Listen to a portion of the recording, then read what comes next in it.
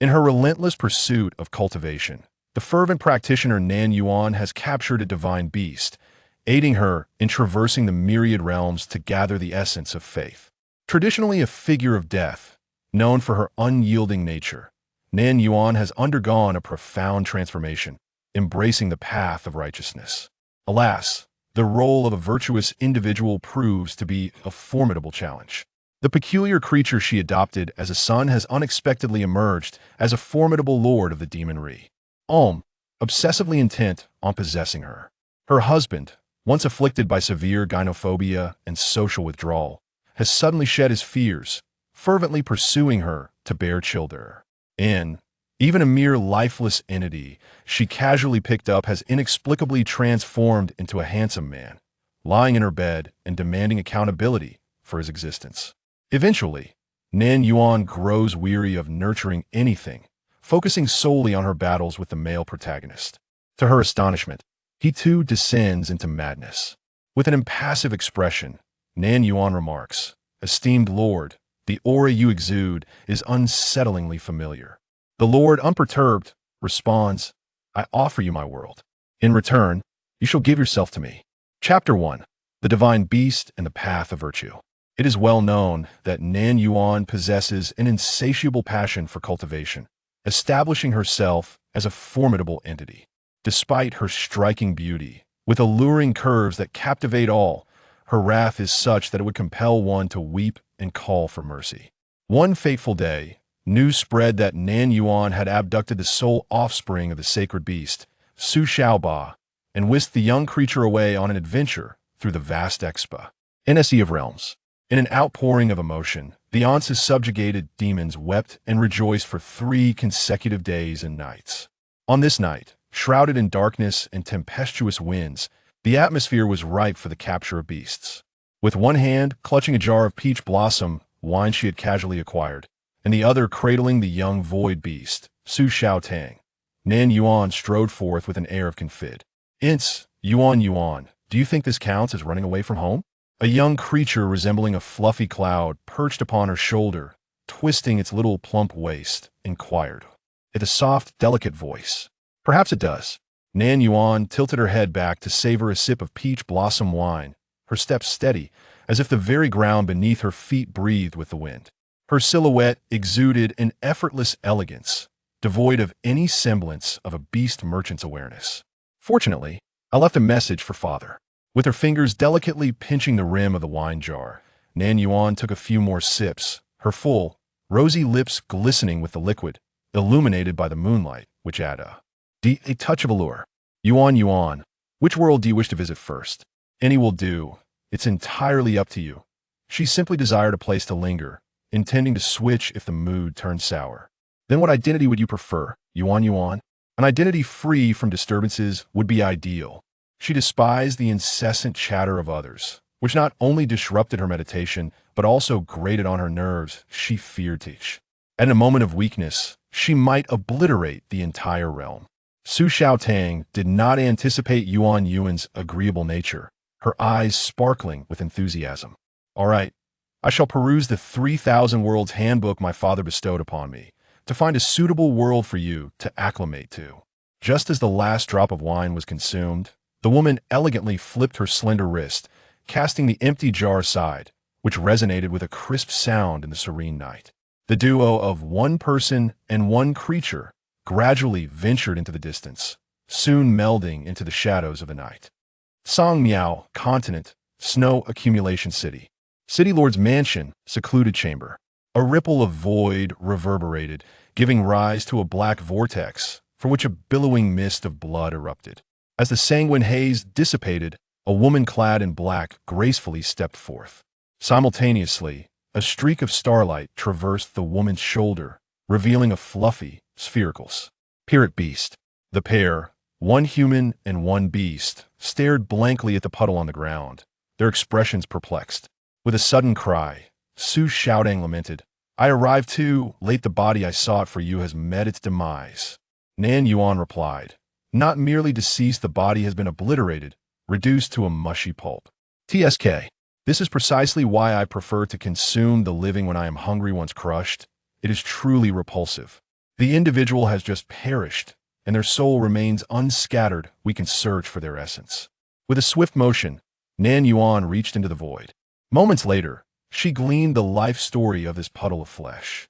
The individual was named Pei Yueying, a mid-level martial artist. Following the death of the old city lord, Pei Yueying inherited the mantle and became the new lord of Shishua City. In the vast Samiao continent, strength is revered, and individuals are categorized as spiritual practitioners, martial practitioners, or ordinary folk. Spiritual practitioners cultivate the energies of heaven and earth, while martial practitioners hone their physical resilience. In simpler terms, it is a contest of who possesses greater fortitude. Nan Yuan mused that her own body was the most resilient, allowing her to prevail effortlessly. Martial practitioners, due to their training, are typically muscular men and women. However, Pei Yueying was an exception. She was rather vain. In her quest to maintain a slender figure, she neglected her training, indulging instead in composing poetry and lamenting the seasons, while also succumbing to her infatuation with handsome men, maintaining numerous favorites. Had it not been for the unwavering loyalty of her father's old servant, she would have long been overthrown by those beneath her. Recently, the female city lord had resolved to mend her ways and focus on her cultivation, yet she had embarked upon a path of sinister arts. Alas, a moment of carelessness led to her tragic demise. Nan Yuan retrieved a vial of transformation water from her own fated space and immediately assumed the appearance of Pei Yui. Su Showdown, with a face filled with trepidation, interjected, Yuan, that's not permissible. We do not belong to this world if we don't don a layer of human guise. The heavenly Tao will surely detect us. Unfazed, Nan Yuan replied, then we shall deal with it when the time comes. The heavenly Tao, in her view, was a nuisance she despised. After clearing away the remnants of flesh on the ground, Nan Yuan seamlessly slipped into her role, reclining on the governor's exclusive soft couch and adjusting herself into the most comfortable position. Her demeanor languid. She had encountered a bottleneck in her cultivation and was thus compelled to explore alternative paths, pondering whether she could, like her mother and father, harness some divine power and merit to transcend this impasse. However, she had yet to devise a strategy for acquiring the divine power of this world. Initially, she had intended to eliminate the ultimate antagonist of this realm before the Child of Destiny could intervene.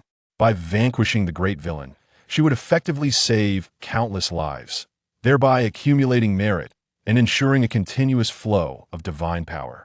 Yet, Shouting, with tearful insistence, stated that it was not permissible. They must not disrupt the main storyline of this world. What a cowardly sentiment. Yuan, let us engage in good deeds with a reputation established and more individuals holding us in reverence. We shall obtain divine power. Su Ziyatang's small eyes sparkled with hope, brimming with aspirations for the future. It yearned to embark on a grand venture alongside Yuan. Nan Yuan's expression shifted to one of subtle intrigue. Are you suggesting that I become a good person? How absurd in this vast world. Could one truly expect a bloodthirsty demon, a creature skilled only in the arts of killing and violence, to embrace the path of virtue? Has this little entity never witnessed the brutality that accompanies her feasting? Xiu Xiao Tong struggled to comprehend the intricate emotions hidden beneath Nan Yuan's aloof, stoic facade. To its eyes, Nan Yuan was a regal queen, exuding an aura of undeniable power, albeit with one glaring deficiency and utter lack of common sense. It had heard tales that for centuries, Yuan had been absorbed in her pursuit of enlightenment, rendering her somewhat of an NAF in matters of daily life. Thus, with a determined pat of its diminutive paw upon its own chest, it declared, "Fear not, Yuan, for I am here. I possess an abundance of knowledge." Nan Yuan cast a sidelong glance at it, gently stroking its soft, fluffy fur. "Very well, I shall heed your counsel henceforth. To abduct another's offspring. One must acknowledge that such an act is hardly befitting of a decent being." A twinge of guilt tugged at her conscience, prompting her resolve to cherish Xiu Xiao Tong with utmost affection. "By the way, Yuan, there is something I neglected to mention."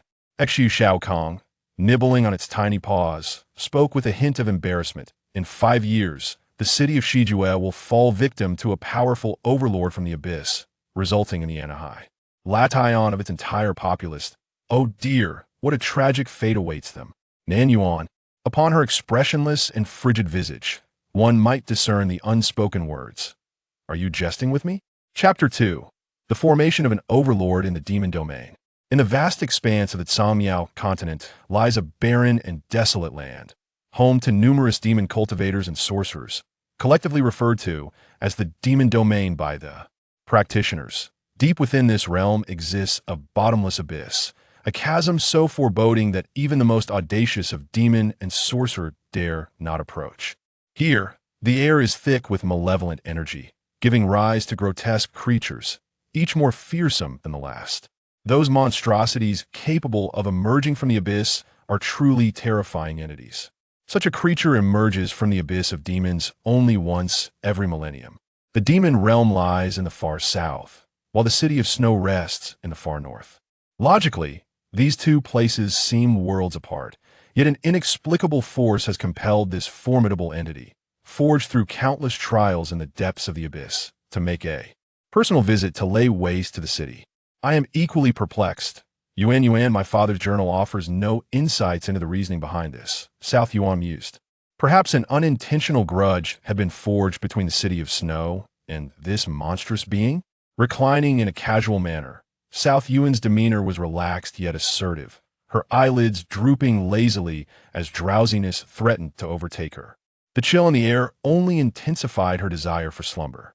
However, surrendering to sleep would mean decades lost, a squandering of both time and life. Xiaotang, please enlighten me about this formidable demon lord. Of course.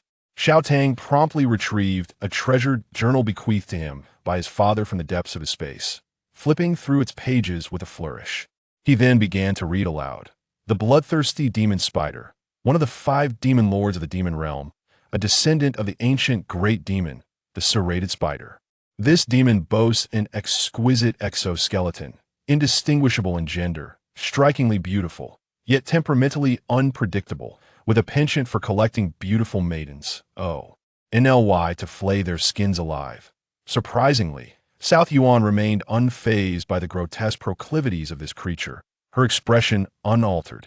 After all, she herself was no paragon of virtue. From what it appears, this demon lord was once an ordinary human before succumbing to malevolence. Eons ago, as the ancient great demon neared extinction, it turned its gaze upon humanity, seeking to perpetuate its lineage through human bloodlines.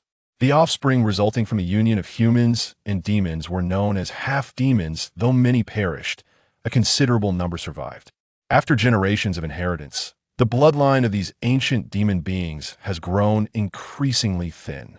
Even now, should someone possess such an ancient demon bloodline, it is exceedingly difficult to undergo demonification. This bloodthirsty spider demon appears to be a human with a diluted ancient demon lineage, who, by a stroke of fortune, awakened their bloodline and successfully transformed. Perhaps the enmity with Snowy City was forged when this fiend was still an ordinary person. Nonetheless, 5 years is still a long time. Nan Yuan is not in a hurry. Xiaotang, let us go out and take a look. Nan Yuan rose, cradling the ethereal Xiaotang in her arms. Father said one should not casually appear in realms that do not belong to them, lest the heavenly Tao discover us and unleash divine retribution. This is a higher realm. It cannot be so perilous. Moreover, this world is home to spiritual beasts. You may emerge, and I shall protect you. Such a timid creature, were it not for its soft, fluffy fur, Nan Yuan would have little patience for idle chatter. Really? Indeed. Xiaotang chirped with delight, nestling comfortably in her embrace. Nan Yuan affectionately stroked the little fluffball's fur, her eyes blissfully narrowing. The door swung open, revealing the dusk outside. The city lord has emerged from seclusion. One exclaimed, "Welcome, esteemed city lord. Welcome, esteemed city lord." As Nan Yuan made her way, she overheard and glimpsed a parade of strikingly handsome men, each with their unique charms. Pei Wang, it is said, has a penchant for beauty, amassing a collection of handsome men within her residence, leading a rather colorful private life. Rumor has it that her most impressive feat is having courted 9 men under the moonlight. However, Rumors remain mere whispers. Nan Yuan, who has traversed the realms of memory, remarked that at most, there are but 5 men involved. The affairs of love are the most mundane, far less exhilarating than the pursuit of cultivation. She truly cannot fathom the inclinations of these individuals, especially her own F.A. "They're at M.Y. Lord. Shall I prepare the carriage?" inquired the elderly steward. "Wubo, I wish to take a stroll outside the city," she replied. With a face full of affection, the steward asked, "Did you gain anything from your recent seclusion?" "Indeed, which is why I wish to practice my skills beyond the city walls." Upon hearing this, the steward's smile grew even warmer. His discerning gaze swept over the spirit beast, feigning death in Nan Yuan's arms. Although he could not identify its species, he chose not to inquire further. Alas, why does this child always prefer to nurture such fragile creatures? Once Nan Yuan had wandered off, the concealed Xiao Tang whispered, "Yuan Yuan, that old man has been staring at your retreating figure. Is he suspicious of you?" Nan Yuan's demeanor remained cool and indifferent. And so what? Even if the entire city questioned her, she would remain unperturbed, let alone worry about just one old man. Xiao Tang internally gasped. Yuan Yuan is truly formidable. Chapter 3. Encountering Injustice, Drawing the Blade to Assist. Snowy City lies at the northernmost edge of the Tsangmiao continent, perpetually blanketed in snow. Typically, only ordinary cultivators venture here to trade for spirit beast pelts, while high-ranking cultivators seldom grace this frigid locale. Numerous small villages dot the outskirts, predominantly inhabited by hunters who venture into the snowy mountains to procure spirit beast pelts to exchange for grain in the city. Nan Yuan cradled the frail Xiao Tang in her arms, treading upon the pristine blanket of snow, each step accompanied by a crisp, crunching sound. Suddenly, a shadow darted through the snow-laden forest. To an onlooker, it moved with the swiftness of the wind, yet to Nan Yuan, it appeared as if a toddler was stumbling. She called out to the shadow, "Child, I have a question for you." The figure paused momentarily, only to accelerate even more. With a calm demeanor, Nan Yuan advanced, swiftly positioning herself before the fleeing silhouette. Then, she extended her hand to block the path. The shadow collided headfirst into her palm, tumbling to the ground. The once dynamic figure transformed into a still heap. Indeed, it was a child. This child was emaciated, appearing no older than 10, and was knocked down by Nan Yuan's hand. His tousled hair was unkempt, his clothing tattered and a size too small, exposing a considerable portion of his arms and legs. He wore ragged straw sandals, and the unprotected areas of his skin were already bruised and raw. In this frigid, snow-covered realm, an ordinary person clad so lightly would likely have succumbed to the cold long ago, had they not been cultivators. Yet this child bore no trace of cultivation. He was evidently a mere mortal. From beneath the matted hair, a pair of jet-black eyes peered through the tangled strands. His gaze was both wary and piercing, shrouded in shadows. Upon recognizing Nan Yuan's visage, that sharp, shadowy gaze sharpened further, transforming into a more menacing glare. This expression elicited a chuckle from Nan Yuan. Though she could not muster a smile, her face remained stoic. As she drew closer, the pungent odor emanating from the child assaulted her senses, prompting Nan Yuan to recoil a few steps in mild disgust. She suffers from a severe case of obsessive cleanliness. Nan Yuan's actions elicited a mocking glint in the fierce eyes of the onlookers. "Over there!" Suddenly, a voice cried out from a distance. Upon hearing that sound, the filthy child's expression darkened, and he scrambled to his feet, continuing his desperate flight. Unfortunately, Nan Yuan intercepted him, and the fall he had taken had already injured his leg. He was swiftly caught by a group of youths. A handful of them, no older than 12 or 13, began to rain blows upon the dirty child, their words laced with venom. "Damn it, you run so fast. Keep running. You stole food from my family. He'll make sure to beat you to a pulp. Indeed, this freak has tough skin. No matter how hard we hit, he won't die. Last time, he even ate the excrement of my hunting dog, smearing it all over his face. Oh, how revolting. My goodness, he eats dung. Ha ha, truly a wretched creature, feasting on dog feces." A foot pinned the filthy child's hand down, pressing down forcefully until the object he had been clutching slipped from his grasp. It was a piece of jerky from some unknown mystical beast. The dirty child on the ground remained silent, curling up into a tight ball. Nan Yuan narrowed her eyes slightly. She had yet to make a move when the creature nestled in her embrace. Su Xiaotang could no longer contain itself and let out an indignant squeak. With outsiders present, Su Xiaotang refrained from speaking human words. Do you think this child is pitiable? Squeak, squeak, squeak. So pitiful. Sob, sob. Sob. In a world governed by the survival of the fittest, the weak are destined to suffer, she often remarked as she dealt harshly with Teach. Osu dared to cross her path. Chirp, chirp, chirp. Yuan, Yuan. Have you forgotten? We must do good deeds. Nan Yuan's lips twitched ever so slightly. Very well. I shall heed your words and save him. In truth, had she not intervened moments ago, he would have surely escaped. With a flick of her finger, several children were sent sprawling. Their wails filled the air, and upon beholding Nan Yuan, a vision of ethereal beauty, they were rendered speechless. They had never encountered such a stunning woman. She must surely be a person of high status within the city. Pei Wang possessed an exquisite exterior, and as a person who cherished beauty, even as a martial practitioner, she maintained herself impeccably.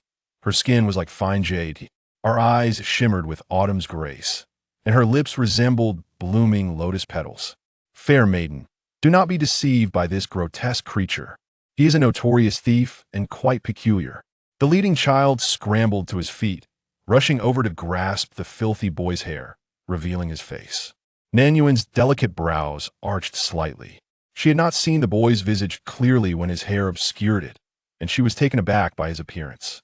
Indeed, he was quite a unique little being. Chapter 4. The ugly oddity. The visage of the child retained the semblance of a human face, yet it was grotesquely adorned with a multitude of dense, purplish tumors, rendering it a sight most horrifying. The tumor perched upon the left eyelid was particularly conspicuous, resembling a diminutive fleshy orb. Compressed by the tumor, the left eye was reduced to a mere slit. For any ordinary individual, encountering such a countenance would likely provoke screams of terror. However, for Nan Yuan, this face was remarkably distinctive. In the grand tapestry of existence, beauty and ugliness are but superficial attributes. The peculiar child, incensed by Nan Yuan's prolonged scrutiny, began to thrash violently. Nearby, other children kicked at him, hurling insults. You filthy freak. You mute. Get lost. Nan Yuan cast a cold glance in their direction. In a world governed by the law of the jungle, the strong are often favored, yet this cowardice displayed by the weak is far from endearing. With that utterance, several children experienced a ringing in their ears and, in a frenzy, scuttled away. Was the fairy out of her mind to stand up for such a filthy, foul, and repugnant oddity? It was truly an ill omen. The odd child, curled upon the ground, clutched a piece of dried meat that had fallen, raising his grotesquely tumor-ridden face to gaze at Nan Yuan with eyes full of wariness. Nan Yuan cast a fleeting glance at him before turning to depart. The oddity fixed his gaze upon her graceful silhouette, and as she receded into the distance, almost beyond sight, he abruptly rose, limping after her. With his head bowed, he appeared fearful of her, yet it seemed as though he could not hear her words, continuing to trail behind. As Nan Yuan turned back, the timid and cowardly demeanor he had displayed but a moment prior transformed entirely. He lifted his head, munching on the jerky he had pilfered, while discreetly observing the woman before him. The left eye, marred by a grotesque growth, was completely squinted shut, yet the other eye sparkled with a chilling brightness. Devoid of any gratitude, nestled in Nan Yuan's embrace, the little creature, Su Xiaotang, glanced at the hideous figure and suddenly squeaked. Speak plainly, Nan Yuan commanded. Yuan, Yuan. A good person should go to the end. Why not adopt him? He would undoubtedly be deeply grateful to you. Nan Yuan, lacking enthusiasm, replied, I have no intention of raising a child. Fear not, for I am here. I possess a parenting guide in my space. With a dismissive tone, Nan Yuan remarked, If you wish to raise him, then by all means. Seeing her willingness to indulge whatever whim it desired, Su Xiaotang was moved to tears, exclaiming, Yuan, Yuan. You spoil me more than my father. Nan Yuan affectionately ruffled its fur. She then paused, turning to look back. The creature trailing behind her hesitated as well, meeting her gaze, and in a flurry of panic, lowered its head, appearing utterly flustered. I am the lord of this snowy city. Do you wish to come to the lord's manor? Nan Yuan inquired. The little creature abruptly raised its head, eyes widened in astonishment. The grotesque left eye, suddenly opened wide, caused the growth to quiver, rendering it even more unappealing. Nan Yuan tossed him a wooden token. I must journey to the misty snow mountain. If you choose to follow, I shall not concern myself with your fate. This is my lord's decree. Seeing this order is akin to seeing me. Take it to the manor and seek out Steward Wu." The little creature caught the token, looking somewhat bewildered. He stared blankly at Nan Yuan for a moment before breaking into a wide smile, appearing utterly delighted. Then he bent his legs and knelt upon the ground, fervently bowing his head before her. His posture in worship resembled that of a devoted son, as if she were his reborn parents, willing to sacrifice his very life for her. Chapter 5. Chapter 005, Kicks and Hatred. Nan Yuan cast a glance at him before turning away and walking into the distance. She had initially intended to ascertain the direction of Shuwu Mountain, yet this child seemed incapable of speech. Although mute, he was remarkably distinctive and possessed an understanding of gratitude. Suddenly, Nan Yuan felt that Su Xiaodong's opinion held merit. The peculiar child bowed for an extended period, and even though the snow on the ground remained unthawed, he persisted until a mark of blood appeared on his forehead. Only when Nan Yuan's figure was entirely out of sight did his movements gradually slow and eventually cease. The peculiar child scrutinized the wooden tablet in his hand. It was exquisitely crafted, one side adorned with a carving of a snow lotus flower, while the other bore the character Pei. Unable to read, he merely brought the tablet to his nose, inhaling its scent to ensure its integrity before tucking it into his bosom. Reflecting on the woman's words, the peculiar child smiled, not an innocent grin, but a hollow, temperatureless smile. Had he encountered a kind soul? Yet, did such benevolent souls truly exist in this world? Upon reaching the depths of Shuwu Mountain, Nan Yuan familiarized herself with the terrain and effortlessly dispatched a few reckless spirit beasts. Once her skills were sufficiently honed, she began her return journey. Back at the residence, Nan Yuan was taken aback by the absence of the child. Rarely did she take an interest in anyone, so she proactively inquired with the old steward. The steward's expression changed dramatically upon hearing her words. What? The city lord has dispatched the city lord's decree? Absurd. Such a thing cannot be given away so casually, especially to a mere child. Nan Yuan maintained an indifferent demeanor, her face devoid of emotion, as she found herself without any other token. The old steward immediately dispatched someone to seek assistance. The Lord's edict was a matter of great importance for the soldiers and commanders of Snowy City. In his haste, the old steward forgot to inquire about the child's appearance. Instinctively, he imagined the other party to be a delicate and exquisite youth, for the entire populace was aware of the Lord's fondness for beauty. The peculiar child, having finally entered the city, soon found himself in trouble.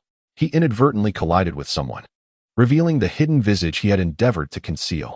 Gasps erupted from the surrounding crowd, and a throng of onlookers quickly gathered, pointing and murmuring at him. The noble he had bumped into appeared to be of similar stature, garbed quite splendidly. It was said to be the beloved younger brother of young Master Shui from the Lord's residence, the Lord himself. The peculiar child recalled the token hidden within his bosom, and his gaze grew icy. It seemed that the woman was not an ally either, but he felt indifferent. As long as he was spared from enduring hunger and cold, he would serve the devil if need be. Alas, what a frightful creature. How could one be so grotesque? Away with you, scoundrel. A boy of about 11 or 12 delivered a kick. The peculiar child glanced up at the menacing bodyguards behind the young master and chose not to evade. When he was sent sprawling to the ground, he merely protected the token in his grasp with one hand while shielding his head with the other. Yet, the more he shielded himself, the harder young Master Shui kicked, treating him as a mere plaything for his frustration, laughing all the while. This ugly creature isn't so dim-witted after all. He knows to protect his belly. The bodyguards behind him erupted in laughter, uncertain whether the grotesque growths on the face of this unfortunate creature are indicative of an ailment. The young master suggested seeking a physician's counsel. Perhaps excising these unsightly lumps would render him more appealing. This notion was indeed commendable. You, go. Remove one of his tumors. What? Young master? Isn't that rather inappropriate? The servant who had voiced the suggestion glanced apprehensively at the gathering crowd. He had merely jested, never anticipating that the young master would take him seriously. If I command you to go, then go. No one will perish.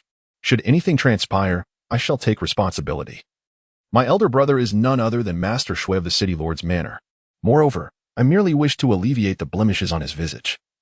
I do not seek his demise. Whoever dares to excise a tumor shall be rewarded with a medium-grade spirit stone.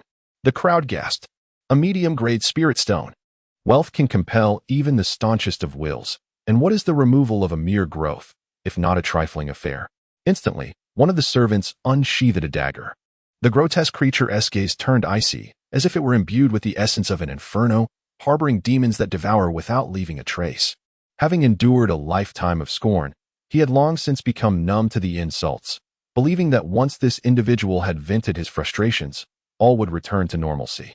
Little did he know that the other intended to mar his countenance. With spindly hands, resembling chicken claws, he clenched his fists tightly, a torrent of rage surging within him. He yearned for bloodshed. All who had tormented him in the small village of Jishue City, he wished to eliminate them all. Yet now, this overwhelming hatred could only be buried deep within his heart, for he was utterly powerless. He could not even contend with Wang Erniu from the village. The grotesque creature lay on the ground, gazing at the world around him in despair. He did not seek help, for he had long since attempted countless times, knowing full well that no one would extend a hand. Just like now, the onlookers gazed at him with expressions of shock and revulsion. They marveled at how he had come to resemble such a ghastly figure, despising the filth and stench that clung to him, observing him as one might a peculiar curiosity. Not a single person reached out, not a single soul expressed sympathy.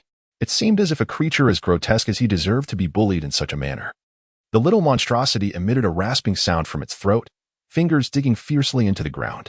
Everyone recoiled from his visage, deeming him a freak unworthy of existence in this world. Yet, what were these people but mere facades, cloaked in more aesthetically pleasing appearances? They indulged in actions akin to those of demons. Disgusting, utterly revolting. As the bodyguard approached with a dagger, drawing ever closer, the little monstrosity suddenly surged forward, seizing the weapon from his grasp and plunging it into the man's eye. A blood-curdling scream erupted, seizing the moment when the crowd's attention wavered. The little creature pushed through the throng, fleeing with all its might. Having harmed a man with connections to the Lord, it dared not approach the Lord's manor, fearful of ensnaring itself. The little monstrosity sought refuge among a group of beggars. Dragging its wounded body into an unoccupied corner, it curled itself into a tight ball. Blood flowed from its wounds, pain coursed through its being, yet it seemed to feel nothing, its face marred with tumors betraying no expression, save for a pair of eyes dim and despondent, heavy with despair. Some adorned themselves in gold and silver, while others could scarcely manage to survive. How profoundly unjust the heavens are. This is my territory, begone.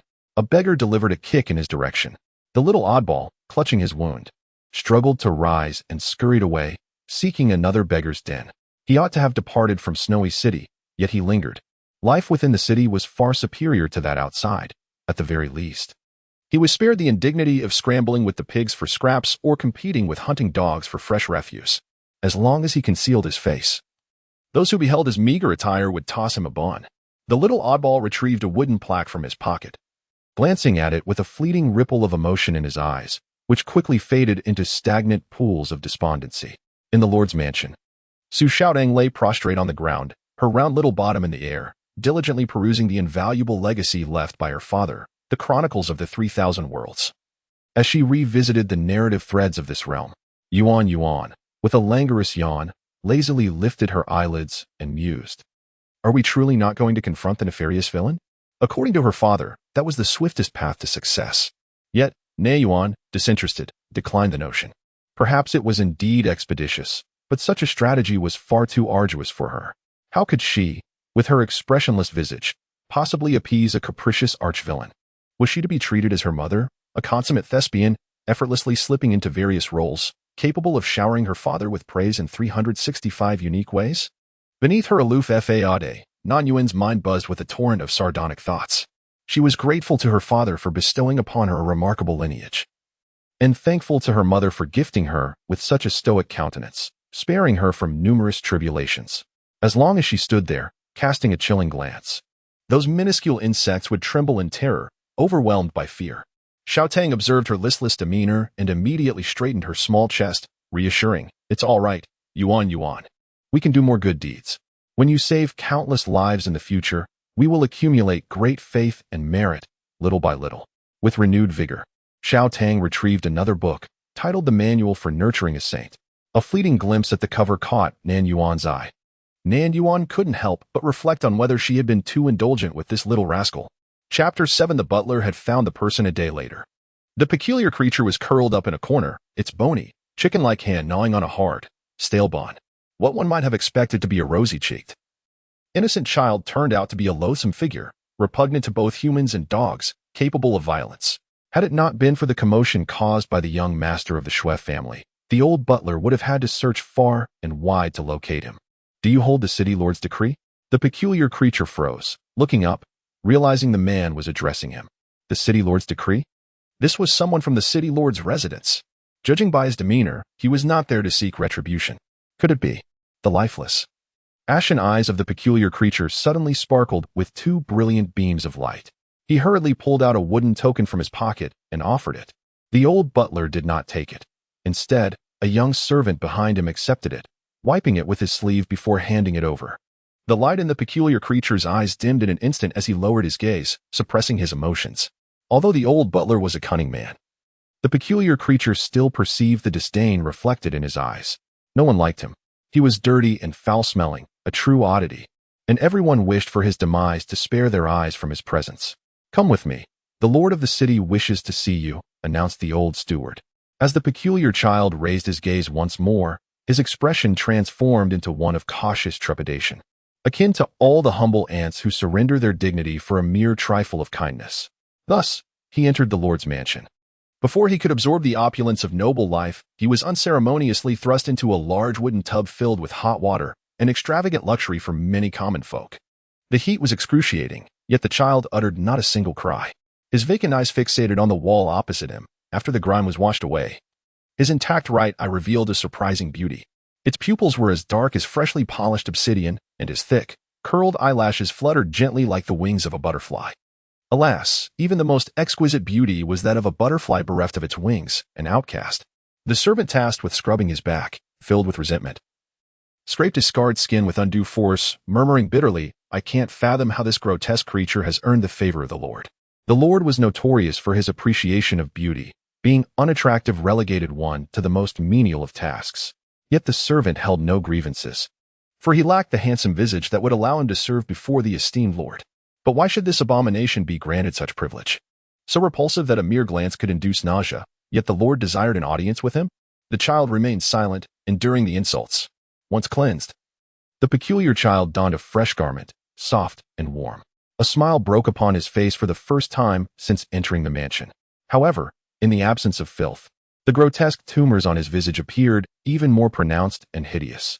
This smile invoked an unsettling sense of dread in those who beheld it. The guiding servant shuddered, feeling a mixture of fear and disgust. At that moment, Nan Yuan was already aware of the child's plight. However, her heart remained undisturbed. In a world that venerates the strong, the weak must endure such fates. Su Shouting rubbed her little eyes with her tiny paws, tearfully exclaiming, so pitiful, Yuan Yuan. You must take good care of him. According to the ancient tome left by my father, nurturing a child can evoke a person's compassion. If you care for this child as a true mother would, your heart will surely grow kinder, and the ascendance to his saintly figure will be within reach. Then, your benevolent light will shine upon the earth, and the power of faith will flourish. Hearing the little ball of flesh speak of saintliness in such an adorable manner, Nan Yuan felt an urge to strike the creature. Yuan Yuan, why are you silent?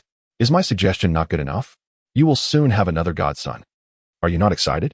When my parents had me, they were overjoyed. Nan Yuan could only think, how foolish. Su Xiaotong's father appeared rather dim-witted, and Su Xiaotong herself was even more so. No, it wasn't merely an appearance. She truly was foolish. Chapter 8. Child, come here suddenly. Su Xiaotong's ears perked up. Yuan Yuan, the little one is coming soon. Remember what I said. Nan Yuan lazily squinted her eyes. Well, it's just raising a child. Although she lacked experience, her father was renowned for his adoration of her mother, who was, without a doubt, treated like a child by him. Therefore, she could simply learn from her father's ways. There is no need to coddle the other person as if they were a child, for they are indeed a child. It suffices to preserve their innocence. My lord, the child has arrived, announced the old steward, leading the young one toward Nan Yuan, who regarded the child quietly. After being cleaned, the unpleasant odor had vanished, and the tangled, unkempt hair had been tidied into two small bunches. Clad in respectable attire, the child's bruised and decaying skin was concealed, rendering them more agreeable to behold. The old steward cautiously inquired, my lord, the household is in need of a lad to tend to the beasts. Shall we keep him? Nan Yuan gently ruffled the soft, plush hair of the peculiar child and replied, he shall remain by my side henceforth. The little oddity, head bowed, widened their eyes in surprise, a flicker of disbelief crossing their gaze. The Lord intends for this unsightly child to serve closely? The astonishment was shared not only by the old steward, but also by the maids in the room, each rendered speechless. The old steward furrowed his brow and remarked, "My lord, this may not be prudent. He is a boy. From my assessment, he appears to be around 12 or 13 years of age." Nan Yuan paused, taking a closer look at the gaunt child before her. "Oh, is he so old?" she mused, having assumed he was no more than 10. Noticing the woman's hesitation, the peculiar child tightened their lips. "In my eyes, he is merely a child," Nan Yuan declared. The old steward's expression darkened upon hearing this. Yet he refrained from further objections, merely suggesting, "My lord, the child knows nothing. Perhaps I could train him for a few days before presenting him to you?" After a moment of contemplation, Nan Yuan nodded. "Very well. Child, come here." She beckoned to the young one, who hesitated to approach. "From now on, you shall heed only my command." A brief pause followed. "I summon you to come forth." Typically, when she merely lifted a finger, those sycophants would scurry over eagerly. Yet this little creature hesitated, appearing rather dim-witted, incapable even of securing a favorable position. As a cold-faced queen accustomed to authority, her silence exuded an oppressive aura, and her words carried a hint of displeasure. The peculiar being swallowed hard and approached slowly, stopping 3 paces away, head bowed and eyes averted. He remembered her disdain for him.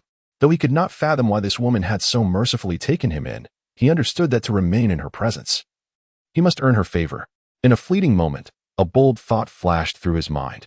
After a wave of anxiety, he cautiously lifted his gaze to meet the Lord's eyes. The child's expression was tense, yet it could not conceal his admiration. His eyes sparkled with bright flecks, the unblemished right eye blinking like a gem washed by water. South Yin paused, her gaze fixed on his right eye. Having lived for nearly 1,000 years, she had but a few peculiarities: an affinity for wine, a fondness for fur, and a penchant for collecting various gemstones, particularly those that shimmered. The child's eyes resembled luminous jewels. If they could be extracted and retain such beauty, South Yin might be tempted to take action. "Chapter 9, she said. Of course, South Yin would never consider extracting the child's eyes, for once removed, they would lose their allure. Instead, she generously tossed him a bottle of ointment for external application. The little oddity hurriedly caught the medicine bottle, gazing at her with one large and one small eye, displaying a mixture of curiosity and delight. The unintentional hint of reliance and admiration in his gaze deepened significantly. Nan Yuan clicked her tongue inwardly, thinking how truly fearless this little darling was, daring to stare at her so unabashedly. Few dared to meet her gaze directly. Even the ancient demons, thousands of years old, refrained from doing so, let alone a mere child. Not only did he possess a pair of sparkling, articulate eyes, but he also seemed willing to draw near to her. Nan Yuan found herself increasingly pleased. She had already intended to raise him like a son, so she would naturally not hesitate to be generous. Tossing another bottle of elixir his way for internal consumption. Noticing the extraordinary quality of the bottle, the old steward couldn't help but feel a pang of suspicion. Could it be that the former city lord had secretly bequeathed it to the current lord before his demise? The thought pained him greatly. How could such a precious elixir be administered to someone so lowly? "My lord, I have some healing ointment. It would suffice for his needs." Nan Yuan cast him a sidelong glance. "How can your medicine compare to mine? This child pleases me, and I shall provide him with the best." The little oddity stared at her in astonishment. Accustomed to the fickle nature of human emotions and the vicissitudes of life, he could see through most people. Yet, this woman was an enigma to him. "What are you dawdling for? Hurry and express your gratitude to the esteemed lord." The old steward's reminder prompted the little oddity to promptly kneel and bow his head. "I said you will only heed my words." Nan Yuan's voice was slightly stern. The clever little oddity immediately rose, refraining from further bowing. The old steward, feeling somewhat slighted, inquired, "Shall I take him down now?" "No, I have changed my mind. There is no need for others to intervene. I shall train him myself," Nan Yuan remarked nonchalantly. The old steward, taken aback, replied, "But, Master Wu." He cast a glance at the peculiar creature, his expression clouded with discontent, before sweeping away with a flick of his sleeve. The maids in the room exchanged glances, silently communicating, "You may all leave as well." The room filled with beautiful maidens bowed gracefully, led by the head maid, Dong Shui. As they departed in single file, Nan Yuan observed the line of graceful maidens with a blank expression, presenting an inscrutable demeanor. Such beauty was indeed beyond her appreciation. Naturally, this was not her fault. Her mother possessed a mild form of prosopagnosia, a trait she had inherited, albeit in a more pronounced manner. Yet, she reasonably suspected that. Aside from genetics, her upbringing had significantly shaped her perception. Her father, mother, brother, and even her numerous nieces and nephews all possessed striking features. But they bore an uncanny resemblance to one another. Even she herself had inherited nearly all of her father's beauty. At times, when she gazed long at the lake's surface, she would mistake it for a reflection of her father in female form. For someone with severe prosopagnosia like Nan Yuan, if a face was not uniquely stunning or strikingly peculiar, it all blurred into one indistinguishable visage. With the departure of the servants, silence enveloped the room, leaving both the master and her peculiar pet in a tranquil stillness. The creature's heart mirrored this peace. Indeed, was she merely viewing him as an amusing pastime? A pet to alleviate her boredom? Yet, to tend to such a pet, enduring the sight of his grotesque countenance daily, did this woman not find it repulsive? Not disgusting. The little oddball reassured himself that he did not perceive any disdain in the woman's eyes. She did not recoil at his unsightly appearance. How remarkable it was that someone in this world could overlook his hideousness. Not only did she not find him repugnant, but he even sensed a flicker of affection in her gaze. Such an emotion had never graced him from another, leading him to wonder if he was merely imagining things. Yet, it was she who proclaimed her fondness for him. The little oddball's downcast eyes trembled slightly. The medicine bottle felt cold, yet his palms burned with an intense heat. Chapter 10. Applying medicine. Like a treasure, the corners of the little oddball's mouth subtly lifted. Even if her affection was akin to that for a pet, it mattered not. As long as this woman continued to treat him with such kindness. "You're standing too far away. Come closer," Nan Yuan suddenly remarked. Upon hearing this, the little oddball immediately shuffled forward a couple of steps. He cautiously raised his gaze to glance at her, then edged forward another half step. "Give me the medicine." Nan Yuan extended her hand. In that moment, he transformed into a compliant pet, obediently presenting 2 bottles of medicine to the woman, as if cradling rare treasures. "Undress." Nan Yuan's succinct command echoed in the air. This time, the little oddball was not merely stunned, he was taken aback. His eyes widened as he stared at the woman before him. A surge of intense anger flared within him, only to be swiftly quelled upon realization. He suppressed the humiliation and rage, turning his back to her, methodically shedding the cotton coat he had only recently donned. The room was warm, heated by the burning coals. Yet he shivered, chilled to the very bone. The peculiar creature seemed to grasp the reason behind it. No wonder this woman insisted on personally training him, even dismissing her servants. However, upon reflection, it struck him as odd. Given her status as the Lord of Snowy City, she undoubtedly possessed the means to procure a delicate and handsome youth. Why then would she choose to keep a battered and grotesque figure like himself? Could it be that she harbored a preference for such a tormented body? Did she relish in inflicting suffering upon others? In an instant, the peculiar creature's mind conjured a plethora of distressing images, causing his slender frame to tense up abruptly. Just then, a chill swept across his back. The woman's fingertips gently grazed his skin. With his back turned to her, the peculiar creature felt a surge of anger, his hands clenching into tight fists. "Pain?" Her tone was devoid of emotion. "You don't flinch when others beat you. Why then do you react this way when I apply medicine?" The myriad images flooding his mind dissipated in an instant like bubbles bursting, leaving him with a blank slate. The fingers on his back moved with a gentle touch. This woman, was she applying medicine to him? His entire body was marred with wounds, some festering, and having just taken a hot bath. His skin had taken on a more vivid hue, grotesque and alarming.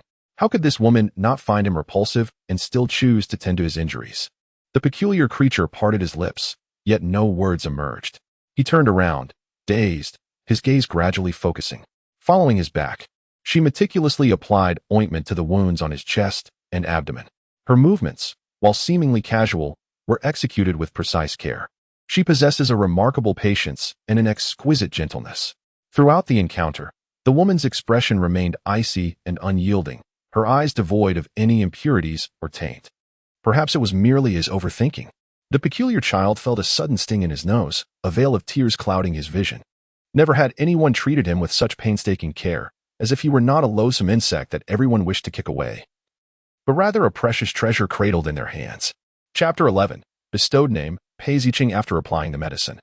Nan Yuan raised her head and was momentarily taken aback by the child's misty eyes. Was he in pain? Yet, she had been exceedingly gentle, akin to how her father applied ointment on her mother. Perhaps the child was simply delicate? Nan Yuan opened another vial, poured out a pill. and offered it to the sensitive child, encouraging him to open his mouth. The peculiar child gazed at her with his foggy eyes, possibly too entranced by her previous tender gesture to consider the possibility of poison, and he obediently parted his lips. The pill melted instantly upon contact, leaving a subtle sweetness on his palate. It was delicious. Nan Yuan extended the remaining ointment towards him. The peculiar child accepted it, but stood frozen, still staring at her with that dazed expression. What is the matter? Do you wish for me to apply the rest as well? Nan Yuan's expression was so impassive that it was difficult for anyone to perceive her words as teasing. The peculiar child instinctively lowered his head, and upon realizing, he reacted dramatically, gripping his waistband tightly and leaping to the side. Squeak, squeak, squeak. The little creature, showdown, covered its belly with its paws, laughing uncontrollably. Nan Yuan playfully flicked her finger against its plump belly. Showdown immediately turned around, presenting its little backside to the peculiar child, continuing to giggle. It was named showdown, affectionately referred to as cotton candy, and it was a young cub. Nan Yuan introduced the little oddity, expressing her uncertainty about how long she would remain in this world. Yet, she fervently hoped that the little creatures she nurtured could coexist in harmony. If peace eluded them and disputes arose between the two, it would surely be a source of great distress for her. After all, she could not unconditionally indulge those whom she cherished. Reprimanding them was a necessity. Both must be cherished equally, without favoritism. The little oddity glanced at the quivering little rear of showdown, nodded in acknowledgement, and stood properly to one side after donning his clothes. Do you have a name? If you cannot speak it, gesture it for me, Nan Yuan inquired. The little oddity shook his head, remaining silent and offering no gestures. He was unaware of his own name. From the moment he began to recall his existence, the villagers referred to him as Oddity, an ugly monster. It was said that his mother was a woman from a flower house who, after losing her beauty with age, sold herself to a cripple. Following the cripple's demise, she had relations with several men until she became pregnant with him, without knowing who his father was. He was deemed an oddity. His mother despised him, subjecting him to daily beatings and a barrage of cruel insults. Yet, she never contemplated from whom this oddity had come. His biological mother loathed him, the villagers abhorred him, and wherever he wandered, stones were hurled in his direction. Not long after, his mother succumbed to illness, but he felt no sorrow. Instead, he experienced a sense of liberation. From that moment onward, he embarked on a life worse than that of pigs or dogs. In his quest for food, he often endured brutal beatings. No one cared for him. All seemed to wish for his demise, whether by freezing or starvation. Yet, he did not wish to perish. He yearned to live. He harbored resentment towards the villagers, often contemplating setting the entire village ablaze, consuming everyone within. When Nan Yuan noticed his prolonged silence, her suspicions were confirmed. She reached out to gently pat the little one's head. Her initial movements were somewhat stiff, yet as she continued, her touch became more fluid, even playfully tugging at his little tuft of hair. The peculiar child gazed up at her with an expression of innocence. Nan Yuan withdrew her hand, reflecting that the fur of little Tang was indeed more pleasant to touch. The inability to speak was of no concern. In fact, she preferred the tranquility it afforded. Henceforth, you shall be known as Pei Ziqing. After bestowing the name, she felt a sense of satisfaction. Little Tang's name had also been her creation, as the child's parents had not yet named him when she had taken him. Upon hearing his new name, the little anomaly was initially taken aback, but his eyes soon sparkled with an increasing luminescence, akin to a sky teeming with stars. He dutifully knelt before her, performing a gesture of reverence. While the woman had instructed against prostration, he remembered and merely bowed. Pei Ziqing. He now possessed a name. Moreover, it bore the same surname as the woman. The heart of this little oddity, already battered and scarred yet remarkably resilient, quietly softened at the edges. Chapter 12. Disdain. Too weak, Nan Yuan accepted Pei Ziqing's gesture of respect. From this moment forth, he was her child, and she would protect him. Thus she was worthy of such reverence. The child's eyes sparkled with delight, clearly in high spirits. Nan Yuan raised an eyebrow slightly. Was it truly so momentous? It was merely a name. Suddenly struck by a thought, she scrutinized the child, her tone laced with disdain. Too weak, he must cultivate diligently henceforth. The little anomaly looked at her in bewilderment. Cultivate. The term felt distant from him. In the past, he struggled to satisfy his hunger, let alone pursue cultivation. He could not overlook the blatant disdain reflected in women's eyes, which left him somewhat disheartened. Just moments ago, She had displayed a demeanor of pity and affection towards him, yet now she seemed to regard him with disdain. Truly, she was a capricious woman. If she wished to remain by my side, she must not appear too feeble. Look at Xiaodang. Though small in stature, her strength is considerable. Upon hearing this, Su Xiaodang darted onto the table in a flash, leaving only a fleeting white silhouette behind. The peculiar creature, Pei Ziqing, was utterly astonished. The speed he prided himself on paled in comparison to that of this chubby spirit beast. Su Xiaodang, with her beady black eyes, cast a glance at him that was remarkably human-like, urging him to look her way. Then, the little creature raised her adorable paw and emitted a resounding squeak, as if rallying the mountains and rivers. In a sudden motion, she slapped her paw onto the table. The exquisite rosewood table did not shatter into pieces, yet it bore the imprint of her paw, a mark that pierced through the thick surface entirely. The fluffy ball of fur glanced at him, almost tiptoeing as she leisurely strolled past. Pei Ziqing was left speechless. Clearly, she was a spirit beast, yet her expressions were more nuanced than those of a human. Moreover, if that paw were to strike a person's head, it would likely result in a grievous injury. Pei Ziqing's heart raced with astonishment, and as he observed Su Xiaodang once more, his gaze shifted. If a mere spirit beast possessed such formidable prowess, how much more terrifying must this woman before him be? Lost in thought, a book suddenly flew towards him, and Pei Ziqing hastily caught it. The tome was layered with dust, and he wondered from where the woman had produced it. He was caught off guard by the dust from the book cover, coughing as he turned to the woman, bewildered. Nan Yuan explained, "It's a cultivation manual. Try the methods described within." She discerned that the child possessed spiritual roots, allowing him the potential to become a spiritual cultivator. This world was not vastly different from her own, and she believed the cultivation manual would be universally applicable. Reluctant to teach him step by step, she left him to comprehend it on his own. Pei Ziqing flipped through several pages, encountering the densely packed characters, his expression turning peculiar. How could someone of his background possibly read? Was this woman intentionally humiliating him? As Su Xiaodang chirped a reminder from the side, Nan Yuan realized, "Ah, I was mistaken. You are not Xiaodang." Despite being a mere cub, the Sukong beast clan was formidable, and literacy could indeed be passed down through generations. Thus, this little creature not only possessed the ability to read, but was also proficient in the scripts of various realms. Pei Ziqing blinked, his thick eyelashes quivering. Suddenly, a smile broke across his face, and he nodded earnestly at her. Chapter 13. From now on, you are young Master. Nan Yuan gazed into the child's eyes, sparkling with tiny flecks of light, and felt that perhaps the troubles were worth it. After all, she had adopted this little cub and must indulge him. Although Shui Shui City was not particularly affluent, the snow mist mountains outside the city were abundant with low-tier spiritual beasts, ensuring a sufficient food supply for the city. However, rice was a luxury reserved for the wealthy. Thus, when a table laden with delectable dishes appeared before him, and Pei Ziqing beheld the fragrant roasted spiritual beast alongside the enticing steamed rice, his eyes widened in astonishment. He stood obediently to the side, not daring to move. He was merely a pet of the master, and pets were not meant to be seated at the table. Yet, he could not fathom why there were two sets of bowls and chopsticks along with an empty plate on the table. However, it did not take long for him to understand. Once the dishes were served, the little creature perched on Nan Yuan's shoulder suddenly leaped onto the table, elegantly settling in front of the vacant plate.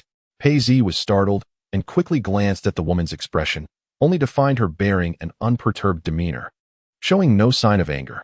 Could it be that she routinely interacted with her beloved pet in such a manner? Why was he still hesitating? Sit down and eat, Nan Yuan instructed, casting him a glance. Pei Zi, filled with sincere trepidation, took a seat beside her. Chirp, chirp, chirp. The little creature eagerly extended its tiny paw towards the plate that held the most delectable-looking roasted beast meat. Nan Yuan deftly picked up a generous piece with her chopsticks and placed it into its plate. The little one immediately dived in, using both paws and mouth to devour the food. Suddenly reminded of something, Nan Yuan also took a piece and offered it to the child beside her, encouraging him to serve himself as he wished. The little creature couldn't use chopsticks, but surely he could? Pei Zi quickly shook his head, awkwardly grasping the chopsticks, and began eating the meat she had placed for him. He had never dined at a table in such a manner before. When his mother was alive, she forbade him from sitting at the table, and after her death, he had wandered outside, searching for food wherever he could find it. Yet he was astute. With just a glance, he could master anything. Thus, he could indeed use chopsticks.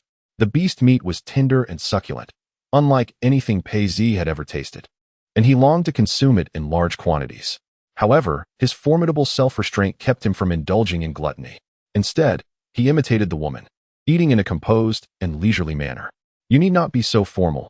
You may eat like Xiaotang," she reassured him. Nan Yuan discerned his unease and offered a gentle reminder. The gluttonous Su Xiaotang, with a face smeared in grease, lifted his head in a daze.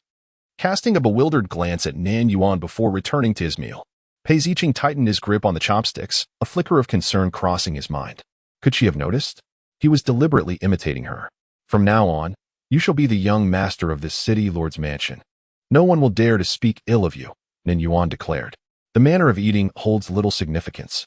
For instance, she appeared dignified and graceful at this moment. Yet when truly engaged in a meal, her demeanor was quite ferocious. A casual remark from Nan Yuan struck Pei Ziqing like a bolt from the blue, causing him to forget to swallow the morsel he had been chewing.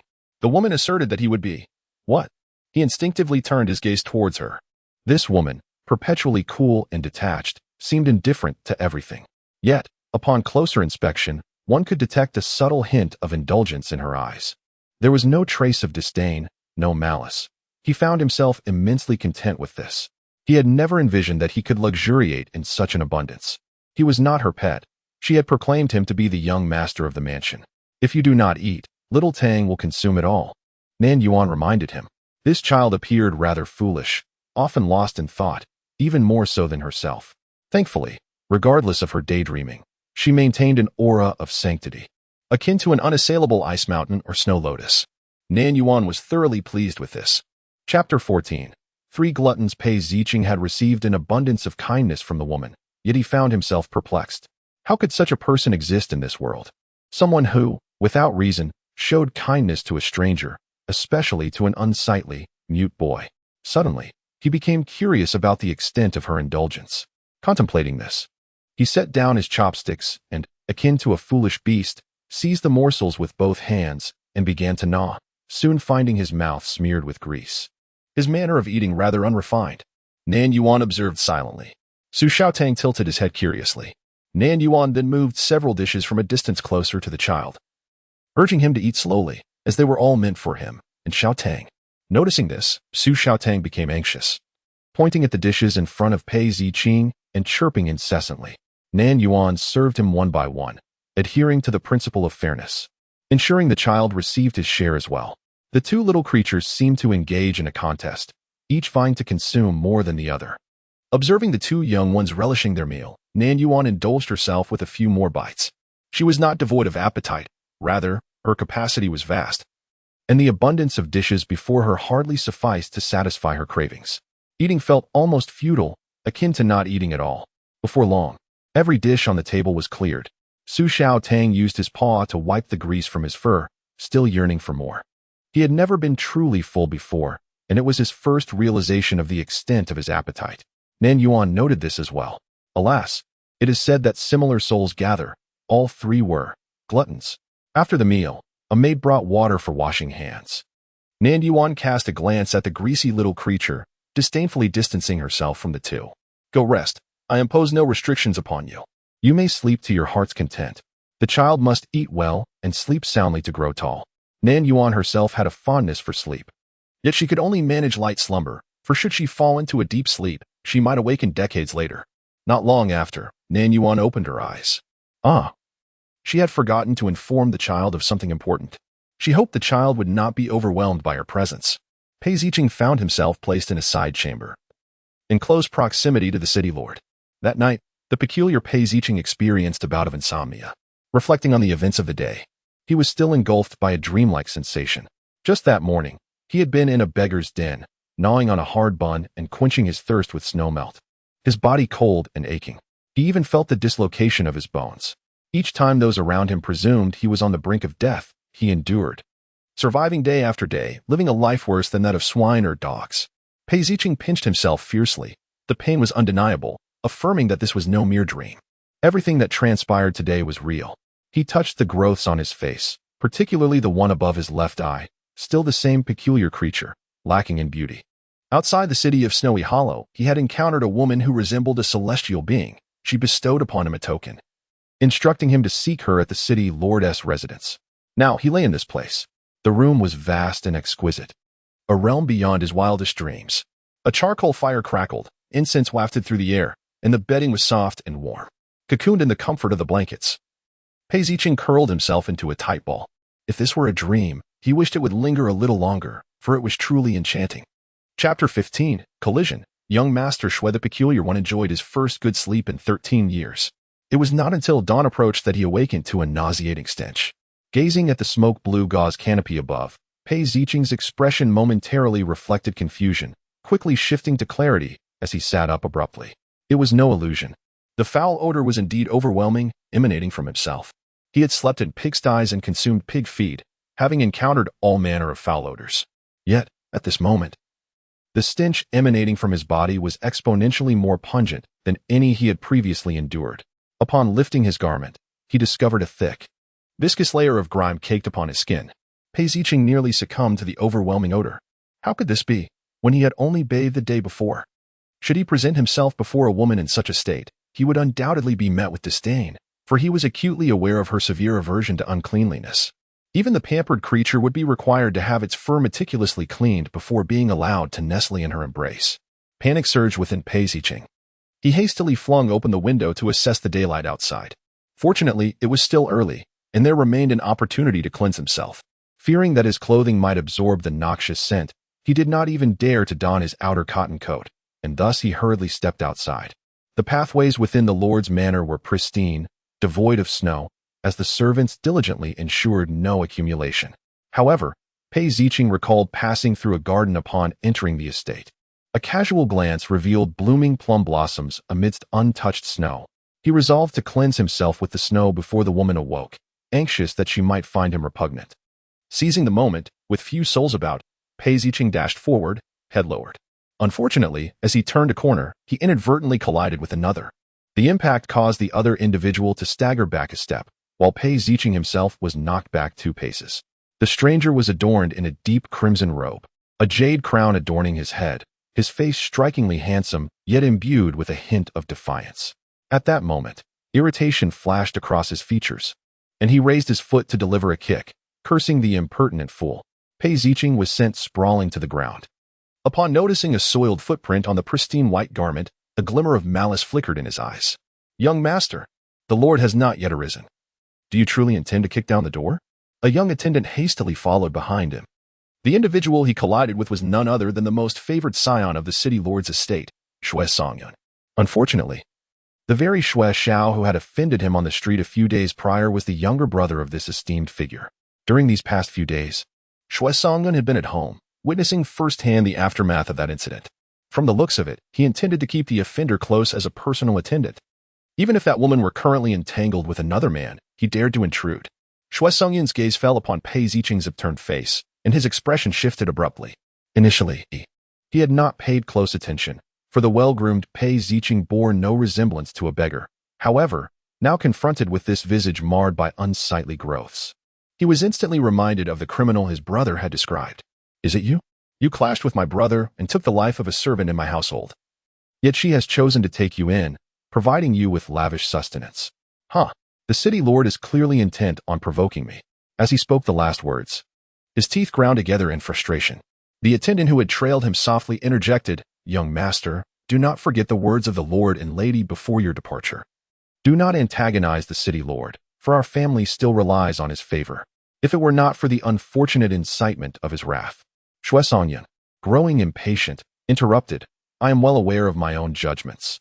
Has she not orchestrated this entire affair solely to irritate me, seeking to force my submission?"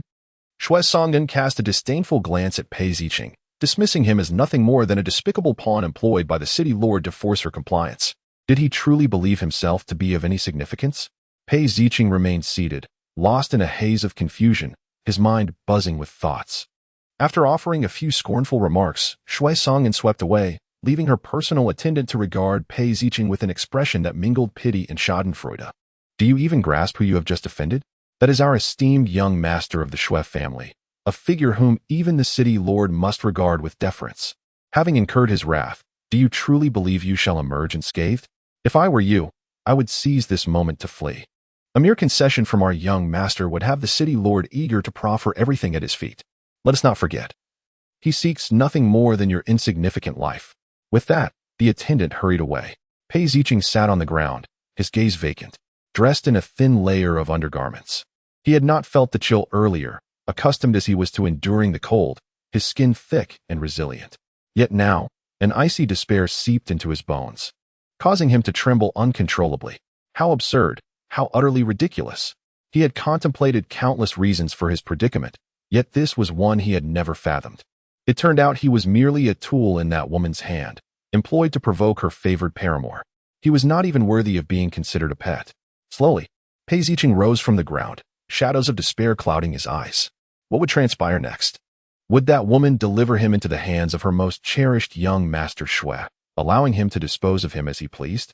Or would she, before the very eyes of young master Shui, seek vengeance for her brother? Rationality urged Pei Zicheng to escape immediately, yet a multitude of images flashed through his mind. The woman regarded him with a gaze that was cool and detached, yet devoid of disdain. She tended to his wounds, served him food, and even bestowed upon him a name. Pei Zicheng's expression shifted through a myriad of emotions. Ultimately, he ventured into the plum garden, where vibrant winter plums bloomed, their fragrance intoxicating the air. He refrained from delving deeper, instead hiding behind a large tree, scooping up the snow from the ground to apply to his skin.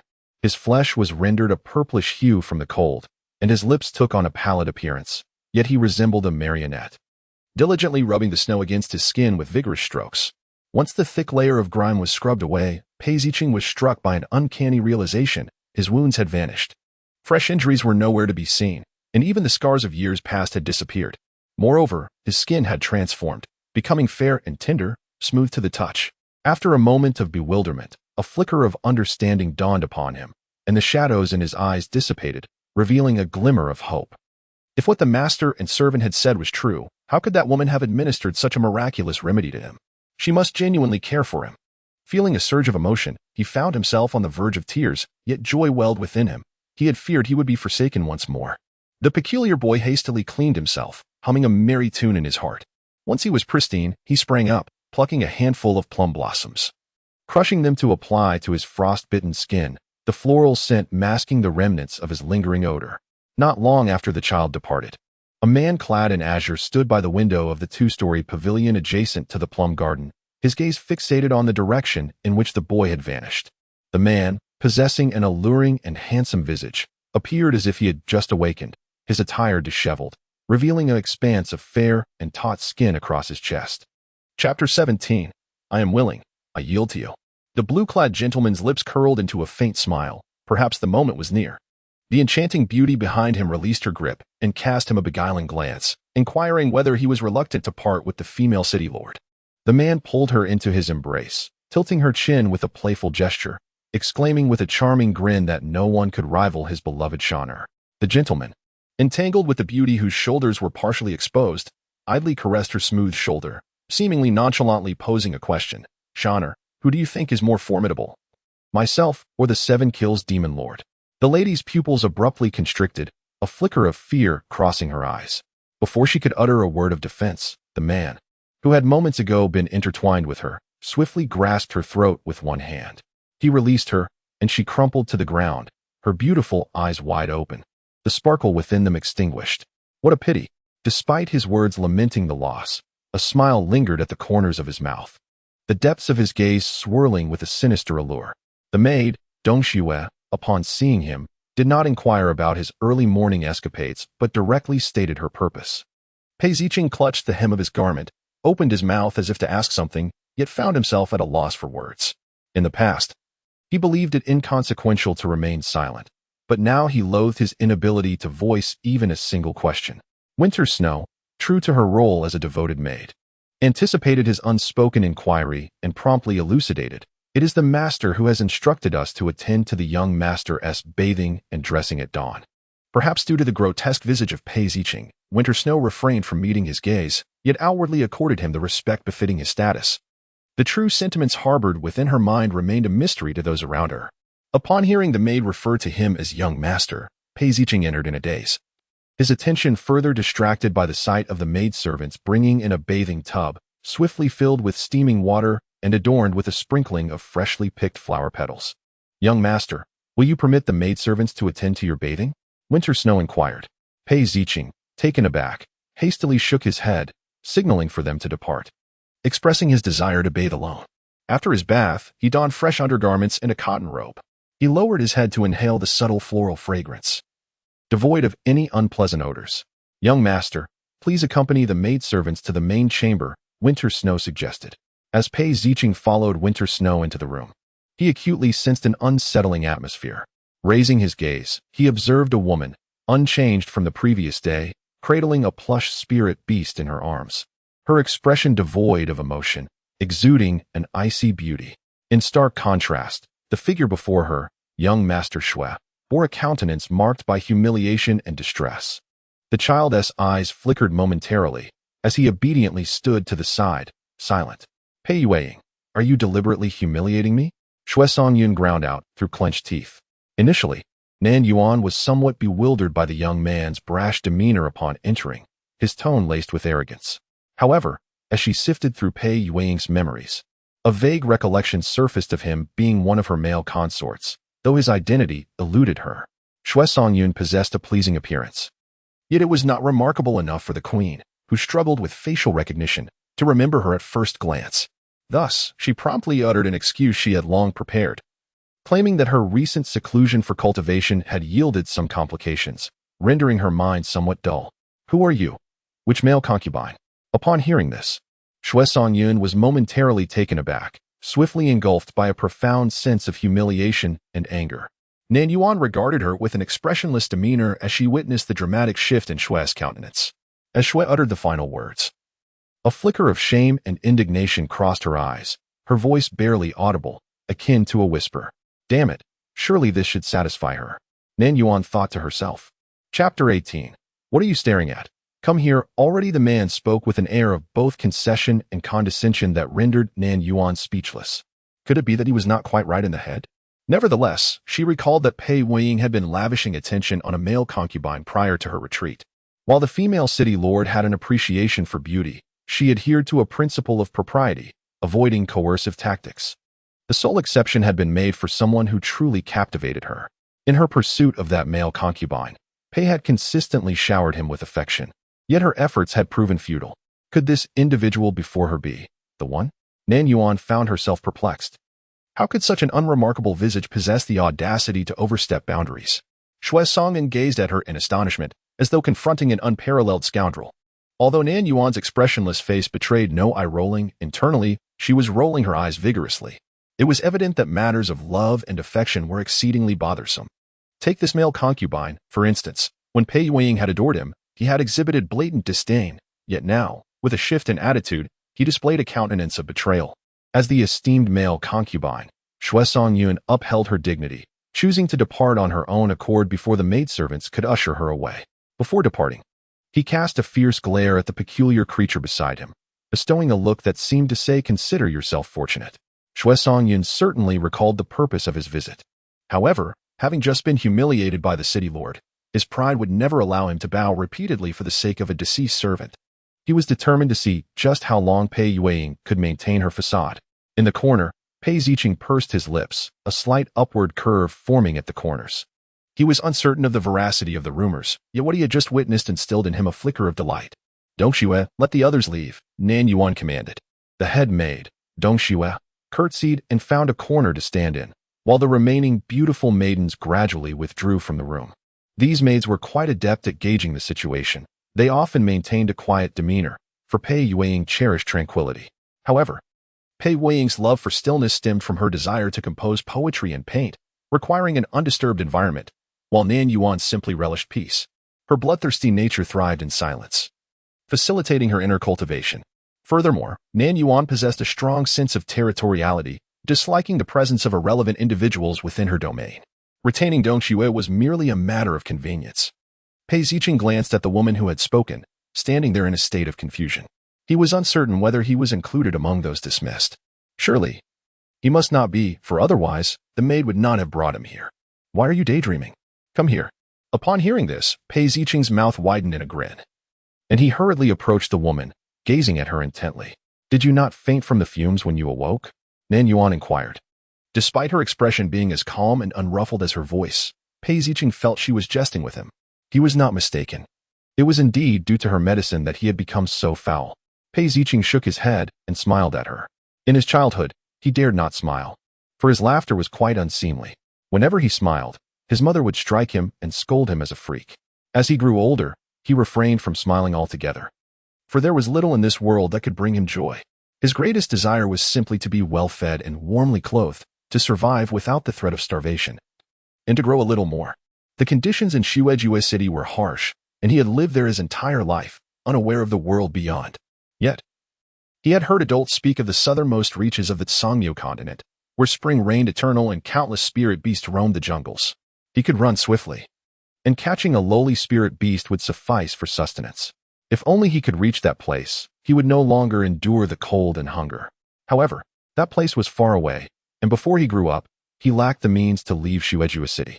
The peculiar child smiled, his eyes crescent-shaped, which delighted Nan Yuan, prompting her to gently pat his small head. Chapter 19. Qing, how I adore you. The elixir you ingested yesterday was intended to cleanse the impurities from your body. I had forgotten to mention it. When Nan Yuan spoke these words, she was entirely unaware of being an afterthought. The little one was still too weak.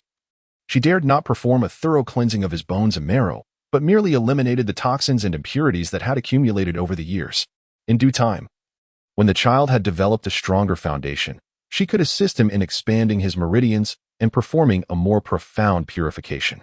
Pei Ziqing blinked, his eyes brimming with trust and reliance upon the woman. He had indeed surmised the truth. Nan Yuan, meeting the child's adoring and trusting gaze, felt a sense of satisfaction. She whimsically decided to care for this little one, not wishing to raise an ungrateful wretch. Follow me to the study. The child obediently followed her, his gaze fixed upon the woman's hands as they hung by her side, observing them for quite some time. He yearned to hold her hand but lacked the courage to do so. Unexpectedly, in the next moment, the woman took the initiative to grasp his. Pei Ziqing's body tensed suddenly, and his palms became clammy with sweat. He stole a glance at her, fearful that she might notice. Fortunately, as they were not far from the study, once she released him, Pei Ziqing quickly concealed his damp little paws behind him to dry them. Time seemed to pass unusually swiftly in her presence. Previously, Pei Ziqing meandered through life in a daze, always hoping for the days to hasten by so he could grow up swiftly.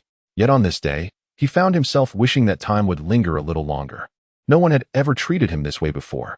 The woman, just as she had the day before, allowed him to join her at the table for a meal and personally taught him to read and write. Occasionally, when he gazed into her tranquil eyes, he would forget that he was an oddity, experiencing a fleeting illusion of being a normal person. Have you mastered the 50 characters I taught you today? Nan Yuan inquired. Pei Ziqing nodded and promptly recited the 50 newly learned characters from memory. Though Nan Yuan's expression remained inscrutable, Pei Ziqing sensed her satisfaction. Qing, your handwriting is rather unsightly. Pei Ziqing had anticipated praise from her, but instead felt a twinge of disappointment. However, upon realizing the name she just called him, his eyes widened slightly, and his breath caught.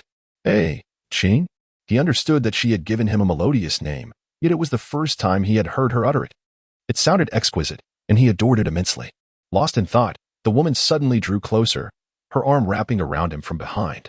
Pei Ziqing's eyes widened in astonishment, his face reflecting a moment of bewilderment. She, astonishingly, embraced herself. In that fleeting moment, the mind of the peculiar Pei Ziqing was engulfed in chaos, with his heart pounding vehemently. The woman's delicate, cool hands enveloped the child's fair and tender little paws. Qing, you are too noisy. The calm, unperturbed voice of the woman resonated in his ears. Noisy, yet he had not uttered a word. As Pei Ziqing listened to the rhythmic thumping of his heart, a sudden realization dawned upon him. Although the woman was exceedingly kind to him now, he could not help but worry. Nan Yuan grasped the child's hand and inscribed the character Qing. Each stroke, though deliberately slowed, exuded an air of grace and elegance, akin to a dragon soaring or a phoenix in flight. Write it again. Pei Ziqing's ears flushed crimson, and he hastily nodded, commencing to rewrite it. Throughout the entire episode, he refrained from inquiring about that male companion. Regardless of past circumstances, the woman's affection for him surpassed that of the male companion. Sitting upright, Pei Ziqing's lips secretly curved into a smile. Chapter 20. Ferocity, a glimpse of splendor before departing. Pei Ziqing's face reflected reluctance. He yearned to remain with the woman, even if it meant foregoing sleep. However, it was not permissible. The woman insisted that children must sleep well to grow tall. At 13 years of age, he remained diminutive, akin to an 8 or 9-year-old child. Pei Ziqing glanced at his small frame, his spirit waning. "If you need anything, come find me." Nan Yuan reassured as she patted the little one's head. The child, understanding and considerate, though clingy just moments before, obediently distanced himself upon Nan Yuan's directive. In the eyes of others, the child who cries receives meat, yet in Nan Yuan's realm, only the discerning child is rewarded with sustenance. This little rascal has garnered her satisfaction. Upon witnessing Nan Yuan's transformation, Su Xiaotang chuckled inwardly, realizing the efficacy of her father's manual. It seemed as if she could see a radiant aura emanating from Yuan Yuan. "Yuan Yuan, when shall we embark on our charitable deeds?" Su Xiaotang inquired joyfully. Nan Yuan yawned languidly and replied, "Once I have trained a Qing adequately, he shall venture forth under my banner to do good." Su Xiaotang. The following day, Pei Ziqing awakened early. He donned his winter attire and stealthily exited the side chamber, taking a seat at the entrance of the women's quarters. As the starlight gradually faded and the heavens revealed a hint of dawn, he heard a creaking sound. The door swung open, and a fluffy white object came hurtling towards him. Instinctively, Pei Ziqing attempted to evade it, but upon glimpsing the enchanting silhouette behind the door, he froze. As if nailed to the spot, his face flushing crimson. In that fleeting moment of distraction, Su Xiaotang collided with his forehead. The room remained dim, devoid of illumination. The woman wore a delicate white nightgown, her alluring curves accentuated, and her long, raven tresses cascaded down to her waist. Pei Ziqing dared not look up. Averting his gaze, the fluffy spirit beast shook its fur and perched atop his head, squatting there. "Is it not surprising?" it seemed to ask. He remained oblivious to its presence, lost in a reverie as a torrent of grotesque memories surged forth within him. Although he appears to be merely a child, his intellect rivals that of an adult. He possesses a profound understanding of the world around him, as well as an acute awareness of human emotions. During his mother's lifetime, due to her inability to be self-sufficient, she often resorted to selling her body in exchange for sustenance. When entertaining clients, she would conceal him within a wooden box in their home. The dilapidated box had a small opening, rendering it far from soundproof. Each time, he witnessed the transformation of a naive child into one dulled by the harshness of reality. Despite his loathing, he selfishly wished for such occurrences to be frequent, for they ensured his own meals. This so-called mother of his would only share her food when she had enough to spare. If she herself was left hungry, the little abomination would go without. However, after witnessing the earlier scene, he couldn't help but ponder whether women were akin to his mother. The mere thought of such scenarios ignited within Pei Ziqing an uncontrollable fury, as dark and tumultuous waves churned in his eyes. How could such a wonderful woman be possessed by another? All she needed to do was to remain by his side. What did those men possess beyond their superficial appearances? He wondered if, stripped of their handsome aids, she would even spare them a glance. Chapter 21. The clingy little creature. Su Xiaotang, as a divine beast of the void, is acutely sensitive to human emotions, yet it struggles to distinguish between them, merely expressing its discomfort by stepping on his head. Fortunately, the dark feelings within Pei Ziqing rose swiftly and dissipated just as quickly. Squeak, squeak, squeak. Su Xiaotang pointed outside, then gestured towards the room, urging him to seek shelter from the wind. Pei Ziqing was unable to comprehend the beastly language spoken by the creature and stood still, unmovable. At that moment, the maidservants had already learned that the city lord had risen early that day and hurriedly made their way over. Before long, a group of people awaited outside. "Come in," the master of the house commanded. "Yuan Yuan, this individual is truly dim-witted. I beckoned him inside, yet he failed to grasp my meaning." As soon as Su Xiaotang entered, he reported this in his beastly tongue, which Nan Yuan translated into human speech. Nan Yuan affectionately ruffled his fur, reminding him, "You were the one who urged me to take him in, so do not torment him. Treat him kindly in the future." Upon hearing this, Su Xiaotang emitted a small grunt. When Pei Ziqing finally stepped through the door, he obediently approached the woman, gazing at her. "Why do you not come in? Do you prefer sitting at the threshold, feeling the chill of the wind and gazing at the stars?" Nan Yuan inquired. She had been in a light slumber and sensed the presence of the little creature upon his arrival. Initially, she had expected him to knock, Yet he had foolishly sat at the door for over an hour. Pei Ziqing, his head bowed and hands clutching the hem of his garment, appeared somewhat bewildered. After waking, he found himself unable to sleep and had a strong desire to see her. However, he understood that the woman would likely still be in bed. So he waited at the door for her. If he were to speak the truth, would she find him bothersome? Nan Yuan regarded him thoughtfully for a moment. Believing she had discerned the child's intentions, and thus patiently elucidated, "You are unlike Showdown. He is a spirit beast, while you are a human, and a male at that. It is inappropriate for you to stay here." For a fleeting moment, Pei Ziqing felt a wave of confusion, followed by wide-eyed astonishment. This woman actually presumed that he wished to reside with her? How could this be? His face flushed with warmth, transforming in an instant into a burning heat. Fortunately, the unsightly growth concealed his embarrassment from the scrutinizing eyes of others. Though misunderstood, Pei Ziqing chose silence, lowering his head in a display of innocence. He had never anticipated that one day he would don such a face, one that others would instinctively shy away from, all the while playing the victim. Remarkably, the woman before him seemed to fall for this act. Nan Yuan, unable to bear the thought of the child suffering, contemplated and finally relented. "If you are truly frightened to be alone, you may stay in the outer room." The outer chamber had a bed where the maidservants on night watch would usually rest, though Nan Yuan had abolished that custom upon her arrival. The child could sleep there, provided he was given a softer mattress. Upon hearing this, Pei Ziqing abruptly lifted his gaze to her, his eyes sparkling with joy. Nan Yuan clicked her tongue inwardly. What a clingy little creature. Yet, as long as he was sensible, his affection was tolerable. In the brief pauses of their conversation, the beautiful maidens in the room remained utterly silent, attending to their tasks with utmost diligence, not daring to utter a word. Ever since the lord of the city returned from seclusion, his demeanor had shifted considerably. He had not composed poetry or painted in days, nor summoned any young gentleman, even going so far as to dismiss his most favored, young master Shui, just yesterday. Instead, this hideous creature, one that they had grown accustomed to the sight of, received the lord's extraordinary favor. The servants were utterly perplexed by the lord's series of actions. If this was merely to vex young master Shui, there was no need for such extremes. If it was not for young master Shui's sake, then what could be the reason? Surely, no one could truly harbor affection for such an eyesore, could they? Chapter 22.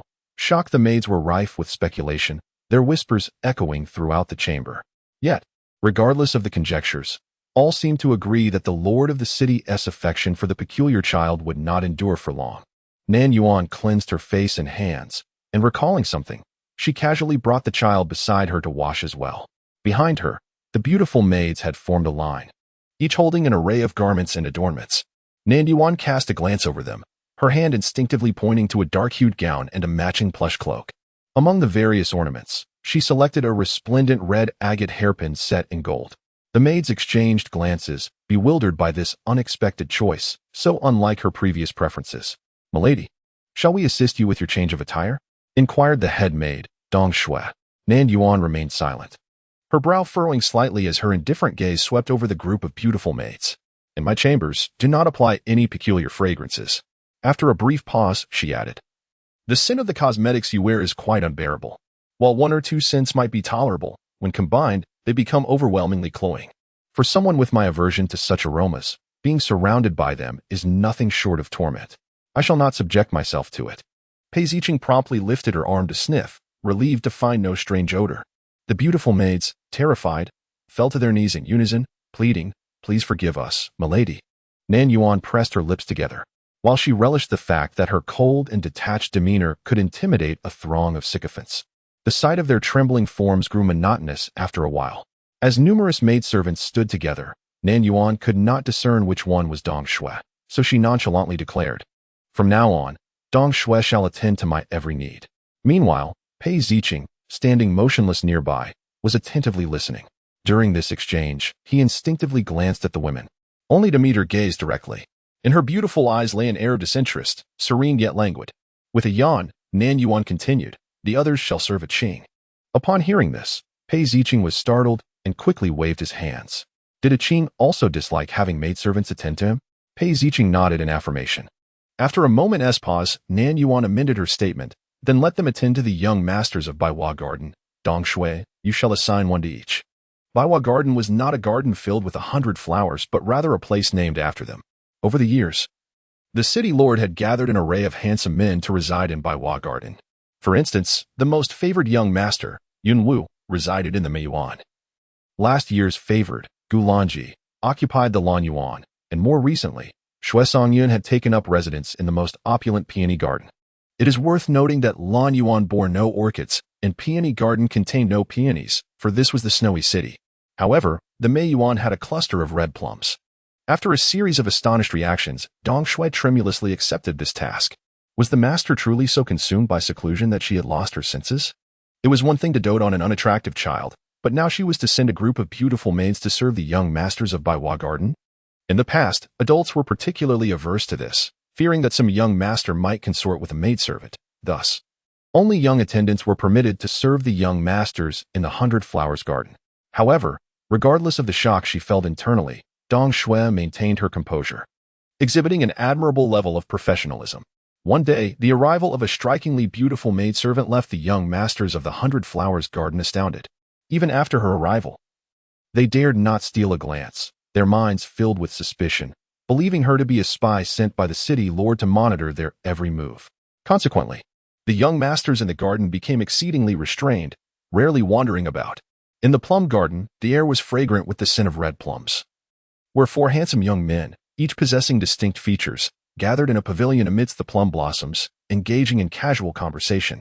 The attending maidservants had been dismissed, standing at a distance. Among the quartet, one played the guqin, another sipped tea, while the remaining 2 appeared less composed. One wore a solemn expression, his face darkened, while the other fidgeted restlessly, burdened by heavy thoughts. The master of the plum garden, the elegant and composed Yun Wu, observed his companions with a calm demeanor, leisurely sipping his tea, exuding grace and charm. Chapter 23, Perception, Demonic Aura of the Four. The young man clad in a deep blue brocade robe was the first to break the silence, directly addressing the matter at hand. Yun Gu, what do you think this is all about? Has she truly altered her nature and forsaken her beauty? As he spoke, he cast a sidelong glance at the sullen Shui Song and, muttering, even Shui has not seen her. Upon hearing this, Shui Songyun's expression darkened further. Yet he raised his chin slightly, maintaining an air of arrogance, as if waiting for her to lower herself first. It is often said that while circumstances may change, one's inherent nature remains steadfast. How could such a woman ever truly distance herself from men?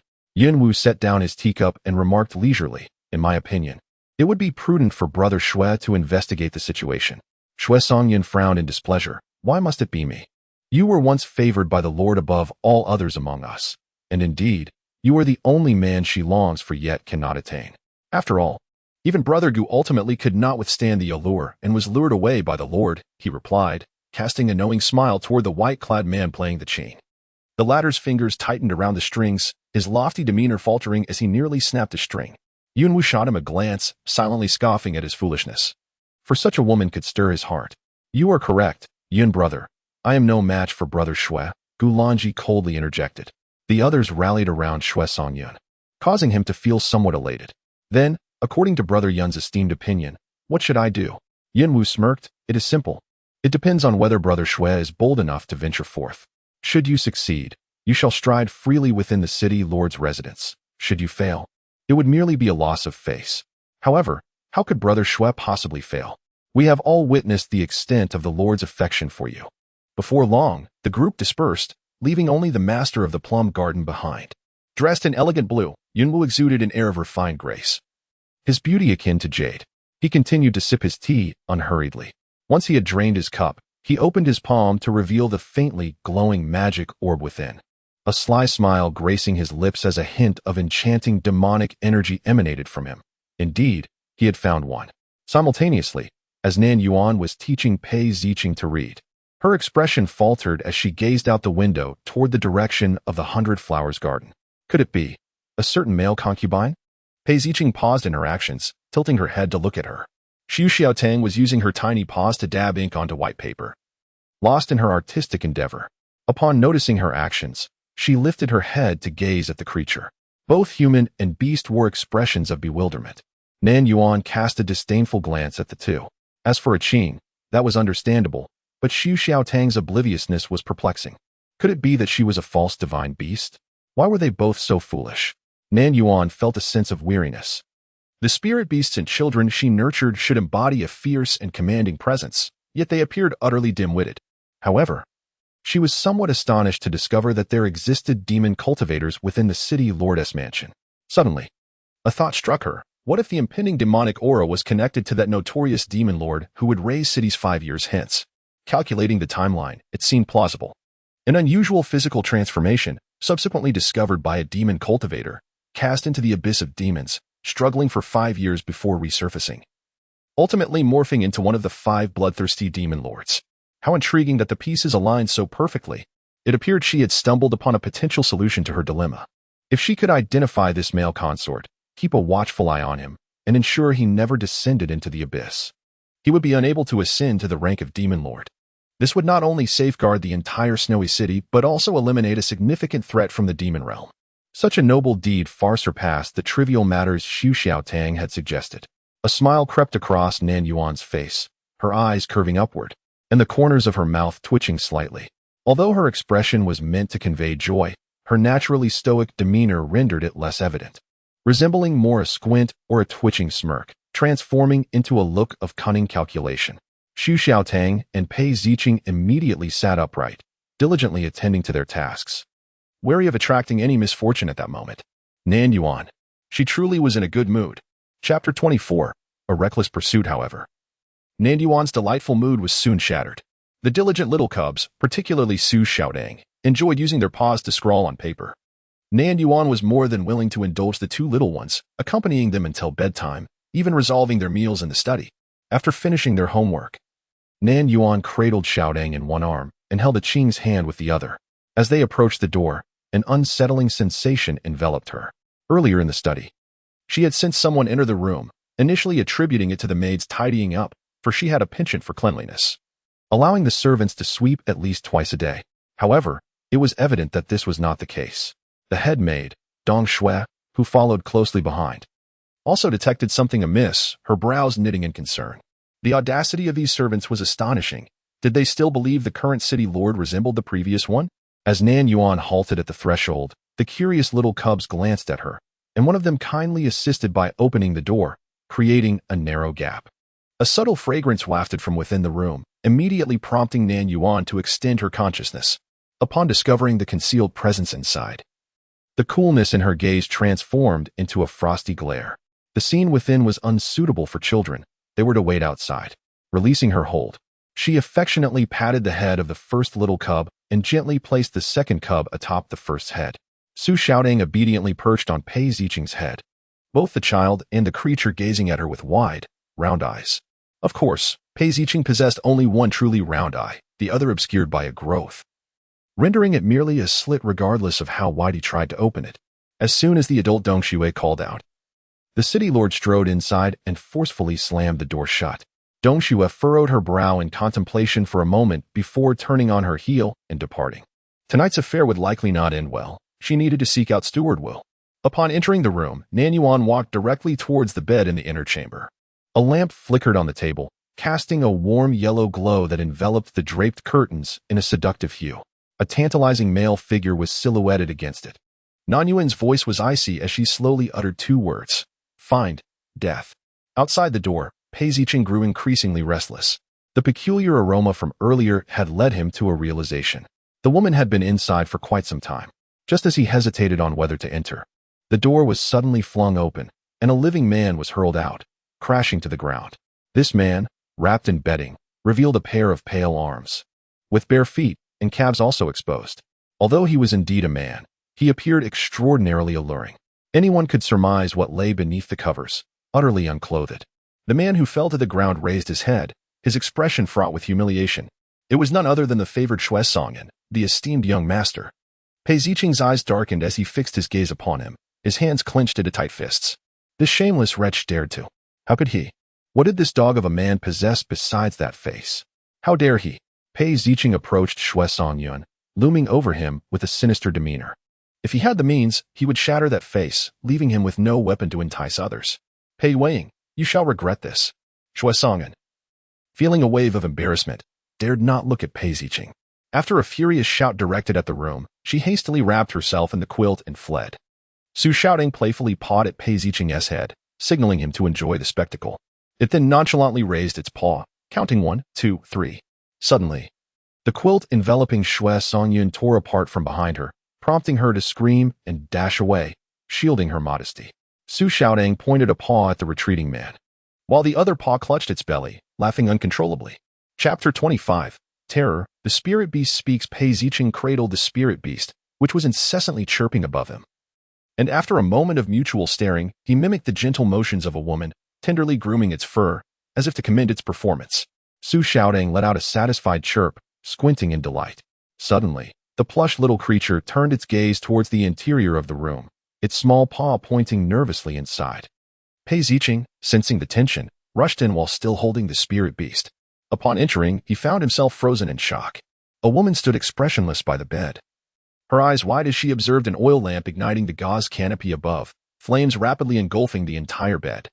Su Xiaodang leapt from Pei Zicheng's arms into Nan Yuan's embrace, rubbing its plush body against her. Nan Yuan stroked the soft fur, her inner agitation easing, though her voice remained taut, for he had almost been consumed by flames. How dare he attempt to seduce her with such inadequate charm? Using repugnant incense and tarnishing her bed?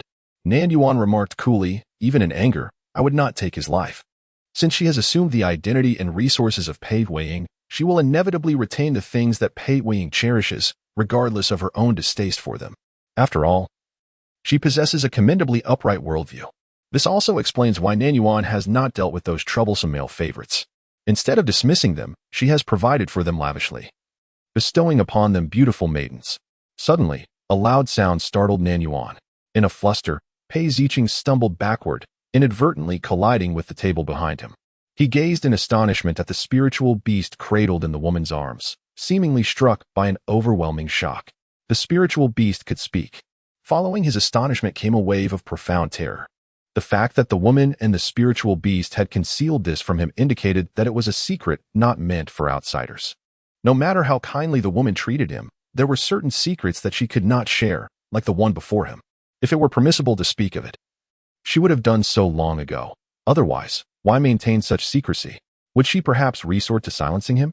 At that moment, Pei Zicheng felt suffocated with anxiety. Memories of his interactions with the woman flashing through his mind, ultimately dissolving into a bitter smile. To experience such unprecedented warmth, even if it meant meeting his demise at her hands, seemed not entirely regrettable. Zuxiatang looked at Nan Yuan with an innocent expression. What should we do, Nan Yuan?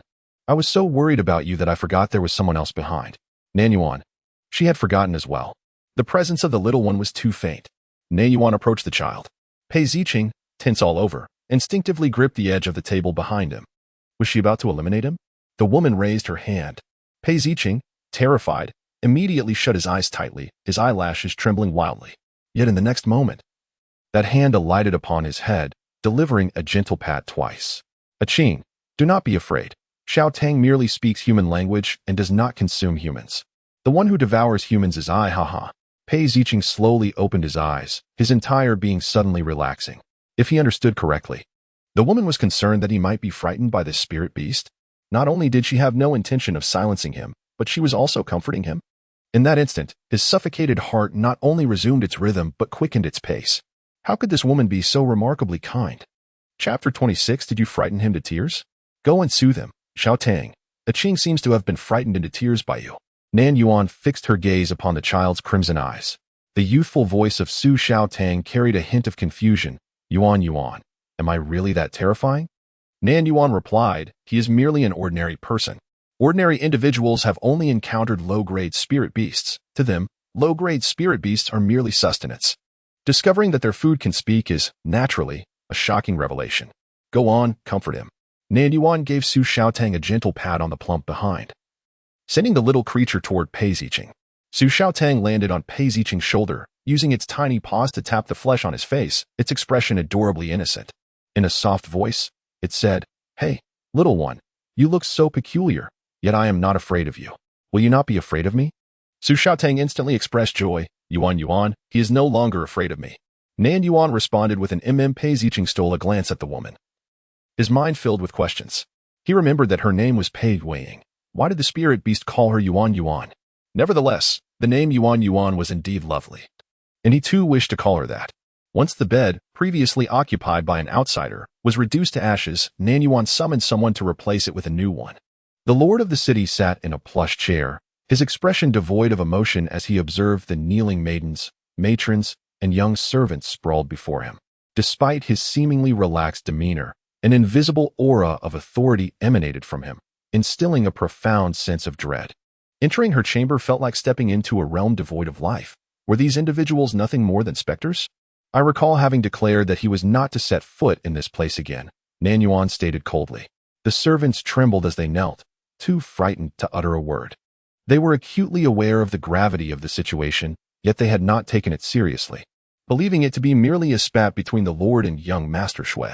They still harbored hopes of being rewarded handsomely once the Lord achieved his objectives, never anticipating that he would so decisively cast them aside. Previously, they had indulged young Master Shui daily. Had it not been for that, even with 100 times their courage, they would never have dared to allow anyone entry. Drag each of them away and administer 80 lashes, Nan Yuan commanded. This punishment was not excessive. She felt that after years of self-cultivation, she had grown considerably more merciful. The servants fortunate enough to serve in the Lord's residence were not of ordinary stock, such as the first-rate houseboys and maids, who were either spiritual cultivators or martial practitioners. Naturally, their levels of cultivation were modest, unable to rival the guards within the Lord's estate. Among them, the highest cultivator was none other than old Steward Wu. Not only was he a spiritual cultivator, but he was also a mid-level spiritual general. Reaching the realm of a spiritual master was a significant milestone, and those who cultivated beyond that level were indeed rare talents. Just as Nan Yuan reflected upon this esteemed steward, he made his entrance. After having lost face during their last encounter, he had refrained from approaching her for several days. Had she heard correctly? Was the Lord throwing another tantrum? The old steward, with a face full of affection, replied. Nan Yuan casually inquired, "Does Wu Bo believe that disobedient servants should not be punished?" The old steward sighed. "Is it not due to your previous mischief that they misunderstood?" Despite the old steward presenting a kindly demeanor of an elder, Pei Ziqing discerned the cunning nature of the man at a glance. By protecting these servants at this juncture, they would undoubtedly feel grateful towards him, leading others to perceive that the Lord's authority paled in comparison to that of a steward. He hoped the woman would not acquiesce. However, just as Pei Ziqing had analyzed the pros and cons, he heard the woman relent, and so it was settled. Pei Ziqing grew anxious. How could the woman be so naive? This old fellow was clearly not a good person. Before his arrival, had she often been bullied? The little monster felt a surge of empathy. His desire to grow stronger intensified. He vowed to protect the woman. Henceforth, no one would dare to mistreat her. Chapter 27. Chastity. Dismissing the crowd, Pei Ziqing felt a sense of frustration, while Nan Yuan remained entirely unconcerned, refusing to give the old steward any favors, making it difficult for her to ask for money later. The Lord's change of heart elicited a satisfied expression from the old steward. He had indeed suspected that the Lord was a different person, for the temperament and demeanor had shifted. Yet his attempts at probing had revealed no signs of the other's cultivation or any evidence of disguise. Unless the other's cultivation surpassed his own. But why would such a master deign to come to a small place like Snowfall City? Perhaps the child had grown up and no longer wished to be under his control. The alluring beauty leaned back, sinking into the soft couch, appearing languid as she softly stated, "Wu Bo, there is something I wish to discuss with you. Recently, I have been diligently studying a secret manual, and henceforth, I must cultivate a heart free of desires to concentrate on my practice. Consequently, I have resolved to expel all the gentlemen from the Garden of 100 Flowers." Upon uttering these words, not only did the venerable old steward, who has watched me grow, exhibit a countenance akin to one struck by lightning, but even the servants, who had just begun to breathe a sigh of relief, were left in sheer astonishment. What did the Lord of the city just proclaim? Utterly shocking. Who in the estate is unaware of the Lord's notorious penchant for beauty, having amassed a collection of exquisite young men filling the garden? Even the maidservants chosen to attend him must possess striking features. Although the Lord had recently refrained from visiting the garden and had even neglected young Master Shui, the populace merely assumed he was concocting some grand scheme. Little did they anticipate that he would truly forsake them. A collective gasp resonated among them. 100 medium-grade spirit stones. Truly, the Lord is extravagant. Old Wu scrutinized me with a mixture of suspicion and contemplation before gradually breaking into a smile, expressing his heartfelt delight. The Lord has matured, indeed. I shall fetch the stones from the treasury at once. Pei Yuan, enamored with comfort, had spent her years in office indulging in the pursuit of handsome men. To think that all the exquisite gentlemen she had painstakingly gathered over the years would be dismissed in a single night left the servants feeling a pang of regret on her behalf. Nevertheless, they were pleased that their master had finally shifted her focus to the pursuit of cultivation. Before long, the courtyard was filled with a myriad of strikingly handsome men. After absorbing the Lord's intentions, the expressions of these fine gentlemen varied greatly. Just moments ago, Nan Yuan, who had held his head high, now gazed incredulously at the woman before him. Previously, her eyes were filled with tenderness and affection when she looked at him, yet now she intended to cast him out? A complex wave of unutterable disappointment and anger surged within his heart. Nan Yuan was suddenly reminded of his parents' words and couldn't help but reflect. Had he kept her dangling for too long? Yet, he had willingly offered himself, only for her to reject him and humiliate him. Panic seized Nan Yuan as he quickly glanced at Yun Wu and Gu Lanji. These two had been the most favored individuals before he entered the estate. Why were they showing no reaction at all? Gu Lanji let out a cold laugh, accepting the situation with indifference. Yun Wu wore a faint smile, exuding an air of nonchalance as if this momentous event had no bearing on him whatsoever. Master, I shan't leave. My heart belongs to you. I will not depart, a frail yet beautiful man lamented, his tears evoking an unexpected sense of delicate fragility. Nan Yuan's enchanting eyes narrowed slightly. How annoying. When the old steward arrived with several large boxes of spirit stones, the sound of 100 medium spirit stones clattering into the frail man's hands instantly transformed him into a timid quail. Wealth possesses the power to compel even the most obstinate. Although Pei Weiying was a martial practitioner, her beauty, coupled with her willingness to indulge in meals and intimate moments, as well as her penchant for sweet nothings, made her quite appealing. Truth be told, these men, aside from their loss of freedom, had suffered no real hardship. Now, with spirit stones in hand, they could regain their liberty. The wise among them understood precisely what to choose. Pei Ziqing obediently stood behind the women, her gaze sweeping over the faces of these men, her eyes shadowed and somber. Had these men all served Yuan? They were all strikingly handsome. So handsome that she felt an overwhelming urge to tear their faces off and affix them to her own. Chapter 28. Yearning for more. No one suspected that a seemingly insignificant little oddity harbored such dark and bloody thoughts within.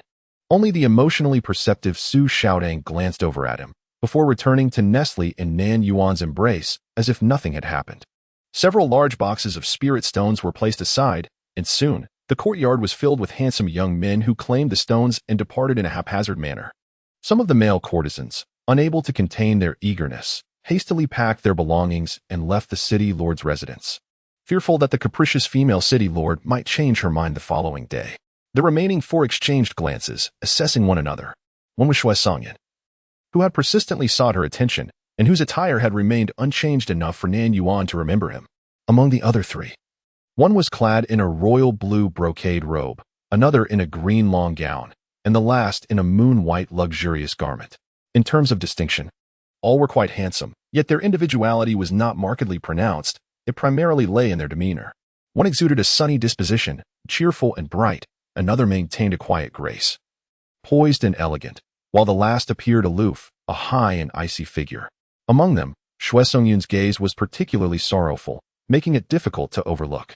Nan Yuan remained unfazed, assuring him that even if he departed, she could ensure the Shui family continued to thrive in Snowy City, albeit with the condition that they must not bully her Qing. Nan Yuan had initially intended to ask a few more questions, but upon hearing this, he turned away in shame and anger. Nevertheless, he did not decline the city lord's proposal, although he could now obtain what the Shui family desired without compromising his dignity. His emotions were rather complicated.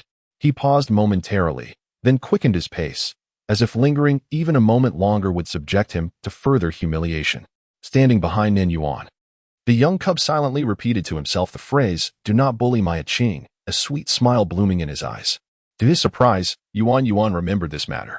Unable to resist, he leaned closer to her, yearning to bridge the distance. Is Qing tired? Nan Yuan, sensing the cub's approach, extended her hand, inviting, if you're weary, come sit with me. What? Pei Ziqing's ears flushed a vivid crimson, and before his mind could issue any commands, his legs moved of their own accord. Stepping forward in unison toward the woman, he wobbled slightly, taking a seat beside her, his entire being taut with tension, perhaps due to her frequent baths. The woman exuded a delicate fragrance, soothing and delightful. Enveloped by such an aroma, Pei Ziqing found himself slightly dizzy.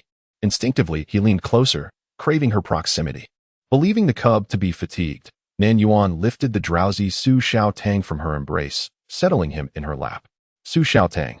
Pei Ziqing blushed fiercely, his small frame taut as a bowstring. He endeavored to control the rapid thumping of his heart, fearful of shattering this precious moment. Observing his unease, Nan Yuan gently ruffled his hair and softly patted his back, whispering, "Sleep now." Instantly, Pei Ziqing shut his eyes. He was, in truth, far from sleepy. He felt wide awake. The body pressed against him was so soft, the faint fragrance lingering in the air. And though her temperature was slightly cooler than that of an ordinary person, he felt an undeniable warmth. Gradually, his tense body began to relax. He savored this moment intensely, wishing to linger in it forever.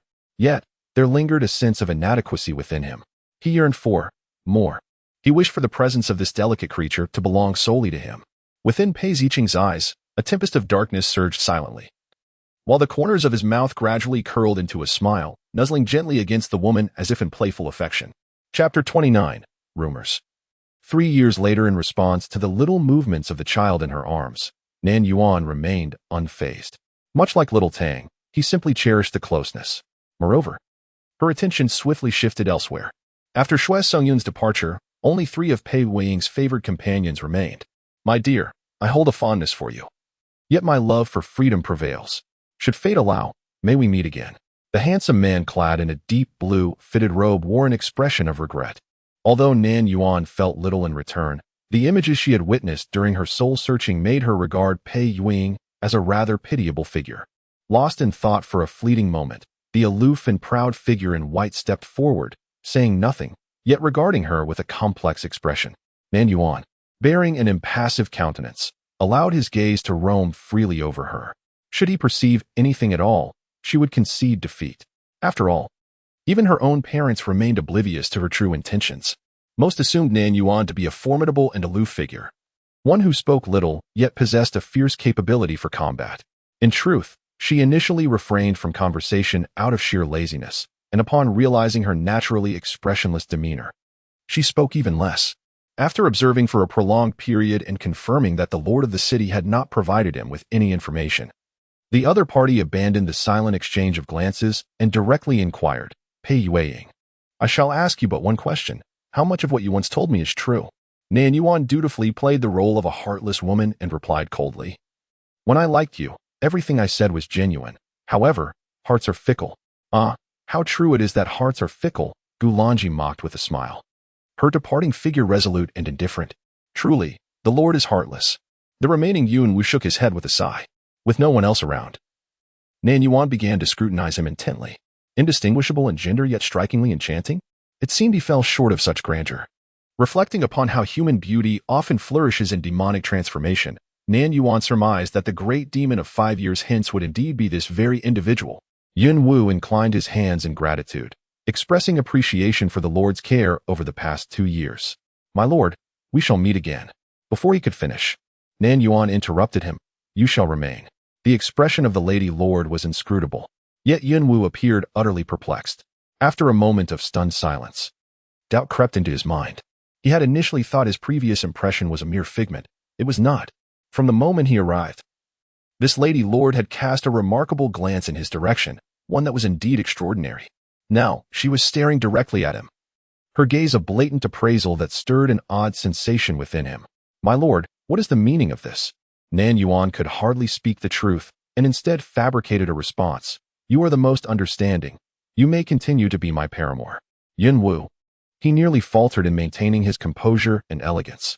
Merely a minor lord of a quaint snow-laden town, he foolishly harbored the ambition to keep him as a prized possession. His previous sojourn here was merely a matter of convenience, a means to obscure his whereabouts under the guise of a favored paramour. Furthermore, the woman possessed a modicum of beauty, which rendered the dalliance somewhat entertaining. Now that he had located the object of his desire, he found no inclination to indulge in such childish games any longer.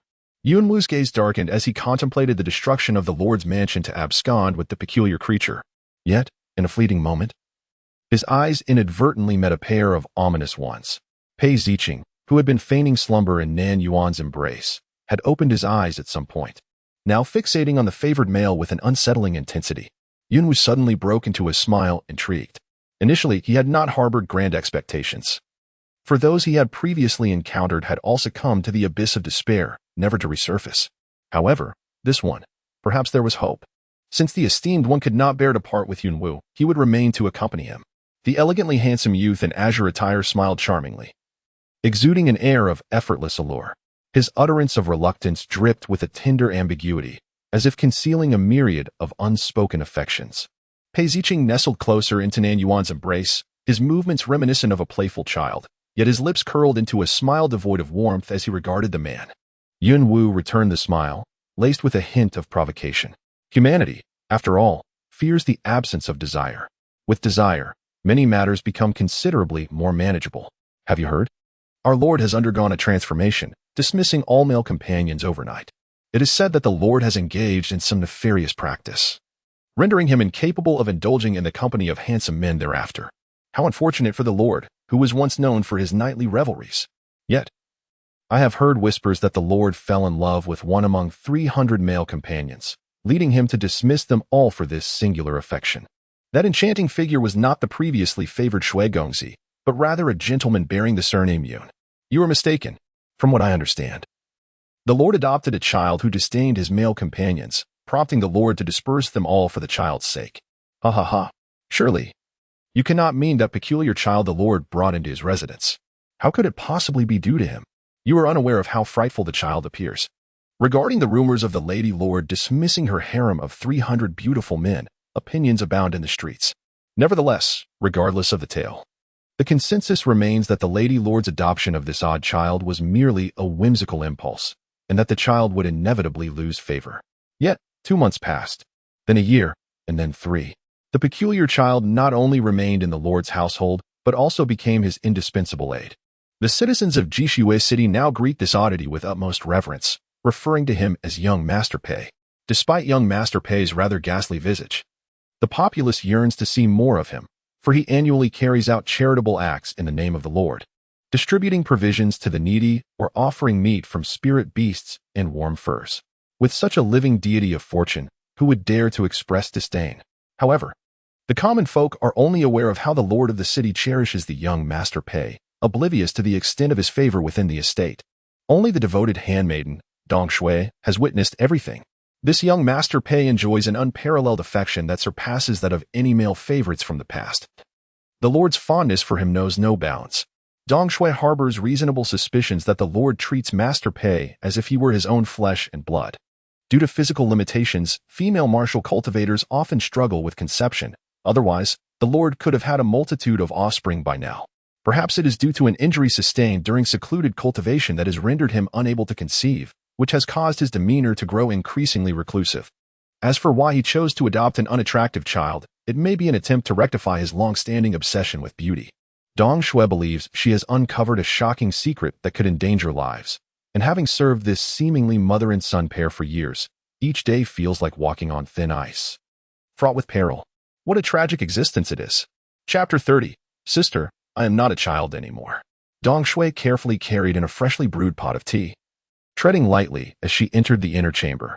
Inside, there lay a soft couch, the same one frequently used by the Lord, but transformed from its ordinary appearance 3 years prior.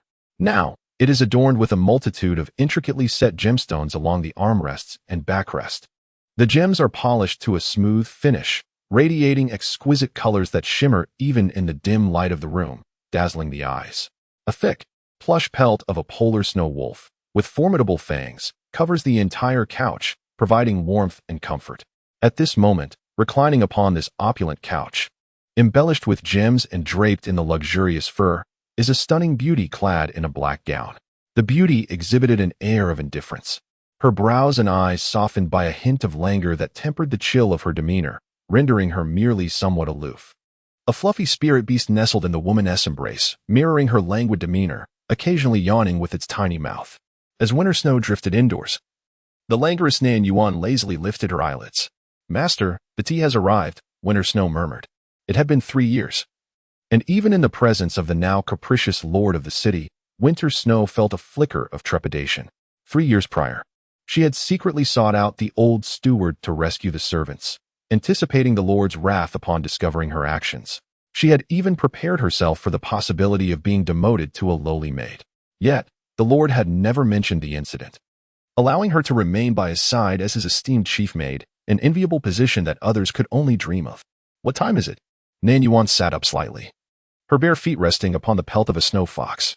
After speaking, she bowed respectfully to the Lord and withdrew. Nan Yuan showed little reaction. But the spirit beast in her arms, showdown, adopted a comical gesture of exasperation. They lay upon the fierce, toothy pelt of a polar snow wolf, while beneath their feet was the elusive pelt of the swift snow mist mountain fox, which nearly covered the floor of the inner room.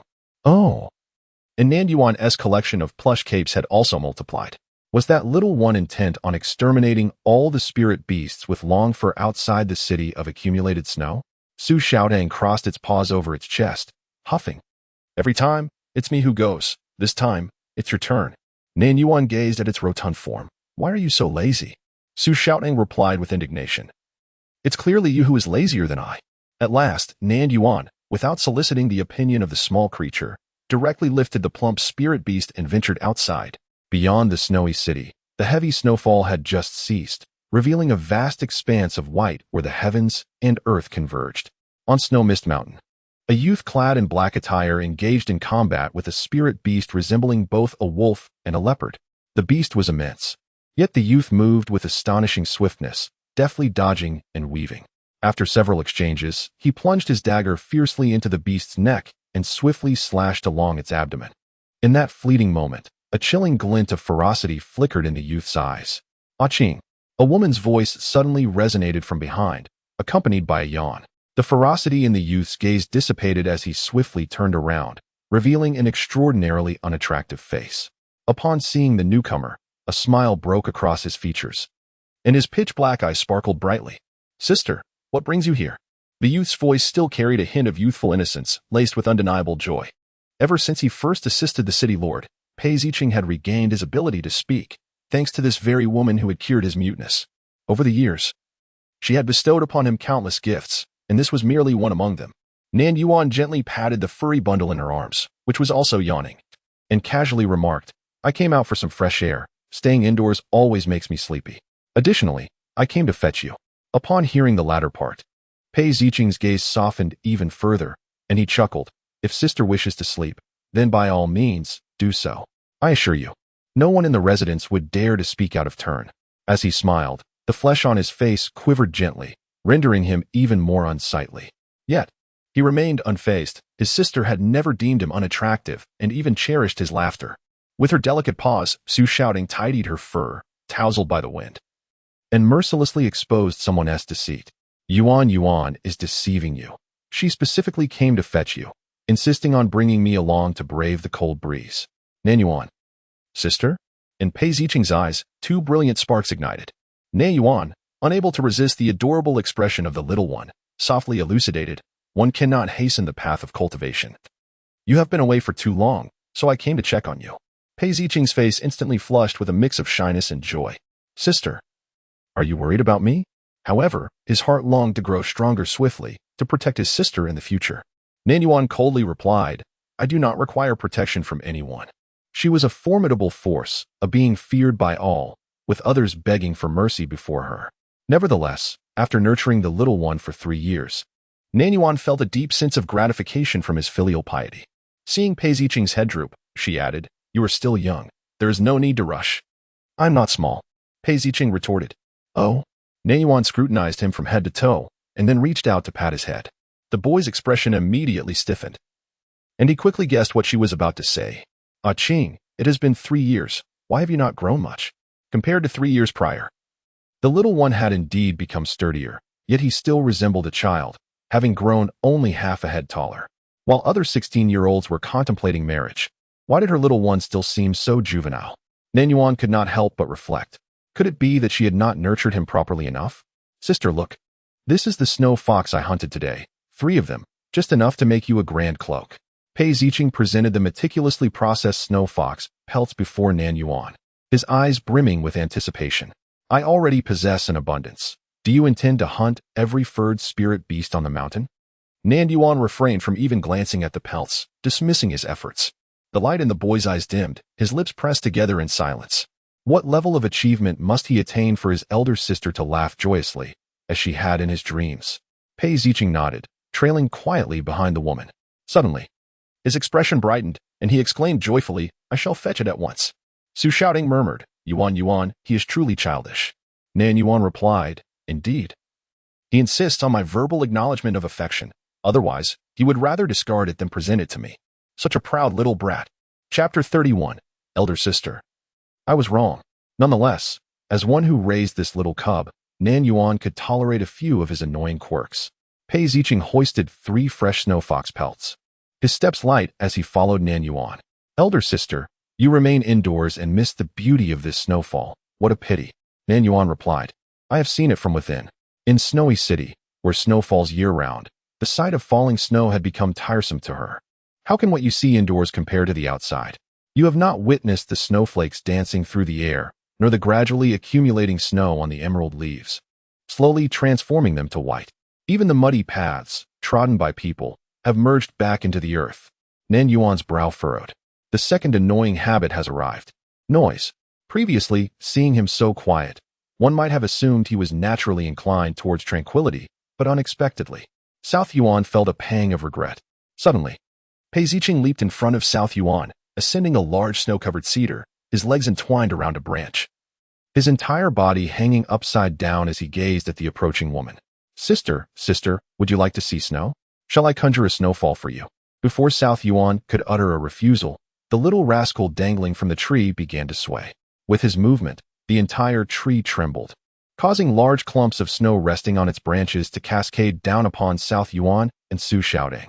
Once the hefty snowflakes had fallen, delicate flakes began to drift down, landing on their skin with a refreshing chill. Su Shouting shook her fur, glaring indignantly at the foolish boy hanging above, a childish prankster. South Yuan thought to herself, well, a bit of liveliness is better.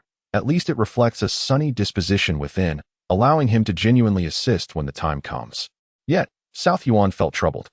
For 3 years, every year, a Qing had performed good deeds in her name, yet the accumulated merits were merely superficial. Such a meager amount held no value for her. It seemed that she would have to await the growth of the fortunate child, borrowing some advantages from him. According to the timeline provided by Xiaotang, at this moment, the fortunate child was still in some remote village of the Cangmiao continent, tending to pigs and chickens. South Yuan wiped the snowflakes from her expressionless face and sighed inwardly.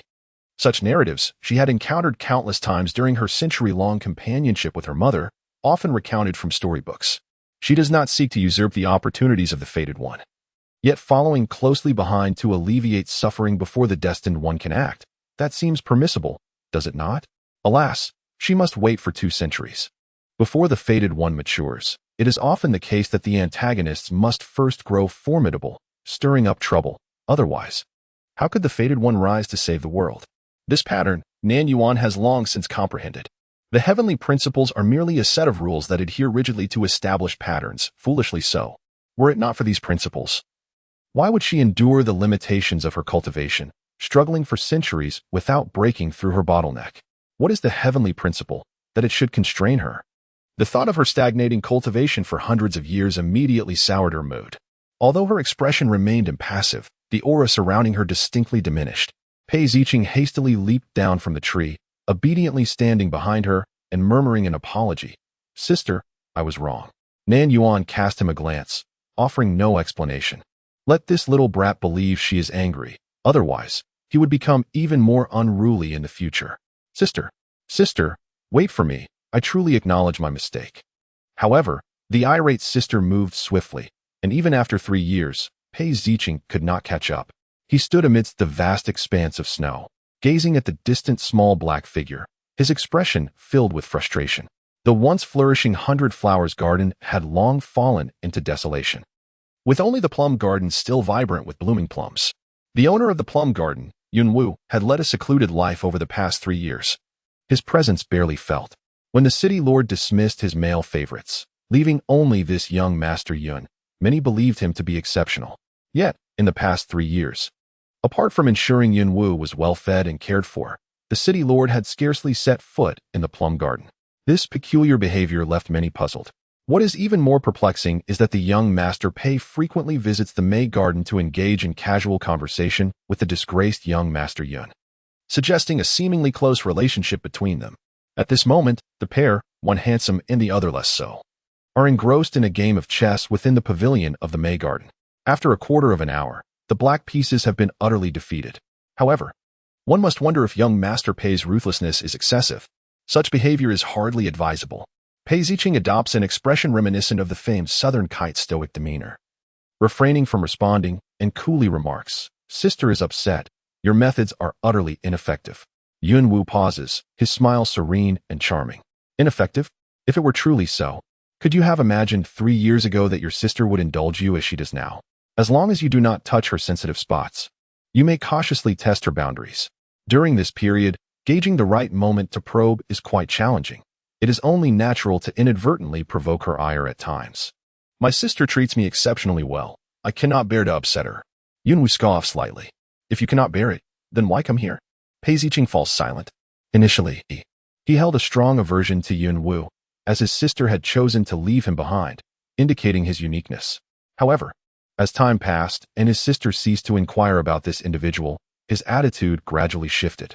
Eventually, he found himself inexplicably drawn into interaction with him. Regardless of Yun Wu's intentions, he undeniably reaped considerable benefits from their association. Young Master Pei, you must be 16 this year, am I correct? You are no longer a child. A subtle smile graces Yun Wu's lips, infused with something more. Pei Ziqing instantly becomes wary. What are you trying to convey? It has been 3 years, yet why do you still regard me with such suspicion? Yun Wu let out a sigh, seemingly filled with melancholy.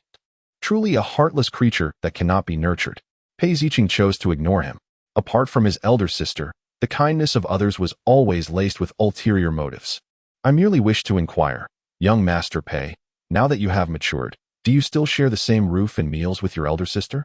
Pei Ziqing's expression shifted slightly. Why should that concern you? Hiki, allow me to remind you, young Master Pei. It would be far preferable to leave voluntarily before your elder sister discovers your secrets and expels you. In a flash, Pei Ziqing stood up, fury evident in his voice. Yun Wu, what do you mean by that? What I mean is that your feelings towards your sister are not pure. Yun Wu, with a playful smile, tore away his fade, warning him not to vocalize any indiscretions he might entertain about his sister in his dreams. Chapter 32, Sister. I only love you. Pei Ziqing, in a fit of rage, struck out with a fist towards the person before him. Surprisingly, Yun Wu did not evade, taking the blow squarely. For an ordinary person, such a punch would likely result in a swollen visage, yet the individual before him remained as charming and composed as ever, not even flinching. Are you a martial practitioner? Pei Ziqing's brows furrowed deeply. Yun Wu, with a glint of mischief in his eyes, fabricated an answer, claiming he was not a martial practitioner, but merely possessed tougher skin than the average person. Pei Ziqing, Yun Wu, refrain from viewing the bond one share with my sister through your sordid lens. I regard her as a revered elder and cherished kin. I would comply with any request she makes, even if it costs me my life. Yun Wu, with a smile that bordered on mockery, inquired, is that so? Absolutely. Pei Ziqing gazed at him coldly and questioned, what is your true intention in concealing your abilities and infiltrating the city lord's residence? Yun Wu disrupted the chessboard, meticulously placing the black pieces back into the jar, and replied leisurely, what do you think my purpose could possibly be? Regardless of your intentions, keep your distance from my sister. If I discover any treachery on your part, I will do everything in my power to thwart you. Are you truly prepared to die? Yun Wu retorted with a chuckle. Pei Ziqing was momentarily taken aback. In your current state, would you really be willing to embrace death? Once gone, you would possess nothing, no longer able to playfully tease your sister or behold her presence. Perhaps she might soon adopt another child, nurturing them just as she did you. She would never. Pei Ziqing interjected urgently, a tempest brewing in his eyes. Sister would never do such a thing. Just a child. Do you truly believe she could remember you for long? A lifetime? Such naive fantasies are better left to children. Enough. Do not attempt to shift the focus. Yun Wu innocently raised his hands. If I had any ulterior motives, would I have waited this long? The entire household knows well how I remained here 3 years ago. It is best that way. Pei Ziqing, young master of the Pei family, should contemplate his own situation. Are you genuinely content to remain merely your sister's little brother? She indeed treats you as her own son. Calling her mother would be the most fitting title for you. Ahaha. The thought of such a title made Pei Ziqing's heart constrict, leaving him breathless. He regarded his sister as his closest kin. Yet why did the mere suggestion of a different title unsettle him so profoundly? He did not wish for his elder sister to assume such a role. He was uncertain of the kind of elder he desired her to be. A smile danced at the corners of Yunwu's lips as he continued, "Ponder this carefully, young man. What is your true sentiment towards your sister? Do you wish to possess her? And if so, in what capacity? An adopted son? A sworn brother?" Silence. Pei Ziqing cast a frosty glance in his direction before turning to leave, though his steps betrayed a hint of disarray. Yunwu chuckled softly, idly toying with a chess piece in his hand. Those from the demon realm excel in ensnaring the hearts of others. As this young man's obsession with that woman deepens, the moment when he can fully claim her will signal the right time to act. However, as Yunwu sipped delicately from a nearby teacup, a chill flickered across his brows. It appeared that a formidable expert lurked within the estate. For 3 years, he had often sensed a subtle consciousness observing him. When had such a master emerged in Shuyue City? If even he could not unearth this individual, then they were indeed formidable. Fortunately, that person's intention seemed to be merely to ensure he remained within the confines of the estate, without scrutinizing his every move. Otherwise, all he had imparted to Pei Ziqing over the years would have been utterly exposed. Pei Ziqing wandered in a daze, his unusual demeanor so apparent that Nan Yuan began to question whether she had overstepped. "I am no longer angry. Why do you display such an expression?" With practiced ease, Pei Ziqing lifted the spirit beast nestled in the woman's embrace. The creature, Xu Xiaotang, shot him an indignant glare, but soon relented as he stroked its fur soothingly, settling back into another embrace for a cozy nap. Pei Ziqing cradled Xu Xiaotang, kneeling beside the woman, his head gently resting in her embrace as he softly inquired, "Sister, what am I to you?" Nan Yuan, accustomed to the affectionate clinginess of the little one, found no discomfort in Pei Ziqing's childlike demeanor. Instead, she indulged his closeness, affectionately ruffling his hair. "I regard you as my own child." In truth, given their ages, she could be considered his ancestor. Yet, the significant age gap made intimacy challenging. A mother-son or sibling bond felt more fitting. Upon hearing her words, however, Pei Ziqing's heart suddenly tightened, a wave of discomfort washing over him. "Sister, when I grow up, will I still be your Ziqing?" he asked, his voice growing somewhat hoarse. "Of course. As long as you live, you shall remain my Ziqing," Nan Yuan replied, her tone unexpectedly tinged with a hint of melancholy. She pondered that once she accumulated sufficient merit and faith, she would leave this world behind. She could not take such a vibrant soul as Ziqing with her. Even if she could, she would not. Thus, she had 2 plans, either to help Ziqing ascend to the pinnacle of life, achieving greatness that rivaled even the fabled figures of fortune, so that none would dare to cross him, or to protect him until the end of his days. Although this world was deemed advanced, it was still among the lesser realms of the high world, where humans, upon reaching the spirit emperor stage, lived for merely a millennium. 1,000 years was a span she could endure. However, Nan Yuan leaned towards the former option. With countless rare treasures at her disposal and Ziqing's innate potential, she believed she could nurture a being of extraordinary power, one that could rival even the figures of fortune. However, Pei Ziqing, nestled in Nan Yuan's embrace, discerned an underlying implication in her words. While he could remain as his sister's beloved Qing in life, what would become of him in death? Would she then nurture another child? Perhaps that child would also be named Qing, sharing the same meals and shelter as he did, even finding solace in her arms as he once did. The mere thought of a potential successor ignited a tempest of darkness and fury within Pei Ziqing. No, his sister belonged solely to him. She could not bestow such affection upon another. "Sister, I only cherish you. Might you also cherish me alone?" he inquired, his tone laced with trepidation. Nan Yuan, observing the sudden shift in the little one's demeanor, felt perplexed. She could not bear to see her once cheerful companion transformed in such a manner, so she playfully pinched the flesh at the nape of his neck. "If you treat me well, I shall naturally reciprocate. Affection is mutual." Upon hearing this, Pei Ziqing's heart ached a little less, and a glimmer of mirth danced in his eyes. Indeed, his sister treated him splendidly. "From now on, you are not to raise another child. One is sufficient for me," he declared with a possessive fervor. Nan Yuan shot him a sidelong glance, implying that managing him alone was already a considerable challenge, and there would be no second child to rear. Pei Ziqing immediately nuzzled closer, grinning. "I knew it. You are the best, sister."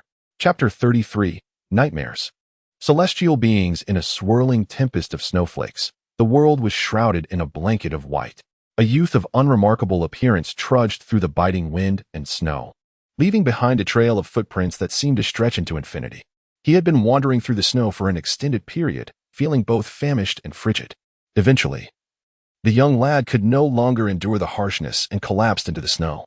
The icy flakes struck his face, and he sensed the warmth of his blood gradually dissipating. He was on the brink of succumbing. With the closing of his eyes, he feared he might never awaken again. The heavy snowfall would engulf his body, burying him beneath the relentless chill of winter. As his eyelids grew heavier, a radiant light emerged on the horizon. He had never witnessed such a pure illumination. It was breathtaking. A woman's figure shimmered with a gentle aura, her face obscured beneath a veil of white light, rendering her features indistinct. A celestial being. The boy reached out towards the distant apparition, his voice hoarse and strained. The ethereal presence, as pristine as a snow lotus atop a lofty mountain, spoke with a voice that bore the coldness of wind and snow. I am the ice fairy from the heavens, sovereign of ice and snow. I have descended to face tribulations, and you shall be my trial. Me? A trial? The boy murmured weakly, straining to open his eyes to glimpse her visage. Yet, he could not discern her face. In his dying moments, he heard the fairy proclaim, "Whatever wishes you harbor, I shall fulfill." It was perhaps the most enchanting voice he had ever encountered. I wish to live. I wish to grow strong. He struggled to utter his final words. He believed it to be mere hallucination as he hovered on the threshold of death. However, when the boy next opened his eyes, he found himself still alive. He lay in a room adorned with blankets, his heart still beating. The carpet beneath him was crafted from the fur of some mythical beast, plush and warm against his skin, providing a sensation of comfort that made every pore of his body relax. It was a feeling he had never experienced before. Before long, he became aware of his remarkable transformation. His hands had grown larger, and his legs had lengthened. The youth gazed into the bronze mirror and beheld his reflection. That grotesque visage had unexpectedly morphed into one of striking handsomeness. His previously slender and diminutive frame had ascended to nearly 9 feet, now robust and upright. The once despised and scrawny boy had metamorphosed into the embodiment of the perfect man he had long yearned to become. Furthermore, he felt an exhilarating surge of strength coursing through him. You still live, and you have grown powerful. I have fulfilled all your desires. A voice suddenly echoed from behind him. Startled, the youth turned sharply to find the dark-clad fairy he had encountered before his unconsciousness. What else do you wish for? She inquired. The boy fixed his gaze upon her, despite the blinding radiance obscuring her features, which made his eyes sting after prolonged contact. Yet, he stubbornly focused on where her eyes would be, as if this would create a connection between them. With a hint of trepidation, he confessed, I wish for you to stay with me. He dared not voice the entirety of his impudent request. The fairy misinterpreted his meaning. Her cold voice carried an unusual tone. You desire me? Alarmed, the boy hastily clarified. No, not like that. I meant, I can. The fairy icily interjected with 2 chilling words. The youth's eyes widened in shock, as if an explosion had erupted in his mind, causing his veins to swell and his blood to boil. No matter what wish you have, I shall grant it for you, including me. The fairy slowly approached him, and with each step, a luminous snow lotus blossom materialized beneath her feet, only to vanish swiftly. The youth swallowed hard, his voice hoarse. No, I dare not desecrate a celestial being. Yet, the celestial replied, it is merely a vessel. If you desire it, take it. It shall not hinder my cultivation. If this is my tribulation, I must thank you, for it is far easier than I had anticipated. The young man gazed at her in a daze, waves of heat crashing over him, eroding his rationality. What? Do you not want it anymore? The celestial tilted her head. I do. Before his mind could catch up, he hastily responded, realizing what he had said. His heart raced wildly, his breath quickening, becoming increasingly labored, nearly suffocating him. Then, step by step, he approached the celestial with an obscured visage, trembling hands unfastening her belt. The youth had desecrated the sacred celestial. Guilt surged within him, yet a hidden thrill ignited. He should not have pulled her down from her pedestal. But such beauty had been willingly offered, and he was tempted. He reverently kissed her ethereal form from head to toe, each motion imbued with profound devotion. He held her tightly, merging deeply with her essence. At the pinnacle of ecstasy, the once pure celestial lost her radiance, the halo that had concealed her face gradually fading. Her visage became increasingly distinct, resembling a lotus bloom, with skin as smooth as cream and lips akin to a water lily, breathtakingly beautiful. Yet, within her eyes, an unruffled calm prevailed. Even after such desecration, no trace of emotion stirred in her gaze, which remained cold and desolate.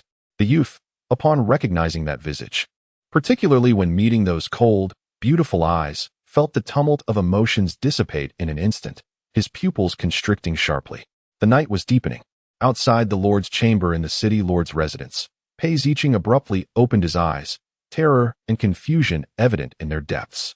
His face was flushed, his body drenched, as if he had just emerged from the water. He gasped for the air within the room.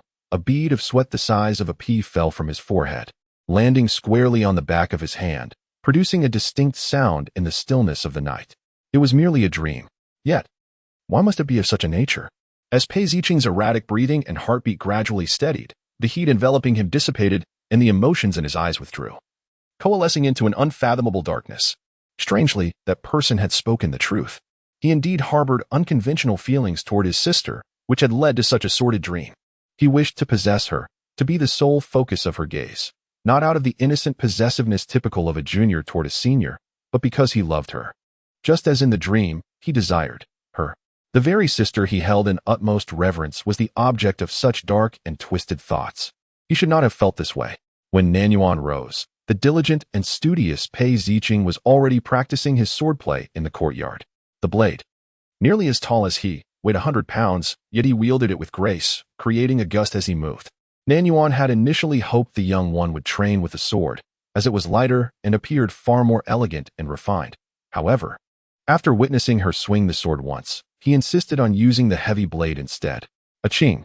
The moment the woman spoke, Pei Zicheng immediately ceased his movements, gripping his large knife as he hurried towards her with a series of thuds, creating a rather endearing scene. "Did I disturb you, sister?" Nan Yuan inquired, hinting at something deeper. "Are you referring to now or to last night?" Pei Zicheng was taken aback, a flicker of panic crossing his eyes. But as he cast his gaze downward, it quickly vanished. He awkwardly asked, "Did I disturb you last night, sister?" Nan Yuan's tone carried a hint of disdain as she clutched her blanket, tossing and turning, opening and closing the door with such commotion that it was impossible for her to remain unaware. How could I not know? Upon hearing this, Pei Zicheng's heart skipped a beat. He maintained his composure and explained, "Sister, I had a nightmare last night." Nan Yuan mused silently. That much is evident. He must have dreamt of something bizarre. "I dreamt I was walking through a frigid landscape, shivering uncontrollably. Then, a celestial being descended from the heavens, gifting me a blanket. Yet, even wrapped in it while lying on the snow, I felt cold, so I desperately burrowed deeper into the blanket. Eventually, I was awakened by the heat." At this point, Pei Zicheng sheepishly scratched his head, realizing that his sister would never guess the reason behind such a dream. It was because he had neglected to shut the window properly before sleeping, allowing the chilling wind to seep in directly towards his head. After sweating through the night, he had to change into fresh clothes in the side room. Although he currently shares the main room with his sister, she has reserved the side room for him, where he typically bathes and changes his clothes. Furthermore, when she takes her bath, he retreats to the side room to avoid any discomfort. Nan Yuan cast a glance at him, and Pei Zicheng looked at her with a hint of grievance. "Sister, I was exposed to the cold wind all night. If you don't feel sorry for me, that's one thing, but how can you say I deserve it?" However, he conceded that disturbing his sister was indeed his fault. After contemplating for the entire morning, he concluded that it would be best for him to move to the side room. Nan Yuan paused momentarily and replied, "It's no great harm to me. If it's just this, there is no need for such a drastic measure. Sister, it's not solely because of this. Originally, I intended to stay in the outer room to take care of you, but you never wake at night. Instead, I frequently become a source of trouble for you." Before Nan Yuan could respond, the little creature in her arms, Su Xiaodang, began to chirp mockingly, "Liar.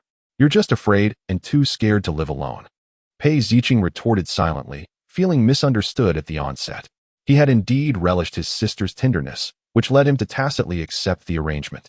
"Sister, I am not a child anymore." Upon hearing this, Nan Yuan understood. She had thought this young lad had bypassed his rebellious phase, yet it had arrived unexpectedly.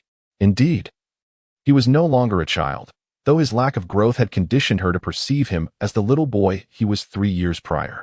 Nan Yuan nodded, and Pei Zicheng promptly carried his bedding out with remarkable decisiveness. In her heart, Nan Yuan sighed, realizing that as children grow, they inevitably move beyond their mother's grasp. Within a few days, she would uncover even more sorrowful truths. She expressionlessly poked the plump little belly of the sweet treat, pondering whether Qing had been avoiding her lately.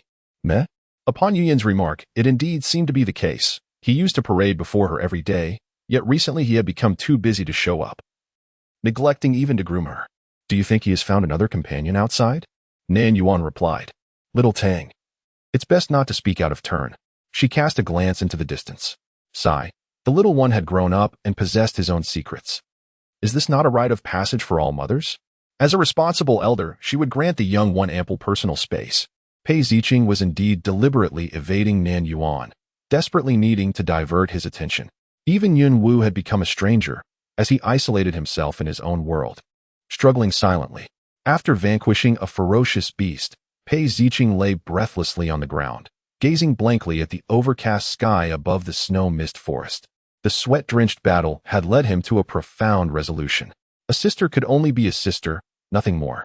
She was the most sacred being in his heart, and he would not permit anyone to tarnish that sanctity, not even himself. Pei Ziqing meticulously cleaned the bloodstains from his body, donned a fresh set of garments, and wafted fragrant incense around himself to mask the lingering scent of blood. His sister had a penchant for cleanliness. He had to ensure he was immaculate, although her tolerance for the smell of blood seemed somewhat greater than for other odors. Visitors had arrived at the estate. By the looks of it, they appeared to be of considerable importance. Their luxurious carriages were drawn by tall and magnificent snow-spotted moose, while their servants donned exquisite silks reserved solely for the affluent of Snowy City. Outside the Grand Council chamber stood their guards, forbidding any approach. An elderly servant, passing by, acknowledged Pei Ziqing with a respectful bow, greeting him as young master. Who has arrived? Pei Ziqing inquired, his brow furrowed. The servant replied in a hushed tone. It is someone from the Qinghe Manor. Qinghe Manor? Pei Ziqing echoed, perplexed. What brings them to my Snowy City? The two places are seemingly worlds apart. The servant hesitated, casting a glance behind him, and spoke in a whisper. When the former city lord was alive, by sheer coincidence, he saved the life of the manor's esteemed elder. In gratitude, the elder arranged a marriage pact, allowing his youngest son to reside in the city lord's household. Not only is Qinghe City renowned across the Cangyao continent for its prosperity, but the manor itself is also a prestigious lineage of spiritual cultivators. For centuries, the manor has produced numerous powerful practitioners, earning great respect throughout the continent. In contrast, Snowy City boasts few cultivators. Even the former city lord was merely an intermediate martial artist. Although capable of moving hills and splitting stones, he paled in comparison to true spiritual practitioners. It was only in this remote and backward Snowy City that he could hold the title of city lord. In any other place, his abilities would be deemed insufficient. The former city lord had longed for an heir with spiritual roots, expending considerable effort to wed an intermediate spiritual apprentice. Alas, their daughter was born without such roots, destined to become a martial cultivator instead. The old city lord had contemplated seeking out several women to fulfill his desires. Yet his profound affection for the old lady ultimately led him to abandon such pursuits. Thus, when Master Zhuang proposed the union, despite harboring a hint of ulterior motive, the old city lord willingly acquiesced. Although he was unable to father children himself, he hoped that a union between his daughter and the descendants of the Zhuang family might yield a child with spiritual roots. This thought lingered in the old city lord's mind until his demise. Initially believing that the Zhuang family had long forgotten their promise, he was taken aback when, several years after his death, the young master of the Zhuang family sought him out. Upon hearing the old servant's words, Pei Ziqing stood frozen in place, his eyes devoid of focus. A marriage alliance? How could his sister possibly wed another man? The very thought was unbearable. How could she marry someone else? The youth clenched his fists tightly, his eyes reddening, nearly bursting with anguish, his entire being trembling with suppressed emotion, a sight both unsettling and alarming. The old servant, taken aback by the intensity of his reaction, bowed slightly and hastily departed, fearing for the young master's state. He could no longer contain his tumultuous feelings and wished to shield his sister from witnessing his turmoil. Why did young Master Pei find himself secluded in sorrow? Suddenly, Pei Ziqing turned, and upon encountering the enigmatic figure behind him, his expression darkened. What are you doing here? Yun Wu chuckled softly. Young Master Pei, It seems the city lord has never barred my movements. I go wherever I please. Pei Zicheng regarded him coldly, remaining silent. Had the young master of the Zhuang family been sighted? Yun Wu smiled broadly. To say that the Zhuang family is worth 10 cities would not be an exaggeration. I caught a glimpse of their young master just now. Truly, he is a paragon of elegance, a dragon among men. Chapter 35. Sister, do not marry him. Pei Zicheng's gaze toward Yun Wu had turned exceedingly sinister. Yun Wu, seemingly oblivious, continued in a leisurely tone, setting aside this young lord's esteemed lineage. His prowess is unmatched in the entirety of Snowfall City. For someone of his caliber to become your sister's husband by entering the city lord's household is indeed a boon for her. Upon hearing the word husband, Pei Zicheng's expression momentarily contorted. My sister is the finest woman in the world. No one is worthy of her. This young lord is merely born into a slightly better circumstance. What does he amount to that he dares to marry my sister? Yun Wu chuckled lightly. Whether he is deserving or not is not for you to decide. Why not inquire directly with your sister and hear her thoughts? She would have no reason to refuse such a person. With the Zhuang family as a backing, Snowfall City would enjoy at least 200 years of security. Little did Pei Zicheng know, every 50 years, the beast tide would emerge from the snow mist mountains surrounding Snowfall City, varying in scale and posing a constant threat. The most catastrophic beast tide occurred 500 years ago, ravaging the city and resulting in countless casualties. If a member of the Zhuang family were stationed here, the situation would be entirely different, regardless of whether this young lord is favored, as long as he bears the Zhuang surname. The family would not stand idly by should calamity befall Snowfall City. Such an impeccable future husband, willingly entering the city lord's household, would be foolish to refuse. Wouldn't you agree? Pei Zicheng's clenched fingers nearly pierced his palm. You and I have at least shared a master-disciple bond. I advise you, young Lord Pei, to come to terms with reality sooner rather than later. Yun Wu feigned a sigh. What makes you think you're my master? Get lost. Pei Zicheng forcefully shoved him aside and walked past. Yun Wu staggered from the impact, flicking his fingers at the spot where he had been touched. His voice deliberately audible yet distant enough for Pei Zicheng to hear. Once your sister marries, she will indulge in intimate affairs with that young lord, engaging in ways you cannot possibly imagine. She may soon bear a son or daughter, and what will become of you then? You were merely an adopted false young master. After all, in that moment, the taut string in Pei Zicheng's heart finally snapped. Yun Wu glanced at the boy who was stumbling away, a smirk curling at the corner of his lips. At the Lord S estate, in the conference hall, Nan Yuan scrutinized the young man seated across from her, who was communicating with Little Sugar through his spiritual sense, taking advantage of the fact that no one could comprehend her beast language. Little Sugar perched on Nan Yuan's shoulder and whispered into her ear, Yuan, this is a notorious pawn in the game. Do not be deceived by his handsome appearance. He harbors great ambition. In the original storyline, after Pei Weiying perished in her seclusion, he arrived at the most chaotic time in Snowy City, joining forces with the old steward to quell the unrest, ultimately becoming the new lord. To legitimize his claim, he even forged a union with the deceased Pei Weiying. Tell me, isn't that quite the audacious maneuver? Nan Yuan replied, indeed, quite audacious. Little Sugar shifted her position and continued her chatter.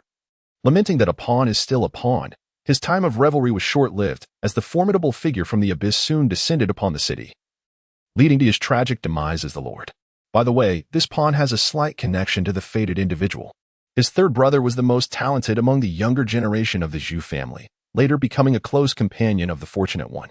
Tragically, he met his demise. And naturally, the two forged a bitter enmity with that bloodthirsty demon spider. Little Tang chattered incessantly, drawing the attention of the gentleman across from her. The handsome and noble man smiled faintly, exuding a pleasant aura, his voice remarkably gentle. Having prided himself on his extensive experiences, he realized today, upon encountering Miss Pei's spirit beast, the limitations of his knowledge.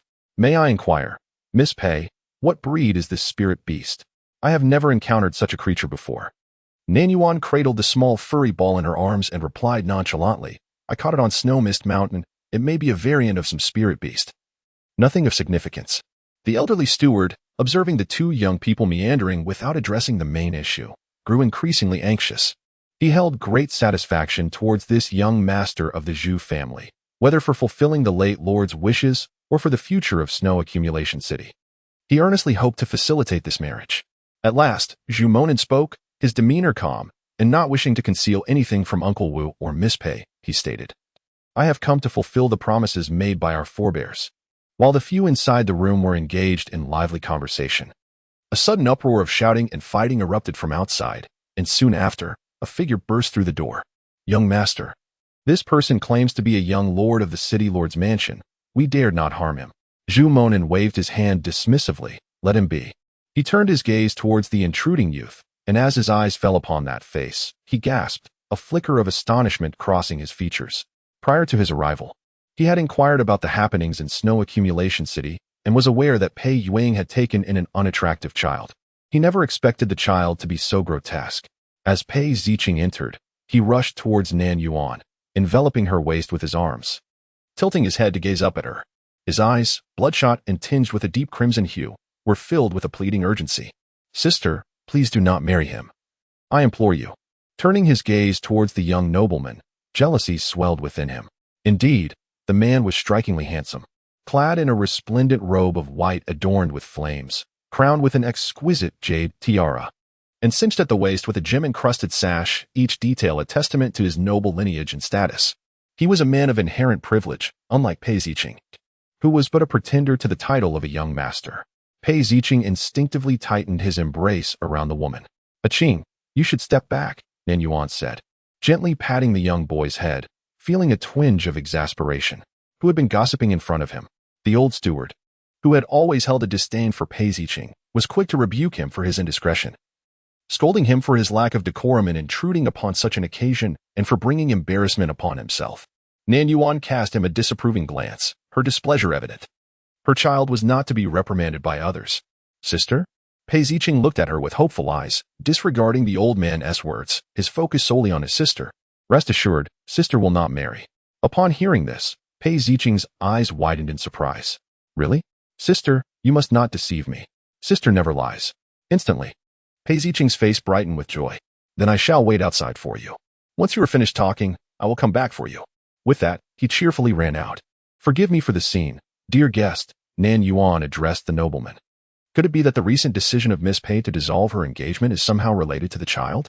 Zhuang Monin inquired, his gaze imbued with curiosity. He had presumed the matter to be virtually assured, considering his esteemed status. Both his appearance and cultivation were exceptional. During his time in Qinghe City, numerous young ladies from noble families had been enamored with him. However, to his astonishment, just prior to the entrance of that unsightly individual, he had been rejected. Zhuang Monin maintained an outwardly graceful demeanor, yet internally, he harbored considerable disdain. Even if the other was not the stereotypical brutish warrior and possessed a modicum of attractiveness, the notorious scandal of his licentious behavior, which included consorting with several men, had spread throughout the vicinity. He had deigned to visit this inconsequential corner of the world. Willing to marry such a disreputable woman, what audacity did she possess to turn him down? Chapter 36. Forever. Never to depart. Nan Yuan elucidated. "This has nothing to do with the Qing. Our families are incompatible, and this union is indeed unsuitable. Should I propose to dissolve the engagement, no one would accuse the Zhuang family of being dishonorable." The matter of the engagement had been broached by the former city lord with Pei Yuing. It was indeed a case of him seeking to repay a debt of gratitude. Although the proposal had been initiated by Zhuang Diyi at that time, it had merely been a casual remark. Anyone else would have recognized the lack of propriety in such a suggestion. However, the former city lord, eager for a descendant with spiritual roots, had been so elated by this unexpected fortune that he immediately consented, leaving Zhuang Diyi no opportunity to retract his words. The Zhuang family placed great importance on their reputation, and thus, retracting a public statement was not a viable option. The former city lord sensed Zhuang Diyi's regret, though he feigned ignorance. This matter had been mentioned multiple times by the former city lord to Pei Yuing, urging her to treat kindly the young master of the Zhuang family who would be entering their household. However, the old city lord waited in vain until his demise for the arrival of his son-in-law. A man of pride, he never sent anyone to propose this marriage. Zhuang Monin gazed at the ethereal beauty before him. Though his heart was fraught with discontent, he betrayed not a hint of it. "Miss Pei, what if I were to say that I am indifferent? My acceptance of this union is, firstly, due to my parents' wishes, and secondly, because I myself am not overly concerned with social standing." Nan Yuan's expression remained impassive, unaffected by his words. Upon realizing her stance, Zhuang Monin let out a wry smile. "Well, I see your point, Miss Pei. To be candid, The Zhuang family has many offspring. Although I am the legitimate son of the main branch, I am hardly remarkable. Should I wish to remain in the snowy city, would you consider taking me in? Nan Yuan cast him a surprised glance. Little Tang covered her mouth with her paw, chattering, Yuan, look. This fellow is truly audacious. You have rejected him, yet he shamelessly persists. He seeks to scheme for the snowy city while maintaining a fade of propriety. Humph. By comparison, the rather unsightly A Qing seems far more endearing. Thinking ahead to the future, where she wished to follow the Fortunate One for convenience, she noted his connection to the Fortunate One, choosing not to dismiss him outright. You may stay if you wish, but the engagement is off. Zhuang Monin expressed his regret. Though I harbor such intentions, I do not wish to impose upon Miss Pei. I shall return tomorrow and communicate your wishes to my father. Should I visit the snowy city again in the future, I hope you will welcome me. Very well. Nan Yuan agreed. Zhuang Monin inclined his head to her, saying, Then I shall not trouble you further. After everyone departed, Pei Ziqing hurriedly rushed in, his eyes gleaming as he fixed his gaze upon Nan Yuan. Sister, have you truly not accepted this marriage proposal? We spoke at length today. It was exhausting. Pei Ziqing stepped closer to her, kneading her shoulders. Sister, that young master from the Zhuang family is quite handsome, and his lineage is impressive. If he were to marry into the city lord's residence, it would secure a prosperous future for Jishua City. Nan Yuan responded with an air of arrogance. With me around, Jishua City is more than adequately protected. Pei Ziqing chuckled in agreement. Together, we shall safeguard Jishua City. We need not rely on anyone else's favor. The following day, after the young master from the Zhuang family departed with his entourage, Pei Ziqing could hardly conceal his delight. He approached Yun Wu, standing tall and proud. You underestimate my sister. Even if he hails from the Qinghe Zhuang family, she remains unimpressed. Observing the glimmer of pride mixed with a hint of amusement on Pei Ziqing's face, Yun Wu suddenly shook his head with a smile. Young Master Pei, you are still rather naive. Pei Ziqing furrowed his brow. What do you mean by that? He felt a surge of wariness. Mark my words. He will undoubtedly employ every means to entice your sister. Although she appears rather detached now, do not forget her past. She has always had a penchant for handsome men. Do you remember Shui Songyun? What of Gulanji? Ah, and let us not forget someone as unremarkable as myself. Yun Wu chuckled leisurely. Do you not see the reflections of the three of us in this young master from the Zhuang family? He possesses Shui Songyun's haughty elegance, the untainted purity of Gulanji, and even the refined charm akin to mine. If such a man were to invest his thoughts in your sister, do you believe she could withstand it? Pei Ziqing contemplated the demeanor and grace of that young master from the Zhuang family and realized with startling clarity that Yun Wu's words held an undeniable truth. This young master from the Zhuang family was precisely the type that her sister adored, perhaps the most distinguished one she had ever encountered. The elation that had recently blossomed in her sister's heart, spurred by a promise, vanished in an instant, leaving Pei Ziqing engulfed in panic. I must inform my sister to guard herself against this unscrupulous man. Yun Wu chuckled softly, suggesting, you should tell her to seek out the Zhuang young master. He'll undoubtedly utter a few charmingly persuasive words, and your sister, being tender-hearted, will find herself ensnared once more. Ah, is this the outcome you desire? What then? What do you propose? Pei Ziqing, in a fit of frustration, cradled his head in despair. Why does this man persist? My sister has clearly rebuffed him. How can he be so shameless? A flicker of sharp intelligence gleamed in Yun Wu's eyes as he smirked and addressed him with a calm yet deliberate tone. It is quite simple, eliminate him. Pei Ziqing froze momentarily, a torrent of wild thoughts surging through his mind. To slay this man, to mar that visage, to ensure he can no longer beguile my sister. Yet, clarity soon returned to him. Pei Ziqing studied Yun Wu with a brooding gaze. Pondering the consequences, if this Zhuang young master were to meet with misfortune in Shue City, would the Qinghe Zhuang family spare my sister? Even if he were to perish outside the city, it would still transpire after his departure from Shue City. Yun Wu, are you deliberately leading me astray? Yun Wu offered a subtle smile. Pei young master, you are overthinking this. What cultivation does that Zhuang young master possess, and what of your sister's capabilities? If he were to perish, no one would attribute the blame to you, dear sister. Moreover, I jest. Can you truly bring harm to that young master of the Zhuang family? Pei Ziqing's gaze was intimidating. After a moment of contemplation, he turned away. Yun Wu, in a buoyant mood, resumed molding the clay figurine at the corner of the table. Crafting a decoy to elude the watchful eyes would not be a formidable task. Recently, Pei Ziqing had become quite clingy. Sister, is it true that the young master of the Zhuang family will not marry you? I have declined. Nan Yuan gently patted the little one's head. Qing, you have inquired numerous times. I fear that sister will abandon me, Pei Ziqing replied, feeling aggrieved. Never. Unless you choose to leave me first. I will never leave sister. Pei Ziqing's voice suddenly rose, filled with fervor. Chapter 37. Perhaps I shall lend you a hand. Nan Yuan regarded the emotionally charged little one with an unwavering heart. It is easy to speak sweetly now, but who knows if hearts may change in adulthood. Sometimes, familial affection holds little value in the presence of a little enchantress. For instance, when placed alongside her mother, her father could only see her mother, utterly blind to her existence. Her mother was the enchanting little demon that captivated her father, undeniably the foremost, unmatched by anyone. In the future, Qing would encounter his own little enchantress, perhaps not as cold-hearted as her father, yet at that time, she would become an irksome presence. As Nan Yuan pondered this, a tinge of melancholy washed over her. Pei Ziqing remained oblivious to the sacred thoughts her sister entertained, knowing only that she did not take his words to heart. However, this is no child's jest. He has long since outgrown his youth. His words resonate with sincerity.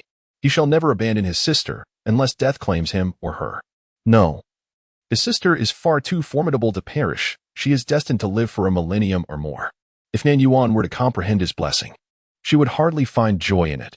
Wishing her merely 1,000 years of life would be tantamount to casting a curse upon her. Sister, I shall remain by your side forever. Even when you bid me farewell, I shall not depart. Pei Ziqing knelt beside the woman, resting his head upon her lap.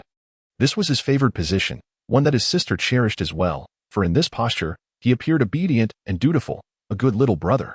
Contemplating Yun Wu's words, Pei Ziqing tentatively inquired, Sister, that young Master Zhuang will not return, will he? Instantly, his nerves tensed. Could it be that the young Master Zhuang had previously arranged with his sister to return, and she had acquiesced? A tempest of emotions surged within Pei Ziqing's heart. He firmly closed his eyes. Qing, do not be angered. Do not harbor murderous intent. Above all, do not allow your sister to perceive the violent and bloody thoughts lurking within you, nor the dark and sordid inclinations of your mind. Regaining control over his emotions, he allowed a smile to grace his lips once more, his voice imbued with youthful innocence and tenderness. Sister, take good care of yourself, and I wish you sweet dreams. Nan Yuan gently patted the little one's head, reciprocating. Sister also wishes for Qing to grow tall and strong soon. Pei Ziqing lifted his gaze, casting her a lingering, melancholic glance. Meanwhile, the little sugar, sprawled upon the plush blanket, rolled about in laughter. Pei Ziqing squinted and inquired, What are you laughing at? At least I can still grow taller. You haven't grown a bit in years. Su Xiaodong immediately flared up, You fool. This is merely the form of a cub. Once I mature, I shall possess the most handsome appearance of a divine beast, along with the shiniest fur. Yuan will ride on my back to explore the world. And when that time comes, I shall not carry you. Pei Ziqing retorted, Well, I grow faster than you. Right now, you're just a little meatball. And yet you dare to mock me? Su Xiaodong let out a cry and darted into Nan Yuan's embrace, using his little bottom to push Pei Ziqing's head aside. Extending his paws to seek a hug, Yuan, he is belittling me. Nan Yuan sighed, feeling a headache coming on. Ultimately, she tossed the little one into Pei Ziqing's arms, employing the age-old method favored by mothers. You've upset him. You console him. Pei Ziqing, capable of soothing even his elder sister, quickly calmed the little creature down. Just as he was about to leave, Nan Yuan suddenly called out to him, cautioning, Qing, stay away from the plum garden. Pei Ziqing's heart skipped a beat, and he curiously asked, Why? Is there something wrong with that Yun Wu? Nan Yuan found herself at a loss for words. Pei Ziqing mumbled softly, If I don't seek him out, will my sister still take the time to teach me chess? To instruct me in painting? In this entire household, only my sister and young Master Yin do not disdain my appearance. Others dare not even meet my gaze. Nan Yuan was taken aback, realizing for the first time that the little cub seemed particularly concerned about his looks. Originally, I intended to assist Qing in cleansing her marrow and refining her body in a few years, as the agony involved is beyond what most can endure. There are indeed instances where individuals have succumbed to the torment. However, if Qing is particularly concerned, it may be prudent to expedite the process. As for Yun Wu, Nan Yuan has never regarded him as a threat. Not only is his bloodline yet to awaken, rendering him exceedingly feeble, but even if he were to endure the trials of the abyss and emerge as a formidable figure, she would remain unperturbed. Keeping him within the residence serves merely to prevent him from becoming a significant menace and to preemptively address a troublesome matter set to arise in 2 years. In truth, eliminating him outright would be the most effective solution, but, alas, Nan Yuan has chosen to adopt a more virtuous path.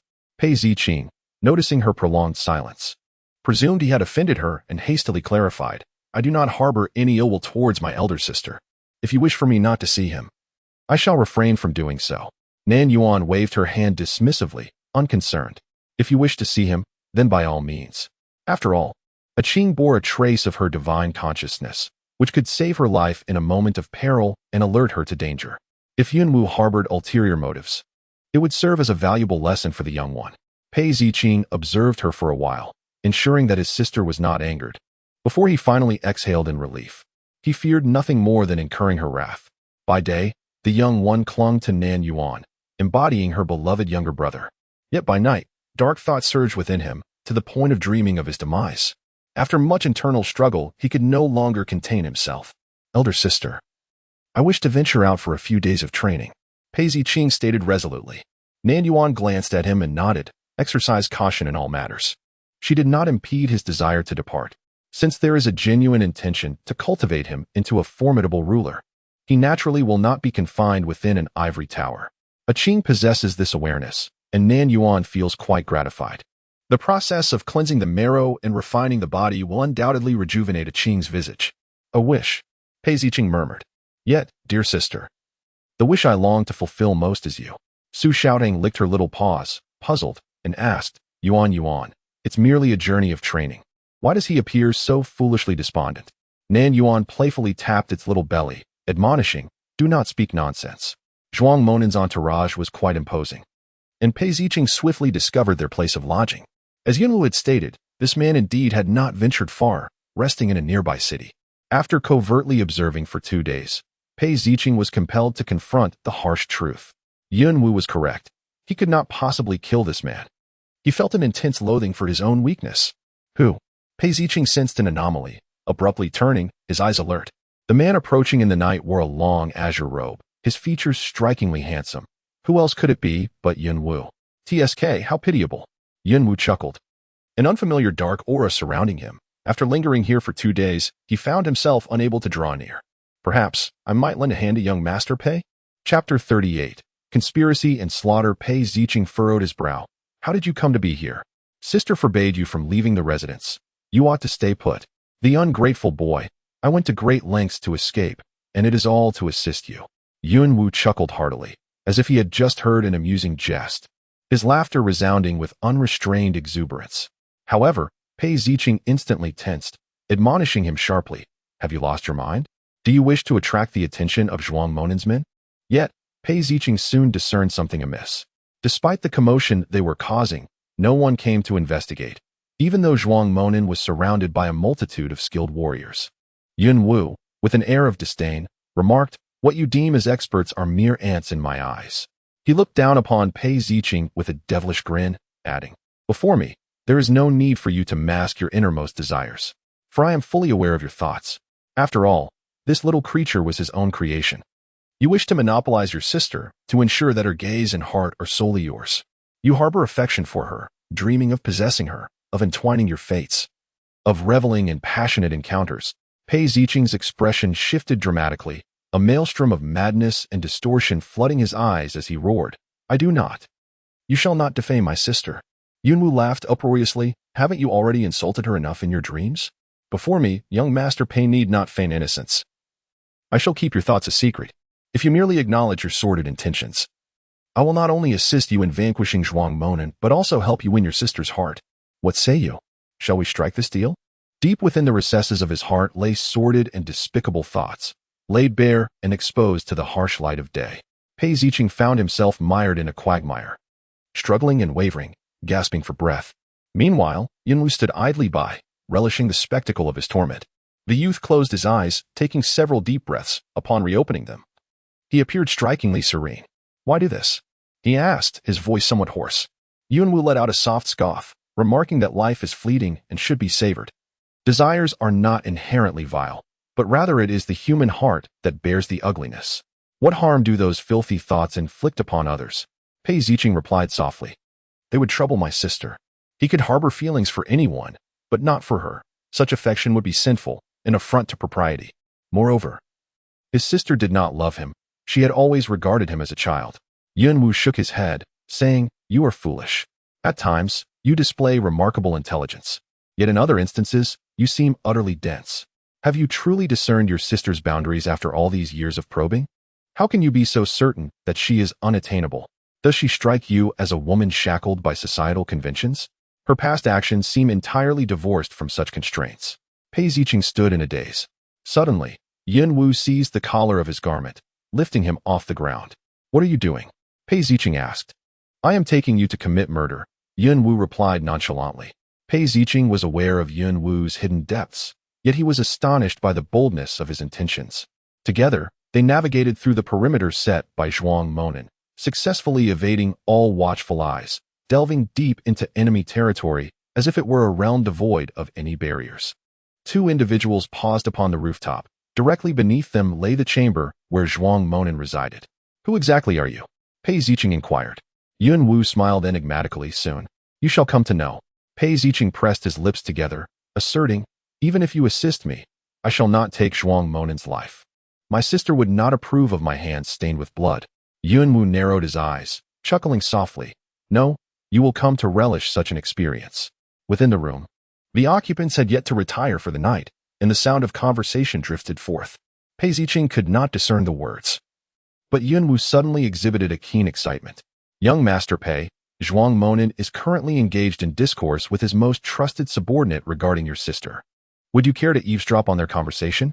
Without granting him the liberty to decline, Yunwu swiftly lifted a section of the roof tiles and pressed Pei Ziqing's head down towards the opening. Inside, Zhuang Monen had exchanged his opulent ceremonial robe, a symbol of his status, for the guise of an ordinary merchant, yet his elegance remained unmistakable. With his hands clasped behind his back, he conversed with a middle-aged man before him, who maintained a demeanor of humility. Young master, since the lord of Jishue City is so unappreciative, why not consider an alternative path? The eldest daughter of the lord of Yuyang City harbors affections for you. You could easily. Zhuang Monen raised a hand, interrupting. The daughter of a city lord holds no power compared to that of the lord himself. Yuyang City shall not fall to a mere son-in-law. But Jishue City is a different matter altogether. Moreover, this is a union designated by my father. The subordinate, filled with indignation, retorted, Yet, given that the lord of Jishue City is so ungrateful, young master has willingly cast aside his dignity to become a son-in-law, and she dares to refuse? Zhuang Monen's expression revealed no trace of joy or anger. She was merely a woman, easily swayed with a little persuasion. Moreover, the remote snowy city was well suited for my endeavors. A subordinate, somewhat apprehensive, remarked, The lord of Snowy City possesses considerable beauty. I wonder if the young master will be resolute enough when the time comes. At that moment, Zhuang Monen was devoid of the elegance and gentleness he had displayed during the day. A glimmer of ruthlessness flickered in his eyes. To achieve great things, one must inevitably have blood on their hands. Once I have taken control of Snowy City, I shall treat its citizens with kindness and erect a monument of merit in her name, ensuring that her death is not in vain. Upon hearing this, Pei Ziqing felt a surge of fury erode his rationality. Were they actually plotting to assassinate his sister and usurp her position? How dare they? Forgetting the disparity in their strengths, Pei Ziqing shattered the roof tiles with a punch and leapt inside. His bloodshot eyes bore down on the treacherous master and servant. What hypocritical scoundrels they were, scheming to murder his sister in their quest for Snowy City. He advanced step by step, a wild murderous intent raging in his gaze.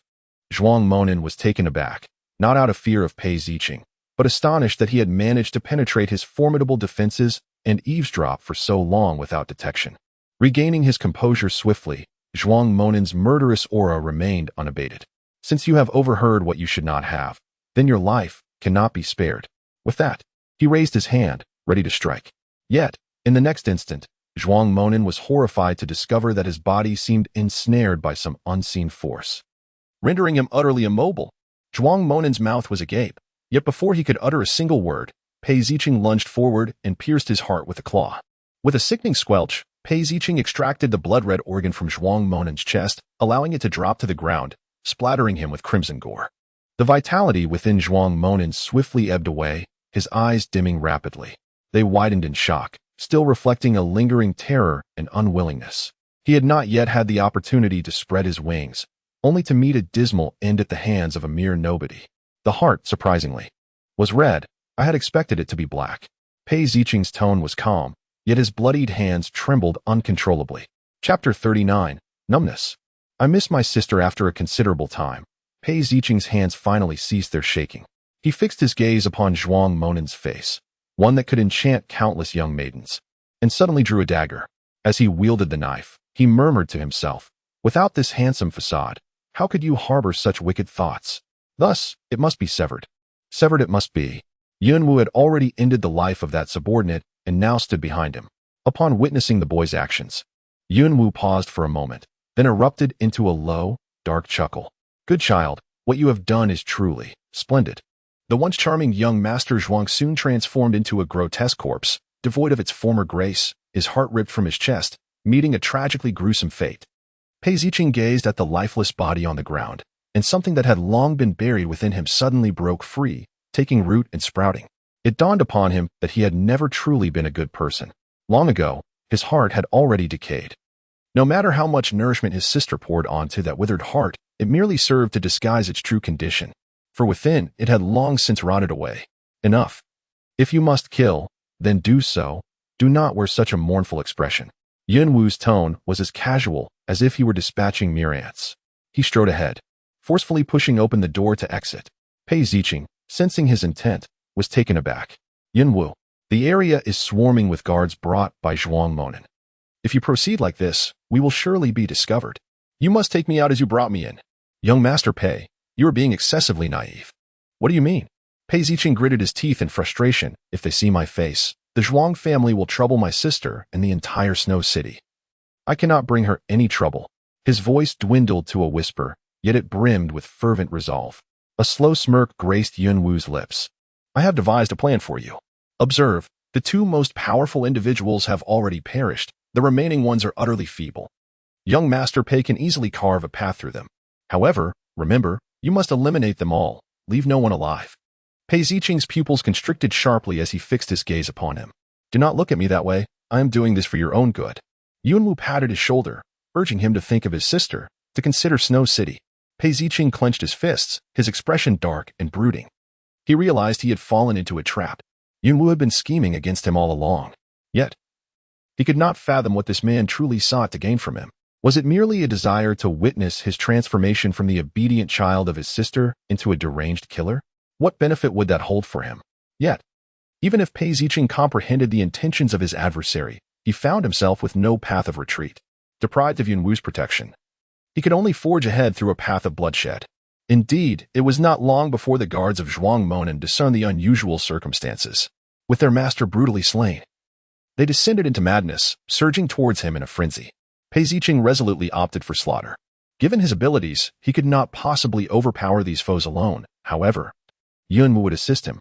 Regardless of how formidable his opponents appeared, in Yunwu's eyes, they were mere puppets under his control. He manipulated the puppets while assuming the role of the executioner. Ultimately, Pei Ziqing was drenched in blood, his expression becoming increasingly numb. With a swift thrust, he dispatched the last of his assailants, his movements growing more decisive and unhesitating. He wiped the blood from his face, only to smear it further, transforming the flesh of his visage into a crimson hue, reminiscent of bubbling blood in a cauldron. In that moment, the youth resembled a demon emerging from the depths of hell. "You have performed admirably. Observe, all these individuals lie dead. Only the deceased can keep secrets eternally." Pei Ziqing paid no heed to his words, his gaze lost and fixated upon his bloodied hands, murmuring, "Sister, I miss you." Yunwu chuckled softly, his demeanor relaxed and graceful. "Fear not, I shall first take you to a delightful place." Pei Ziqing struggled to emerge from his stupor, his hollow, darkened eyes fixated upon him. Unperturbed by the chilling intensity of his stare, Yunwu continued leisurely, "You have no right to refuse." Pei Ziqing let out a cold laugh. "Young Master Pei, I promise you that once you visit that place and emerge, you will be able to see your sister. If she were to discover the deeds you have committed, she would not spare you." Yunwu, upon hearing this, burst into laughter, remarking that if your sister were to learn of your actions, would she still acknowledge you? Pei Ziqing trembled, murmuring to himself, she surely will." My sister has promised never to abandon me. He believed that all his transgressions were for her sake, and she would undoubtedly forgive him. Yunwu smirked derisively, lifting his gaze skyward, and his demeanor shifted abruptly. Moments later, a bird with dark, meaty wings soared from the horizon. Yunwu tossed the bloodied figure onto the creature's back and gracefully ascended himself. The bird spread its wings and glided swiftly, covering vast distances in an instant. The fierce winds at such heights made it difficult to keep one's eyes open. Yunwu cast a sidelong glance at him, paying no heed. He pondered his own predicament. Yunwu had no intention of ending his life. As long as he drew breath, he would eventually see his sister. Sister, he yearned for her deeply. The bird traveled 1,000 miles daily, its speed remarkable, continuing southward for an extended period. Pei Ziqing gazed down upon the verdant hills and waters, his expression devoid of warmth. In his youth, he had longed for the south, yet now he felt no desire. No matter how splendid the locale, devoid of his sister, it held no significance. Before he could fully savor the southern land's perpetual spring, the creature beneath him traversed a desolate forest, crossed a chasm, and soared into a grayish expanse. Below, only a barren and desolate terrain was visible, with the vegetation exhibiting an eerie dark brown hue. At a certain moment, the flesh-winged bird swooped down and finally touched the ground. Pei Ziqing's feet also found their footing at last. He surveyed the vast and desolate land around him, feeling a sense of discomfort. The flora and the very air here weighed heavily upon him. Before him lay an abyss, unfathomable at a mere glance. He could even discern a putrid odor wafting through the air. Young Master Pei, we have arrived, Yunwu remarked, a smile playing at the corners of his mouth. With a low chuckle, Yunwu articulated, indeed, it is here. Pei Ziqing's eyes widened in shock, his expression one of terror. If you can ascend from the demonic abyss of my realm, you shall certainly meet your sister. In the next moment, the boy felt a sudden lightness in his body as a force violently propelled him over the edge, sending him plummeting into the chasm. Ah! The boy's scream echoed as Yunwu's smile deepened gradually. Chapter 40. Remember, you only have 2 years. Yunwu's smile did not linger for long before fading. He stood at the precipice, gazing into the unfathomable depths of the abyss. This was a place that even the demon lord of the demon realm found troublesome. Within the abyss lurked a miasma that never dissipated. This was no ordinary miasma, for it could dispel the 5 elemental energies. This meant that even the mightiest of spiritual cultivators would be rendered an ordinary person should they fall within. Amidst the miasma, decaying corpses are heaped like mountains, teeming with various venomous creatures and ferocious beasts, further giving rise to countless malevolent entities. The lesser demons devour human flesh, while the higher-order fiends consume the myriad emotions of joy, anger, sorrow, love, hatred, and obsession. They erode human consciousness and obliterate one's will. Once ensnared in this place, whether one is a practitioner of spiritual cultivation or dark sorcery, escape becomes a formidable challenge. Here lies an immense net, densely woven, nearly impossible to break free from. The only hope rests in the rebirth of Nirvana, emerging from the chrysalis like a butterfly. The laughing demon lord, one of the 5 great demon lords of the demon realm, Yunwu, appears charming and charismatic, yet he is, in truth, an exceedingly cold-hearted individual. Even though Pei Ziqing was nurtured by him, he shows no mercy when he strikes. In fact, Yunwu has cast down many individuals bearing the bloodline of ancient great demons, akin to Pei Ziqing, yet none have ever emerged from the abyss. Those souls have long since transformed into mere bones, or become a meal for those malevolent creatures. How pitiful! Feigning a sigh of sympathy, Yunwu was about to turn away when he sensed something, halting his steps abruptly and taking a sudden step forward. He stood at the precipice, waiting in silence. After approximately half an hour, the sound of a youth's labored breathing grew increasingly near. Pei Ziqing, fortunate enough, had grasped a vine during his fall, allowing him to ascend the sheer cliff, inching his way upward. The boy's hands had been lacerated by the sharp stones, fresh blood oozing forth. Mingling with the already dried stains, his hands appearing as though they had been steeped in blood. At last, those crimson hands grasped the edge of the cliff. He was but a step away from freedom. Pei Ziqing let out a sigh of relief, a gentle curve forming at the corners of his mouth. However, that smile was swiftly frozen in place as the joy in his eyes vanished in an instant, replaced by a surge of a different emotion. He gazed up at the man, who towered over him, his heart trembling. After such a long time, he believed that Yunwu had long departed, yet, unexpectedly, here he stood at the edge of the precipice, a smile of mockery gracing his lips as he looked down upon him. Pei Ziqing's already unsteady breath quickened. His expression filled with dread as he regarded the man before him, his eyes revealing a long-buried vulnerability and pleading. Yun Wu, my sister is still waiting for me. I cannot perish here, I implore you. Yun Wu chuckled softly. Your will to survive is even more intense than I had anticipated. It is truly astonishing. Young Master Pei, I indeed promised you that once you emerged from within, you would see your sister. However, that moment is not now, but rather when you plummet into the abyss of demons and manage to claw your way back up. Yet, it is fortuitous that you have ascended now, as I have a few words to impart. If one wishes to remain unknown, one must refrain from wrongdoing.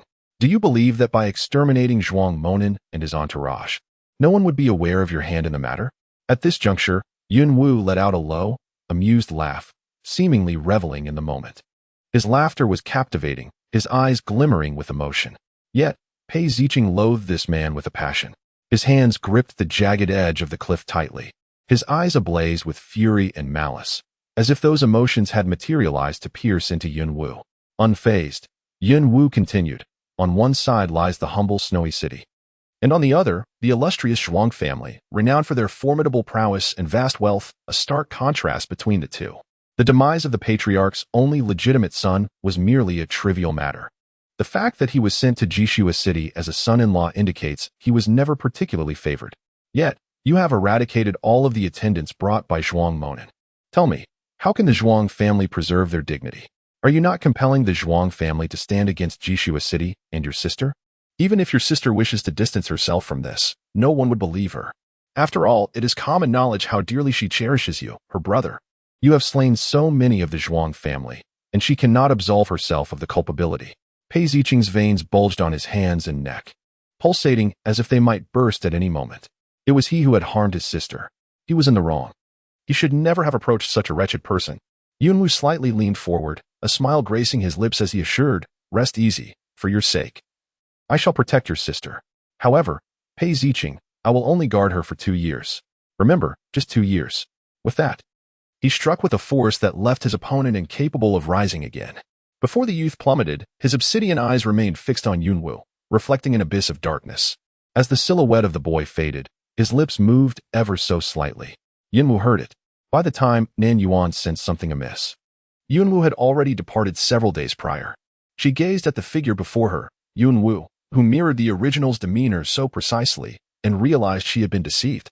She struck with her palm, only for the Yun Wu before her to transform into a mere clay figure, collapsing to the ground. Nan Yuan felt a surge of anger. However, Yun Wu's escape prompted her to begin questioning her previous assumptions. This individual, capable of deceiving the scrutiny of divine perception with illusions, is evidently no ordinary person. Either this person was formidable even before the ancient bloodline was awakened, or she has misidentified her target. This individual is not the formidable figure from the demon realm she had presumed. Yuan, Su Xiaodong gently tapped her with a paw. Are you feeling down? Nan Yuan replied nonchalantly, it's nothing. I merely discovered that my efforts have been in vain for so long, which is somewhat disheartening. Embracing Su Xiaodong, Nan Yuan exited the plum garden, her demeanor shrouded in a palpable gloom. Suddenly, she halted, her usually impassive face darkening, a flicker of fury igniting in her eyes. Yuan, Su Xiaodong gasped softly. Something was amiss. Yuan was furious. As her anger surged, her bloodline boiled, threatening to dissipate the shape-shifting water. True to form, in the blink of an eye, Nan Yuan's body, disguised by the shape-shifting water, reverted to its true form. Exquisite as if sculpted, breathtakingly elegant, a figure perfectly proportioned. A natural beauty, draped in black, the woman exuded a striking presence, her aura erupting with dominance, fierce and unrestrained. Chapter 41. Death and Fury. Su Xiaodong, startled, bristled with alarm. Yuan, remain calm. If the heavenly Tao discovers us, it will be catastrophic. Nan Yuan's voice turned icy. Someone seeks Qing's life. How can I remain composed? Su Xiaodong, upon hearing this, was incensed as well. Which audacious wretch dares to disturb the divine? Yuan. Let us go and eliminate that fiend. That little rascal belongs to both you and me. Only we may torment him, while others shall not. With a swift motion of her arm, Nan Yuan conjured a rift in the fabric of space itself. A solitary figure, accompanied by a formidable beast, shattered the void and departed with an imposing presence. The surroundings were engulfed in darkness, where the foul stench of decay and blood mingled, permeating the air to such an extent that, over time, one's sense of smell seemed to fade. Pei Ziqing's once beautiful eye was now a gruesome sight. Entirely hollowed out, while one of his legs had vanished below the knee, he wielded a large blade with ferocity, engaging in a brutal struggle against the encroaching demonic beasts.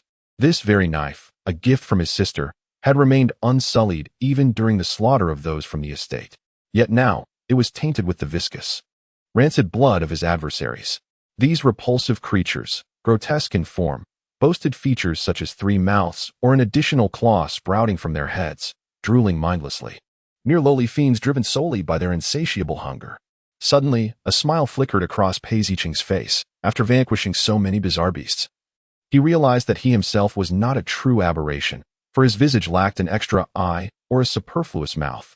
However, that was a reflection of the past. Presently, the eye his sister cherished most had been viciously clawed away by a beast, and half of his leg had become fodder for these abominations. Initially, he felt hatred, but eventually, only the primal instinct to survive remained. He yearned to live, even if it meant clinging to a single breath, for he longed to reunite with his sister. Pei Ziqing consumed the last elixir from his storage pouch, an immediate surge of vitality coursing through him as he prepared to withstand yet another wave of assault. He understood that, should this continue, his demise was inevitable. Yet, escape remained a distant hope. In an unknown cavern, upon the darkened bark of an ancient tree and even along the sheer cliffs, he faced formidable foes beyond his capabilities. He had made attempts, but at the cost of losing an eye and half a leg, he narrowly escaped the jaws of these fiends. Amidst the struggle against these lesser demons, he found himself clinging to life, seemingly the only path available to him. Exhaustion weighed heavily upon him. The duration of his relentless battles had blurred in his memory. Yet, he dared not close his eyes, fearing that once he opened them again, he might never awaken. However, the elixirs that replenished his strength would inevitably run dry. At last, Pei Ziqing could endure no more. He gasped for breath, expending the last vestiges of his energy before collapsing. A 3-headed, 3-eyed beast immediately lunged at him, severing one of his arms in its ravenous bite. The blade that had never left his side, along with his arm, was flung aside, and a horde of lower demons soon descended upon the limb, devouring it greedily. Pei Ziqing was long numb to the pain. He silently observed as these grotesque creatures swarmed him, 100 times more hideous than he. "Sister," he murmured, clinging to the obsession that he could not relinquish. He might have to break his word. In this perilous moment, the anticipated vision of being consumed by the beast did not manifest. Something surged forth from Pei Ziqing's chest, transforming into a fleeting shadow. It was a woman. With a graceful sweep of her sleeve, a powerful wave of energy radiated outward. In the blink of an eye, within a radius of several miles, every demon within sight was reduced to ashes. Pei Ziqing stood in stunned disbelief. He strained to widen his gaze upon the fleeting shadow. Yet the remaining eye, constricted by a tumor, was reduced to a mere slit, coupled with the blood cascading from his forehead, obscuring his vision. He found it impossible to discern clearly. He was certain that this figure did not resemble his sister, for her form was markedly different. Yet, inexplicably, there lingered an aura about this woman that evoked a yearning for closeness reminiscent of his sister. After extinguishing all life in the vicinity, the woman's silhouette swiftly faded, ultimately dissolving into nothingness. Her existence seemed solely to serve the purpose of rescuing him in that critical moment. Pei Ziqing laboriously raised his hand, grasping at the empty air. He caught nothing. "Who are you?" He lay motionless atop the mountain of corpses, surrounded by an eerie silence. They quivered in fear of the overwhelming force that had just transpired. Had he been saved? The youth offered a faint smile, greedily yearning for a moment of slumber. He was utterly exhausted. However, he had forgotten that this small area around him had not been touched by that lethal strike. Here, other perilous entities lay concealed.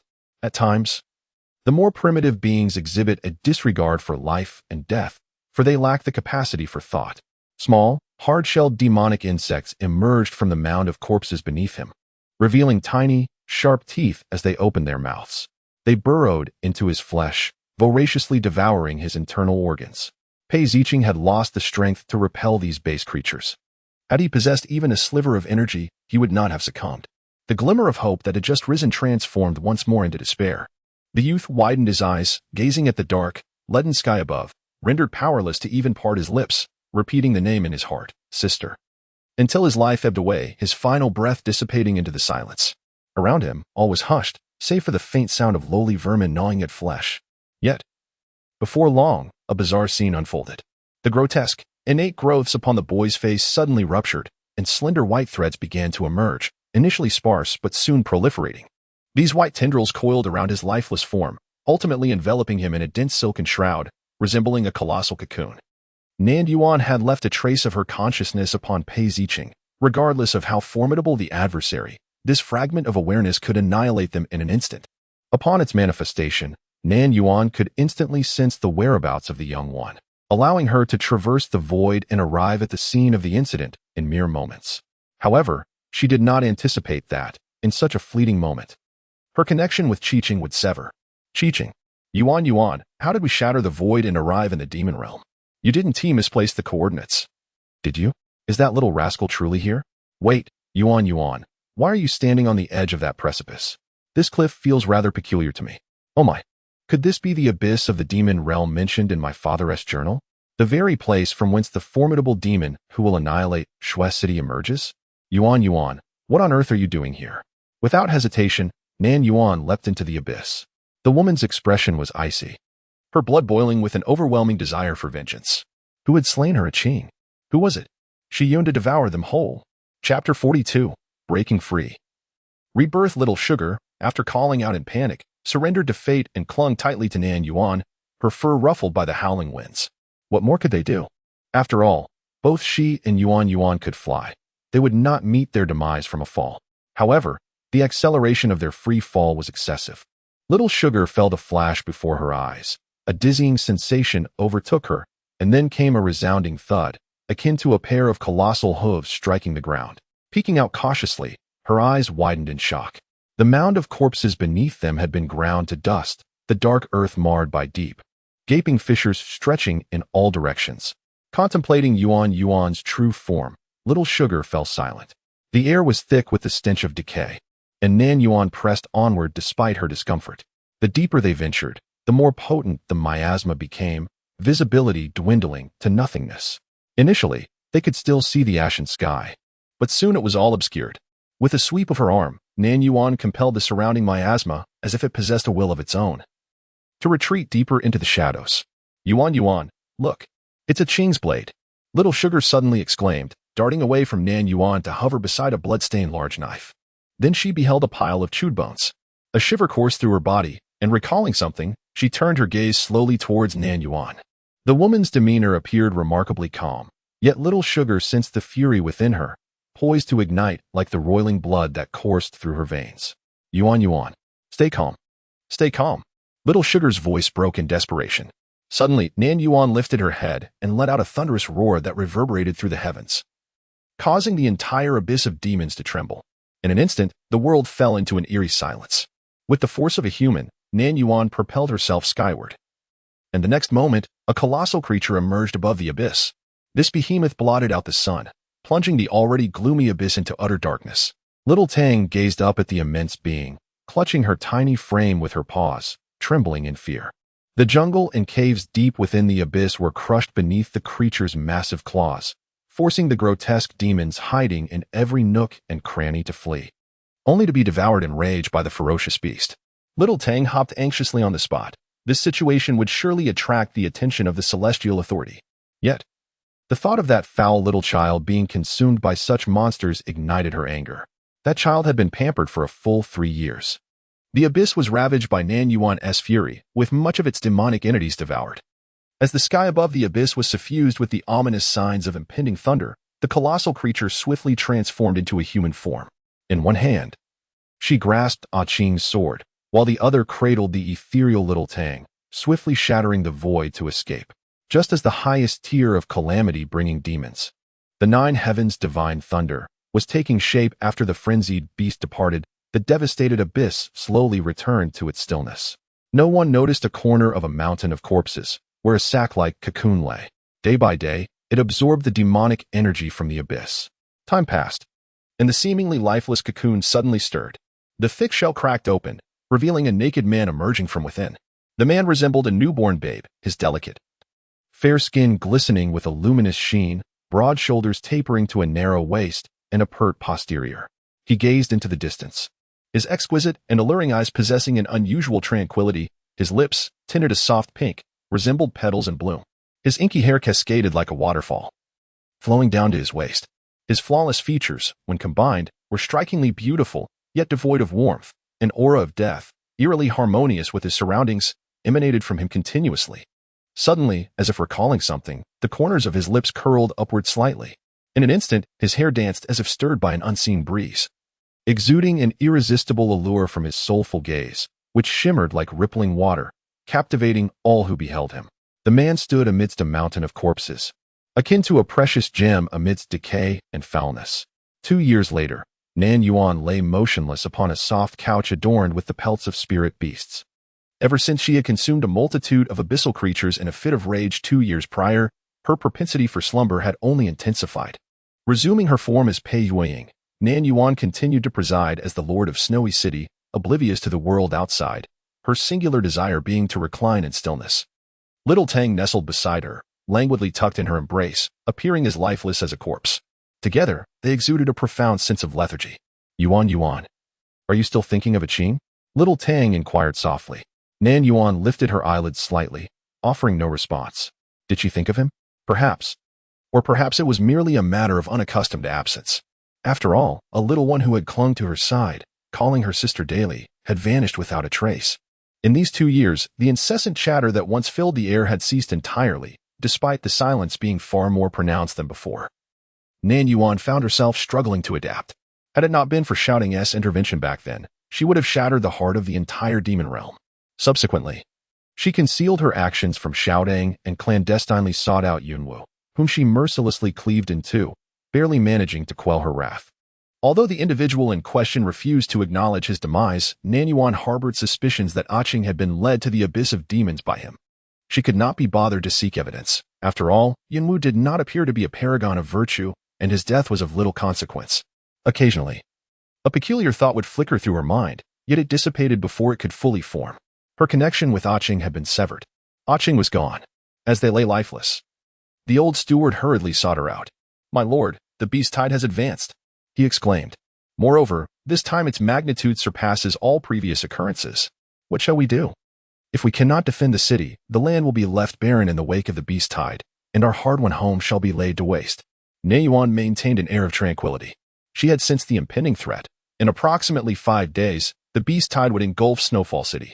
The beast tide reoccurred every 50 years. A fact unknown to others, yet she comprehended its cause, which was linked to a certain entity suppressed deep within the snowy mist mountains. Nan Yuan had no interest in that entity and was disinclined to eradicate this calamity. It was merely a beast tide. When the time came, she would stand atop the city walls and unleash a thunderous roar, ensuring that these spirit beasts would flee in terror. "Uncle, we need not worry. I have my methods," she assured him. The old steward was incensed by her seemingly dismissive demeanor and swept away in a huff. Before departing, he left her with a parting remark. "As the lord of this city, it is your duty to defend it with your very life, should the need arise." At this moment, Nan Yuan was puzzled, and it was not until 5 days later, when the beast tide descended upon the foot of Snowy City, that she found herself bound like a rice dumpling by the old steward and brought to the city wall. The little sugar, also wrapped in a similar fashion, exchanged bewildered glances with Nan Yuan. One was human, the other a beast, both wearing expressions of confusion. Chapter 43, Disappointment. Sacrificing oneself for the city. Curious about the old steward's intentions, Nan Yuan allowed him to administer a drug and bind her as a large dumpling. However, she did not anticipate that the old steward had secretly allied himself with the members of the Zhuang family. The man before her bore a resemblance to Zhuang Mo Nan from years past, yet his looks surpassed those of the former, and his demeanor exuded a chilling severity. Reflecting on the bloody incident from 2 years prior, Nan Yuan felt a sense of calm. Zhuang Mo Nan and his entourage had perished, and a fortunate survivor recounted that the one responsible for the massacre was a Qing. Initially, she found this hard to believe. Although a Qing possessed commendable talent, his short tenure in cultivation meant he was not highly skilled. It seemed implausible that he could have slain Zhuang Mo Nan and so many others alone. Nevertheless, if a Qing was indeed the culprit, it was certainly due to provocation on the part of the Zhuang family. For a Qing, who was usually so obedient and gentle, to resort to such brutal measures, it must have been because the young master Zhuang had committed some heinous act that incited his wrath. Consequently, A Qing fell into the hands of demonic cultivators, was abducted into the demon realm, and then cast into the abyss of demons. Ultimately, the troubles faced by a Qing stemmed from the Zhuang family. While Nan Yuan had yet to seek retribution against the Zhuang family, they had repeatedly sent assassins to eliminate her. Such despicable actions. To seek vengeance against her was one thing. To place the blame on the entirety of Snowy City was utterly contemptible. In the past 2 years, due to the pressure exerted by the financiers, the number of merchants coming to Snowy City has dwindled, and neighboring towns have begun to isolate it. Had it been in the past, in such a state of helplessness, relying solely on the guards of Snowy City would undoubtedly be insufficient to withstand the imminent beast tide. It is no wonder that the old steward would secretly accept the financier's goodwill. By sacrificing her life, she could save the entire Snowy City, a deal that appears remarkably lucrative. In truth, the old steward's audacity had long been evident, since the incident when a Qing unleashed a ruthless massacre, transforming the financiers from kin to foes. His dissatisfaction with her has only grown. His loyalty seemed never to lie with the Pei family, but rather with the Lord of Snowy City. When the old lord governed well, he was unwaveringly loyal, but her inaction has thoroughly incensed him. Now, it seems the financiers wish to replace the Lord of Snowy City with someone of their choosing. To others, the old steward's choice to sacrifice the Lord for the sake of the citizens appears as an act of noble righteousness. Yet, who grants him the right to barter the lives of others for his own sense of justice? Young Master Zhuang. The person has been brought forth. It is hoped that young Master Zhuang will honor his word. The old steward spoke, his expression betraying concern. In a mere quarter of an hour, the beast tide will arrive. Should the financiers choose not to intervene, Snowy City is doomed to be engulfed by it. He had no alternative. Young Master Zhuang stood with his hands clasped behind his back, exuding an air of arrogance that at least South Kite and Little Tang perceived as such. The protective array had been established 3 days prior. Now it merely awaited a living being to activate the focal point, with Lord Pei being the most suitable candidate. Surely, for the safety of all Snowy City, Lord Pei would harbor no complaints. The little rice dumpling suddenly rushed towards the southern kite, chattering in beastly tongues. Kite. I remember now. This person is Zhuang Huayin, the third brother of that Zhuang young master. He will eventually forge a bond with the Fortunate One, becoming an unlikely companion, and will rise to be the most esteemed and powerful subordinate. A cold laugh escaped Nan Yuan's heart. The damned Fortunate One, and that damned Fortunate One's lackey. Had it not been for the anticipation of future gains alongside the Fortunate One, how could I have treated that Zhuang Monin with any semblance of kindness? Had I known that a Qin would cross paths with him, I would have simply eliminated him right then and there, saving myself the trouble. Seeing her unusual demeanor, the little sugar dumpling quickly reminded her, Yuan, remain calm. This matter concerns the main threat of the world. We must not act recklessly. Nan Yuan cast a fleeting glance at it. The little sugar dumpling trembled, still as a quail. I have heard that your brother met a tragic end. With witnesses claiming it was my Qing who did it, Nan Yuan spoke leisurely, composed. Zhuang Huayin's expression darkened, his anger palpable. His younger brother, so full of promise, had met a cruel fate in such a remote corner. Subtlety was futile. He would confront the matter directly. Since his brother had vanished without a trace, he would demand retribution through his sister's life. Nan Yuan regarded the furious Zhuang third master with an impassive expression. If it truly was a Qing who did it, I believe it was well-deserved. Those with unclean intentions deserve their fate. Zhuang Huayin laughed in rage. The beast tide is approaching. What are we waiting for? Cast her aside to activate the formation. Wait a moment, Nan Yuan replied coolly, her gaze not on the old steward, but rather on the guards stationed behind her. Due to the overwhelming onslaught of the beast tide, the lord of the city has conscripted a significant number of volunteers, all of whom are ordinary citizens who have, to varying degrees, received the lord's benevolence. A Qing has been utilizing her banner to engage in charitable acts annually. However, her merits are meager, while she has fostered a considerable number of ingrates. Do you wish for me to sacrifice myself for the city? Nan Yuan inquired calmly, devoid of any fear of impending doom. Among the volunteers, some displayed signs of guilt, yet they remained silent, tacitly accepting the old steward's decision. The Lord has indeed performed numerous good deeds over the years, but if the city of accumulated snow cannot be preserved, and their lives cannot be safeguarded, what value do these trifling favors hold? Should they allow the beast tide to sweep through the city of accumulated snow, do they wish to perish alongside their families? Nan Yuan nodded in understanding. Su Xiaotang softly reassured her, Yuan, do not be disheartened. They are, in truth, grateful to you. Doing good is indeed worthwhile. Nan Yuan was not truly saddened, merely a touch disappointed, and thus resolved to withdraw from her endeavors. Initially, her intention was to protect the entire populace of the city. Whether from the beast tide or the malevolent lord intent on slaughtering the city, her presence would render such threats inconsequential, at worst exposing her capabilities that were not befitting her identity. Yet now, why should she concern herself with whether these people live or die? Is it not more appealing to roam the world freely? Xiaotang, let us go and embrace our fate. Su Xiaotang responded in confusion. Huh? Before them. The ground was cloaked in swirling snow, shrouded in mist, as the earth trembled, and the thunderous roar grew increasingly louder. The beast tide surged toward the city of accumulated snow in an instant. Now is the time, act, Zhuang Huayan commanded in a low voice. As soon as the words fell, without anyone else taking action, the city lord and her beast leapt down, vanishing in the blink of an eye amidst the vast tide of beasts. Such a spectacle, 9 times out of 10, would be trampled into a bloody pulp. The onlookers were left speechless.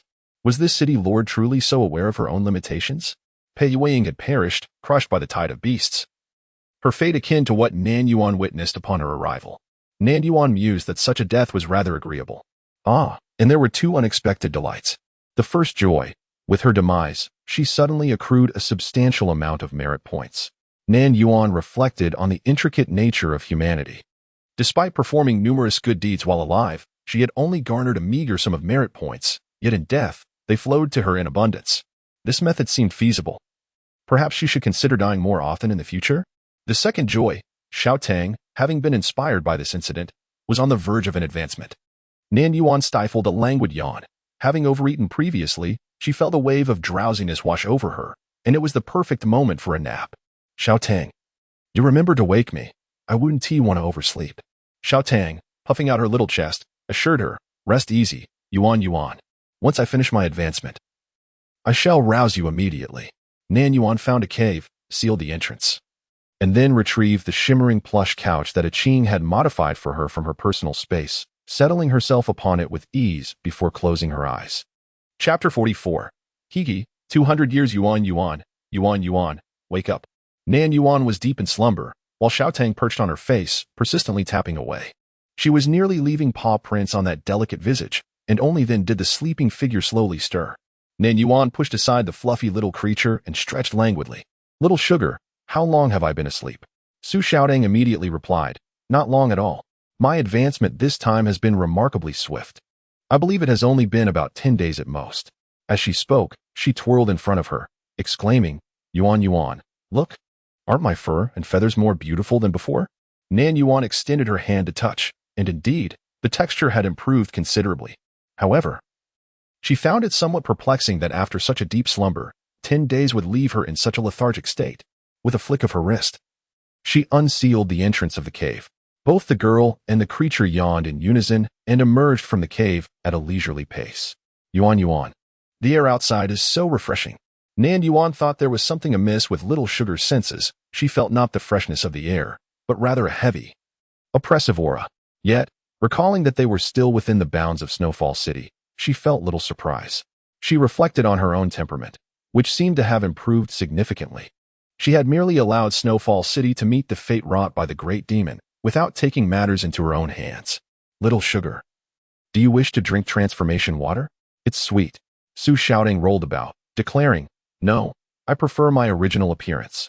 Nan Yuan observed it for a moment before playfully tying 2 small tufts in its fur, considering it a form of disguise.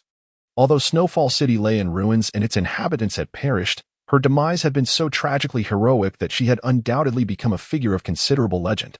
As her spirit companion, Little Sugar's fame was likely not insignificant either. Su Xiaotang, indignant, snapped, Yuan, I am male. Nan Yuan gently patted its little tufts. Being male does not preclude you from having them. A Qing had 2 cute little tufts when he was young, and it was utterly adorable. After she spoke, she was momentarily taken aback, her full, luscious lips slightly pursed. Su Xiaotang stealthily glanced at her and softly suggested, Yuan, how about we raise another child? Nan Yuan's voice remained calm and unruffled. They were not a Qing. Su Xiaotang immediately fell silent. Walking through the pristine white snow, Nan Yuan appeared somewhat solitary and desolate. Yuan, where are we headed now? I do not know. Let us see, Nan Yuan replied. As she continued walking, the snow beneath her feet began to melt, gradually revealing withered grass, which soon transformed into vibrant green.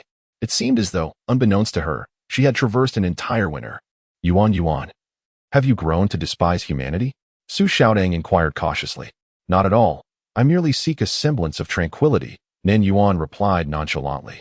After a brief pause, she affectionately patted its head, adding, I am still human. Su Xiaodang mused to itself. Yuan Yuan could only be considered half a person, given that the other half of her lineage was overwhelmingly powerful. Yuan Yuan, this won't do. How can we do good if we avoid contact with people? What is the purpose of our existence in this world? Nan Yuan cast a sidelong glance at it, replying, Indeed, what is the purpose? Su Xiaodang retorted in silence. Yuan Yuan, my advancement was not in vain. My intellect has sharpened. After much contemplation, it seems that the method you previously mentioned might indeed be feasible. Once the Fated One has completed all their narrative arcs, we can preemptively eliminate the world's archvillain. This would not constitute a disruption of the main storyline.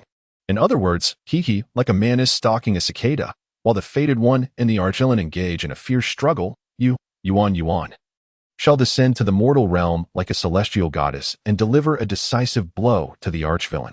Thus, the greatest merit has been bestowed upon Yuan Yuan. Nan Yuan narrowed her beautiful eyes slightly, gently stroking her little tuft. This method is indeed commendable. Su Xiaodang successfully ignited the fighting spirit of the despondent Yuan Da, and with renewed vigor, declared, to lay some groundwork, henceforth, Yuan Yuan shall embark on a path of righteousness. No longer shall we languish idly, let us take action. Nan Yuan stifled a yawn. Su Xiaodang, seemingly undeterred, mused, it appears that after a brief slumber, Yuan Yuan has become even more lethargic, exhibiting signs of world weariness. Nevertheless, buoyed by enthusiasm, Su Xiaodang swiftly sought opportunities for heroism. Encouraged by Su Xiaodang, Nan Yuan vanquished several demonic cultivators, rescuing a group of feeble disciples from a certain sect. Upon their first glimpse of Nan Yuan, the weaklings were utterly astonished, momentarily believing they had encountered a celestial being. However, they could not help but notice that this goddess possessed a rather provocative figure. Such a physique could easily provoke unsavory thoughts, yet when met with her cold, stunning visage and those dark, indifferent eyes, any such notions were quickly quelled. As the benefactor preferred tranquility, the weaklings gathered nearby, murmuring amongst themselves. With her eyes closed in contemplation, Nan Yuan suddenly opened them, her gaze piercing towards the weaklings. What were you just saying? Startled, the weaklings jumped at her words. Weakling A stammered, Senior, which statement do you refer to? In recent years, the demons from the demonic realm have grown increasingly rampant, provoking chaos everywhere. Is there to be a conflict between demonic and spiritual cultivators? Weakling B added, the 5 demon lords of the demonic realm appear to be equals, yet in truth, the blood devourer is the one who reigns supreme? Weakling C. So the bloodthirsty demon lord originated from the abyss of demons, taking the form of an ancient beast. The colossal serrated spider. Quite formidable, isn't it? Weakling D. Could it be that this bloodthirsty demon lord, for unknown reasons, was enraged 200 years ago and, in a frenzied state, obliterated the entire snowy city? Nan Yuan appeared somewhat dazed, murmuring, 200 years ago? Upon realizing his conjecture was correct, Weakling D became animated, chattering incessantly. Yes, 200 years ago, when the bloodthirsty demon lord had just emerged, it ascended from the abyss and headed straight for Snowy City, seemingly in search of something. Ultimately, having found nothing, it annihilated the city. The fate of Snowy City was indeed tragic. It had just withstood a wave of beastly assaults and barely caught its breath before being destroyed by the bloodthirsty demon lord. Oh. And it is said that among those defending the city at the time was Elder Zhuang Huayan from Yuming Mountain. One wonders if this incident incited the wrath of the bloodthirsty demon lord, leading to the ruin of the entire Zhuang family. Over the past 2 centuries, the Huang family has nearly perished, and the few esteemed elders who remained were completely eradicated by the demon lord. Alas, reflecting on the former grandeur of the Zhuang clan 200 years ago and comparing it to the present, Su Xiaodang gasped in disbelief, unable to fathom that it had been 2 whole centuries since its advancement. This was a burden it could scarcely bear. An advancement taking 200 years was indeed improbable. At most, it should have taken a mere decade or 2. Thus, it is highly likely that during the process of advancement, Xiaodang inadvertently employed its innate ability to traverse time and space, accidentally arriving 200 years into the future. Nan Yuan quickly accepted the notion of unintentionally traveling 2 centuries ahead. At the very least, Showdown had inadvertently crossed into an entirely different realm. Hey. Chapter 45, The Demon Realm. The drunken ugly merely prompted by a single inquiry from their benefactor, this group of feeble individuals from a certain sect began to speculate fervently. The striking beauty before them was highly likely a reclusive sage dwelling in the depths of the mountains, wholly absorbed in her cultivation and indifferent to worldly affairs. With this thought in mind, the leader of the timid bunch, Weak Chick A, commenced recounting the myriad events that had transpired over the past 2 centuries. Although Weak Chick D had already elaborated on a small fraction of these tales, it was but a mere glimpse. Nan Yuan listened in silence, her demeanor increasingly pensive. Su Shouting nibbled on her claws, whimpering softly. Nan Yuan had initially presumed that as the child of destiny progressed, numerous individuals in need of salvation would inevitably cross his path, such as his loyal subordinates and those in his harem. She envisioned accompanying the child of destiny, preemptively rescuing these souls without requiring their lifelong servitude. A modest accumulation of merit would suffice. Yet now, the child of destiny had not merely matured.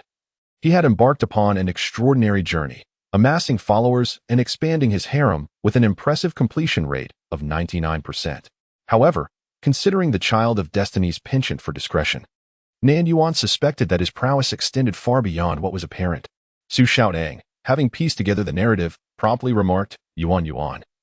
The child of destiny must have ascended to the rank of spirit emperor.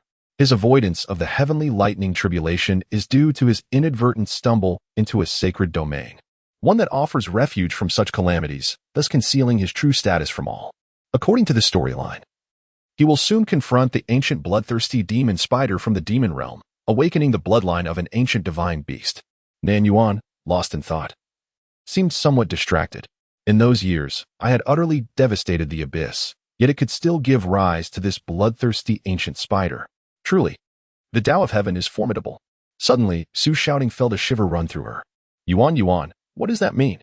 What connection does this ancient bloodthirsty spider have with the Tao of Heaven? Nan Yuan cradled Su Shouting in her arms, her gentle caress contrasting with the chilling gaze that held no warmth. If the intention was to annihilate this ancient spider, it would be far simpler to summon the divine thunder of the 9 heavens to strike it down, so why wait until today? The great tides of the world are such that what has been long divided must inevitably unite, and what has long been united must ultimately divide. Peace has reigned for far too long in this realm. Su Shouting stammered. Then, it couldn't possibly have been created by the Tao of Heaven, could it? Nan Yuan's expression remained indifferent. Perhaps it was merely allowed to be, or perhaps it was indeed a creation of the Tao. Who could say for certain? Su Shouting felt a profound blow to her spirit. Although the Tao of Heaven lacked form and consciousness, merely a manifestation of the rules of the cosmos, in her eyes, it undoubtedly possessed an imposing and magnificent stature. No entity could be more just than the Tao of Heaven. Yet, Yuan's insinuation suggested that the Tao had intentionally spawned a great villain, meticulously selecting a fated child to confront it, simply because the world was due for a reshuffling. She refused to accept this grim reality. Su Xiaotong's fur drooped, and her entire being appeared deflated. The fervor that once soared high plummeted to the ground, splattering into a puddle of despair, utterly extinguished. This time, Nan Yuan offered no comfort. Children must learn to grow up. As the timid squad reached the moment of parting ways with their benefactor, the leader of the weaklings pondered for a moment, resolved to repay the kindness. Surely, their benefactor, having secluded himself in the mountains for so long, was unfamiliar with the surroundings and unaware of his intended destination.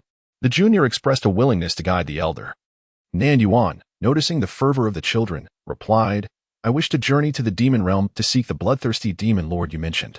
Suddenly, an eerie silence enveloped the surroundings, and a gust of wind swept through. The leader of the timid squad chuckled heartily. Elder, I just recalled urgent matters awaiting me in the sect.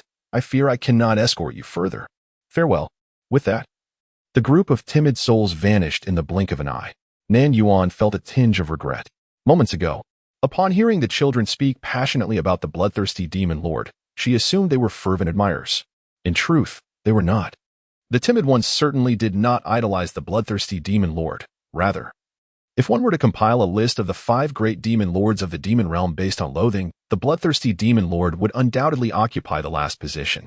This was due to his extraordinary beauty, so captivating that it left both males and females spellbound. Moreover, compared to other ruthless demons, such as the 7-kill demon lord and the smiling demon lord, The bloodthirsty demon lord could be regarded as merciful. He would only act when provoked. And when he did, it was to flay the skin from his victims and drain their blood. However, as long as one did not anger this demon lord, one could coexist peacefully. There have been instances where righteous disciples spent 3 entire days in the company of the bloodthirsty demon lord, disguised and discreetly gathering intelligence, ultimately parting ways amicably. It was from such encounters that tales of his enchanting beauty began to circulate. It is said that the bloodthirsty demon lord has a peculiar penchant for disguising himself as an ordinary spiritual cultivator, mingling within the crowd. As for his true intentions, no one can ascertain. Perhaps it is merely an eccentricity? Yuyan, what purpose do you have in seeking out that demon? Su Xiaodang has regained a slight measure of strength, yet her voice remains feeble. Lurking beside the demon, waiting for the fateful moment when the fortune child completes his main quest, she intends to strike swiftly. Now, filled with determination, it is Nan Yuan who leads, while Su Xiaodang languidly nestles in her embrace, listlessly advising, "Be careful, Yuyan." Nan Yuan shattered the void, arriving directly in the domain of the demon realm. However, it appears she miscalculated, as she materialized in the midst of a marketplace bustling with demon cultivators. Fortunately, it is night, and she emerged from a pitch-black corner, unnoticed by anyone.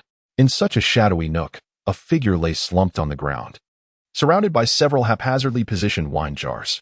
At this moment, hidden in the darkness, a pair of dull gray eyes stared vacantly at Nan Yuan and the fluffy creature in her arms. Then, those lifeless, placid eyes began to shift, as if suddenly stirred by a tempest, unleashing a torrent of long-suppressed, dark, terrifying things. Su Xiaodang felt a shiver run down her spine under the gaze, promptly retreating closer to Nan Yuan. "Yuyan, I think I'm being watched by a creep. Perhaps we should eliminate the threat together?" The drunken man in the corner unsteadily rose to his feet, curled up just moments ago, now standing tall. Both man and beast discovered that this individual possessed a strikingly slender and upright figure, arms like a primate, a body reminiscent of a wolf, legs akin to those of a mantis, and a back resembling that of a tiger, with a graceful neck like a crane and a waist resembling that of a dog. Anyone who laid eyes upon him would likely gasp in awe, exclaiming at his remarkable physique. However, as the inebriated man took a step forward, his face came into view, revealing a visage marred by horrific burn scars, rendering him exceedingly repugnant. The ugly creature's eyes, though regaining some luster, appeared somewhat glazed and vacant. Chapter 46. I am called a Qing. She possesses beauty and kindness, not one to quibble with fools. Yet, this fool spoke up. Just now, I witnessed everything." His voice was initially hoarse, likely due to excessive drinking, but soon flowed smoothly. The sound was surprisingly melodious, soft and pleasant, resonating clearly and cleanly, bringing comfort to Nan Yuan's ears. However, the little sugar in her arms was startled into a leap, and in a moment of panic, it spoke human words. Yuan, what are you waiting for? Quickly silence him." The man had seen through our guise, realizing we were not denizens of the demon realm. Originally, we bore no demonic aura to masquerade as fallen martial cultivators, yet he had seen everything. We could not let him live. Nan Yuan remarked. "Even if you didn't know, now that you have spoken, it is all too clear. Why was the creature she raised so foolish?" Beasts capable of human speech were exceedingly rare. The drunken man, taken aback by the sudden articulation from Little Sugar, appeared stunned, whether from the shock of the unexpected words or the enormity of the information conveyed. His lips twitched as he murmured something, gazing at the man and beast before him, lost in thought for what seemed an eternity, as if his very soul had departed. Upon regaining his senses, he fixed his gaze upon Nan Yuan. Earlier, he had stared intently at Su Xiaodang, and now he cast a similarly unsettling look at Nan Yuan. His gaze was chilling, sending shivers down one's spine. Nan Yuan, maintaining a stoic expression, raised her hand. "Fairy, please do not kill me." The inebriated man fervently pleaded. "I am called a Qing. I am merely an ordinary demon cultivator, and I know nothing." The drunken man emanated demonic energy, appearing to possess low cultivation, indeed just a novice demon cultivator. However, Nan Yuan's attention was diverted elsewhere. Her intent to silence him faltered slightly as she inquired, "You said your name is, what?" "Fairy, I am called a Qing," the drunken man replied, his gaze unwavering upon her. Before Nan Yuan could respond, Su Xiaodang erupted in indignation, asserting, "There is only one A Qing, and that is my little rascal. You are not permitted to bear that name." Nan Yuan poked the irate little face of Su Xiaodang and asked the drunken man, "What did you see just now?"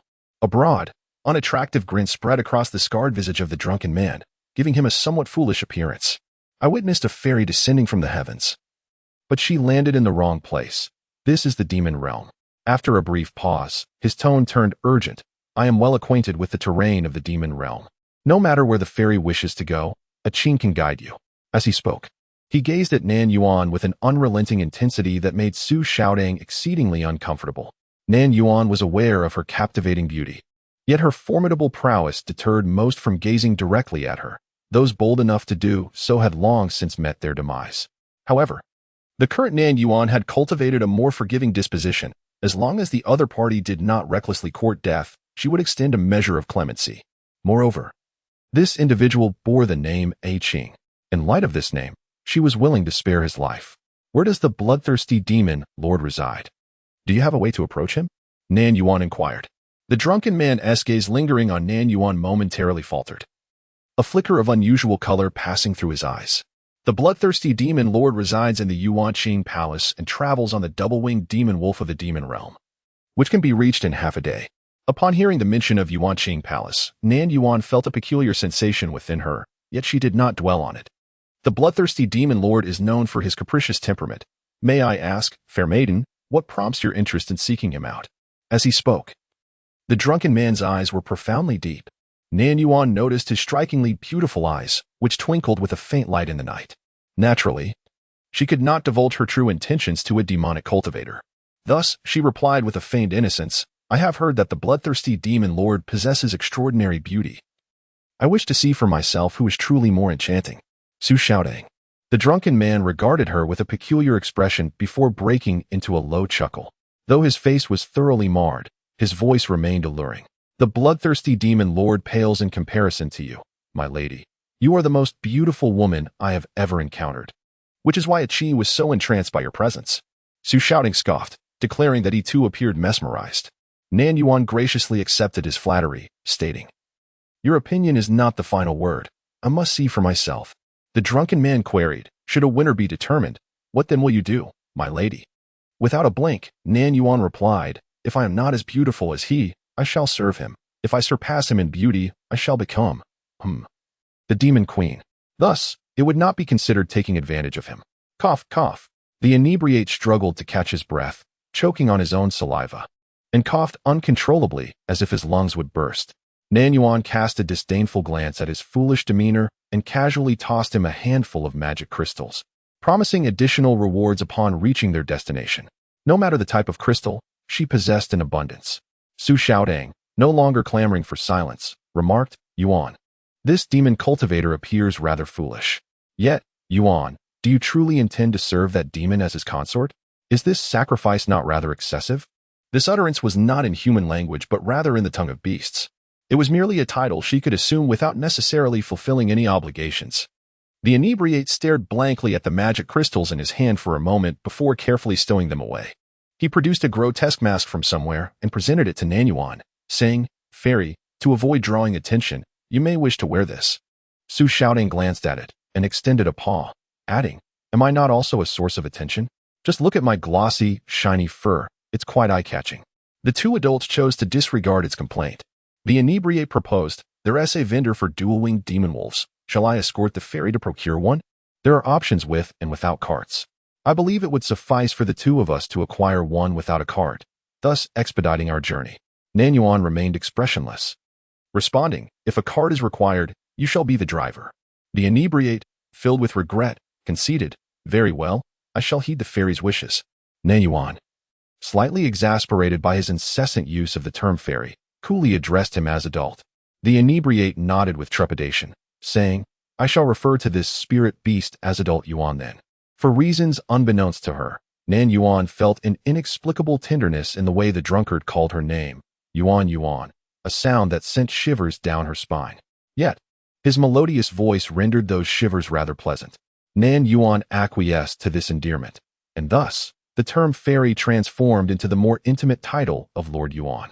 Meanwhile, the neglected Xiao Tang, feeling overlooked, retreated into her own world, lamenting her plight as a creature devoid of rights. How pitiful she was. Once the inebriated man sobered up, he appeared remarkably astute, shedding his earlier foolishness, though he still miscalculated. With a ghostly mask adorning her face, Nan Yuan found it more advantageous to forego the disguise altogether. Her stunning yet austere visage was concealed, leaving only her alluring figure to sway gracefully amidst the bustling market. She resembled a bewitching fairy, beckoning passers-by with an unspoken invitation. Come hither, come hither. The gazes of the surrounding demonic cultivators became transfixed. Chapter 47. Intoxication. She belongs solely to me. In the demon realm, the customs are remarkably liberal. It is commonplace for those who find mutual attraction to indulge in amorous encounters without hesitation. The drunken I Ching, perceiving the lascivious stares around him, felt an icy chill emanating from his gaze, concealing a wrath capable of annihilation. Though he bore an unattractive countenance, which could instill fear, the demon realm harbored many such grotesque beings, and fierceness was abundant. At that moment, no one feared him. Finally, a brazenly audacious man could no longer restrain himself. Adjusting his sagging trousers, he brazenly flaunted his masculinity, grinning as he inquired, "My beauty, how about I treat you to a meal?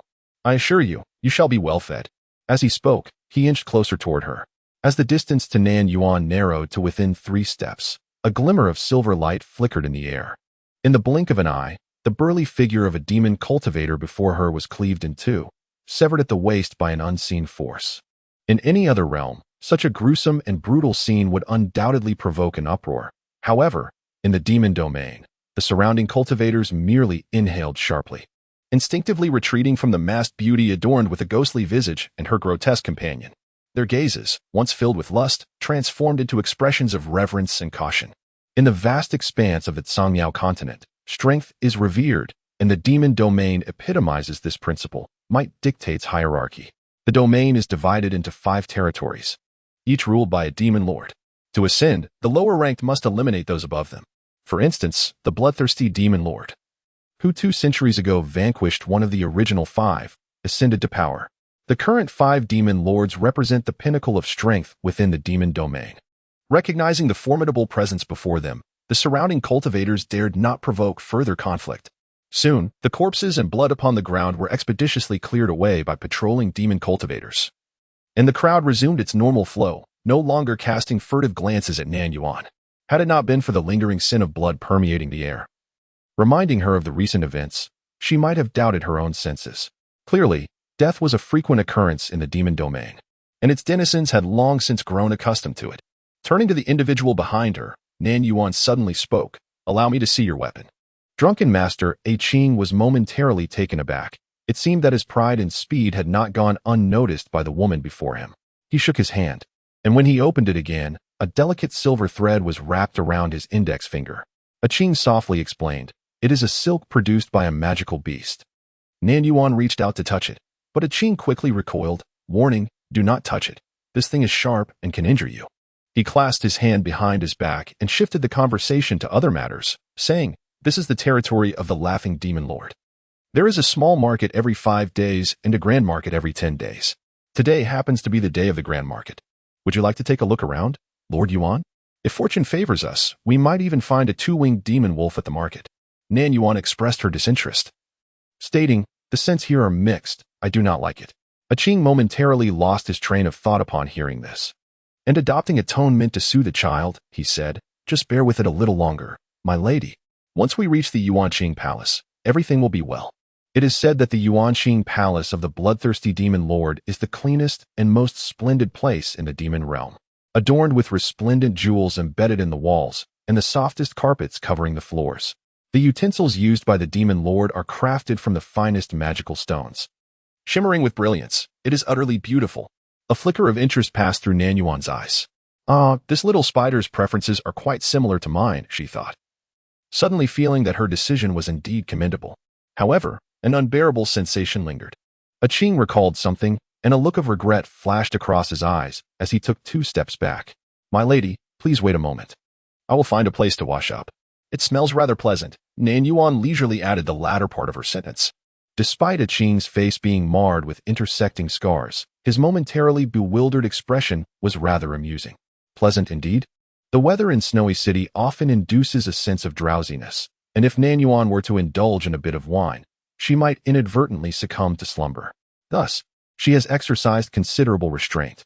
It has been ages since she last drank to her heart's content, and the intoxicating aroma emanating from the inebriated figure nearby has stirred her cravings. Qing hesitated momentarily before inquiring, "Do you, Lady Yuan, enjoy drinking? The fragrance of the wine on you is quite delightful. It must be of fine quality." After a brief silence, he softly added, "I shall take you. But you must not drink too much. Excessive drinking leads to headaches." Nan Yuan cast him a sidelong glance, her expression inscrutable. Yet Qing understood her unspoken message. If you caution against drinking too much, why do you indulge so? With his head bowed, he expressed a sense of grievance and sorrow. "I have lost my dearest one. Existence has become a torment. Though intoxication brings discomfort, it alleviates the suffering, if only momentarily." Nestled in Nan Yuan's embrace, the small creature, Su Xiaodong, peeked out to observe him and suddenly felt a pang of sympathy. Although its bond with the mischievous child was not particularly deep, the revelation of his demise stirred a sense of loss within it. Nan Yuan remained silent. She had always found the intricacies of human emotions rather bothersome. Qing led her to a tavern, securing a private room on the second floor. "How well does Lady Yuan handle her liquor?" he inquired. Nan Yuan replied, "I can consume 1,000 cups without faltering." Qing suddenly chuckled and requested 5 jars of aged wine from the proprietor.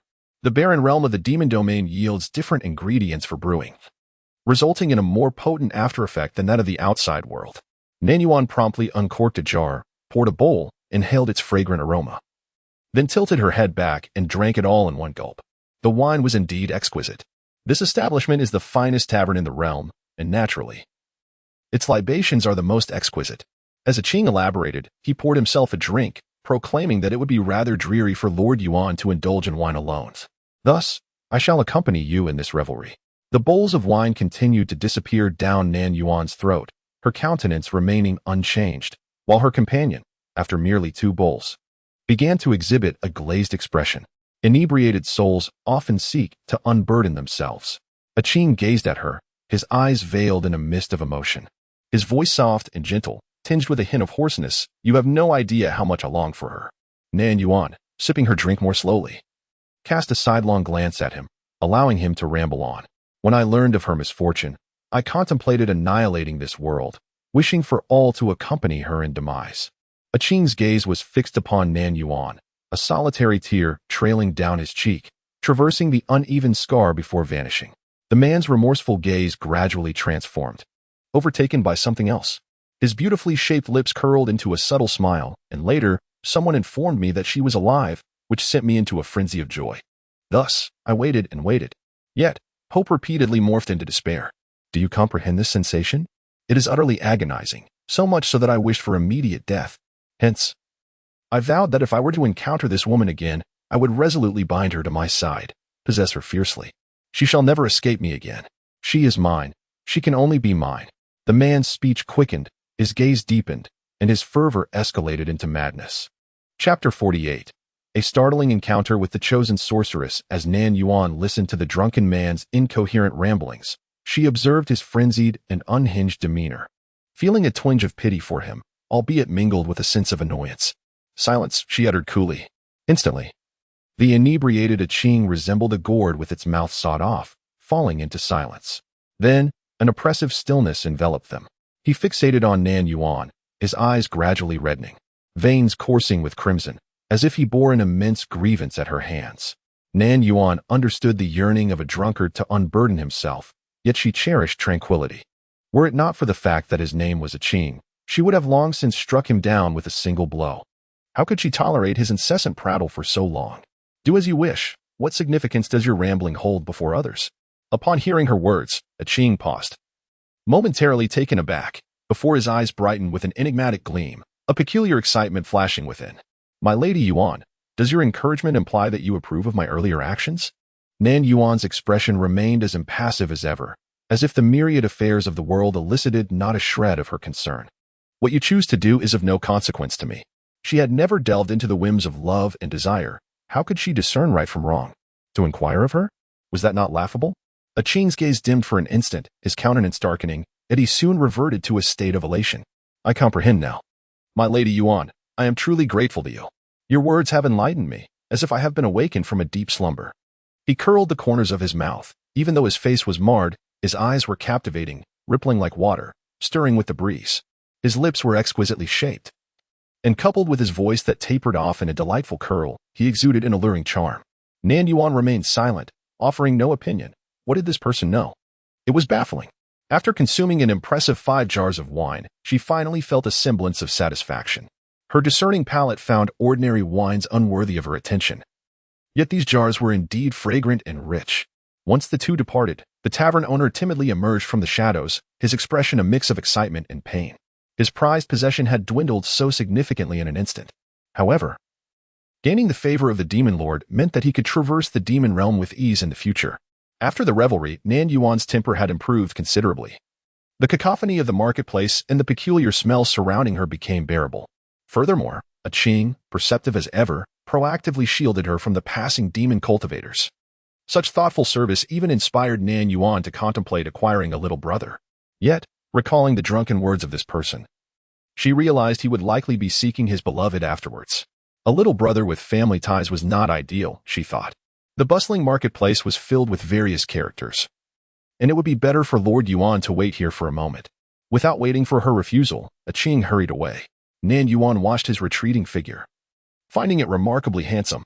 He was one of the few individuals she could recognize solely by his physique, without needing to discern his voice. As for faces, she seldom identified people that way. Her little A Qing was an exception. Little A Qing has passed away, and she will no longer find such exquisite trinkets as before. Nan Yuan wearily observed the bustling street, realizing that aside from its filth and odor, the activities of the demonic cultivators appeared rather unsightly and brutish, seemingly no different from the world outside. She noticed some demonic cultivators selling lanterns by the roadside, while others offered chaotic buns. The atmosphere was thick with the essence of life. The Qing did not keep Nan Yuan waiting for long. Shortly, he arrived, driving an opulent carriage drawn by 4 majestic winged demon wolves. Each wolf was tall and imposing. Upon the carriage's arrival, Nan Yuan felt the weight of numerous gazes directed towards her from all directions. Although the scrutiny felt peculiar, she had little time to ponder. As a Qing respectfully ushered her into the carriage, the 4 formidable winged demon wolves lined up, exuding an air of authority that claimed the entire street. A Qing, perched atop one of the beasts, raised his whip. The winged demon wolves howled to the heavens, and after a brief run, soared into the sky. The surrounding demonic cultivators gazed at the increasingly distant luxurious wolf carriage, and after a fleeting silence, the crowd erupted into chatter. The winged demon wolves, known for their swiftness, capable of both running and flying, were the most prevalent means of transport in the demon realm, yet only the nobility could afford such creatures. Moreover, ordinary nobles could summon a maximum of 2 winged demon wolves. Possessing 4 was a privilege exclusive to the 5 great demon lords of the realm. Who was that person earlier? How audacious to command a carriage drawn by 4 winged demon wolves. Even if that woman had the means, none would dare sell her such beasts, unless she intended to provoke the 5 great demon lords. This is the territory of the grinning demon lord. Is she intending to confront him? No, the direction she is headed clearly indicates the bloodthirsty demon lord. A wave of astonishment swept through the crowd. Is this person out of her mind? It is common knowledge that among the 5 great demon lords, the bloodthirsty demon lord is the one to be most wary of. Just then, someone in the front suddenly shouted at the top of their lungs. The bloodthirsty demon lord is selecting a demon queen. The demon cultivators responded with derision. What nonsense is this? It is well known that the bloodthirsty demon lord is infatuated, singularly devoted to a certain maid in his palace. Rumor has it that this maid was originally a legitimate spirit cultivator, who was forcibly abducted to the demon realm by the bloodthirsty demon lord. The maid's cultivation level is quite low, and over a century ago, when her time was drawing near, the bloodthirsty demon lord ventured multiple times into the ethereal realm to seek elixirs of life and beauty to prolong her existence. He even repeatedly descended into the abyss of demons in search of a certain demonic flower. That ethereal realm is guarded by top-tier spirit cultivators, making it inaccessible to ordinary beings, let alone demon cultivators. And the abyss of demons, who would dare to step foot there? Since you have crawled out from there, you must know better than anyone how terrifying it is. Yet, for the sake of a mere maid, the bloodthirsty demon lord not only ventured there, but did so on more than one occasion. Such a breathtakingly profound love story unfolded in the demon realm, leaving many in awe. In an instant, all the women of the demon realm, nay, all the females, were consumed with envy and jealousy towards the woman who received the bloodthirsty demon lord's tender care. Suddenly, the bloodthirsty demon lord is to select a demon queen? What of his precious heart? Could it be that he has grown weary of her visage? Or have they quarreled over some matter? What is he preparing for? Certainly, preparations are underway to send the daughter at home over. Once the astonishing news was digested, the assembly of demon cultivators dispersed in a tumult. Demon cultivator A. My beloved daughter, charming and enchanting. If she were to become the empress of the bloodthirsty demon lord, I would surely indulge in a life of luxury. And none would dare to belittle me. I would crush their heads with a single blow, ha ha ha. Demon cultivator B. My younger sister. Though not the fairest in appearance, possesses an eccentric personality. Who knows, she might just stumble upon fortune and be chosen. He he he. Among the 5 great demon lords, aside from the bloodthirsty demon lord, who among them does not have a harem of beautiful women? Yet, despite their lasciviousness, none have ever established an empress. To them, women are merely playthings. This bloodthirsty demon lord is truly an anomaly in the demon realm. For he desires not just any woman, but an empress. How could the females of the demon domain let such an opportunity slip by? The demon realm is destined to witness an unprecedented and grand ceremony. Chapter 49, at last. They appear as soon as the news of the bloodthirsty demon lord seeking an empress spread. The other demon lords could no longer remain idle. The Kill Lord, the One-Eyed Lord, and the Mighty Lord successively made their way to the palace of the Smiling Lord. In the Fengwei Palace, seated regally, the Smiling Lord, adorned in opulent azure robes, exuded both grandeur and elegance, with a stunning beauty perched upon his lap, unabashedly caressing the expansive skin revealed on his chest. The man, strikingly handsome with charming features, regarded the 3 demon lords in the hall with a smile. If Nan Yuan were present, she would surely recognize this as Yun Wu, the one she had cleaved in 2 after a Qing's demise. While the cunning rabbit may have 3 burrows, the Smiling Lord possesses no such havens, yet he has doppelgangers. Had Nan Yuan witnessed his true prowess, she would have been unable to overlook his doppelganger from years past. Regrettably, she had not. To her left, the imposing figure radiating a fierce aura was the 7-killed demon lord, one of the 5 great demon lords. For centuries prior, he had slain the former demon lord along with his 6 formidable generals, fashioning their severed heads into a scepter and proclaiming himself the 7-killed demon lord. The middle-aged man with a single eye and an unremarkable appearance was the One-Eyed Demon Lord. His abilities matched his looks and mediocrity, yet he held the highest rank among them, nearing 7 centuries of age. The remaining figure, diminutive in stature and possessing a voice as shrill as a child's, harbored an intense aversion to being belittled, thus declaring himself the mighty demon lord. Prior to the emergence of the bloodthirsty demon lord, these assembled demon lords, including the one replaced 2 centuries ago by the bloodthirsty demon lord, were in a perpetual state of rivalry. Each demon lord would discreetly position their spies among one another, a common practice. However, following the rise of the bloodthirsty demon lord, the dynamics of their mutual obstruction shifted. Logically, after thousands of years, the ancient bloodlines of the primordial demons should have thinned, rendering complete demonization impossible. For instance, numerous demon cultivators with ancient bloodlines had emerged over the past 10 millennia. Yet they could only awaken a fraction of their ancestral heritage. For most, the notion of achieving full demonization with such diluted bloodlines was akin to chasing an illusion. Yet unexpectedly, the bloodthirsty demon lord arose, capable of complete demonization. This indicated that his ancient demonic bloodline was exceptionally pure, at least exceeding 60%. The 7 kills demon lord was the first to speak, a smile gracing his lips.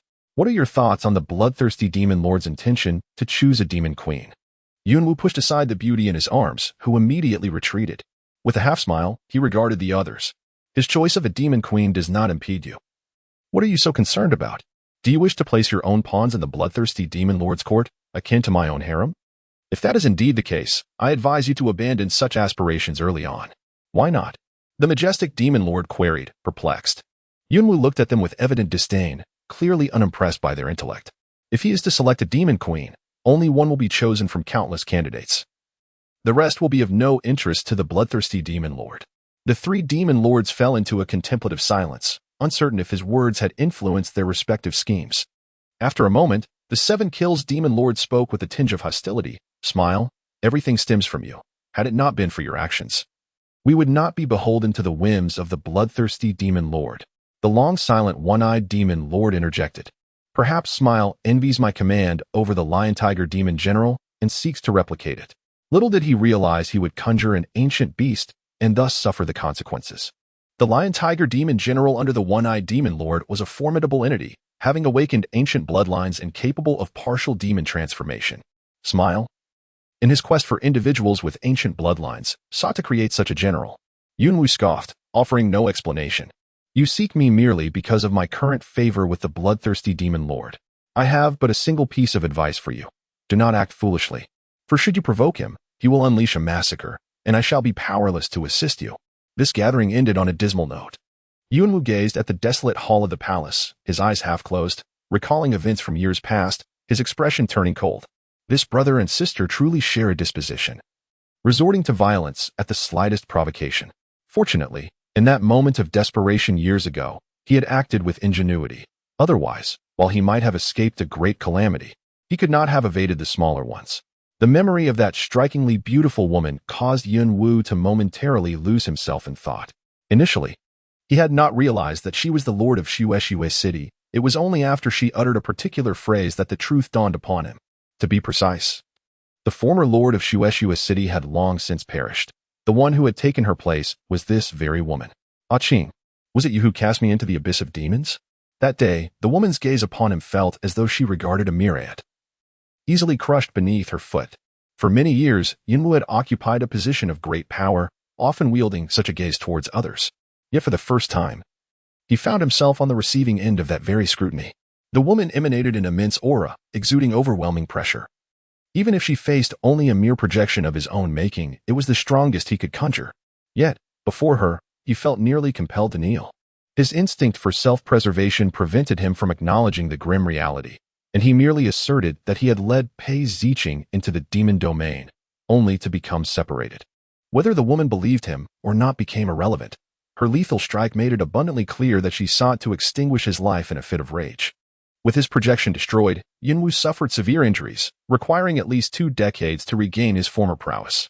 Yet, mere 2 years later, another harbinger of death came knocking at his door. The individual who emerged from the abyss sought vengeance. 7 kills, and the one-eyed assumed his desire was to obtain a demon general. However, from the very beginning, his true aspiration was to unify the demon realm under a singular monarch. The inevitable clash between the forces of righteousness and malevolence loomed, unavoidable as it was. Should the demon realm remain fragmented as it had been, its eventual annihilation by the righteous was assured. In due course, he achieved his goal. Pei Ziqing, whom he had cast into the abyss, awakened the bloodline of an ancient demon, surpassing all others in the demon realm. Alas, the obsession that had aided him through the gates of hell became a double-edged sword. It was this very fixation that led to his rebirth, yet it also drove him to madness. When Pei Ziqing learned of that woman's fall from the city, he descended into a frenzied rampage, intent on slaying the architect of his despair. That was the most wretched moment of Yunwu's life. He narrowly escaped being eviscerated by that youth. In a fleeting moment of respite, Yunwu promptly revealed the truth, informing him that his beloved sister was not the original lord of Jishue City. That woman was an unfathomable powerhouse. Her strength was unparalleled, capable of effortlessly shattering the void, a feat achievable only by the pinnacle of kings. She had once severed his avatar with a single strike. Thus, the mere beast tide posed no threat to her, though Yunwu possessed no tangible evidence. The deranged Pei Ziqing had no choice but to believe him, for his survival hinged solely on that trust. With this realization, Yunwu's eyes flew open. The bloodthirsty demon lord's desired demon queen could only be that woman. After 2 centuries, this enigmatic figure had finally made her appearance. Yuan, look below. How splendid it is. Are we nearing our destination? Wow. Yan, look over there. There stands a resplendent palace. Xu Xiaotang, with her little paws pressed against the car window, gazed outside, her tiny hairpin being tousled by the wind. Nan Yuan also turned her gaze outward, in stark contrast to the barren lands previously encountered.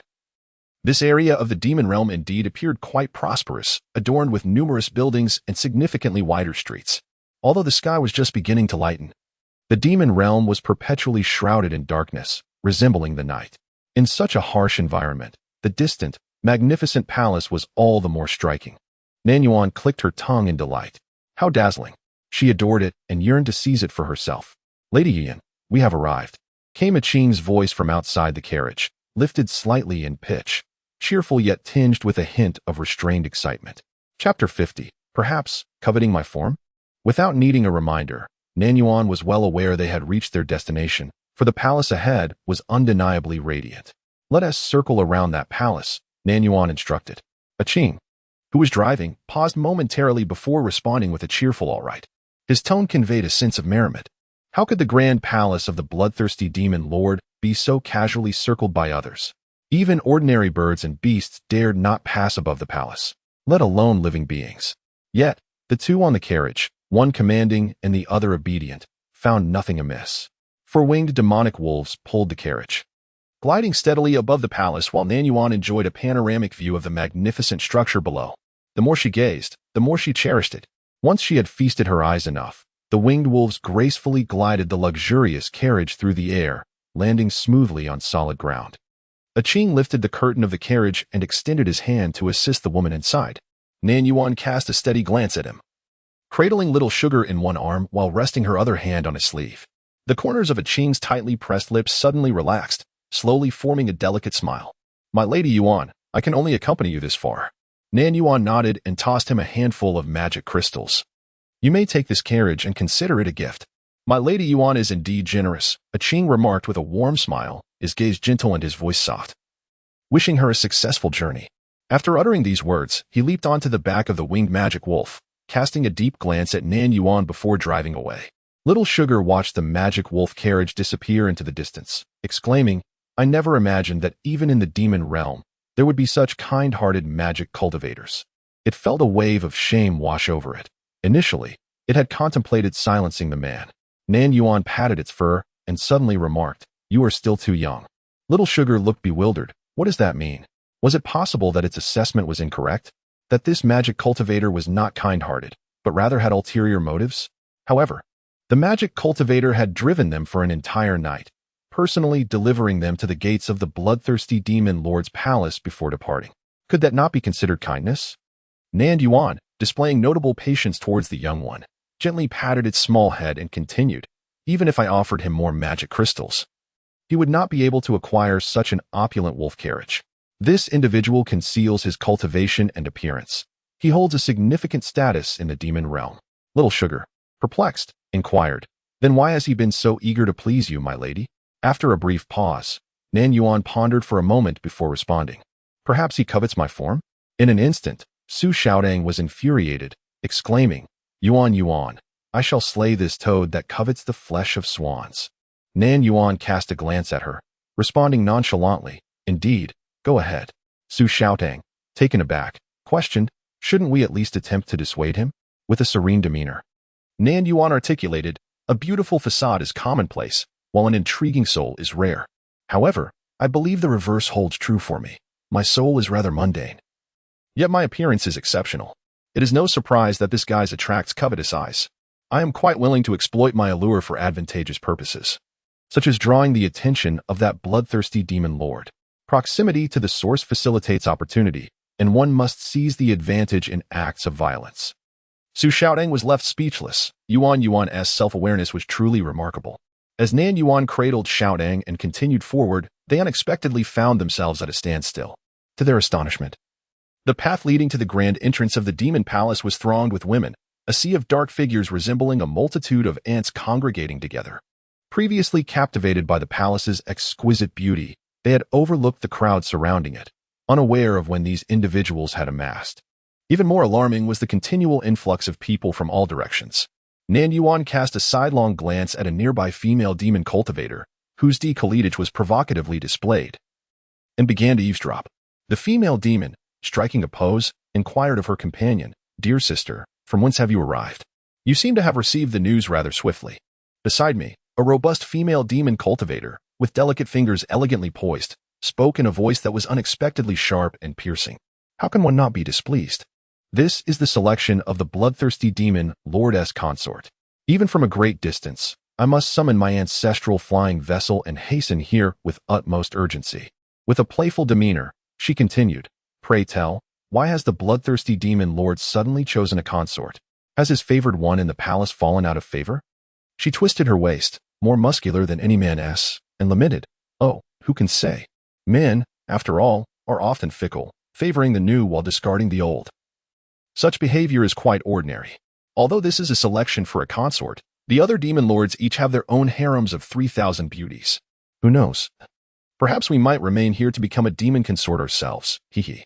She struck a pose, feigning shyness, a decade ago. I had the fortune to behold the bloodthirsty demon lord, and ever since, he has occupied my thoughts. I would willingly spend my life beside him. Giggle. Nan Yuan observed, somewhat overwhelmed by the flood of information. These female demon cultivators had rushed in from afar, utilizing their ancestral flying artifacts, indicating that they had received word in the dead of night. The bloodthirsty demon lord had announced the selection of a consort in the middle of the night.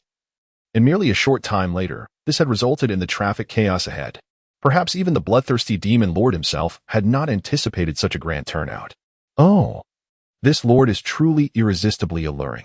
The gates of the demon palace have opened, someone exclaimed excitedly. However, it was not long before the crowd witnessed several figures being ejected from afar, tracing beautiful parabolic arcs through the air, accompanied by cries of distress. One individual landed precisely at the feet of the delicate-fingered woman. The female demon cultivator, her visage adorned with a vibrant blush reminiscent of a monkey's rear, lamented. The gatekeeper demon general has imparted a rather harsh reality upon me, deeming my appearance too unsightly, claiming it would tarnish the eyes of the demon lord. For the sake of my pitiful existence, I have been advised to distance myself as far as possible. How cruel. My tender heart has been so callously trampled. Nan Yuan, observing this spectacle, hesitated before inquiring of the female demon cultivator beside her. Sister, what do you think of my appearance? The female demon cultivator, with her eyes wide open, spoke untruths. Sister, though you may be somewhat taller, your beauty is indeed akin to that which could eclipse the moon and shame the flowers. Do not belittle yourself. The one who had previously fallen, upon hearing these words, rolled her eyes and fainted. Shortly thereafter, several arcs traced through the air, and soon the ground was shrouded in a gathering of female demon cultivators, their presence overshadowing the sky, creating a remarkably grand scene. The queue of people diminished at an astonishing pace. Nan Yuan witnessed the flower-adorned figures being effortlessly tossed aside by one of the demon generals stationed at the palace gates, each producing a pair of piercing screams. Why, when my beauty rivals that of fish that sink and flowers that blush, must this happen? I have yet to set my eyes upon the bloodthirsty demon lord. I cannot accept this. When it was Nan Yuan's turn, before she could remove her mask, the leading demon general's expression transformed from a stoic visage into a beaming smile, gesturing with a flourish. Your stature and bearing are unmistakably extraordinary. It is clear the demon lord will be quite taken with you. Please, proceed directly to the third palace gate. Chapter 51. Enter Su Xiaodang sensed an anomaly and immediately wriggled out from Nan Yuan's embrace, chittering in alarm. Yuan, something is amiss, very amiss. I suspect there is a trap. The demon general, upon catching sight of the fluffy spirit beast nestled in Nan Yuan's arms, broke into an even broader smile, revealing his teeth. Your spirit pet is truly round and beautiful. It would be delightful to bring it along. Su Xiaodang mused. Perhaps there is no trap. This individual is merely captivated by Yuan and her beauty, leading to an unexpected invitation. Nan Yuan, unfazed, calmly followed the guide through the final door. The guide, his eyes crinkling with a smile, warmly introduced her to the selection process for the upcoming election. The first gate of the palace serves to filter out beautiful female demon cultivators. Those lacking in charm are naturally deemed unworthy to serve the extraordinarily enchanting blood demon lord, while those with insufficient cultivation are promptly dismissed. The second gate narrows the selection to the more accomplished among the beautiful female demon cultivators. The third gate features a favored handmaiden of the sovereign, who will choose the 5 most outstanding candidates. This blood demon lord is indeed peculiar, having entrusted the selection of his queen to a woman he once adored. By the time Nan Yuan arrived, 3 rows of strikingly beautiful women, each unique in their allure, stood poised, numbering around 50 to 60. Previously, she had encountered an array of strange female demon cultivators, but the ladies at the third gate were relatively enchanting. They represented a full spectrum of shapes and sizes, from plump to slender. It seemed that the more aesthetically pleasing ones in the demon realm had already been claimed by the other 4 demon lords, leaving fewer than 10 among these 50 to 60 particularly outstanding beauties. The lovely maidens were engaged in hushed whispers. Indeed, it is the very handmaiden of the bloodthirsty demon lord. Allowing this woman to select the future demon empress would undoubtedly lead her to choose candidates of relatively mediocre appearance, which is quite unjust. However, further protests would be futile, for this decision has been made by the bloodthirsty demon lord himself. Subsequently, it was remarked that the election ceremony was overly hasty. One had anticipated that the first selection by the bloodthirsty demon lord would be a magnificent affair, a grand spectacle that would take at least several days to complete. Yet, to one's astonishment, the demon lord dispatched his 10 most favored generals, who began casting aside candidates right from the entrance of the demon palace. Those deemed unattractive were unceremoniously discarded. Those with insufficient cultivation were also thrown out. In a mere moment, the throng of heads outside the palace had diminished by more than half. At this rate, it would not take half a day to arrive at a conclusion regarding the selection of the new demon empress. Upon entering, Nan Yuan noticed that the whispers around her instantly hushed, and numerous piercing gazes fell upon her. The beautiful women grew wary. One remarked sarcastically, having arrived here, "What need is there for mystery? Could it be that you were too unattractive to be seen?" Another chimed in, "Sister, did you wear a mask through the previous 2 gates as well?" A third added, "You must reveal that mask eventually, but who cares?" Nan Yuan cast a glance at a few of them, her tone indifferent. This mask has been ensorcelled, rendering it impossible to remove. Upon hearing this, Su Xiaoding gasped, chattering, "Yuan Yuan, is it truly enchanted? Why did you not mention this before? Was it that wretched toad's doing?" Nan Yuan affectionately tousled its fur. "It is merely a trivial enchantment. If I truly wished to remove it, I would certainly be able to. Yet, why must she remove it? This ghastly mask serves as a passport." Some female cultivators, skeptical, approached to pry the mask from Nan Yuan's face, but to their astonishment, it clung as if fused to her skin. The beautiful maidens mocked, "If you can't remove it yourself, do you intend to keep it until the final round, allowing the demon lord to remove it for you?" After a moment of contemplation, Nan Yuan slowly nodded. It was not her desire, but rather that of the others. The maidens collectively thought, "This woman is quite cunning. Such an innovative strategy might indeed attract the attention of the demon lord." In that instant, the beautiful maidens began to ponder if they too could carve out their own unique path, just as she had. Following Nan Yuan, the demon general casually permitted 3 more maidens to enter. Subsequently, both palace gates were shut tight. No matter how the latecomers lamented and pleaded, the gates remained firmly closed. The crowd erupted in exclamations of disbelief. What a ridiculous election, utterly hasty. Among the remaining beauties, someone called out, "Here she comes, the legendary woman." Suddenly, silence enveloped the surroundings.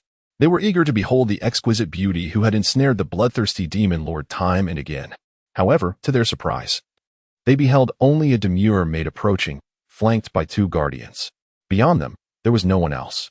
The crowd pondered. Could it be that the woman has sent merely her maid to trivialize the occasion?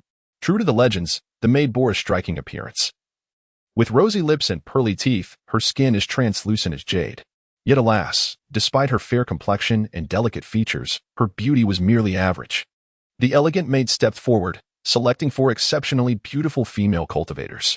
Then she cast a glance at Nan Yuan, her gaze inadvertently skimming over the small, furry bundle nestled in her embrace. The maid suddenly inhaled sharply, her emotions subtly heightened. After a brief moment, she diverted her gaze and pointed toward Nan Yuan. Thus, the 5 were selected. The remaining beauties. Damn it, indeed. This cunning woman has snatched away a spot. The chosen 5 followed the maid towards the Yuanqing Palace. After winding through numerous paths, a resplendent palace came into view. It was unclear what materials had been used to construct this palace. It shimmered brilliantly even in the dimly lit realm of magic, dazzling to behold. It was the most magnificent edifice Nan Yuan had seen from the magic wolf carriage in the demon palace.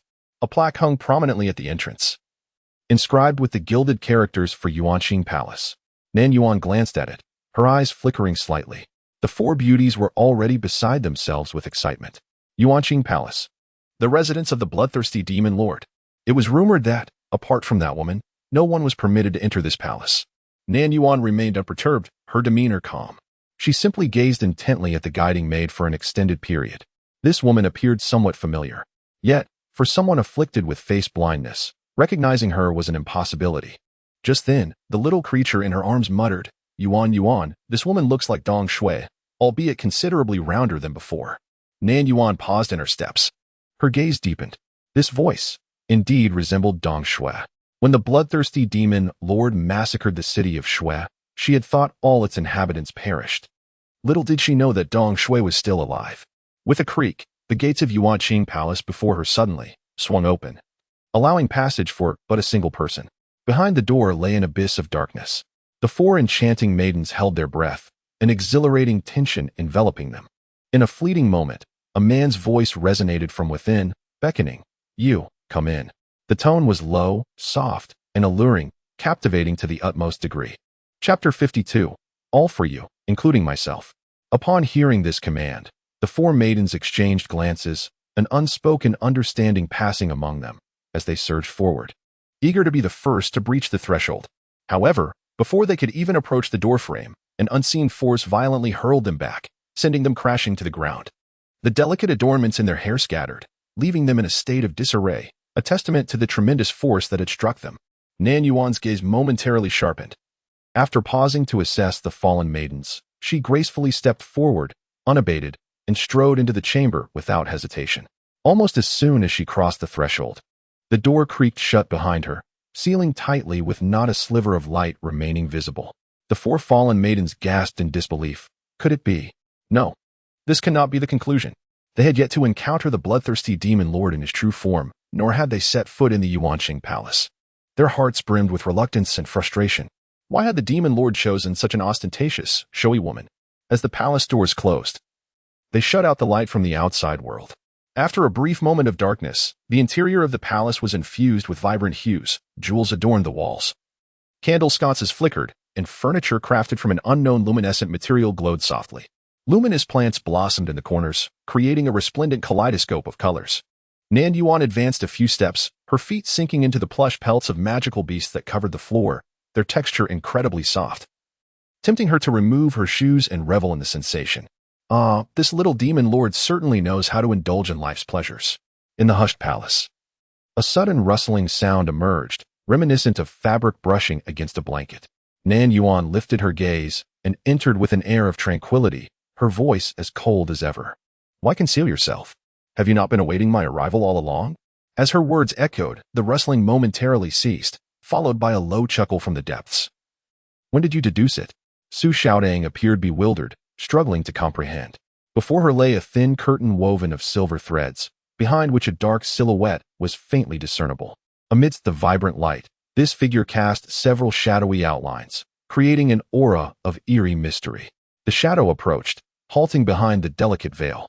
In an instant, two slender, pale fingers lifted the curtain, unveiling the figure gradually, akin to the unveiling of a mysterious shroud. Clad in an exquisitely luxurious black robe, this individual exuded opulence. To what extent? The garment was not merely adorned with golden threads, but was also encrusted with tiny black gemstones. Overlaying the black robe was a gossamer silver outer garment, partially concealing him, as though he were draped in a celestial tapestry of stars. The long robe trailed on the ground, the starlight seemingly pulled along in his wake. For a fleeting moment, Nan Yuan felt her vision momentarily dazzled. Yet, despite the multitude of shimmering embellishments, they could not obscure the figure's remarkable physique: broad shoulders, a narrow waist, and long legs, exuding an air of noble elegance. The man's face remained hidden behind a mask identical to the one adorning Nan Yuan, his hair bound by a jade crown. The most exposed skin was his graceful neck, delicate and fair, glistening like a rare gem within the palace. Beneath the grotesque mask, a pair of sparkling eyes fixated on Nan Yuan, drawing near from a distance. Su Xiaodang peeked out from Nan Yuan's embrace, covertly observing the formidable antagonist. Finding the demon lord's attire ostentatiously flamboyant, reminiscent of a seducer whose beauty could bring ruin to a nation. Furthermore, the way he gazed at Yuan sent an unsettling shiver down its spine, leaving it quite displeased. Nan Yuan too disdained such a brazen stare. For one of her stature, it felt more like an affront. "You have placed a restriction on this mask, rendering it impossible to remove. And yet you inquire when I became aware of it?" The man's unblinking gaze finally shifted, and he chuckled softly, a shattered void at depth.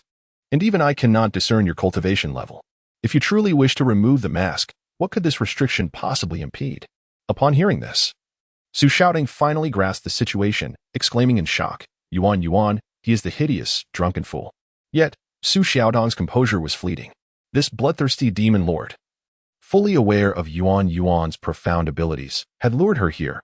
What was his intention? In the next moment, enlightenment dawned upon it. The flamboyant demon lord suddenly stepped forward, closing the distance between them in an instant. He lowered his gaze to the woman before him, his eyes brimming with tender affection, thick and palpable.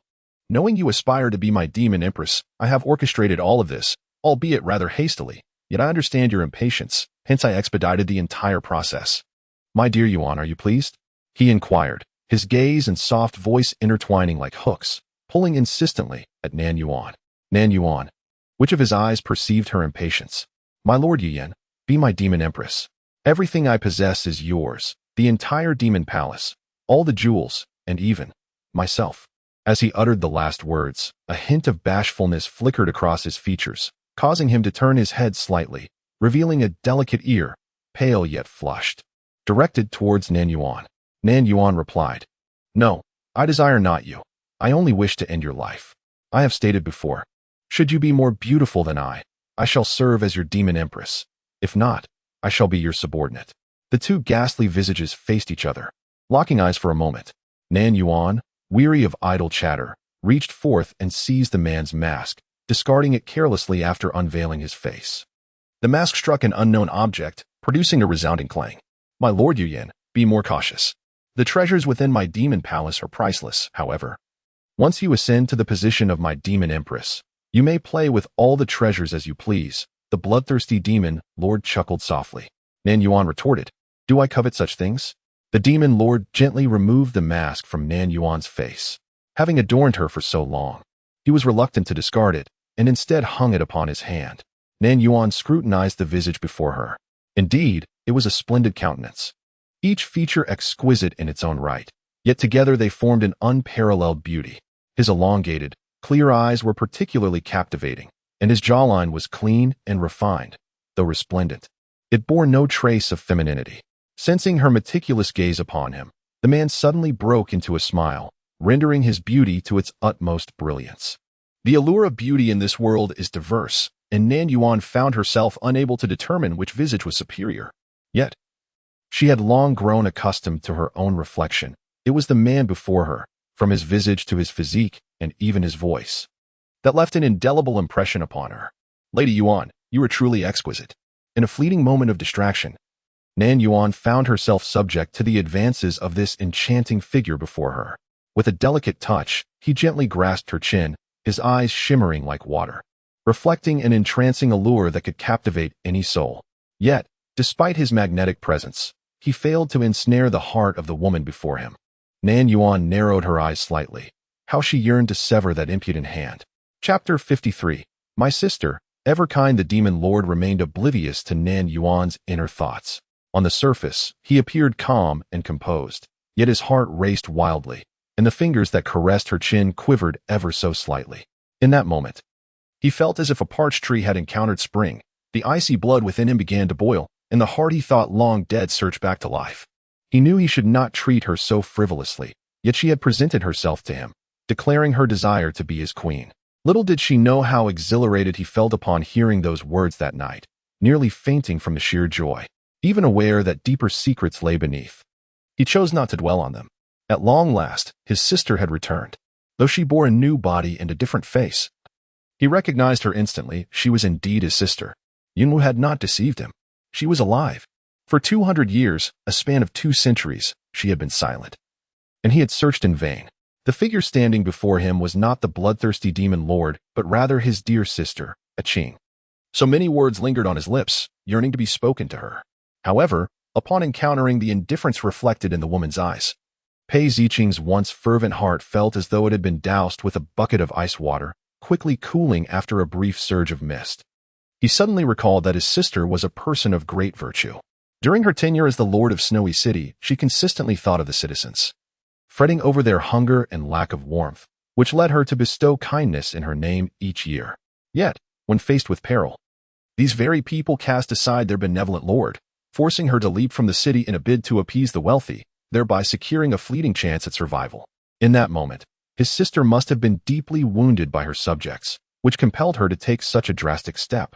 Otherwise, with her formidable powers, she could have easily vanquished those who betrayed her and even obliterated the entire Snowy City.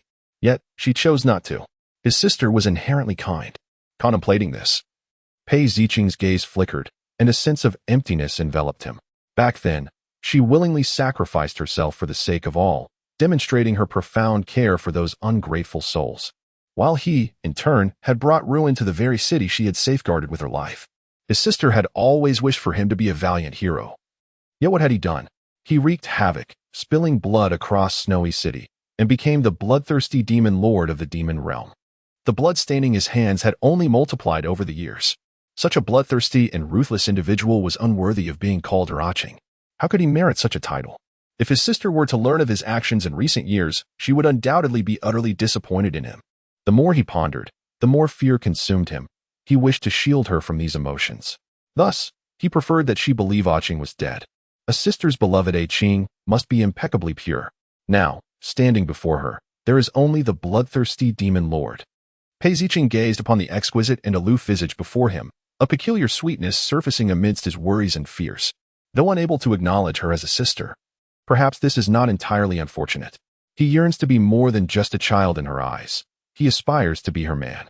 In the fleeting moment of contemplation, Pei Zicheng's expression softened further as he regarded the woman.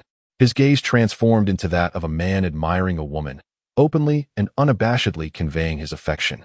It was only my folly. However, I find myself unable to restrain my feelings.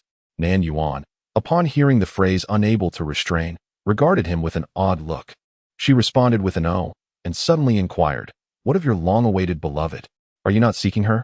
Pei Zicheng's demeanor faltered, abruptly realizing he had dug a pit for himself. The elegantly curved lips of the demon lord trembled slightly as he was about to explain. But then heard another question. Is the true name of the demon lord really Aching? Pei Zicheng, not just one pit. Nan Yuan pressed on. Why is your palace named Yuanqing Palace? Does it hold any significance? Pei Zicheng. This string of inquiries left the bloodthirsty demon lord momentarily speechless. After a brief silence, the resplendent demon lord maintained an impassive demeanor as he replied, "That woman cruelly abandoned me years ago. Why should I continue to dwell on her?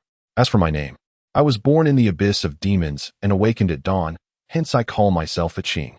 Nan Yuan observed him, her gaze as tranquil as still water. Pei Zicheng, with a resolute demeanor, continued to weave his tale. One day, a majestic bat hawk soared above his royal chamber, exuding an air of dominance that delighted him immensely, thus giving rise to the Yuqing Palace. Nan Yuan gazed at him for a moment, nodding slightly, uncertain whether to believe his words. Was the demon lord's earlier statement truly sincere? Pei Zicheng was unsure which phrase he referred to. Yet all previous remarks had been heartfelt confessions. His cheeks flushed, and he stammered, "Every word is true." Nan Yuan surveyed the surroundings and declared, "This palace pleases me greatly. From now on, I shall reside here." With an air of confidence, she claimed her space. Pei Zicheng stared at her in astonishment. Was it not said that once I become the demon empress, all of this would belong to me? Realizing the implications, he quickly responded, "It is all yours.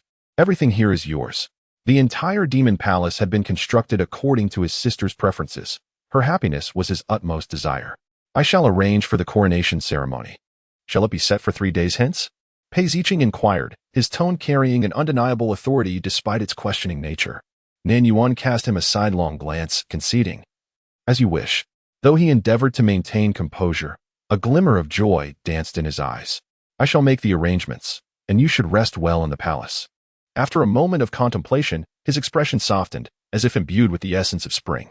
He addressed Nan Yuan, "In these 3 days, focus on recuperating in the palace. After our wedding, I shall move in to accompany the demon empress." Nan Yuan, however, meant to convey her desire to claim the palace as her own, rather than to share it. Yet, before she could elaborate, the young demon lord had already dashed away. After the departure of the individual, Nan Yuan fell into a tranquil silence, her expression a complex enigma. This was the first time Su Xiaodang had witnessed such a look on her face. Though Yuan often wore an impassive demeanor, there exists a distinction between mere lack of expression and the absence of emotion altogether. Yuan. This bloodthirsty demon lord seems to be quite infatuated. What if he truly falls in love with you? Would you be able to bring yourself to slay him? Su Xiaodang inquired with a visage marked by concern. Nan Yuan approached the soft couch in the hall, removed her shoes and socks, and languidly reclined upon it. This couch was even more opulent and comfortable than the one in her snowy city. The moment she lay down, her bones felt as if they had melted, rendering her immobile. Unbeknownst to her, there lingered a hint of longing in her words. Yuan, why do you suddenly raise such a question?" Upon receiving a definitive answer, Nan Yuan's aura darkened, her gaze deepening, as the flicker of hope and complexity in her eyes transformed into an icy chill, reminiscent of a frigid winter landscape. If this were indeed the case, then he was certainly not a Qing. He must have consumed a Qing's corpse, thereby inheriting her lingering memories and obsessions. Nan Yuan's voice turned frigid, a fleeting glimmer of murderous intent flashing in her eyes. Chapter 54. The Grand Wedding. The bridal chamber. Su Xiaotang gasped in shock. What do you mean, Yuan? This individual, upon awakening an ancient bloodline, consumed a Qing. A Qing's consciousness was too potent. Her obsessions intertwined with the original memories of this demon spider. Initially, Nan Yuan had suspected that this demon spider was a Qing. But a Qing had indeed perished unless she could rise from the dead. Yet, since Xiaotang had asserted it was impossible, only this singular possibility remained. It was only logical. A Qing had always respected her, prioritizing her in every matter, so how could she ever entertain such a rebellious thought? It is likely that this demonic spider, in its foolishness, misinterpreted a Qing's sentiments, mistaking her longing for her elders as a man's unfulfilled desire for a woman.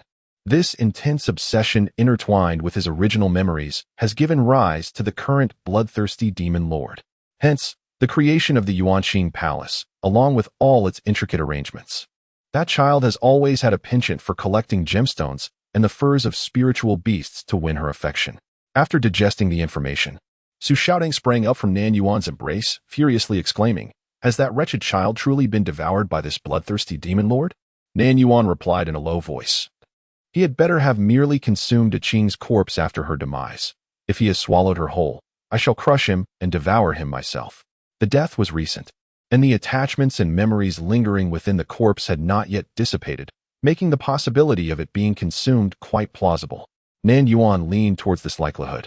For the consciousness she had left within a Qing was sufficient to protect any living creature within a few miles from danger. It is conceivable that a Qing inadvertently fell victim to demonic poison and was subsequently devoured by the transformed demonic pearl. Su Xiaotang shivered under the oppressive atmosphere. Yuan was truly terrifying when enraged. Fortunately, this overwhelming aura did not persist for long, as Nan Yuan gradually reigned in her intensity. She gazed at the scattered furs that littered the ground and calmly remarked, "It is highly probable that the consciousness of this demonic spider has been replaced by a Qing's. However, even so, this demonic spider is not the complete a Qing. It is merely a shell overtaken by her obsessions. Yet, faced with this vessel that harbors a Qing's consciousness and desires, she found herself unable to act. After all, a Qing was the little one she had raised with her own hands." Nan Yuan felt a twinge of worry. Yuan, what shall we do?" After a brief pause, Nan Yuan coldly replied, "Naturally, we shall proceed as originally planned." Yuan, driven solely by her ambition, reignited the fighting spirit of Su Xiaotang, responding excitedly, "Excellent." In the following 3 days, the bloodthirsty demon lord was preoccupied with wedding preparations and seldom made an appearance in the Yuanqing Palace. With only Dong Shui attending to him daily, Nan Yuan, cradling Su Xiaotang in her arms, cast a glance at the maid who stood properly at the side. Although Xiaotang sported 2 small buns, Dong Shui would undoubtedly recognize her as the one beside the city lord. Yet, throughout the encounter, the maid maintained her gaze straight ahead, exhibiting no sign of acknowledgement toward Xiaotang. Nan Yuan turned to her and remarked softly, "It is said that the bloodthirsty demon lord has risked his life on numerous occasions to extend your lifespan and preserve your beauty." Upon hearing this, Dong Shui's expression shifted slightly, and she bowed respectfully, explaining, "My lady, there is indeed some truth to this. I am over 200 years old this year, and had it not been for His Majesty, I would have long since turned to dust. However, it is not as the world claims. His Majesty does not harbor feelings for me, as there are deeper reasons behind this. I implore you, my lady, do not trust in the rumors." She raised her gaze to Nan Yuan and continued, "For the past 2 centuries, His Majesty has not consorted with any woman. You are the first. His Majesty holds you dear, and in the future, he will surely treat you with utmost care. I only hope that you can forgive him for his past transgressions and reciprocate his sincerity." Though Dong Shui appeared as youthful as she had 200 years ago, there was a weight in her eyes when she spoke, a depth of experience and compassion that belied her age. Nan Yuan was somewhat taken aback and could not help but remind her. The bloodthirsty demon lord had obliterated Snowfall City, his hands stained with countless lives. Dong Shui's gaze trembled, revealing a hint of numbed awareness of the world's harsh realities. Yet, How could the demon empress know that it was not Snowfall City that had first brought about his ruin? To kill a single person is easily forgotten by the masses, but to annihilate a city is inevitably met with public condemnation. Why do these people deem the slain individual less precious than the multitude of lives lost? Is it merely due to their sheer numbers? It is truly absurd. A group of ungrateful souls cannot be compared to a hero burdened with noble intentions. Are they truly worthy? Nan Yuan. Could this hero possibly be referring to her? Hearing someone attribute such a title to herself for the first time, Nan Yuan found it quite peculiar. However, the fact that Dong Xue could utter such words, viewing human life as trivial, was enough to indicate that she had already strayed from the righteous path. Nan Yuan's emotions were somewhat complex, though she was not inherently virtuous. She was certain that during her time in Snowfall City, she had instilled very upright values in Dong Xue and Aching. The ease with which they had gone astray suggested that perhaps her teachings had been insufficient. Noticing Nan Yuan's prolonged silence, Dong Xue also fell into a hush. Yet, she seemed to be on the verge of speaking, indicating a desire to share much with Nan Yuan, but something restrained her, forcing her to hold back. Nan Yuan understood her thoughts. She likely believed that the little demon spider was Aching, the former young master Pei. She was protective of her own, and her maid, having accompanied her for many years, naturally shared that sentiment. Reflecting on this, Nan Yuan reclined in her resting place, maintaining an outwardly aloof demeanor while internally contemplating her thoughts. On the eve of the coronation ceremony, the bloodthirsty demon lord sent a set of exquisitely luxurious garments. The texture of the black long skirt and robe bears a striking resemblance to that of the demon lord, yet it is imbued with a more exquisite and opulent quality. The hem is adorned with intricate and beautiful dark patterns, which at first glance appear to be large flowers, but upon closer inspection reveal several eight-legged spiders. When Nan Yuan beheld this, she fell silent. Pei Ziqing's eyes were suffused with bloodshot veins, dark shadows beneath them. Yet they sparkled with an intense brightness akin to two handfuls of starlight, filled with glimmering points of light. Nan Yuan gently touched the minuscule crystals embedded in his attire, smaller and more delicate than those on him, each painstakingly polished. This seemed to reflect Pei Ziqing's character. He always sought to provide her with the finest. Was it personally crafted by the demon lord? Nan Yuan inquired. To her surprise, the individual before her turned his head to deny it, stating, "I merely observe my subordinates at work." Nan Yuan regarded him with a glance, choosing not to respond. Pei Ziqing noticed her calm demeanor and felt a twinge of disappointment. Yet, his spirits soon lifted. He and his elder sister were on the verge of marriage. She was soon to become his wife. His wife. A smile crept onto Pei Ziqing's lips, growing increasingly radiant and enticing.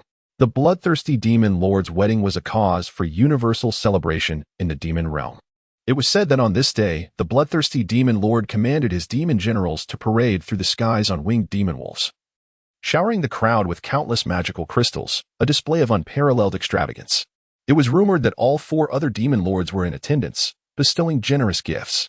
It was said that the demon queen personally chosen by the bloodthirsty demon lord was breathtakingly beautiful, rivaling his own magnificence. Within the Yuanqing Palace, adorned with red satin and filled with red candles, the atmosphere was that of a bridal chamber on the wedding night. Pei Ziqing's gaze was fixed on the elegantly dressed woman before him, his eyes ablaze with intensity as he swallowed hard. In the stillness of the chamber, the distinct sound of a swallow echoed.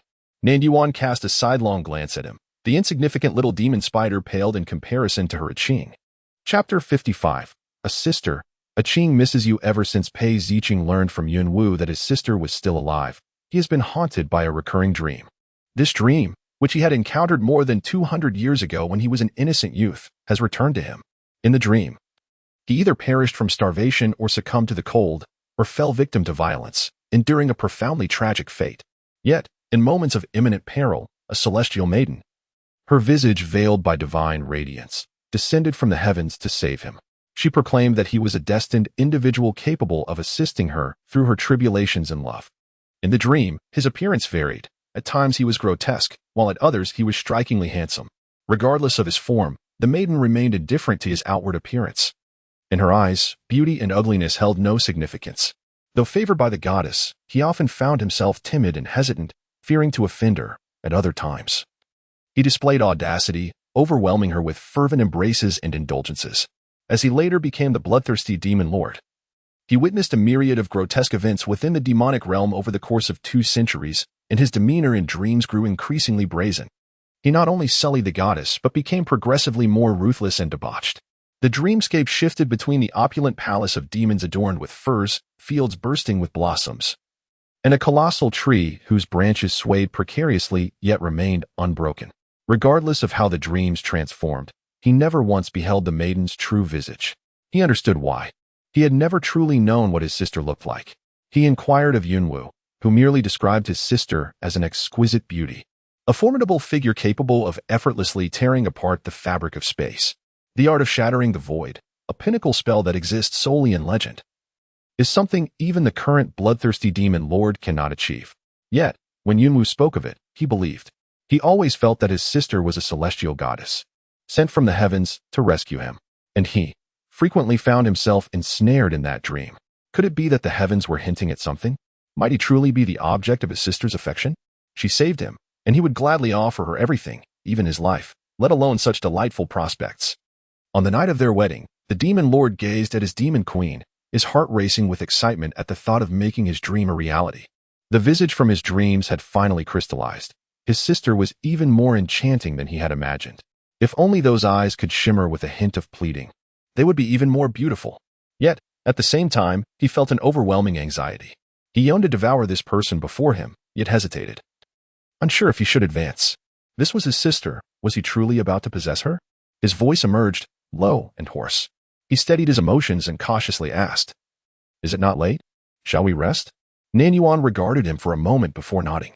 "The bed is prepared. You shall sleep in the outer chamber, while I take the inner." Pei Ziqing's emotions, ranging from rippling excitement to trepidation, froze in an instant. What? He wondered if he had misheard. Nan Yuan looked at him languidly. "You have always been this way. You sleep in the outer room, and I in the inner. What? Does a Qing wish to share a bed with his sister?" Pei Ziqing's mind was engulfed in a deafening silence, a void that resonated with a singular thought. The utterance of Qing and sister reverberated in his head like a thunderclap, shattering his composure. All notions of idyllic moments and tumultuous passions disintegrated into ashes in that fleeting instant. Nan Yuan, lounging languidly upon a soft divan, cast him a cold, piercing gaze. "Qing, how much longer do you intend to deceive me?" Pei Ziqing felt every nerve in his body tighten in alarm. His mind fixated on a singular dread. His sister was aware. She knew everything. Would she come to loathe him, regret having taken him in, only to nurture such a monstrous being? He had obliterated her homeland, stained his hands with blood, and emerged as a veritable fiend, destined to rally countless demonic cultivators against the righteous path. Yet, he had been left with no alternative. In a fit of madness, he had laid waste to Shui City. And this singular act of malevolence irreversibly severed his bond with her. Pei Ziqing could not bear to meet the eyes of the woman before him. Just moments ago, he had been lost in a blissful reverie with his sister, yet now he dared not entertain a single thought. His sister, noble-hearted and devoted to the welfare of the people, would undoubtedly be utterly disillusioned by his actions. What could he possibly do then? Allow his sister to depart, forever estranged from him? The very thought of such a conclusion drove him to the brink of madness. No, absolutely not. He would never permit his sister to leave. Even if she despised him, loathed him, and wished to slay him with her own hands, he would bind her to his side. He could not afford to lose her again. In a fleeting moment, a whirlwind of dark and frenzied thoughts flashed through Pei Ziqing's mind. He envisioned surreptitiously administering a secret elixir to his sister, erasing all her memories, rendering her an innocent, oblivious queen of darkness. He would care for her with utmost caution, ensuring her hands remained unstained by blood. In a moment of distraction, he contemplated the possibility of dismantling her lifelong cultivation, trapping her within the confines of the Yuqing Palace, denying her any means of escape. He intended to employ elixirs to prolong her life and preserve her beauty, akin to the winter snow. A multitude of sinister and dreadful thoughts bubbled up like murky water in a drain. However, to his surprise, after a prolonged wait, the envisioned scene failed to materialize. Pei Ziqing stood rigidly for a brief moment before gradually lifting his gaze to the woman before him. His sister's countenance remained devoid of sorrow or joy. Her eyes were tranquil and devoid of turbulence, her emotions subdued. She calmly inquired, "You lured me to your domain not to acknowledge our bond, but rather to transform me into your demonic empress. Qing, what are your true intentions?" The woman reclined languidly on the soft couch, her demeanor icy and aloof. Pei Ziqing was taken aback. His sister did not seek to hold him accountable for the transgressions of the years past. She harbored no disdain for him due to his transformation into the bloodthirsty demon lord. She expressed no regret for having once taken him in, this fiend. As his taut body slowly relaxed, a peculiar emotion flickered in his eyes, akin to regret, yet also something else. Pei Ziqing cleared his throat hesitantly, calling out, "Sister." Although he had silently addressed her countless times in his heart, this was the first instance he vocalized it since their reunion. It felt as though this single utterance of sister erected an insurmountable barrier between them. Nan Yuan replied nonchalantly, "If I had not promptly unveiled your identity, would you have sought to do something tonight, Qing?" His sister remained as she always had, and he, too, remained unchanged. His eyes inexplicably stung, and his tall, slender figure slowly crouched down. The face, as beautiful as jade and as radiant as a flower, transformed into one of gentleness and submission, filled with reliance and trust, reminiscent of that once ugly youth from years past. The demon lord leaned down, tilting his head, resting it upon the woman's lap, softly murmuring, "Sister, why have you only just arrived? Qing misses you dearly." To outsiders, the bloodthirsty demon lord appeared cold-blooded and brutal, yet at this moment, he was as docile as an obedient child. Nan Yuan lowered her gaze, her eyes resting upon the man's fair, smooth neck. It was exquisite yet fragile. A mere gentle squeeze could shatter it. What of the fate's chosen one or the heavenly path? After vanquishing the great antagonist and gaining merit, she could simply slip away. What impact could she truly have on this world? It was nothing more than the chosen one completing the task of saving the world before awakening the bloodline of ancient beasts. Was that not a positive outcome? Why must one rigidly adhere to every procedure? Yet, deep down, Nan Yuan understood that the heavenly path was omnipresent. Should she attract its attention and be deemed a threat? Even if she and Xiaotang fled to another realm, the heavenly path would hunt them down and annihilate them. Her own life mattered little. But Xiaotang was still a cub. She could not gamble with the young one's life. Nan Yuan lifted her hand, her fingertips gently resting upon the man's nape. The person in her embrace showed no sign of discomfort at her gesture, as if everything she did was entirely appropriate, even as she grasped his most vulnerable neck. Her gaze flickered ever so slightly. He placed such unwavering trust in her, his elder sister. Suddenly, the hand resting on the man's neck ascended, delicately removing the jade crown from the head of the one in his embrace. A cascade of black hair tumbled down, draping over Nan Yuan's thigh and cascading down to her ankles like a dark waterfall. The woman tenderly caressed the strands, gazing at the opulent and resplendent palace, a hint of nostalgia shimmering in her eyes. The elder sister longed for Qing as well. She murmured softly, her cool voice seeming to soften in that moment. That little one had consumed much of her energy in raising him, nurturing him to be upright and grateful. Although Qing held her in esteem, he also adored clinging to her and acting coy, always eagerly presenting her with the finest treasures, merely to elicit her joy. Alas, such a remarkable child, she had failed to protect him. Ultimately, her arrogance had betrayed her. She believed that merely placing a fragment of her consciousness within Qing would suffice to shield him. The soothing strokes of the woman's hand and her noticeably gentler words filled Pei Ziqing with a bittersweet happiness. The elder sister expressed that she missed him too. How wonderful! So wonderful that he felt as though he were ensnared in another beautiful dream. He had thought he would never witness such a sister again in this lifetime. His voice caught in his throat. "Elder sister, I have committed many wrongs over the years. Elder sister, please punish me." The fact that she did not harbor disdain for him was already a great comfort. He dared not wish for more. Nan Yuan's hand stilled, and Pei Ziqing sensed his heart leap in trepidation. What wrongs had Qing committed? Nan Yuan inquired, her tone devoid of discernible emotion. Pei Ziqing's heart hung precariously, swaying in the air like a delicate thread of silk. The slightest harsh word from his sister could sever that fragile line, causing his weathered heart to shatter into countless pieces. His voice was taut with tension. After departing from the abyss of sorcery, he rushed to Snowfall City in search of his sister, only to discover that he had arrived too late. She had been compelled by the old steward and Zhuang Huayin to leap from the city walls. In his youthful impulsiveness, consumed by rage, he believed that his sister had been trampled in the beast tide, leaving no trace of her existence. How could he maintain his composure? A singular thought consumed him. He would annihilate everyone to accompany his sister in death. Subsequently, a river of blood flowed through Snowfall City, and he transformed into a nefarious tyrant of unparalleled wickedness. Zhuang Huayin escaped, and he turned his wrath upon the remaining members of the Zhuang family, slaying each one he encountered. Even the venerable ancestors of the Zhuang clan fell victim to his fury. Once he had decimated the Zhuang family, he sought retribution against Yunwu, the architect of his sister's plight. It was during this pursuit that he learned, to his astonishment, that his sister was still alive. In that moment, his madness found a semblance of relief. In his quest to find her, he sought out a more fertile land within the demon realm, vanquished the ruling Qingyan demon lord, and swiftly expanded his power. He then employed this newfound strength to aid in his search for his sister. Yet, his efforts yielded no results. She remained elusive. Eventually, he embarked on a solitary journey, wandering from place to place in hopes of uncovering her whereabouts. As few righteous individuals had ever encountered the bloodthirsty demon lord, he occasionally mingled among the virtuous, concealing his true identity. However, more often than not, he preferred to don a guise of grotesqueness.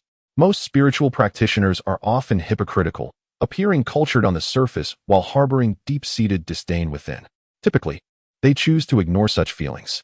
However, when insulted, particularly regarding his appearance, he would not hesitate to strip them of their facades. Occasionally, he would receive glances of kindness. Yet these were often tinged with pity. Over the past 2 centuries, Pei Ziqing has grown increasingly aware that there is no second elder sister in this world. During his darkest moments of torment, when he was on the brink of ruin, it was his elder sister who pulled him back from the abyss. She did not bestow upon him mere sympathy. Her affection was genuine and profound. When he destroyed the Snowfall City, it was his last vestige of sanity that spared Dongxue. For he remembered that she was the maid his elder sister cherished. The destruction he wrought upon Snowfall City left behind irrevocable mistakes, yet Dongxue remained. She became the sole link between him and his elder sister. He could not allow Dongxue to perish. Not only that, he wished for her beauty to remain forever as it was in Snowfall City. Thus, he undertook numerous perilous endeavors solely to extend her life and preserve her appearance. Nan Yuan listened as the bloodthirsty demon lord recounted the past 2 centuries that had swiftly passed. She felt a rare pang of emotion when she parted ways with Qing. Neither anticipated that it would be their final encounter. This obsession drove the newly awakened ancient demon spider toward Snowfall City. Originally, Qing's fixation would have gradually faded after their meeting, yet fate had it that she perished. Consequently, the longing to see her transformed into hatred and murderous intent. Under the influence of Qing's wrath, the demon spider laid waste to the city and claimed lives. Afterward, Qing's obsession should have once again begun to dissipate. Who would have thought that as he set out to slay Yunwu, Qing received the news that her sister was still alive? Back then, Nan Yuan had never intended to leave any survivors. Thus, she did not conceal her own cultivation. After vanquishing that scoundrel Yunwu, she directly shattered the void and departed. Who could have anticipated that this Yunwu was no ordinary demon cultivator? The one she had slain back then was merely a fragment of his being. Thus, once again, Qing's obsession transformed into a relentless pursuit to find her sister. This series of fervent desires gradually encroached upon the original consciousness of the demon spider, which is why Qing has endured until now. With her appearance, Qing's fixation may slowly wane, yet due to the 2 centuries of consciousness erosion and integration, it shall not entirely dissipate. Rather, the aspects belonging to her true self will increasingly manifest, such as the innate thirst for blood and slaughter. Nan Yuan mused that this was for the best. She would assist Qing in eliminating all her obsessions. And when the bloodthirsty demon lord became less reminiscent of Qing, she would no longer hesitate when it came to taking lives, delivering a swift and decisive blow. With this thought, Nan Yuan's caress became even gentler. The past is behind us. Dear sister, do not hold it against you, she said. Chapter 57, Bewildered. Princess Carrie Nan Yuan often played with Xiao Tang. Although the little demon spider's hair was not as delightful to touch as Xiao Tang's fur, it was still quite pleasant. It is worth noting that Qing once lamented her own lack of beauty, yet now, she occupies this lovely form, basking in admiration for 2 centuries, which can be considered a gain. At this moment, Pei Ziqing wore a dazed and foolish expression. What had her sister just said? Her sister said she did not blame him. He has committed numerous wrongdoings in the past, taking the lives of countless innocent souls. Yet sister surprisingly remarked that all that is behind us. In a moment of agitation, Pei Ziqing abruptly lifted his gaze, only to inadvertently fix his eyes upon an inappropriate target. How could sister's form be so alluring? The guise she once donned was already remarkable, but the present sister is simply captivating. In that instant, he felt a tumult of elation intertwined with embarrassment. Once the fervor subsided, he cautiously inquired, "Sister, Do you truly bear me no ill will? His voice trembled slightly, yet his eyes shone with unusual brightness. Nan Yuan, unperturbed, affectionately stroked his hair, her expression serene. Why would I blame you? The man in her embrace suddenly resembled a child caught in mischief, stumbling over his words before beginning to confess his transgressions. But I have taken so many lives, and you chose to settle in Snowfall City, a place of significance to you, yet I have brought ruin to it. I have failed to uphold your teachings, and I have disappointed you. Upon hearing this, Nan Yuan felt a deep sense of satisfaction. It seemed that her earlier guidance had not been in vain. Qing's actions were not of his choosing, and he was acutely aware of right and wrong. Had Qing not perished, he would have surely followed the path she had laid out, blossoming into a positive and vibrant youth. In time, with further cultivation, even if he could not rival the fates of this world, he would undoubtedly become a formidable force, one whom none would dare to challenge. Alas, fate is a fickle mistress. Qing possessed a righteous heart, but was denied a just fate. Qing was forcibly made a part of the bloodthirsty demon lord, and inevitably he would meet his demise at the hands of the fortune child. As Nan Yuan contemplated this, she felt increasingly convinced that her decision was indeed correct. The little demon spider dying at her hands was far preferable to meeting its end at the fortune child's. Pei Ziqing, oblivious to this, was regarded by his elder sister as a paragon of virtue.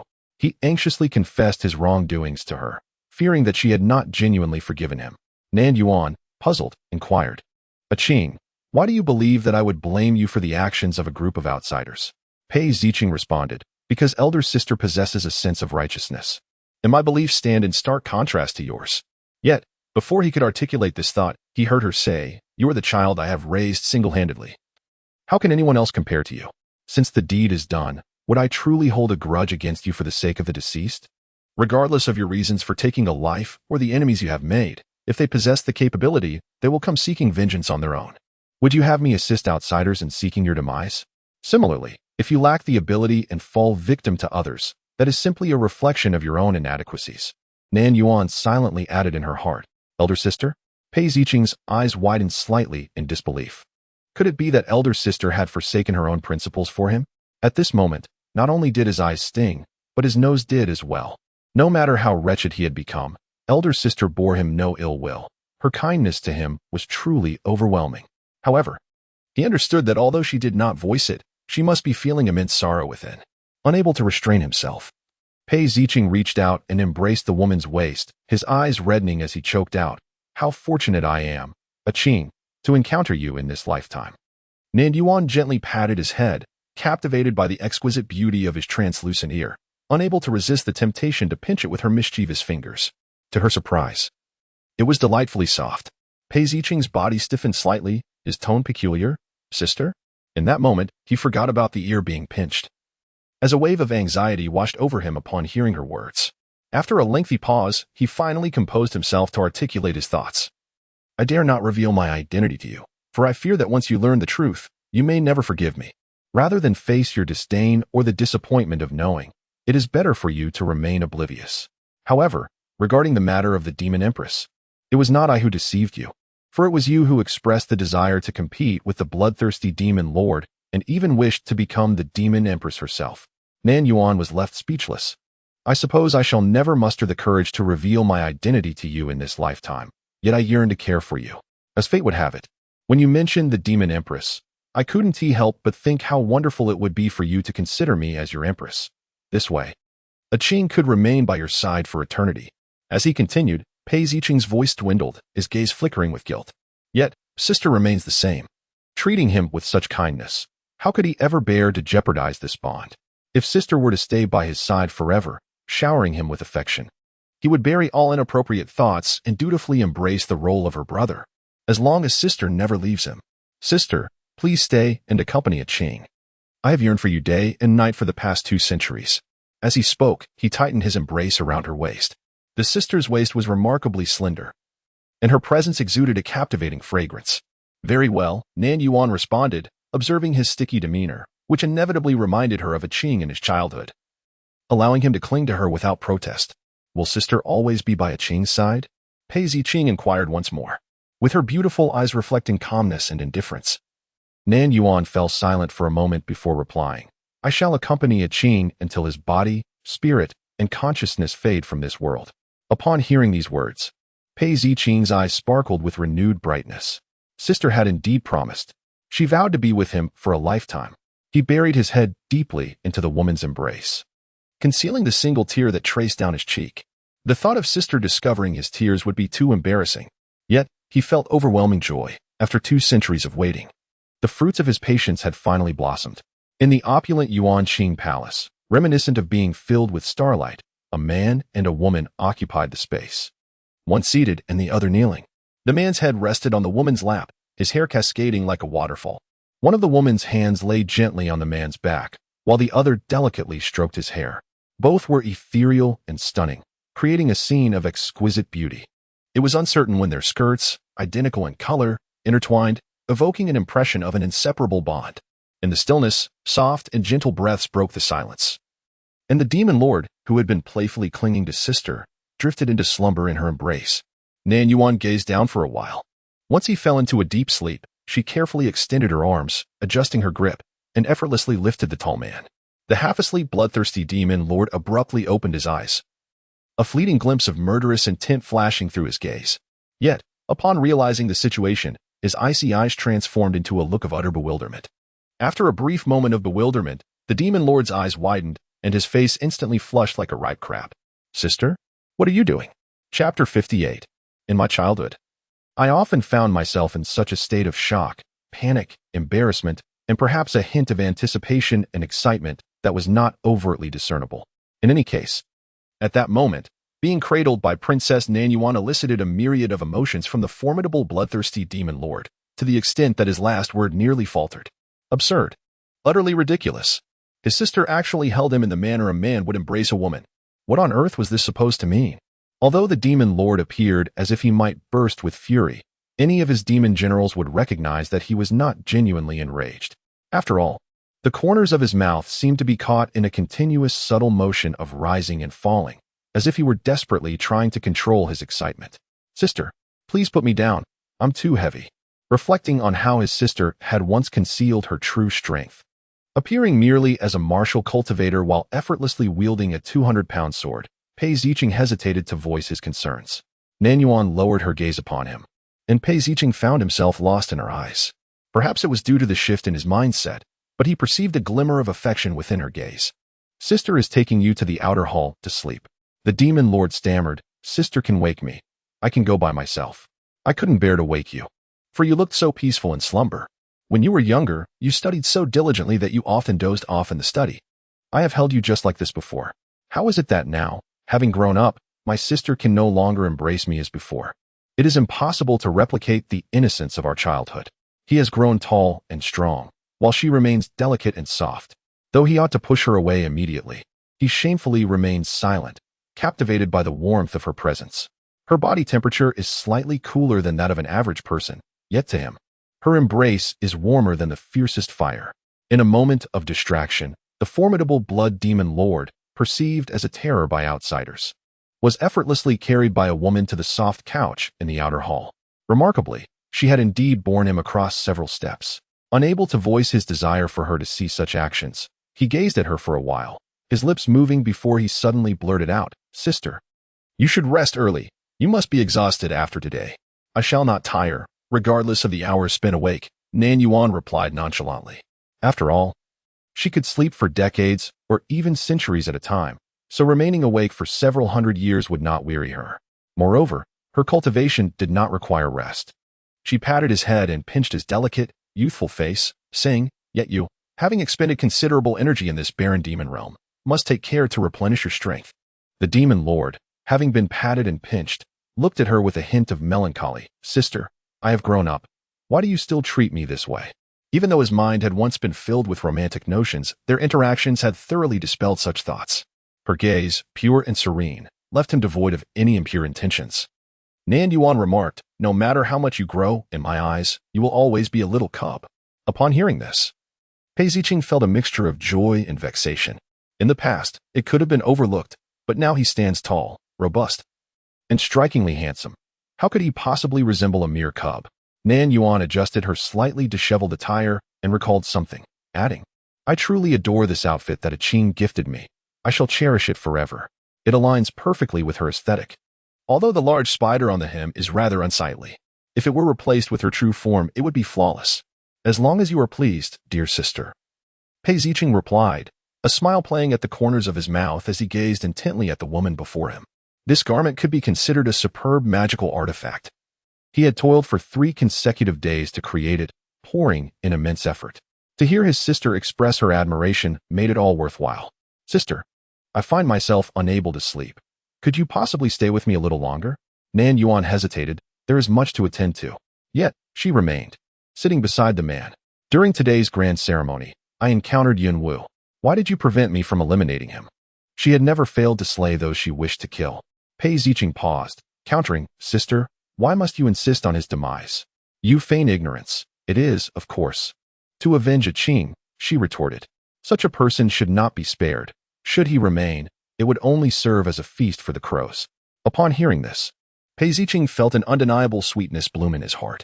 I originally intended to kill him, but upon learning from him that my sister was alive, I was so elated that I spared his life. Over the years, Yunwu has been a diligent aide, saving me considerable effort, so I have kept him around. If you truly wish to be rid of him, I shall end his life by tomorrow. On the surface, Yunwu still maintained his facade as the charming demon lord, a sovereign in the demon realm, yet in the shadows, he was but a subordinate to the bloodthirsty demon lord. Now, for the sake of his sister, his master, the bloodthirsty demon lord, unhesitatingly prepared to dispose of the burden. After a moment of silence, Nan Yuan replied, Since it is of use to you, let it remain for now. After all, this little demon spider has little time left to live. Once it perishes, I shall seek vengeance upon Yun Wu. The enmity for Qing must be avenged. Having unveiled their identities and recognized one another as siblings, Nan Yuan and Xiao Tang indulged in a life of want and excess. The finest delicacies, exquisite wines, and rare treasures from the demon realm were lavishly delivered to the Yuanqing palace. Under the attentive care of Dong Shui, Xiao Tang grew round and plump, resembling a delightful ball. More individuals began to groom it, including Yuan, Dong Shui, and even that detestable demon lord. Within a mere month, it became common knowledge throughout the demon realm that the demon queen residing in Yuanqing Palace was the cherished beloved of the bloodthirsty demon lord, a figure not to be trifled with. For instance, the 7-kill demon lord suffered grave injuries for secretly attempting to approach the demon queen, while the mighty demon lord lost 2 of his front teeth for his intentions of offering a stunning beauty to the bloodthirsty demon lord as a consort.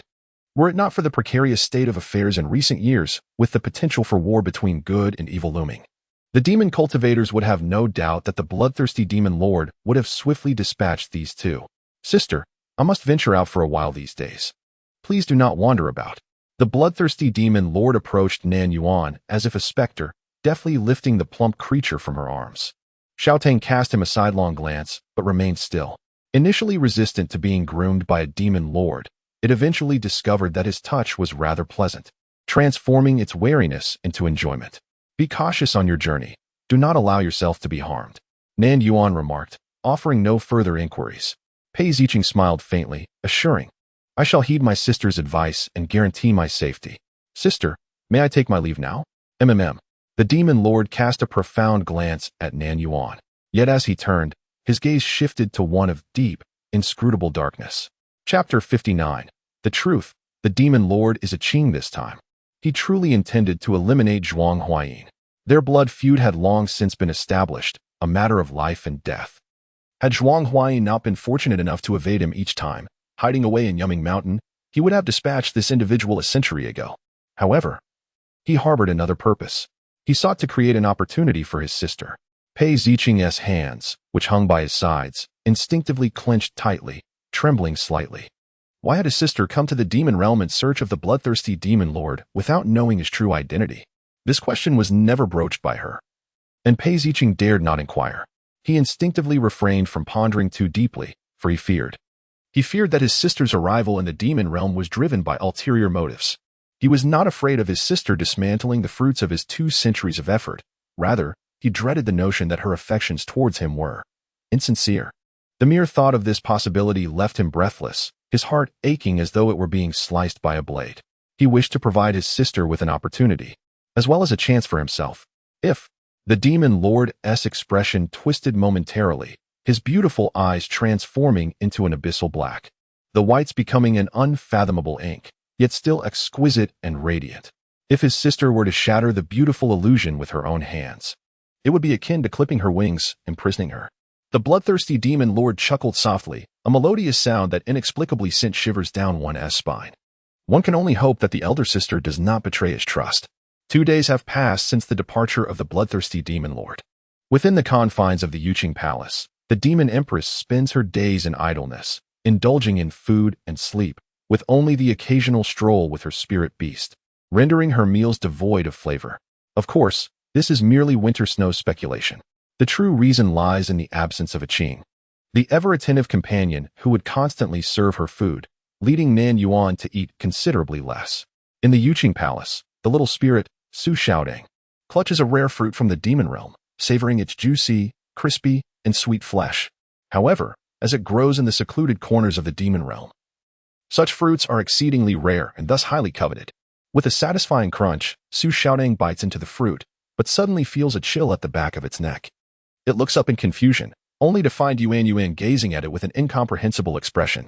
Little sugar. You seem never to have explicitly stated that the ultimate antagonist of this world is the bloodthirsty demon lord, Nan Yuan remarked. My father's journal did not specify which of the 5 demon lords was the most formidable. After all, they were all ultimately defeated by the Child of Fortune. Yet, everyone claims that the bloodthirsty demon lord is the most powerful among them, so it must be he. Nan Yuan stared at it for a long while, her gaze chilling. Yuan, what is it? Su Xiaotang's voice was soft and innocent. Observing its adorably foolish demeanor, Nan Yuan hinted. A Qing has shared many tales of his childhood with me in recent days. Those memories, which I can scarcely recall, he remembers with utmost clarity. Su Xiaodang, with a demeanor of nonchalance, thought to itself that it was no surprise the little brat adored Yuan. After all, what was so remarkable about remembering such things? Nan Yuan, having discerned the unreliability of Zuxiatang through a few remarks, began to question the veracity of its previously confident assertions. She had once inquired of Xiaodang whether the ancient demon spider possessed the ability of rebirth, to which Xiaodang emphatically shook its head, asserting that it did not. Truly, it was a most untrustworthy creature. Obsession is termed as such because it fixates on a singular or a few matters. Yet now, this little demon spider was acutely aware of the circumstances between a Qing and herself. Such clarity could not merely stem from obsession. This was evidently a Qing's memory. Either a Qing had taken over another's body, or he was indeed the true embodiment of the bloodthirsty demon lord. The former seemed implausible given a Qing's current cultivation level. Thus the latter appeared to be the only conclusion. Furthermore, the severance of her connection with the Qing indicated that he had indeed perished once. In light of this, the truth emerged. A Qing was the one possessing the ancient demon bloodline. He had been cast into the abyss of demons by Yunwu, and in the moment of death, his ancient bloodline was awakened, leading to his rebirth as the ancient demon spider. Her Qing had always been alive. With Nan Yuan's cultivation and insight, she naturally deduced this possibility, but due to a mere denial from Zuxiatang, she had prematurely dismissed the truth. Reflecting on this, her gaze towards Zuxiatang grew somewhat frigid. Zuxiatang, being but a juvenile, was inherently unreliable. Thus, Nan Yuan resolved to exercise greater caution in the future. The transformation of her pure and upright little creature into an antagonist undoubtedly stirred complex emotions within her. Yet now, as she recalled the Qing's tribulations in the abyss, her predominant feeling was one of sorrow. The little creature she had nurtured with her own hands had been forced to face death once before undergoing such a transformation. Why should her family S.A. Qing serve as a stepping stone for the fated child? The heavens are exceedingly unjust. Nan Yuan suddenly rose, grasping the diminutive Xiao Tang in one hand while tearing through the void with the other, departing from the demon domain. Yuan, didn't that detestable demon lord prevent you from leaving the demon domain? How did you manage to escape? To fetch a Qing. Do you know where he is? Nan Yuan paused, uncertain. Xiao Tang interjected. We are heading to the location where a Qing is to confront the fated child. Realization dawned upon Xiao Tang. According to the original world's storyline, it was around this time that the bloodthirsty demon lord would slay the fated child's most formidable subordinate, Zhuang Huai. Enraged, the fated child would finally reveal his true strength, engaging in a fierce battle with the bloodthirsty demon lord for 3 days and nights. Ultimately, the fated child would plummet from a sheer cliff, leaving the bloodthirsty demon lord gravely wounded. Subsequently, the fated child, fortuitously falling from the cliff, would awaken the bloodline of an ancient divine beast. With this newfound power, the fated child would become invincible, ascending to the pinnacle of righteousness.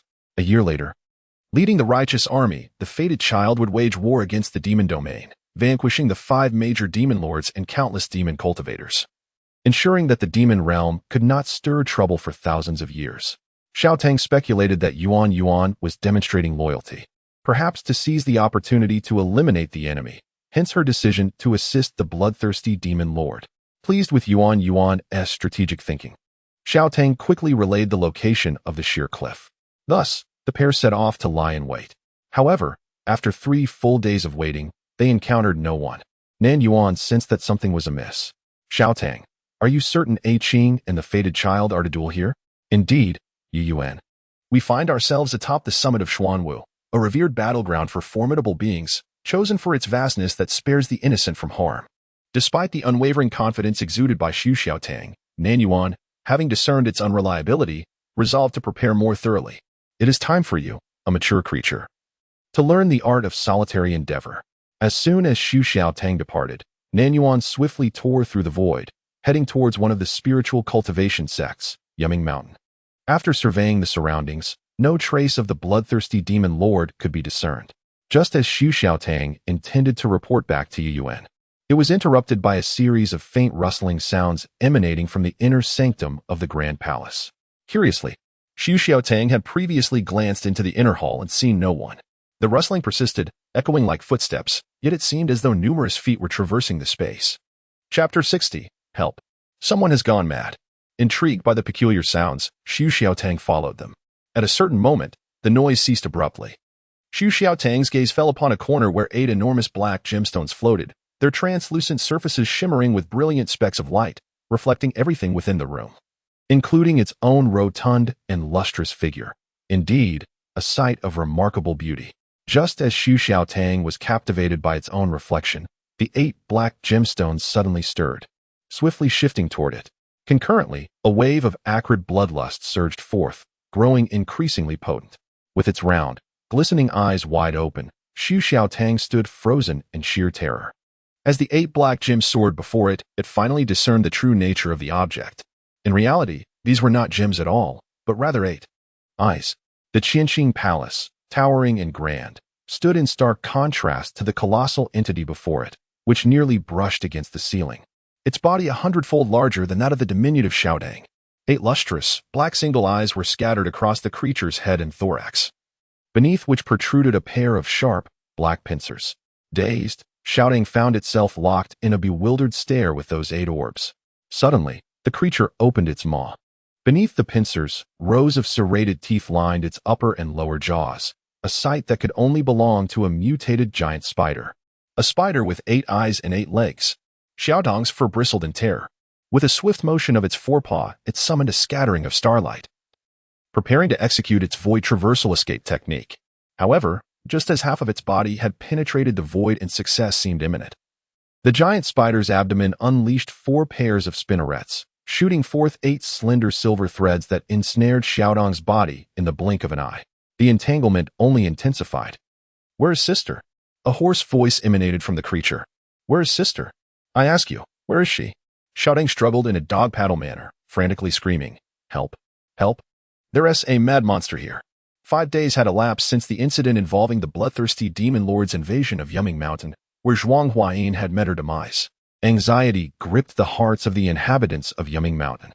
Although the sect leader had strictly forbidden further discussion of the matter, the disciples, with their mouths free to speak, continued to whisper amongst themselves in hushed tones. With the demise of Zhuang Huayin, the direct lineage of the Zhuang family has met its tragic end. It is well known that Elder Zhuang was on the brink of entering the realm of the Spirit King, with a boundless future ahead of him. Moreover, he shared a profound camaraderie with the esteemed Spirit King Bai Lingfeng, the founder of the Lingfeng sect, referring to each other as brothers. Not only was his own cultivation formidable, but with such a powerful ally as the Spirit King, none dared to offend him. Who could have anticipated that the bloodthirsty demon lord would audaciously breach the protective barrier of Yumming Mountain and, in the presence of its master, slay Zhuang Huayin? This bloodthirsty demon lord, Possessing the bloodline of an ancient great demon is exceedingly ferocious. Against such a foe, Elder Zhuang had no capacity to retaliate. The disciples of Yuming Mountain were engulfed in fear and fury. "Where has the bloodthirsty demon lord gone?" Nan Yuan inquired. A despondent disciple replied, 5 days ago. When Lord Bai sought Elder Zhuang, he witnessed the brutal murder of Elder Zhuang by the demon lord. They both fled Yuming Mountain towards the east. It is highly likely they have gone to the summit of Xuanwu. Alas, although Lord Bai has attained the realm of the Spirit King, facing the bloodthirsty demon lord, he may be in grave peril. Nan Yuan ceased to listen, her mind racing. Previously, Xiao Tang indicated that the summit of Xuanwu lay to the south. Yet now, this disciple claims it is to the east. Her brow furrowed in frustration as she vanished in an instant. When the disciple finally realized something amiss, he abruptly turned his head to the side, only to find a fellow male disciple nearby. He hurriedly nudged the arm of the person next to him. "Brother, was there not a sister standing beside me just now?" The brother replied, "No, it's just me beside you. Isn't it?" The disciple shivered. "Brother, you may find this hard to believe, but just now, a woman was speaking beside me. Could it be that a female demon from the demon realm has infiltrated our midst?" "Nonsense. Do you truly think that the fiends can come and go as they please in our Yuming Mountain? The bloodthirsty demon lord is an exception." As Nan Yuan journeyed eastward, he finally arrived at the true summit of Xuanwu. The surrounding rocks lay shattered, and an entire mountaintop had been cleaved asunder. At the pinnacle, dried bloodstains marked the ground, remnants of a fierce battle that had transpired 2 or 3 days prior. Nan Yuan gazed deeply at the bloodstains, contemplating the recent conflict. Standing atop Xuanwu, he looked down into the swirling mists, obscuring all visibility. It was here that the fated child, having plummeted into the abyss, would awaken the bloodline of the ancient divine beast in a few days' time. Similarly, a Qing had once fallen into the demon abyss, awakening the bloodline of an ancient great demon. One represented righteousness, while the other embodied malevolence. It was evident that a Qing's parallel fate would later serve to highlight the fated child's destiny. Yet, did these individuals not find it absurd? At the time of his fall into the demon abyss, a Qing was merely a youth of little more than a decade, while the fated child had already ascended to the realm of Spirit Emperor. What could possibly be compared? Thinking of a Qing who was gravely injured, Nan Yuan resolved to take his leave. Just then, a commotion arose in the distance. He halted his steps and lifted his gaze. In the air, a flying vessel approached.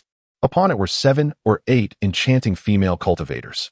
The beauties leaped gracefully from the vessel, resembling delicate flowers cascading from the heavens, a sight to behold. Upon seeing Nan Yuan, their eyes sparkled with evident astonishment, which was soon replaced by a shared sorrowful empathy. A group of enchanting beauties stood beside Nan Yuan, gazing despondently at the precipice below. Surely, this younger sister was also a beloved confidant of Ling Feng. The first to speak was the leader, an ice-cold beauty clad in white. Nan Yuan remained expressionless, having discerned the identities of these individuals. The woman in green, lively and charming, exclaimed, "Sister Yu Sang, I refuse to believe that Brother Ling Feng is dead." The beauty in blue, serene and graceful, softly replied, "I too believe that Brother Feng is safe." The beauty in purple, bold and passionate, declared, "I have heard that the bloodthirsty demon lord was severely injured by Brother Feng. My sect's elders are already contacting other celestial factions. It would be most opportune to eradicate the demon realm entirely." The beauty in red, alluring to the core, seethed. This villain, who has committed so many heinous acts, deserves to be vanquished by the righteous. The remaining beauties joined in the condemnation of the bloodthirsty demon lord, and as Nan Yuan listened to their fervent outcries, a coldness gradually enveloped her gaze. How fortunate that the wretched harbinger of fate could indulge in such leisure. With a cold glance at the gathering of melodious voices, Nan Yuan interjected, "If you are so reluctant to part with your beloved, why not leap down to accompany him?" The beauties were momentarily taken aback. Without further ado, Nan Yuan illustrated her intent through action.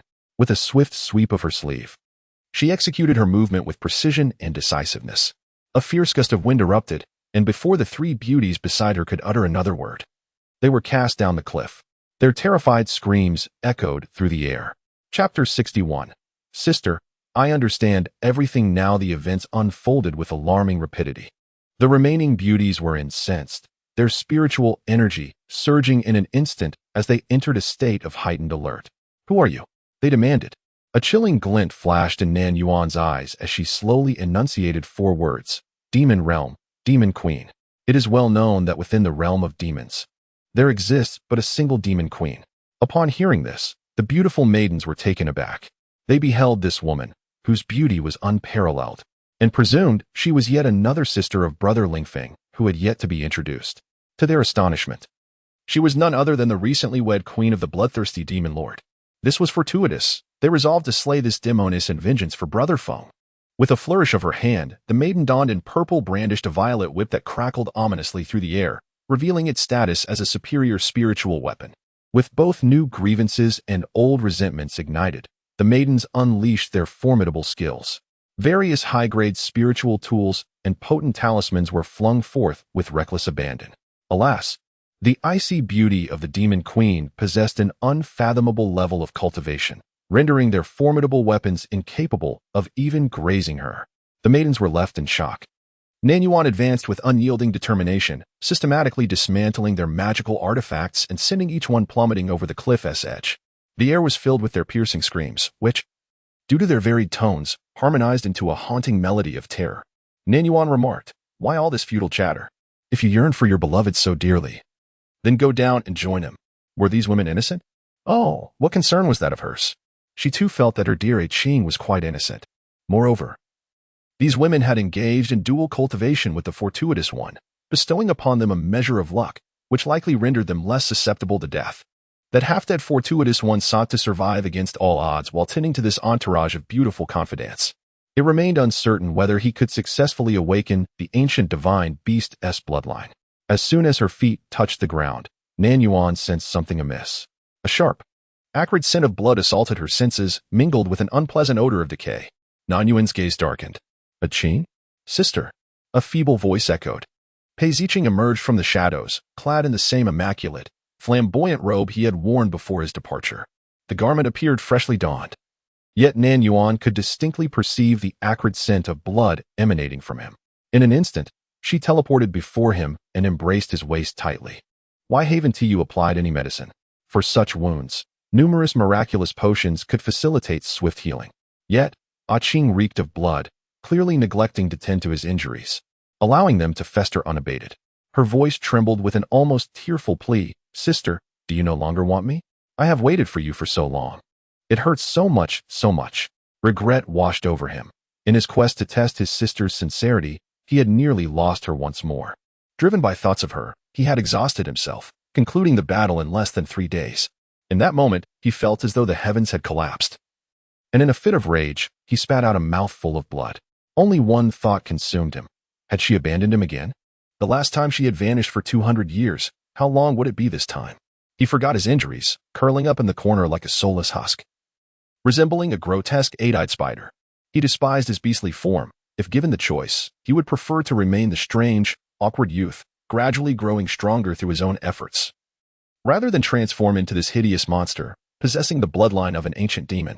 Had he not become the blood-devouring demon lord, his sister would not seek his life. Nan Yuan's heart ached for him. How infuriating that fate would inflict such harm upon her dear Qing. Qing, release me for a moment. I shall tend to your wounds." Upon hearing these words filled with concern, Pei Ziqing felt an even deeper sense of desolation. In her quest to eliminate him, how could her sister resort to such flattery? She ought not to behave this way. She should not seek to appease anyone. Instead of loosening his grip, Pei Ziqing held on tighter. "Qing?" His voice came out hoarse. "Sister, I know everything." Nan Yuan, perplexed, asked, "Know what?" No sooner had the words left her lips than her body stiffened, a flicker of incredulity crossing her eyes. She felt something sharp pierce the nape of her neck. This was the child she had raised herself, one she seldom let her guard down around. Yet now, Qing had dared to ambush her. Disappointment and anger surged within Nan Yuan in that moment, but she soon realized that the object embedded in her skin held no lethal potency. It merely released a slight, innocuous toxin, numbing her nerves and dulling her movements and thoughts. She could expel this trivial toxin in mere moments, yet she hesitated, wanting to understand why this child she had nurtured turned against her in such a manner. Pei Ziqing slowly lifted his gaze from her neck to meet her eyes.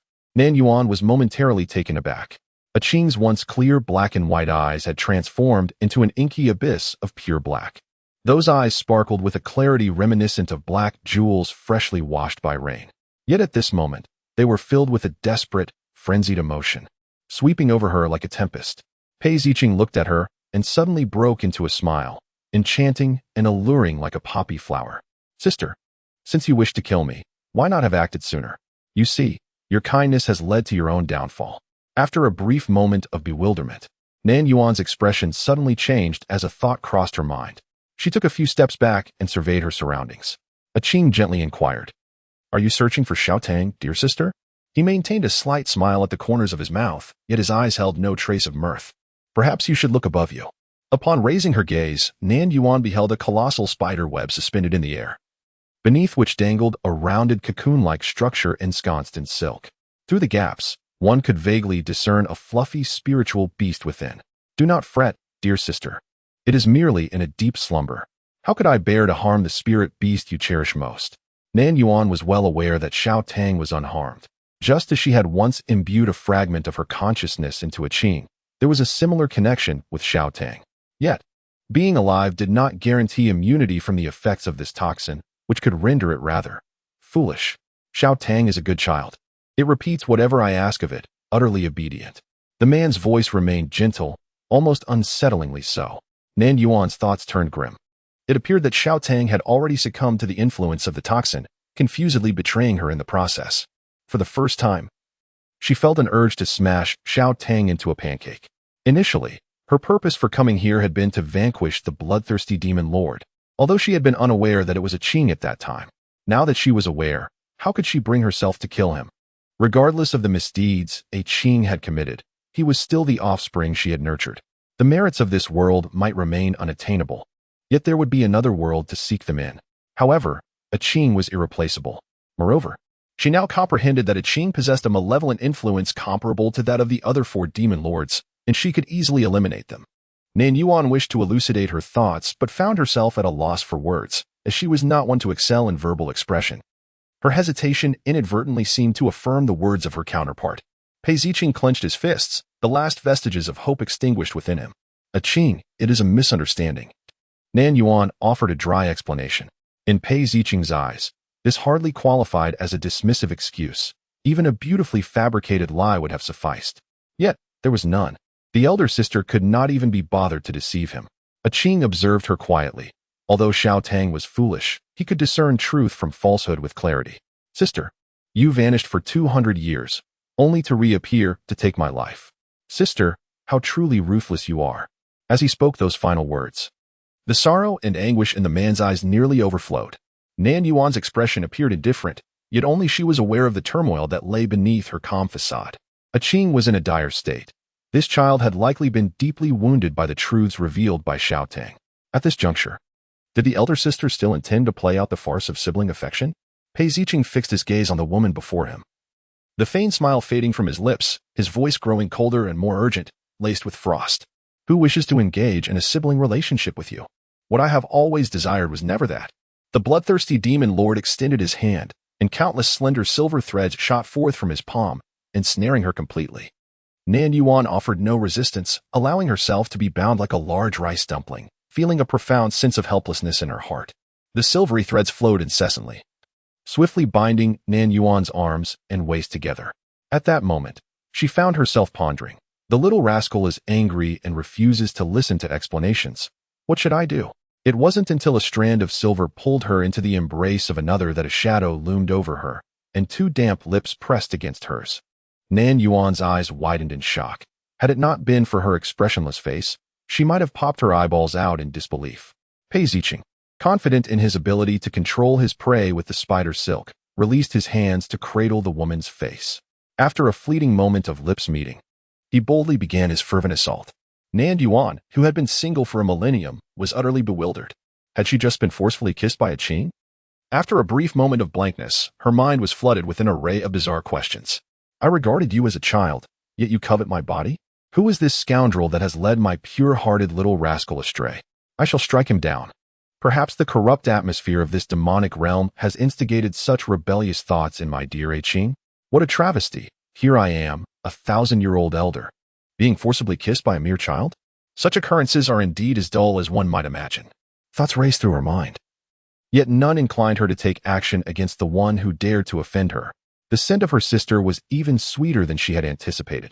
Pei Zicheng gradually lost himself in the moment, kissing her fervently, his entire being trembling, blood surging through his veins. Instinctively, he gazed into her eyes, only to meet a pair of incredulous orbs. A pang of sorrow struck his heart. Please, do not look at me that way. Sister, I simply adore you. I merely harbor affection for you. The frenzied little demon spider covered her sister's eyes with one hand while the other grasped the back of her head, forcefully pressing it against herself, her actions steeped in madness. Perhaps sensing the heart-wrenching despair emanating from a Qing, coupled with her own indifference to such matters, Nan Yuan, committed to soothing the little one, transformed herself into a floundering fish, allowing herself to be at the mercy of another. Unbeknownst to her, Nan Yuan remained unaware of how long she had been nibbled upon. The gentle pressure of the bites felt to her like a mere itch, nothing painful, merely a tingling numbness upon her lips. When a Qing finally released his grip, panting and drenched in sweat, Nan Yuan calmly inquired, "Are you calm now? If so, let us sit down and converse." The woman's complexion betrayed no signs of the tempest she had just endured. Upon hearing her words, Pei Zicheng, after a brief moment of shock, succumbed to utter madness. He had thrown caution to the wind, kissing his most revered sister, fully prepared for the disdain and hatred that would surely follow. Yet why? Why was she able to converse with such tranquility after all he had done? Sister, do you truly comprehend what I am doing? I have kissed you against your will. I have offended you. Sister, I implore you, do not remain so calm. I would rather you despise and loathe me, hate me. At least then, I could find some solace and continue to indulge in this beastly behavior. Nan Yuan.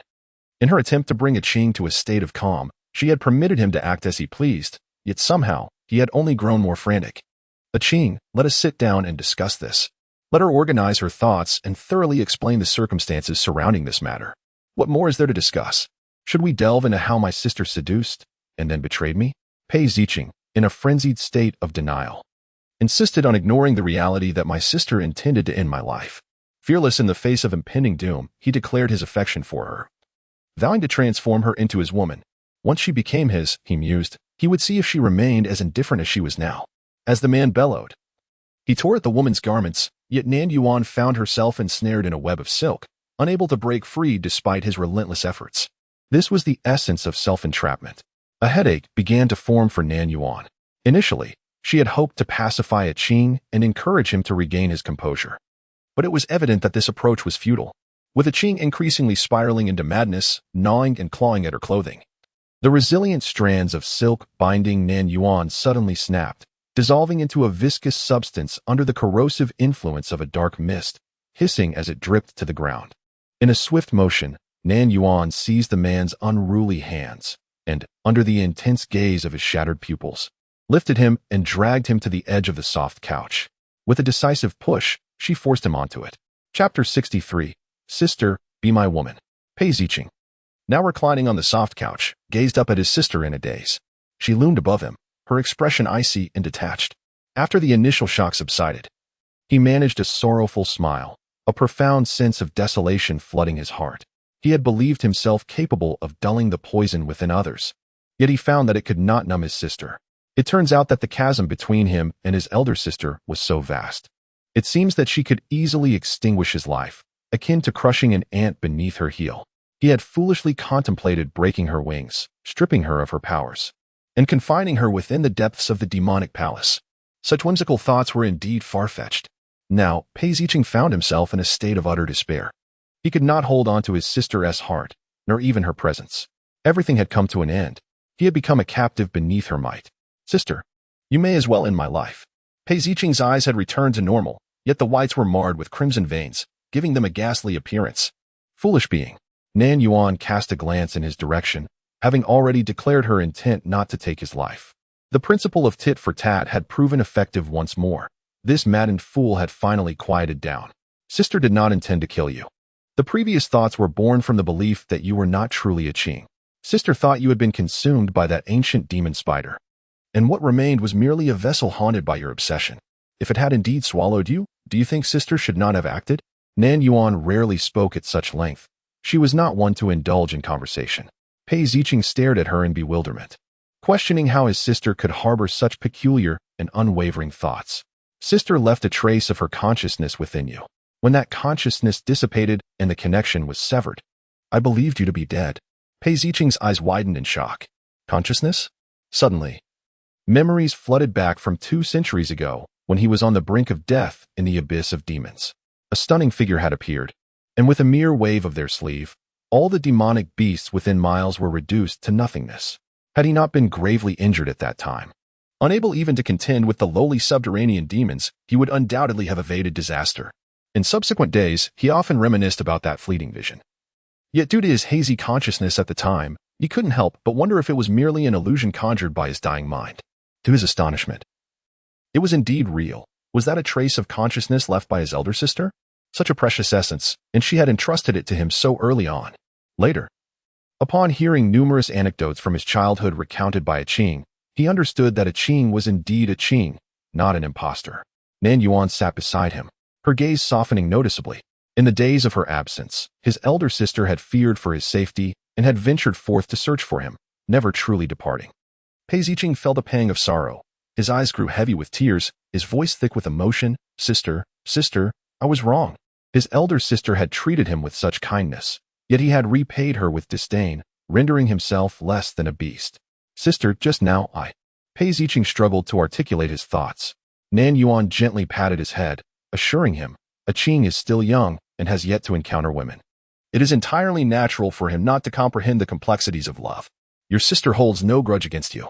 Pei Ziqing, the bloodthirsty demon lord, who had witnessed the myriad facets of the world in his youth and once harbored thoughts of annihilation, now over 2 centuries old and having taken countless lives, found himself at a loss for words.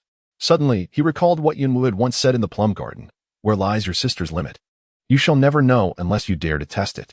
At this moment, with misunderstandings dispelled and the knowledge of the protective consciousness his sister had bestowed upon him, he could not help but ponder the boundaries of her affection. Thus, Pei Ziqing's audacity flourished immeasurably in that instant. With tear-filled eyes, he gazed at Nan Yuan, saying, Sister, I do not regret having offended you just now. I have long cherished feelings for you. Nan Yuan replied, No, your affection for me is not of that nature. Pei Ziqing, his eyes brimming with tears, resignedly conceded, If you say it is not that kind of affection, then it must not be. My feelings for you are merely those of a longing to unite, to become one. Nan Yuan retorted, Where did you learn such lewd expressions? Had it not been for the fact that I overheard your father speaking such words to your mother even before I emerged from the shell, I might have been unable to endure it now. I would have surely struck you unconscious to spare my ears from such torment. However, having endured the trials of my parents, I have become immune to even the most lascivious of remarks. Sister, I recall that days ago, you inquired about my unfulfilled wishes. I possess only this one desire. Sister, I wish for you to be my woman, to cease being merely a sister. Upon witnessing her reaction, Pei Ziqing felt a moment of relief, followed by elation. Indeed, his sister was exceedingly indulgent toward him. He reclined obediently on the soft couch, his gaze toward her imbued with a hint of melancholy, as he called out melodiously, Sister. Nan Yuan, with a cold and unyielding demeanor, revealed the crux of the matter. A Qing, you are still too young. Pei Ziqing paused in silence for a moment before blushingly responding, Sister, I am not young. I am quite grown. Nan Yuan, a perennial singleton for a millennium, surprisingly grasped the underlying implication of his words. Oh, her heart had indeed become tainted long ago. The handsome young man, with a face flushed like a ripe peach, suddenly seized the woman's waist with fervor. Sister, he exclaimed, you've become my enchantress. Would it not be a pity if you did not grant me the pleasures of the night? You have praised my looks, surely. Sharing a bed with me would not be a loss. I promise to serve you well. Nan Yuan gently patted his exquisite hair and began to pry his hands away. Pei Ziqing, however, clung desperately to her, as if his hands were affixed to her waist, lamenting, Sister, I have but one desire in this life. If it remains unfulfilled, I fear I may succumb to inner demons. Can you truly bear to witness my descent into madness? Nan Yuan shot him a cold glance, her patience wearing thin. So you have taken to threatening me with your own plight? She detested being coerced, and no one had ever dared to impose such tactics upon her. Sensing the precariousness of his situation, Pei Ziqing softened his tone. I mean no threat, dear sister. I merely seek your affection. For the past 2 centuries, I have wandered like a soulless specter, devoid of joy. As he spoke, his voice trembled, and tears began to well in his eyes. Should you acquiesce to my wish? I would gladly embrace death at your hands. The speaker, already endowed with striking features, now appeared even more captivating, his sorrowful demeanor evoking an exquisite yet heart-wrenching spectacle. Regardless of gender, even the hardest heart might soften in the presence of such vulnerability. Nan Yuan felt a throbbing headache intensify. First, remove your garments. Upon hearing this, Pei Ziqing's eyes widened in shock, caught between astonishment and delight. After a brief moment of stillness, he promptly began to shed his clothing, his movements swift and eager. Chapter 64. The Night Raid. Successfully burrowing into the covers as Pei Ziqing's robes were partially unfastened, he suddenly recalled something, causing his movements to falter. A fleeting look of disappointment crossing his eyes. It turned out that his sister intended to apply medicine to his wounds, with his garments completely shed. The scars across Pei Ziqing's body were laid bare, his once delicate and fair skin now marred by a multitude of wounds. Particularly conspicuous was a long, deep gash across his waist, nearly spanning the entirety of his midsection. Having gone untreated for 2 or 3 days, the injury had festered, with parts of it transformed into putrid flesh, rendering it grotesque and hideous. At the moment Nan Yuan beheld the wound, her gaze abruptly turned icy, and the atmosphere around her grew heavy with tension. "Aching, what has caused such an injury?" "It was a sword," he replied. "It is said to be an ancient artifact discovered by Ling Feng in the depths of Xuewu Mountain. That fellow is remarkably fortunate. My sister and I have lived in Xuexiue City for several years without encountering any divine weapon, yet he finds one so easily upon his arrival." Nan Yuan could not help but ponder. The depths of Xuewu Mountain? The entity sealed within trembles every 50 years, inciting unrest among the beasts, which is why Xuexiue City experiences a beast tide every half-century. Could it be that the entity imprisoned there was a divine sword intended for the Fated One? Had she known that this weapon was meant for the Fated One, and that the Fated One had grievously wounded Aching with it, her fiery temper would surely have compelled her to raise the entire mountain to the ground. Pei Ziqing sensed her sister's fury, a sweet sensation blossoming within her heart, while outwardly she feigned innocence and continued to report that Ling Feng has already reached the realm of spirit sovereign, wielding an ancient divine sword. Had it not been for my lineage of an ancient great demon, tough and resilient, I would have been cleaved in two by his sword long ago. Sister, it was truly painful then, and it still aches terribly now. Your sister has avenged you, Nan Yuan interjected. Pei Ziqing's eyes sparkled with excitement. Sister, you avenged me? All of his beautiful companions were cast off the cliff by me. A smile crept onto Pei Ziqing's lips, though she pretended to pout. Sister, this hardly seems like revenge. Sending a group of women to accompany him only serves to fulfill his desires. Nan Yuan replied coolly. He is likely not dead yet. Pei Ziqing's expression darkened instantly, and recalling her sister's presence, she quickly donned a cheerful demeanor. No worries, sister. Once I recover, I shall slay him. Nan Yuan mused inwardly. You are destined to fail in killing him. If you cannot prevail, I shall take you away. Pei Ziqing was momentarily taken aback, gazing at her sister with adoration. Sister, you are truly wonderful to me. Nan Yuan found it difficult to endure such a gaze. Previously, she had mistakenly believed that such a direct stare was a mark of respect from a junior to a senior. Now, she merely wanted to chuckle at her own naivety. Taking out a vial, Nan Yuan poured its contents into her hand and promptly shoved a pill into Pei Ziqing's mouth. Pei Ziqing chewed with puffed cheeks, swallowing it down while gazing at her with a silly grin. Even in her foolishness, she radiated beauty. Sister, it seems my leg is still injured and hasn't fully healed. Pei Ziqing murmured shyly, her cheeks flushed. Nan Yuan gazed at him with an expressionless countenance. Pei Ziqing swiftly amended his words. It seems to have healed once again. Nan Yuan cast him a sidelong glance, then lifted her gaze towards the vast cobweb suspended in the air, along with the plump candy hanging from it. Pei Ziqing let out a dry chuckle. Sister, I shall lower it immediately. With a flick of his wrist, the round, plump silken cocoon fell to the ground. A deft motion of his fingers drew the object closer to him. Pei Ziqing pried open a seam in the thick outer layer of the cocoon and extracted the unconscious Su Xiaodang. He then parted its lips and spat a mouthful of saliva inside. Nan Yuan. Su Xiaodang awakened, and upon opening its eyes, it cried out in terror. A spider! What a gigantic spider! Yuan, help! The voice abruptly ceased as it realized it was nestled in the hand of the bloodthirsty demon lord. Recalling that he was indeed that enormous spider, Su Xiaodang trembled in his palm.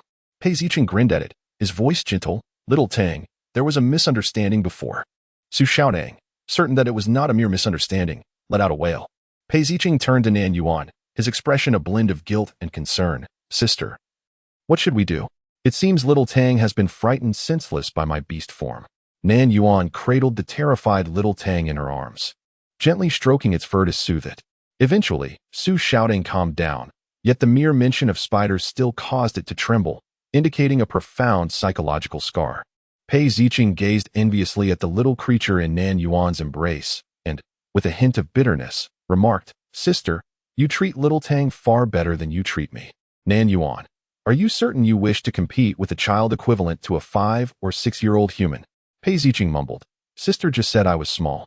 Nan Yuan, did a Qing not claim to be quite grown up? Pei Ziqing immediately fell silent, then secretly rejoiced.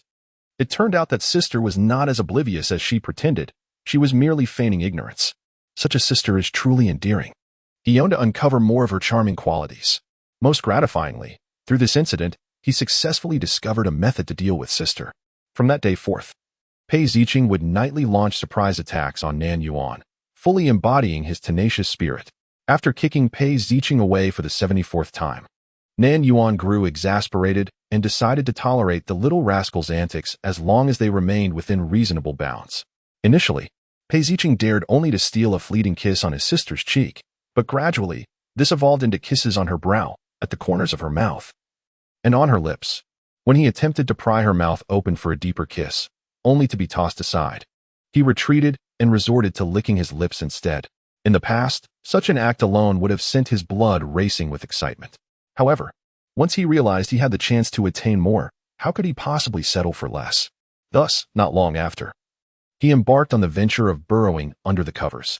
After being thrown out for the 35th time, he was presented with another opportunity. Nan Yuan began to grow lazy. After all, it required energy to throw someone out. Pei Ziqing successfully snuggled under the covers. Initially, he conscientiously maintained an arm's-length distance from his sister while sleeping, adhering to decorum. Gradually, the distance diminished to half an arm's length, and then to a mere fist distance. As time passed, the distance between the two gradually diminished, though the exact moment remains unclear. One individual stealthily nestled close to the elder sister, wrapping their arms around her waist while their lips gently brushed against the nape of her neck.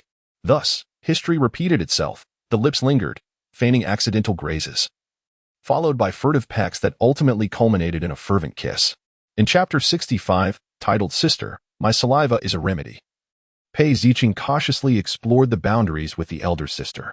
Perhaps intoxicated by the sweetness of their encounters, he grew audacious, daring to extend his grasp beneath her garments. The outcome was predictable. Even the laziest of souls, Nan Yuan, would not hesitate to deliver a swift kick, sending him sprawling. After a brief period of restraint, Pei Ziqing embarked on a new wave of attempts. Following nearly 2 months of tireless exploration, he finally discovered a rather gratifying equilibrium. Now, he could brazenly slip into the elder sister's bed, embracing her in slumber, and even indulge in several playful nibbles on her fragrant lips, albeit with caution regarding the duration, for too much persistence would irk her. The exquisite, fair expanse of her nape became his personal domain, an area where he freely sowed his affectionate marks. However, the precondition for these nocturnal escapades was the absence of any unmentionable reactions. Otherwise, he would face the same fate of being unceremoniously ejected. After numerous attempts, the bloodthirsty demon lord, Pei Ziqing, had cultivated a facade of saintly detachment. Yet the depths of his desires remained a secret known only to himself. Sister, TSK, pop, TSK, pop, pop, pop. Nan Yuan lazily lifted her eyelids, and upon hearing the sounds from the nape of her neck, felt a throbbing headache. This little magic spider was like an obnoxious adhesive, immediately reattaching itself every time it was pulled away. It left her neck covered in drool, filthy and unpleasant. Sister, my saliva is a miraculous remedy. It can even whiten the skin. If you don't believe me, just look in the mirror. The spots I have licked have transformed into a fair and smooth complexion, akin to that of a newborn babe. As she spoke, a certain individual, with a flushed face, whispered softly into Nan Yuan's ear. Shall I help Sister whiten her entire body? In the next moment, a force hurled the man, uttering such lascivious words, away. It is well known that since the bloodthirsty demon lord married the enchanting and captivating demon queen, he has succumbed to the pleasures of the boudoir, becoming an indulgent ruler.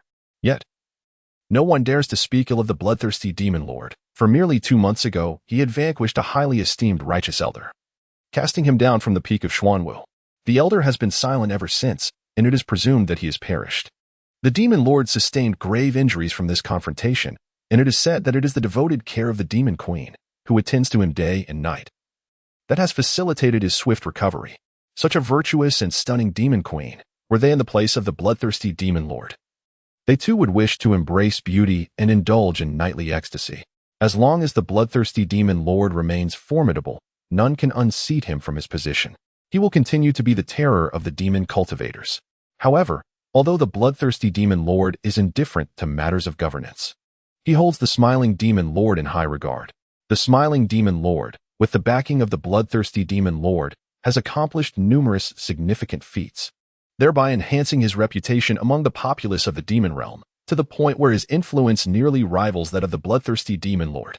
Nan Yuan suddenly comprehended why the 5 great demon lords of the original world did not establish a hierarchy. It is because a Qing is utterly disinterested in seizing power. Although the reasons behind this in the original world remain unclear, in this world that includes her, a Qing's sole purpose for becoming the bloodthirsty demon lord was to find her. Now that a Qing has located her, all the demon generals under his command have become her loyal subordinates, dedicated to gathering various rare treasures. In the Yuanqing palace, Pei Ziqing glanced at the corner where a dejected, furry ball was curled up. He plopped down beside Nan Yuan on the soft couch and casually wrapped his arm around her waist. Nan Yuan merely lifted her eyelids to glance at him, evidently accustomed to his habit of taking advantage of her. Little Tang is not angry with you. It is angry with itself, Nan Yuan remarked. Ever since the little creature realized that it had unwittingly betrayed Nan Yuan, it has been in a state of distress, acutely aware of its own inadequacy and feeling immense guilt over its betrayal. Consequently, little Tang has succumbed to a state of despondency, and Nan Yuan even suspects it may be suffering from mild depression. It is not its fault. The toxins within me can cloud one's mind, Pei Ziqing stated. Nan Yuan replied, I have spoken to it, but it does not listen, thinking I am merely trying to placate it. She felt quite helpless in this regard, as she is not particularly adept at comforting others. Suddenly, Pei Ziqing smiled at her. If I can make little Tang happy again, would you grant me a reward, dear sister? Nan Yuan calmly inquired. Dual cultivation? Pei Ziqing opened her mouth, her expression one of extreme embarrassment and irritation. Sister, what are you thinking? Am I that kind of person? A soft chuckle echoed in Nan Yuan's heart. Are you not? Sister, I desire that kind of kiss, the one I bestowed upon you when I was angry last time. Pei Ziqing gazed up with her exceptionally bright and innocent eyes, adding with emphasis, I will only kiss. Nothing more. Nan Yuan remarked. This phrase sounds particularly familiar. I feel as though I have heard it somewhere before. Sister, did you not cherish little Tang the most? Can you bear to see it languishing in gloom every day? Glancing at her, Nan Yuan acquiesced, all right, but not for too long, and do not let your hands wander. Otherwise, I may inadvertently sever it. Though she was not particularly fond of such matters, she did not harbor any aversion either. Given a Qing's fervent obsession, she could reluctantly indulge him. A Qing felt a surge of joy within. His gaze flickered momentarily before he hesitantly asked, Sister, are you afraid of spiders? He had previously been concerned that his sister might find his beast form repulsive or frightening, especially since he himself deemed it hideous. Yet, Nan Yuan's boundless indulgence over the past few days led him to believe he could ask for more. His sister was no ordinary woman. With a single phrase, Nan Yuan encapsulated her formidable essence. There was nothing in the world that could instill fear in her. Pei Ziqing stared at her, utterly captivated by her confidence and audacity. A smile curled at the corners of his mouth. After all, it was his sister who had spoken. If she exhibited even the slightest hint of dislike, it would merely be a charade. Upon finishing her words, Nan Yuan had yet to respond when the tall, statuesque man before her suddenly shrank in size. His magnificent robes cascaded to the ground, and before long, a spider the size of an infant emerged from within the garments. Its 8 obsidian-like eyes fixated on Nan Yuan, seemingly scrutinizing her expression. Although Nan Yuan was aware that Pei Ziqing's beast form was that of a spider, this was her first encounter with it. Sister, is it not rather unsightly? Pei Ziqing's voice emanated from the dark arachnid, tinged with a hint of anxiety. Nan Yuan extended her hand towards it, and the 8 eyes upon the spider's cephalothorax appeared to brighten in an instant, causing it to scuttle onto her palm with alacrity. It is indeed somewhat unattractive, she admitted, while the diminutive spider felt a pang of indignation. However, she continued, Yet, those 8 eyes are quite striking. Were this not a Qing, she would likely have preserved it as a specimen in her collection. The little spider instantly perked up and inquired, "Then if my true form were to be vastly larger, perhaps 100 times so, would you still hold affection for me, sister?" Nan Yuan gently stroked its cephalothorax, replying, "No matter how large you become, in my eyes, you shall always be a little spider." She was hesitant to admit that if it were to manifest its true form, the entire Yanking Palace might scarcely measure up to the size of its head. As the little spider crawled up Nan Yuan's arm to perch upon her shoulder, it whispered softly in her ear, "Sister, a Qing truly cherishes you." The little demon spider expresses its affection daily. Initially, Nan Yuan remained indifferent, yet gradually, as the days passed, the intensity of the spider's emotions grew stronger. A gentle ripple stirred within her. It seemed she, too, harbored feelings for a Qing. However, her affection was akin to a possessive fondness. She hesitated to reveal her feelings to a Qing, fearing an outburst from the child. The little demon spider nuzzled her gently, conveying its love, before leaping down and darting towards the corner where little Tang resided. Watching the spider's retreating figure, Nan Yuan belatedly remembered that this whole situation was instigated by a Qing. It was only natural for a Qing to comfort little Tang, wasn't he it? Why would she seek a reward? And had a Qing truly dashed off with such fervor? As if in response to her thoughts, a moment later, the corner erupted with little Tang's high-pitched screams. A surreal scene unfolded within the confines of the Yuqing Palace. A large black spider chased a spherical white spirit beast, darting through the vast halls. The little round creature scurried in a frenzy, shrieking in delight, while the two beasts moved with remarkable speed, leaving behind a myriad of black and white shadows, creating an eerie spectacle. Nan Yuan rubbed her ears and sighed inwardly, realizing that this was indeed the method a Qing had spoken of. Despite the palace's size, it proved insufficient for the two little creatures to frolic freely. Ultimately, they dashed out of the Yuqing Palace, continuing their playful chase throughout the entire Demon Palace. After the ruckus subsided, the Yuqing Palace fell into an unusual tranquility. After a moment of distraction, Nan Yuan closed her eyes for a brief repose. Meanwhile, little Tang rode upon the back of the little demon spider, laughing joyously, embodying the essence of a child reveling in the thrill of riding a spider. Nan Yuan, I never expected that a Qing would be so adept at soothing young ones. A thought suddenly occurred to her. A Qing was utterly obedient to her, eager to please, and remarkably skilled at comforting children. Whatever task she undertook was executed with remarkable efficiency, albeit her clinginess was somewhat irksome. In the future, if she were to traverse the myriad worlds alongside a Qing, allowing a Qing to act under her banner to perform good deeds and assist her in accumulating merit, would it not be a case of achieving twice the results with half the effort? Nan Yuan fell into contemplation, earnestly considering the feasibility of this notion. Her ability to shatter the void was an accomplishment attained through rigorous cultivation, incomparable to the innate talents of Xiao Tang. Thus, when she initially planned a journey through the 3,000 worlds, she had taken Xiao Tang with her. With her capabilities, a single void beast cub sufficed, for they could complement each other's strengths. However, bringing along another person would prove somewhat burdensome. The 3,000 worlds are interconnected by countless spatial rifts, some minuscule and others vast, giving rise to chaotic spaces. Should one inadvertently fall into a chaotic space, they may find themselves trapped for eternity. And if misfortune strikes in the form of a spatial tempest, the likelihood of obliteration of one's soul is exceedingly high. Even someone as formidable as Nan Yuan might not escape unscathed. To bring a living person along, there exists but one solution: to allow a Qing to enter her innate space. Both she and Xiao Tang possessed such personal realms, yet these spaces were private territories, accessible only through a binding contract, forbidding entry to anyone else. She would never expose something so intimately tied to her life to anyone, not even a Qing. However, should she choose to forge a contract, it would be anything but an equitable one. Would she reduce a Qing to the status of her servant? Yet was that a Qing still the same a Qing back then? Nan Yuan's gaze darkened slightly, and she relinquished this thought. Alas, in this world, she would find a way to safeguard a Qing and protect him for a lifetime. How did you coax it? Nan Yuan inquired, choosing to overlook the deliberately showcased physique of a certain individual. Unabashedly flaunting, it seemed unperturbed by the potential discomfort to her eyes. Pei Ziqing smiled faintly, merely allowing the little sugar to witness the symptoms of others afflicted by the poison, letting it comprehend the potency of this toxin, and then carried it aloft in his beast form for a breezy excursion. The little sugar darted into Nan Yuan's embrace, exclaiming with excitement, "Yuan, Yuan. I just rode a giant spider. It was incredibly majestic." Nan Yuan affectionately tousled its fur and said to a Qing, "If you have matters to attend to, do not hesitate to go about your business." Pei Ziqing was momentarily taken aback, sighing, "Indeed, I cannot conceal anything from my elder sister. Just now, Yunwu came seeking me. Sister, if you wish to eliminate him, I shall do so at once." Nan Yuan cast a glance at him. Her tone composed as she replied, "There is no need for you to intervene. I have my own measures.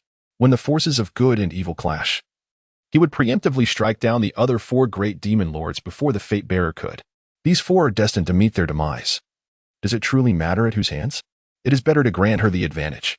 Upon hearing this, Pei Ziqing felt as though his sister was defending him. With such kindness bestowed upon him by his sister, why could she not yield to him?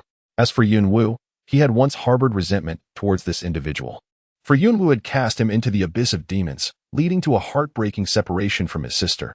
Furthermore, he believed Yunwu had failed to adhere to the 3-year pact made years ago, resulting in his sister's demise. Yet, after listening to his flowery words, he found himself considering that there might be a modicum of truth in them. Had he not undergone transformation, he would forever remain a mediocre and unsightly cultivator, incapable of protecting his sister. Furthermore, he could never attain the closeness he now shares with her, even if she were to overlook his past appearance. He himself would struggle to reconcile with it. As for the 3-year agreement, Yunwu claimed he adhered to it, having kept a watchful eye on Snowy City until the term elapsed before departing, unaware that his sister had been coerced into jumping from the city.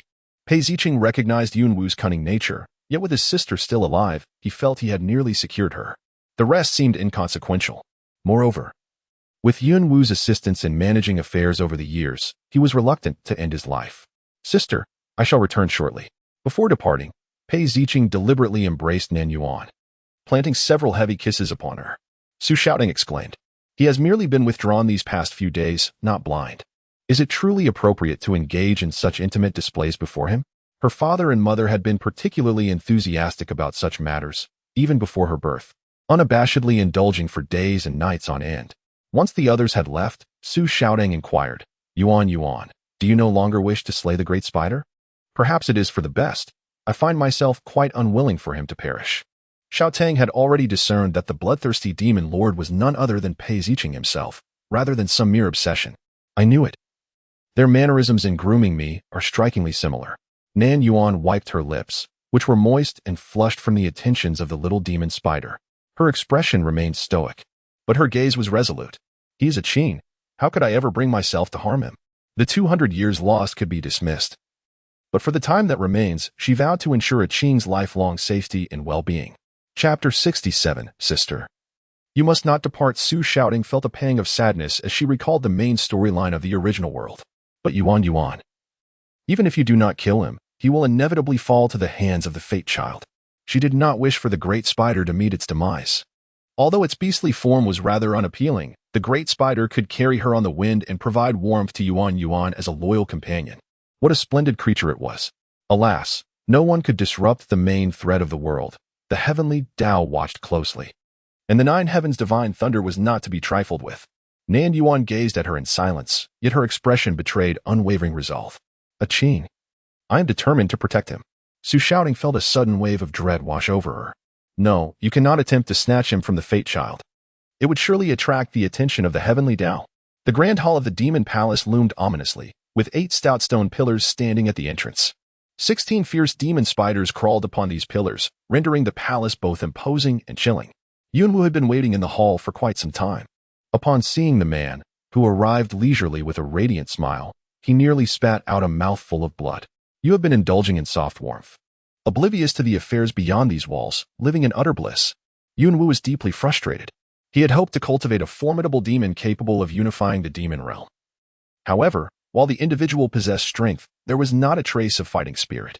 Initially, he believed that Pei Ziqing's failure to locate the woman was the issue, thinking that once she was found, this individual would become invincible, capable of commanding the demon realm and leading them to obliterate the righteous path, seizing their territory. Indeed, the practitioners of the demonic arts are somewhat brutal, yet if they had not been driven into the desolate realms of the demon domain by the righteous, would anyone truly engage in a bloody struggle over mere resources? After much anticipation, the arrival of that woman was thought to finally allow Pei Ziqing to relinquish his obsessions. However, this young rascal immediately succumbed to the pleasures of the flesh.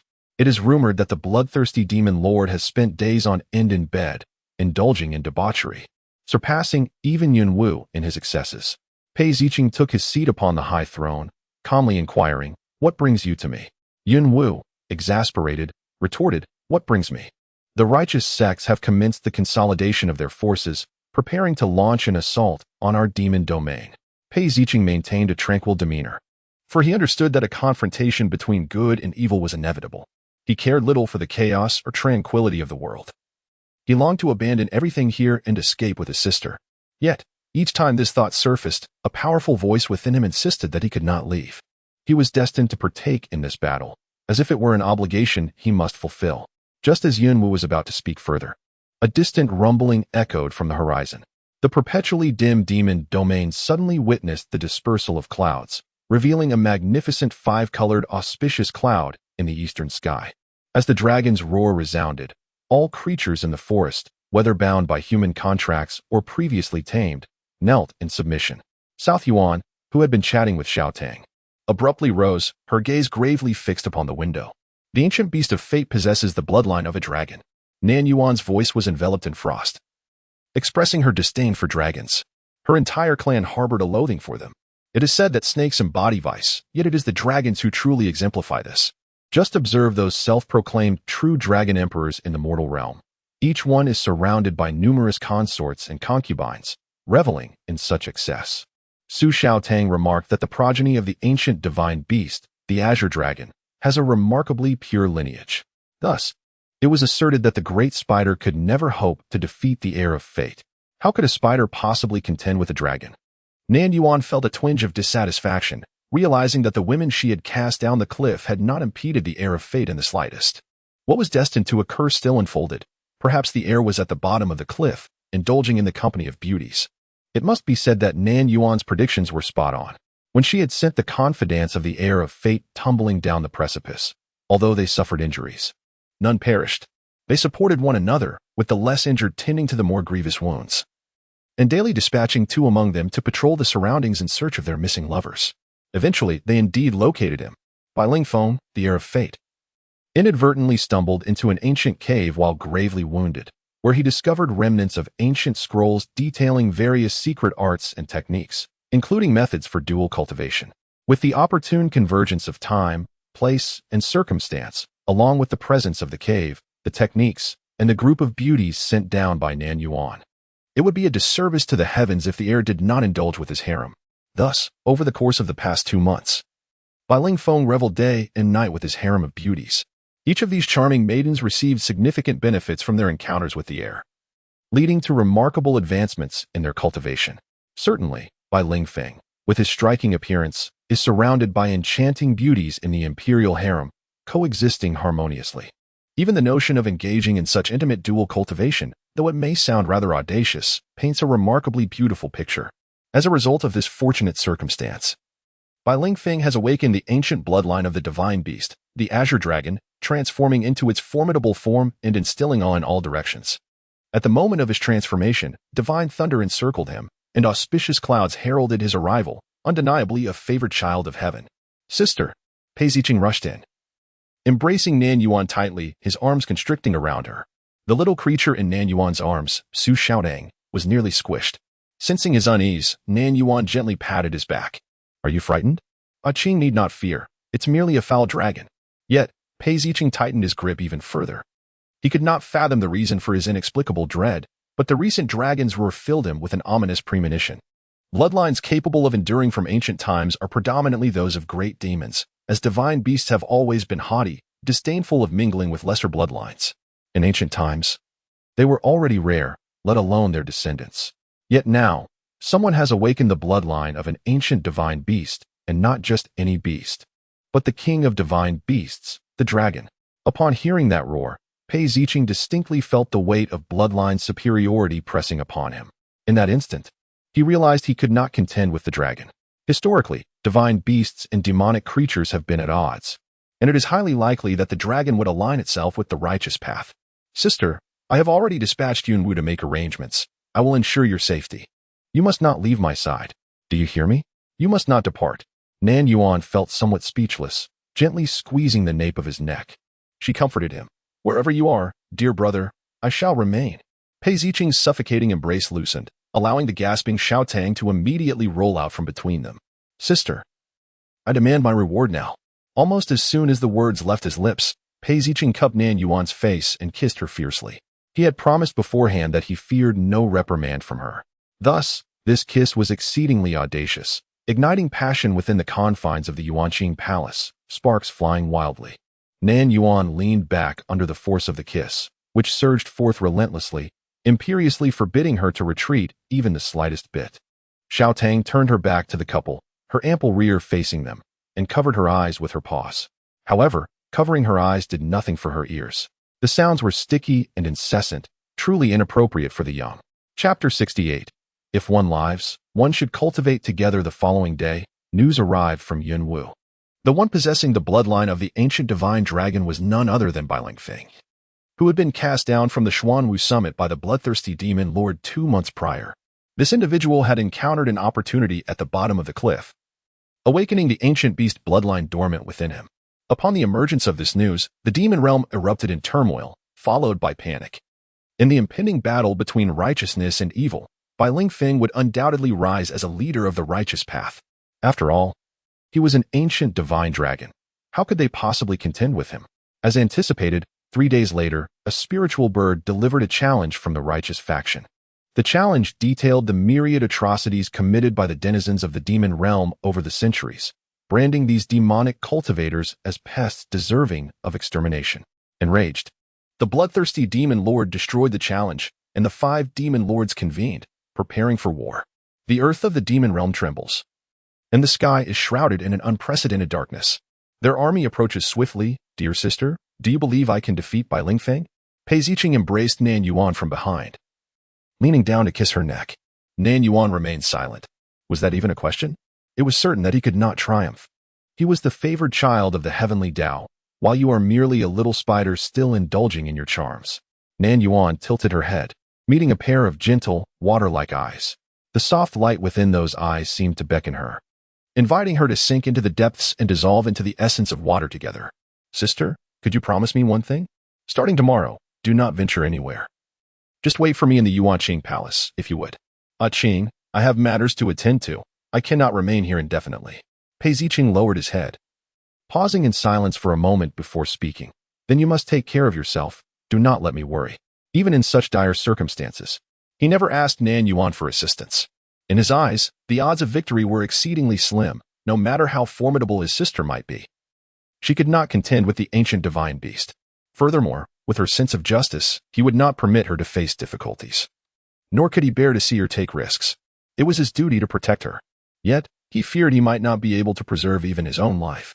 He did not fear death. He merely found it hard to part with his sister, seeing his expression as if they were on the brink of a tragic farewell. Nan Yuan's heart softened, and she made a decision.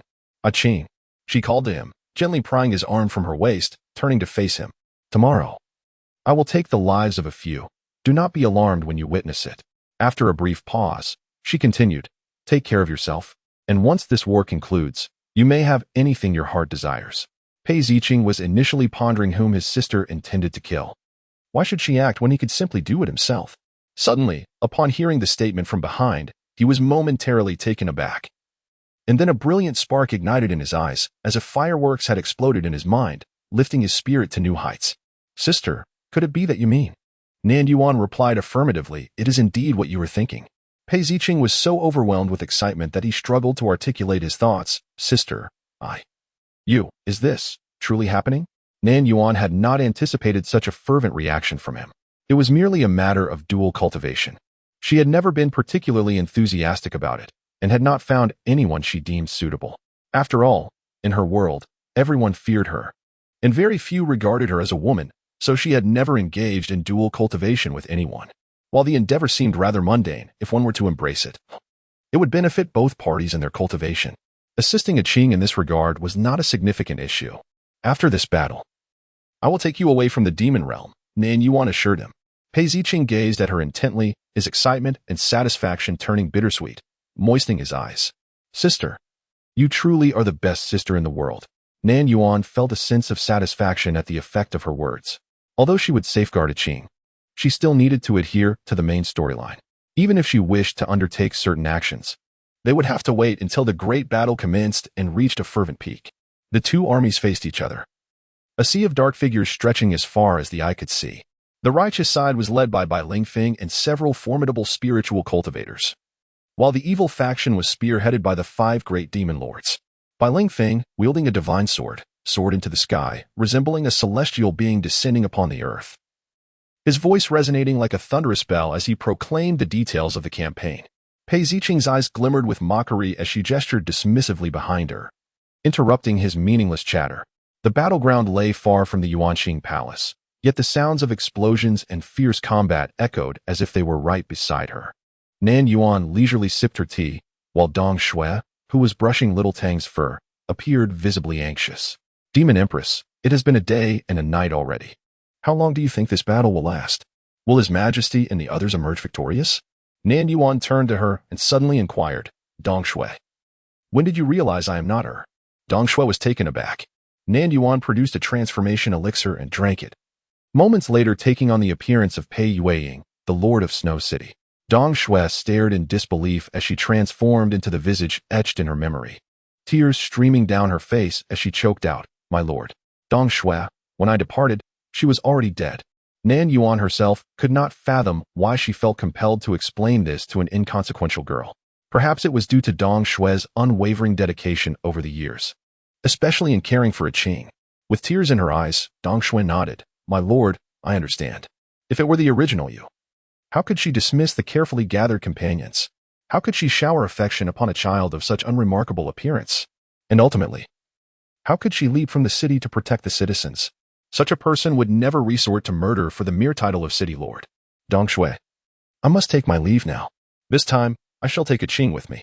Dong Shui's sorrow transformed into a smile. My lord, you should not abandon the young master. He cannot survive without you. Nan Yuan paused, momentarily taken aback. In this world, no one is truly indispensable. She has been gone for 200 years, yet Qing continues to thrive. Winter Snow seems to sense her thoughts and quickly clarifies. That is because the young master knows that the elder is still alive. These 2 centuries have not been kind to him. His existence has been utterly miserable. Nan Yuan remains silent. Winter Snow bows deeply, urging, Elder, please take the young master with you. Nan Yuan glances at her, cradles little Tang, and departs. By the time Winter Snow lifts her head, the pair is already nowhere to be seen. Nan Yuan shatters the void and arrives on the battlefield. A day passes, and the ground is drenched in blood. She transforms into the form of Pei Yueying, initially believing that no one would recognize her. However, a nearby spiritual cultivator, who has just slain a demon cultivator, suddenly freezes upon meeting her gaze, oblivious to the axe that swings towards him from behind. With a gentle flick of her sleeve, Nan Yuan deflects the ambushing demon cultivator aside. The man possesses striking features and an aura of coldness. He seems vaguely familiar to her, though not clearly. She speculates that he might be one of Pei Yueying's male companions. Yet, aside from Yun Wu, who is a concealed demon lord, the other male companions she recalls are rather low in cultivation. She cannot fathom how they have found themselves in this battle between good and evil. Does he seek death? Deliberately offering his head. You are alive. You truly are alive. The man gazes at Nan Yuan, murmuring to himself, lost in a daze. In battle, one must not be distracted, Nan Yuan admonishes, pressing onward. Yuan, I remember now. He is that male companion who enjoys playing the Qin, named Gulanji. Look at his attire. It is the uniform of a certain sect. After leaving Jishui City, he must have joined a celestial sect. The one who plays the Qin? Nan Yuan recalls. This individual appears to be one of the rare few among Pei Yueying's many paramours who has not been swayed by her charms. Nan Yuan initially believed this person harbored animosity towards Pei Yueying, yet it now seems otherwise. The intricate dance of love and affection between men and women presents a perplexing conundrum for her. Gazing ahead, Nan Yuan failed to catch a glimpse of Qing. Nor was Qi Yunzi present. In a contest of formidable skills, they had likely retreated to a more expansive arena. Perhaps this is for the best, as the matters Nan Yuan intends to undertake are ill-suited for Qing's observation. Chapter 69. Enraged, Revealing the beast form, the battlefield was rife with relentless combat. One of the 5 demon lords, the 7-kill demon lord, found himself besieged by a cadre of elders from the righteous sect. As the 7-kill demon lord faltered under pressure, it was evident that prolonged resistance would lead to his capture by the righteous elders. From a distance, a dark-clad female cultivator unexpectedly struck from behind with a single, decisive blow. The force of her strike, imbued with an overwhelming and assertive power, rendered escape impossible, cleaving the 7-kill demon lord in twain. The exhausted righteous elders were taken aback, both astonished and relieved, just as they were about to express their gratitude. The woman had already turned to depart, leaving only a graceful silhouette in her wake. At this moment, several miles away on the battlefield, Bai Lingfeng and Pei Ziqing were locked in fierce combat. Bai Lingfeng wielded a divine sword, while Pei Ziqing brandished a demonic blade. However, Bai Lingfeng, having activated the bloodline of an ancient divine beast, exhibited a significantly enhanced prowess. After a day and night of conflict, Bai Lingfeng remained immaculate in his white attire, while Pei Ziqing's once black garments were now stained with blood. "If you surrender now, I may spare your life," Bai Lingfeng proclaimed, his tone almost condescending. Pei Ziqing's expression darkened. How could he afford such mercy? "I possess the bloodline of an ancient great demon. Do you think they would let me go? I have slaughtered your dear friend Wang Huayin's entire family. Would you truly grant me clemency? Are you suggesting that I should forfeit a century of cultivation and be imprisoned for life? Bai Lingfeng, conceal your feigned compassion. Today, either you perish or I shall fall." In the next moment, both adversaries surged into the sky, transforming into their beastly forms. One became a colossal 8-eyed demon spider, while the other morphed into a formidable azure dragon, measuring 3 spans in diameter and coiling for miles. Though the demon spider lacked the razor-sharp claws of the dragon, it possessed greater agility, along with venom and webs. The 8 glimmering eyes of the spider reflected determination. The outcome remained uncertain, for the sake of my sister. He must survive. Suddenly, a dragon's roar echoed across the battlefield, heralding the arrival of the ancient divine beast, the azure dragon, though separated by several miles. Its immense form was unmistakable, clearly visible to all on the battlefield. The forces of darkness recoiled in fear, contemplating retreat, while the righteous felt a surge of pride and determination. However, Nan Yuan's expression darkened as she quickened her pace. Following her swift defeat of the 7-killing demon lord, she decisively vanquished the 1-eyed demon lord and the majestic demon lord. "You have lost your senses, Yun Wu." Trapped in the ancient killing formation by Bai Lingfeng and his concubines, shouted at Nan Yuan in fury. At that moment, Yun Wu appeared disheveled and in dire straits, his face contorted with rage at Nan Yuan's brazen act of slaying 3 formidable demon lords. Without a word, Nan Yuan raised her blade and struck at the ancient killing formation. The formation, already incomplete, succumbed to her prowess, shattering under her relentless blows. The enchantresses who had set the formation were struck by its backlash, collapsing and spewing blood. A surge of alarm coursed through Yunwu. Could it be that this woman came to his rescue? After all, she was the consort of the bloodthirsty demon lord, and he was the most loyal subordinate of the bloodthirsty demon lord, despite his past misdeeds. Yet in the next moment, he realized how fanciful his thoughts had been.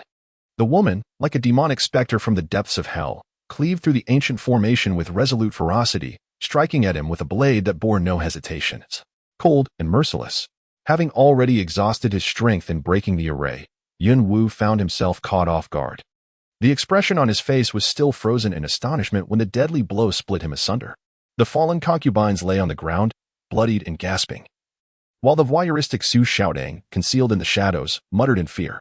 After vanquishing the 4 formidable demon lords of the demon domain, Nan Yuan soared towards the fierce battle between Qing Long and the demon spider, igniting excitement among the palace beauties.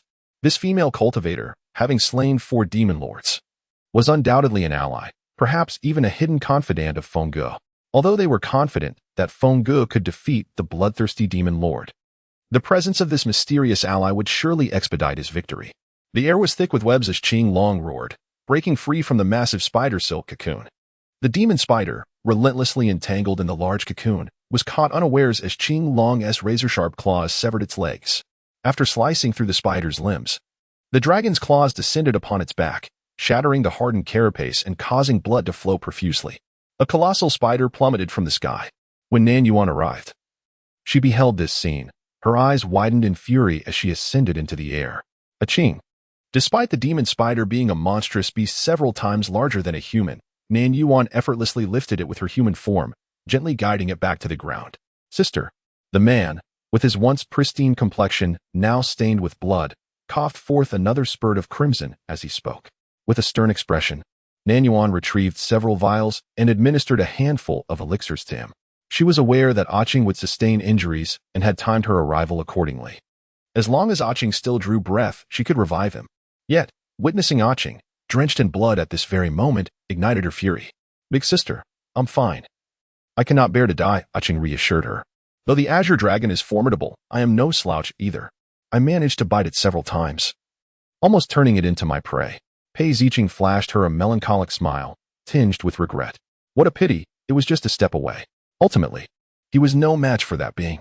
Nevertheless, Pei Ziqing felt a sense of relief wash over him, as if an invisible shackle had suddenly vanished. Engaging in a fierce battle with that individual, losing to him, or perishing at his hands seemed to be his fate. In the next instant, she surged into the sky like an arrow released from its bow, piercing directly upward. Big sister. Pei Ziqing gasped in alarm, wishing to intervene but too late to act.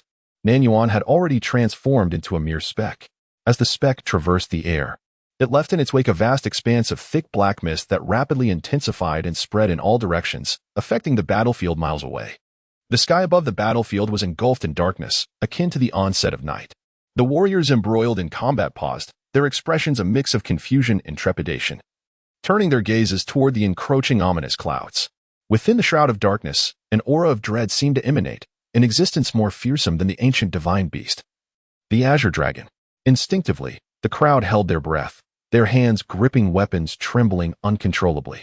Before long, a colossal figure emerged, partially obscured by the black mist. A sudden gust of wind swept through, dispersing much of the fog and fully revealing the true form of the creature. It was a monstrous entity, its entire body a deep crimson, reminiscent of blood. The robust and colossal beast, resembling both a serpent and a dragon, was adorned with a profusion of crimson scales. It possessed 4 sharp-clawed feet, and a row of menacing spines ran from its crown to its back, akin to a series of enormous bloody daggers. The enormous serpentine head, with a pair of blood-red vertical pupils fixated on this side, exuding a dazzling and captivating aura, accompanied by an overwhelming chill that rendered one breathless. The creature's gigantic, fleshy wings unfurled, casting a shadow that enveloped a significant portion of the battlefield. What a magnificent behemoth it was. Chapter 70. Sister, let us wed. The crowd trembled in fear, with some collapsing to the ground in prostration. While the spiritual practitioners and demonic cultivators engaged in battle were flung aside by the frenzied spirit beasts. The spirit beasts, in a chaotic frenzy, soon coalesced into a terrifying tide, retreating from the demonic realm. Heavens, what manner of monster is this? It is too immense, too fearsome, with a single maw. It could devour us all. We must flee at once. Pei Ziqing had been fixated on the sky since Nan Yuan ascended to great heights, his gaze unwavering. He witnessed firsthand the emergence of this overshadowing creature. This is sister? She is not human, just like him? He gazed up at the fierce and terrifying being that loomed over most of the battlefield. Feelings of dread should have filled his heart. Yet upon realizing this was his sister, only tenderness remained within him. The heart of the little demon spider raced intensely. Awe, reverence, affection, and turmoil surged within him. An overwhelming tide of emotions surged forth from his eyes, ultimately coalescing into an ocean of infatuation. The creature's blood-red vertical pupils scanned the battlefield, settling upon the Azure Dragon. The imposing form of the divine beast, the Azure Dragon, appeared almost slender when compared to the monstrous creature. The majestic roar of the Azure Dragon soon diminished into a feeble whimper. The timid shouting was driven to madness, while Nan Yuan remained composed, urging herself to stay calm. The fated child must not be slain, she admonished. Nan Yuan had already achieved a level of calmness, otherwise she would not merely have struck the dragon but would have devoured it whole, regardless of the so-called fate of the child. The foul dragon had severed Aching's 2 legs, and she was determined to dismantle its 2 claws in return. The discrepancy in the number of claws was inconsequential to her thoughts. In a fit of brutality, Nan Yuan tore apart the Azure Dragon's 2 foreclaws, and with a mournful cry of agony from the dragon, she cast it into the arena of battle. A moment of silence enveloped the crowd before a cacophony of terrified exclamations erupted. This was the ancient divine beast, the Azure Dragon, the foremost of ancient beasts. It was utterly powerless before this monstrosity. How terrifying. Just as panic set in and the crowd began to scatter, ominous storm clouds gathered above the demon realm. With a thunderous roar, 81 bolts of divine lightning, each as thick as a barrel, descended upon the colossal entity that did not belong to this world. The gravely wounded Pei Ziqing, her eyes wide with fear, rushed forward without a second thought. Nan Yuan, having anticipated this, could have evaded the incoming threat. However, she was momentarily halted by the sudden appearance of a figure. As a result, all 81 of the most potent bolts of divine lightning struck her without exception. The once proud and resilient form of Nan Yuan became charred, causing her to convulse in pain. Nevertheless, she steadfastly protected the small demon spider that charged towards her certain demise within her claws. The scene unfolded with such swiftness that it resembled the moment when a celestial being, struck by the divine thunder of the heavens, was utterly obliterated. The sky reverberated with the relentless roar of thunder, as dark clouds lingered ominously overhead. Pei Ziqing felt himself being torn apart by an invisible force of space. And upon opening his eyes once more, he found himself transported by Nan Yuan to 1,000 miles beyond the realm of demons. As Nan Yuan released him, her complexion grew pale, chastising the disobedient little demon spider for its reckless wandering. Sister, Pei Ziqing's hand, which supported her back, became stained with crimson, his voice trembling, hands shaking. It was all his fault. It was because of him that she had summoned the divine thunder. His eyes, tinged with red, could no longer contain the tears that flowed forth relentlessly. I'm sorry, sister, I'm so sorry. The battle between good and evil was never her concern. It was he who insisted on her presence, entangling her in this fierce conflict. What is all this weeping for? I'm not dead. I have merely sustained some wounds. A few hundred years of recuperation, and I shall be fine, Nan Yuan remarked nonchalantly. Yet, beneath her facade, she harbored a flicker of anger. She had meticulously set up a protective barrier for Qing, but he had disregarded it, rushing forth to face danger, causing her to endure the brunt of the divine thunder in vain. How could it be nothing? How could it? Pei Ziqing murmured incessantly, his fear causing tears to cascade down. That was divine thunder from the 9 heavens. Even a creature of his ancient demon bloodline would be shattered by a single strike, let alone the full force of 81 strikes raining down upon him. The dim sky transformed into a tapestry of purple hues, painted by the flashes of divine thunder. As the realm of demons seemed to embrace an unprecedented brilliance, it was merely a light, yet one that demanded a toll on life. I am sorry, dear sister. I am truly sorry. Pei Ziqing bowed his head, pressing it firmly against her shoulder, choking back sobs. Nan Yuan gently patted his shoulder, assuring him, I am genuinely unscathed. Look, Qing, where are we? Yet Pei Ziqing remained buried against her neck, unwilling to raise his head. After a brief moment of shock, he finally lifted his gaze to survey his surroundings. Upon realizing their location, tears surged violently from his eyes, his voice hoarse as he exclaimed, Sister, is this the Lord's mansion? In the past, he had committed widespread slaughter, turning Shui City into a desolate shell. For 2 centuries, no one had set foot here, leaving it utterly abandoned. Observing the empty Lord's mansion, Pei Ziqing closed his eyes, feeling as though something within him was obstructing his heart, causing profound discomfort. After committing such heinous acts and bearing the burden of countless lives, his sister still chose to accept him. She had always treated him with unwavering kindness. He was a man devoid of faith. As a child, his only desires were for food, warmth, and to avoid being bullied. After meeting his sister, she became his entire belief. The woman possessed skin as smooth as ice, a graceful and elongated neck, and shoulders that were fair and rounded. Yet, her back was marred, charred and bloody.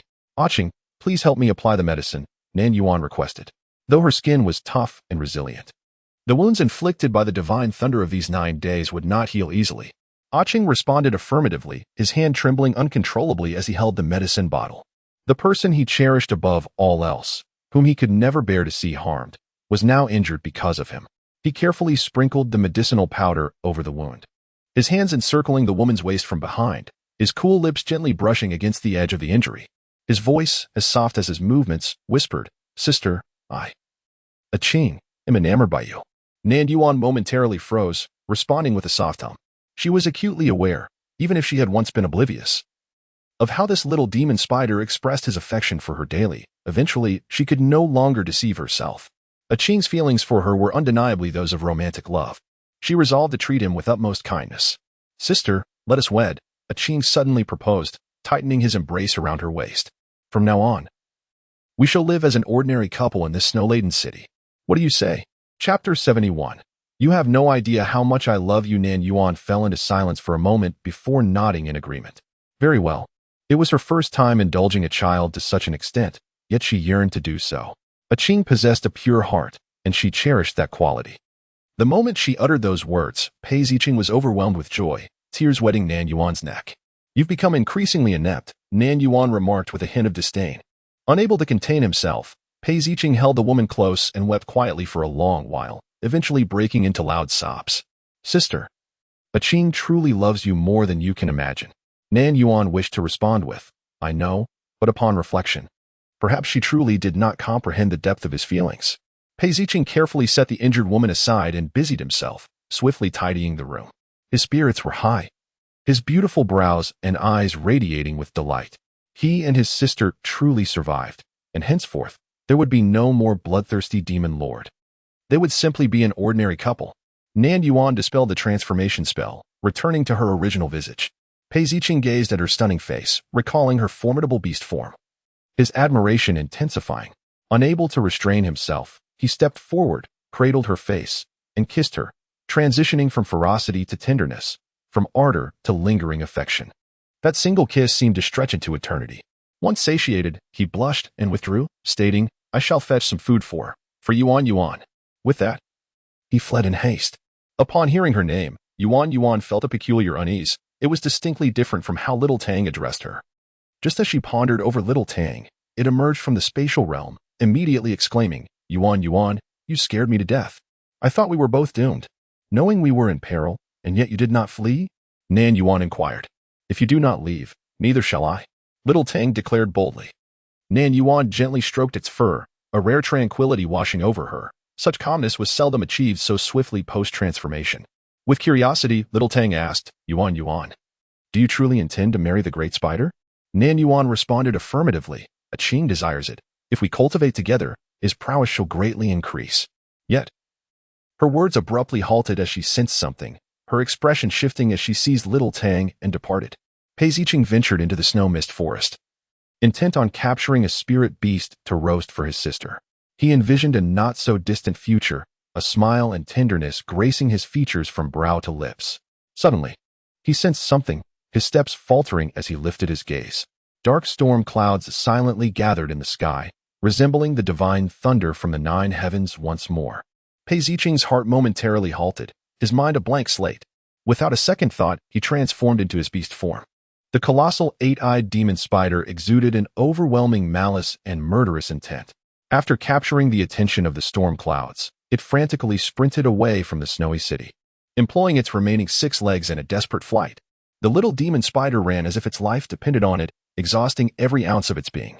One thought consumed its mind, to run as far as possible. The oppressive force of the divine thunder weighed heavily upon it, as if it were a shadow that would not depart. In mere moments, several bolts of divine thunder descended, locking onto the ancient demon spider, striking it down in unison. A blinding flash of purple light engulfed the fleeing creature. In that instant, a myriad of images flooded the little spider's mind, each one connected to a woman. Sister. The little spider opened its mouth, its 8 obsidian-like eyes reflecting sorrow and despair. It yearned for a world that held her presence. Just as it managed to utter a call, the little spider was engulfed in the bombardment of the divine thunder. Once the thunder passed, both form and spirit were annihilated, leaving nothing behind. Nan Yuan stood in a daze, while Xiao Tang was equally stunned. She gazed at the lingering storm clouds, then raised her voice in a furious cry, Heavenly Tao, you wretched being. The facade of her cold demeanor shattered in an instant. Nan Yuan, in a frenzy, charged towards the storm clouds, only to be firmly held back by Xiao Tang. Yuan, we must flee. The Heavenly Tao has discovered us. If we do not escape, we shall be struck down as well. I will not run. Am I to fear this damned Heavenly Tao? I shall extinguish it. However, before Nan Yuan could rush forward, she was forcibly dragged into the void by Xiao Tang. Within the primordial space of the void beast, nothing existed save for a resplendent sea of stars. Silence enveloped the surroundings, devoid of any spoken word. Time seemed to stretch infinitely. Eventually, one of the 2 stone sculptures stirred. Xiao Tang timidly scratched Nan Yuan's hand with her tiny paw, her voice trembling with uncertainty. Yuan, will you blame me? I merely wish to prevent you from courting death. Nan Yuan remained silent, gently stroking the soft fur of the creature. After a prolonged pause, she whispered, "A Qing is gone, truly gone." Upon hearing this, Xiao Tang felt a wave of sorrow wash over her, nearly brought to tears. Her feelings towards the heavenly Tao were now complex. Once filled with admiration and reverence, she now perceived it as merciless. Yet, the heavenly Tao was merely an unconscious set of rules. How could one expect it to harbor human emotions? Yuan, shall we continue? Xiao Tang inquired. Certainly. Nan Yuan replied coldly. Since we have been discovered by the heavenly Tao, we shall henceforth refrain from using our true forms. At these words, Xiao Tang instantly revived from her despondency, exclaiming, Yuan, do not fear. My father's journal contains numerous spare vessels. Those individuals have made transactions with my father, and their bodies are available for use. Moreover, my father is particular about appearances. He selects only the finest forms. Nan Yuan, indifferent, responded, as long as it is usable. With that, her primordial spirit detached from her corporeal body, which she placed within a restoration array. Yuan, where would you like to go in the next world? Xiao Tang asked. Anywhere will suffice, Nan Yuan replied, her interest waning. No matter where one goes, there will be no trace of a Qing. She vowed to protect a Qing for a lifetime, yet she has once again broken her promise. The divine lightning was evidently aimed at her, but a Qing recklessly chose to divert it. Did a Qing not realize that even if she were struck by the divine lightning of the 9 heavens once more, she would not perish? With her paltry ancient demon bloodline, how could she possibly hope to protect her in return? How foolish. From the moment of her birth, Nan Yuan was exceptionally formidable, blessed with the inheritance of her father's powerful lineage. She had always been the one to dominate others, possessing such strength that she required no protection. She had never known what it felt like to be shielded by someone else. Yet now, she seemed to grasp a fragment of that understanding. The heart of Nan Yuan, as unyielding as stone, began to soften ever so slightly due to the little magic spider that had shielded her from the divine lightning. Little Tang, with her chubby form, was flipping through the chronicles of the 3,000 worlds, and as she read, she turned to Nan Yuan and said, Yuan, let us venture to a lower realm. My father mentioned that the spiritual energy is sparse in such worlds, and the oversight of the heavenly Tao is weaker. We can hide there until the heavenly Tao forgets us, then we may return to a higher realm. With a calm expression, Nan Yuan replied, all right. Then let us go to this world. Yuan, look, it's splendid. After little Tang made her selection, she began to channel her energy. Nan Yuan's primordial spirit briefly twisted, and when she opened her eyes again, she found herself inhabiting a strange body. She stood upon a bustling street, surrounded by a throng of people, each face contorted with anger as they hurled insults at her. Get out of the entertainment industry, you disgusting mistress. Get lost, vulgar harlot. Get out. My elder brother is someone you can entice. Depart from the entertainment industry. Chapter 72, the sequel, Invisible Rules. What does death feel like? Pei Ziqing had already experienced it 200 years ago. In the fleeting moment of death, a myriad of images rush through one's mind. Emotions of regret, resentment, and nostalgia peak in that instant. Pei Ziqing felt no regret, only an overwhelming sense of unwillingness and attachment. He yearned to cultivate alongside his sister, to transform her into his beloved, to share a lifetime with her. He finally awaited her arrival, but ultimately could not fulfill his desires. Why must fate conspire against him? Was he truly unworthy of happiness? He was bestowed with a tragic and dark past, yet transformed into the feared blood demon lord. Fate brought his sister to him, only to subject them to the agonizing separation of life and death just as he was on the brink of claiming her. In the moment of complete annihilation, Pei Ziqing's unwillingness and attachment reached their zenith. He presumed his consciousness would dissipate into nothingness. Yet, it did not. Those emotions lingered, albeit fading swiftly. The resentments, regrets, sweetness, and pain he experienced as a mortal, along with his fiery passion for his sister, seemed to be diluted gradually, becoming increasingly shallow, increasingly faint. Thus, what was once a rich, cloying sweetness transformed into tasteless plain water. Every cherished moment with that woman appeared to vanish like smoke, drifting away without stirring a single ripple. She is merely a woman, a figure of little consequence in the vast tapestry of existence, having crossed paths with him at some point. Yet, why is she insignificant? Who is he? What does he truly represent? Those genuine emotions, once vibrant, have now faded into the ether, evaporating like mist in the expanse of the universe. In the fleeting moment of their complete dissolution, he finally comprehends his own essence. He is but an unconscious rule within the cosmos. He arrived with a purpose. And upon fulfilling his duty, he erases all and returns to the fabric of existence. He possesses no emotions. Those feelings of joy, anger, sorrow, and delight are merely simulations crafted to mimic humanity, ephemeral and insubstantial. Yet, paradoxically, he has birthed a consciousness akin to that of a human being. Why cannot rules embody human emotions? Why are they intangible? Demons can take on human forms, flora and fauna can transform. And all things in the world can manifest shapes. Why then can rules not take form? The emergence of this conscious rule silently spreads, yet it is swiftly suppressed by a mightier force.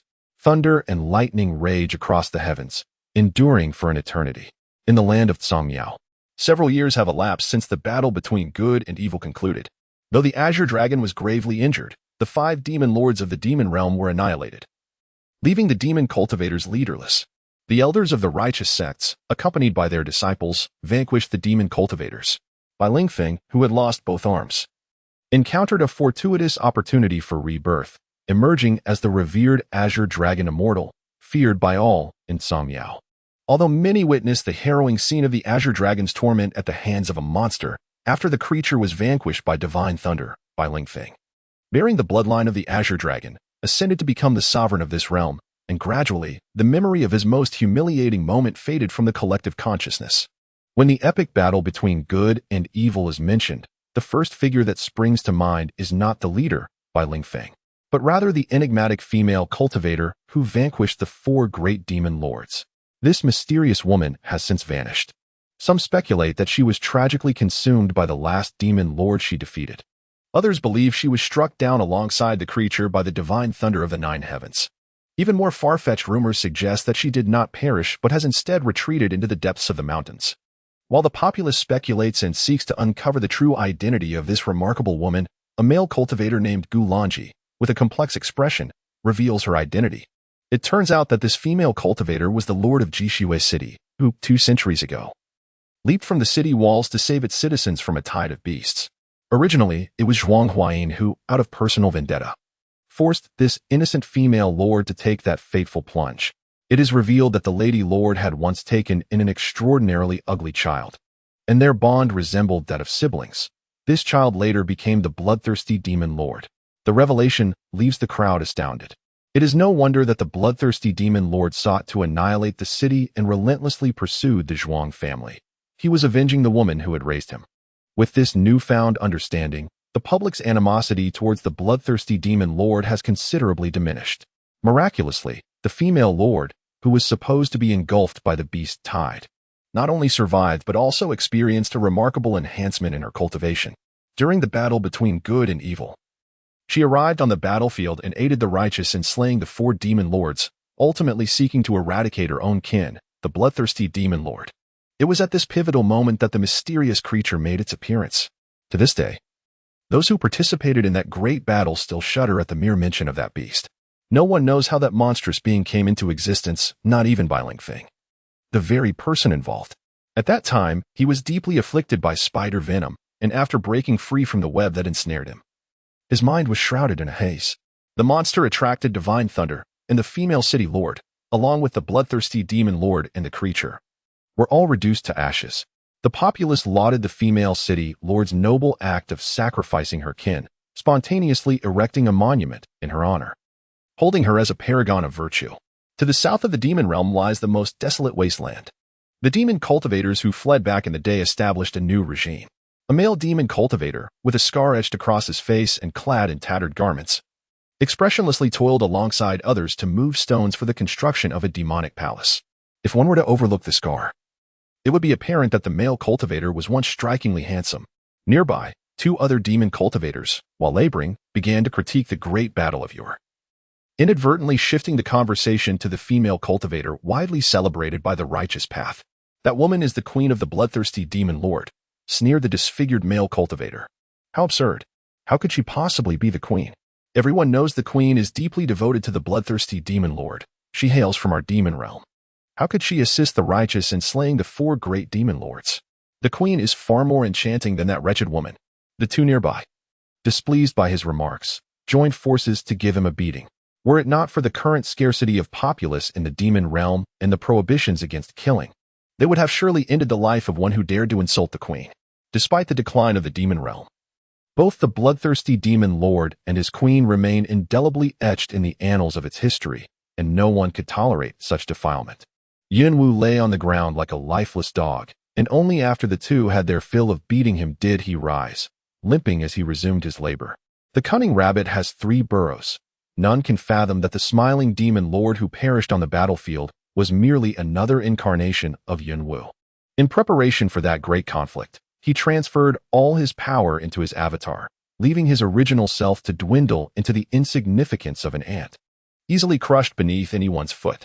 The new demon lord, who now unites these remnants of defeated warriors, is but a cowardly demon general under the command of the smiling demon lord.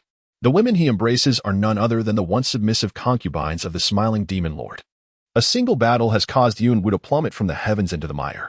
Day by day, he endures this existence of subjugation, sustained only by the memories of a once opulent life, uncertain of how much longer he can endure. How did it come to this? His heart was devoted to the demon realm. Was he truly in the wrong? Ultimately, Yunwu could no longer bear the weight of his despair. He ventured to the very place where he had once cast Pei Zicheng down, and with a leap, he plunged into the abyss of demons. Alas, Yunwu was not Pei Zicheng. Shortly after his descent, he was beset by famished beasts, ravenously devouring him until only a pile of shattered bones remained. Chapter 73, World 2, The Queen of Entertainment's White Moonlight. Before Nan Yuan could acclimate to her frail new body, a masked man charged towards her. Instinctively, she prepared to unleash her power to send him flying, only to discover that her spiritual energy had entirely vanished. Though the man's movements appeared to her as if time had slowed dramatically, everything transpired too quickly for her weakened form. In the blink of an eye, the masked man was upon her, successfully splashing the liquid from his vial onto her face. The searing pain on her face caused Nan Yuan to furrow her brows. It must have been a corrosive substance. Amidst the crowd, frantic screams erupted. Oh heavens, it was sulfuric acid. The clearer cries echoed in Nan Yuan's mind. She was a moment too late, already doused with acid. Nan Yuan suppressed any mental communication with Xiao Tang. After a fleeting moment of panic, she was astonished to hear applause from the crowd. Well done. Let us see how this woman seduces men in the future. She dared to undress and entice our brother. Utterly disgusting. How could I possibly think this was excessive? Poor character is one thing, but to ruin someone's face over it is another. I still find her looks appealing. What a shame. No matter how beautiful she is, she remains a shameless vixen. Amidst the cacophony, the woman splashed with acid stood silently, devoid of screams or tears, her gaze coldly fixed on the group of cynical young men and women. Even the man subdued by security received only a fleeting glance from Nan Yuan. Once her manager regained composure, he hurriedly removed his jacket to shield her as they rushed to the nearest hospital. Inside the vehicle sat 2 individuals, an assistant and the manager. The manager was cursing while the female assistant sobbed and scolded simultaneously. Finding the noise bothersome, Nan Yuan chose to close her eyes and rest. It was merely a disfigurement. No lives were lost. Before long, Nan Yuan found herself lying in a hospital bed, her face swathed in thick bandages, revealing only her beautiful peach blossom eyes. The memories that did not belong to her flooded in as she entered this new body. The volume of information is substantial. Yet Nan Yuan swiftly sifted through to extract the pivotal details. AI, at the tender age of 21, had just graduated from the prestigious Beijing Film Academy.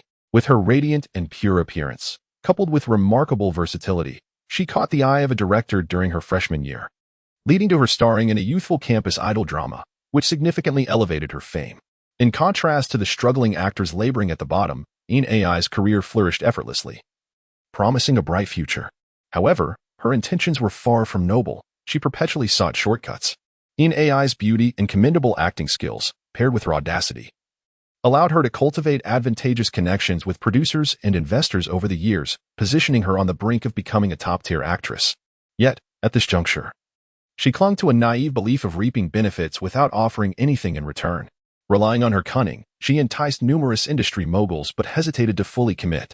Consequently, trouble ensued. A gossip account unveiled scandalous revelations about AI's entanglements with investors, directors, and producers, accompanied by various incriminating images.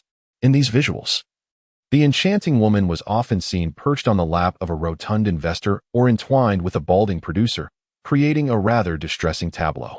Remarkably, the individuals she consorted with numbered over 10, many of whom were already in committed relationships. If these intimate and suggestive images were not damning enough, it wasn't long before a marketing account boasting 1 million followers released the most devastating evidence. The moment the video surfaced, AI's career was irrevocably shattered. And who was Gu Qingluo? He was none other than a top-tier male star. 5 years prior, Gu Qingluo, a graduate from the esteemed Imperial University, was a mere 20 years old.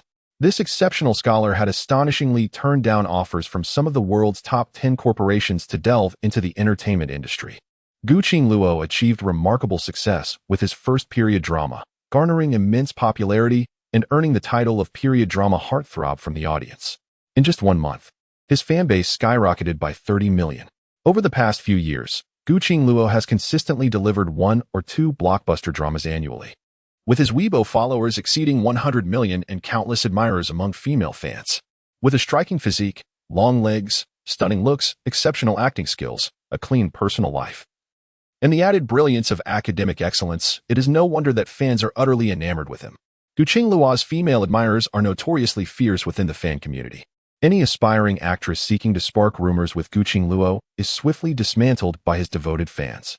In recent years, no one dares to harbor intentions towards him. Those seeking publicity must first ensure they possess no dark past. Otherwise, his formidable female admirers will unearth every secret, leaving no trace behind. Recently, the sordid history of AI has been thoroughly exposed by Gu Qingluo's fans, prompting a chorus of calls for her to exit the entertainment industry. Although AI gained notoriety, reaching the pinnacle of trending topics, her reputation has been irreparably tarnished. Typically, when paparazzi uncover such damaging information, they contact the artist privately, demanding substantial public relations fees. However, this time, the intention was not monetary. The goal was to obliterate AI's career. By the time her agent became aware of the expose, it was far too late. Once the restrictions were lifted, Xiaotang promptly relayed the subsequent developments to Nan Yuan. In the original world, AI endured an acid attack, incurring exorbitant costs for reconstructive surgery. Yet, her altered visage appeared stiff and unnatural, a far cry from her original beauty. After a 2-year hiatus, the embittered AI made her return to the entertainment industry. Though her visage may not be what it once was, her figure remains intact. Some scandalous photographs of her, taken while she was in bed, were leaked by Lu Zhenxuan, who even went so far as to send a copy to her parents back in her hometown. In a fit of rage, her parents severed ties with her, and her beloved grandmother was so distraught that she was hospitalized.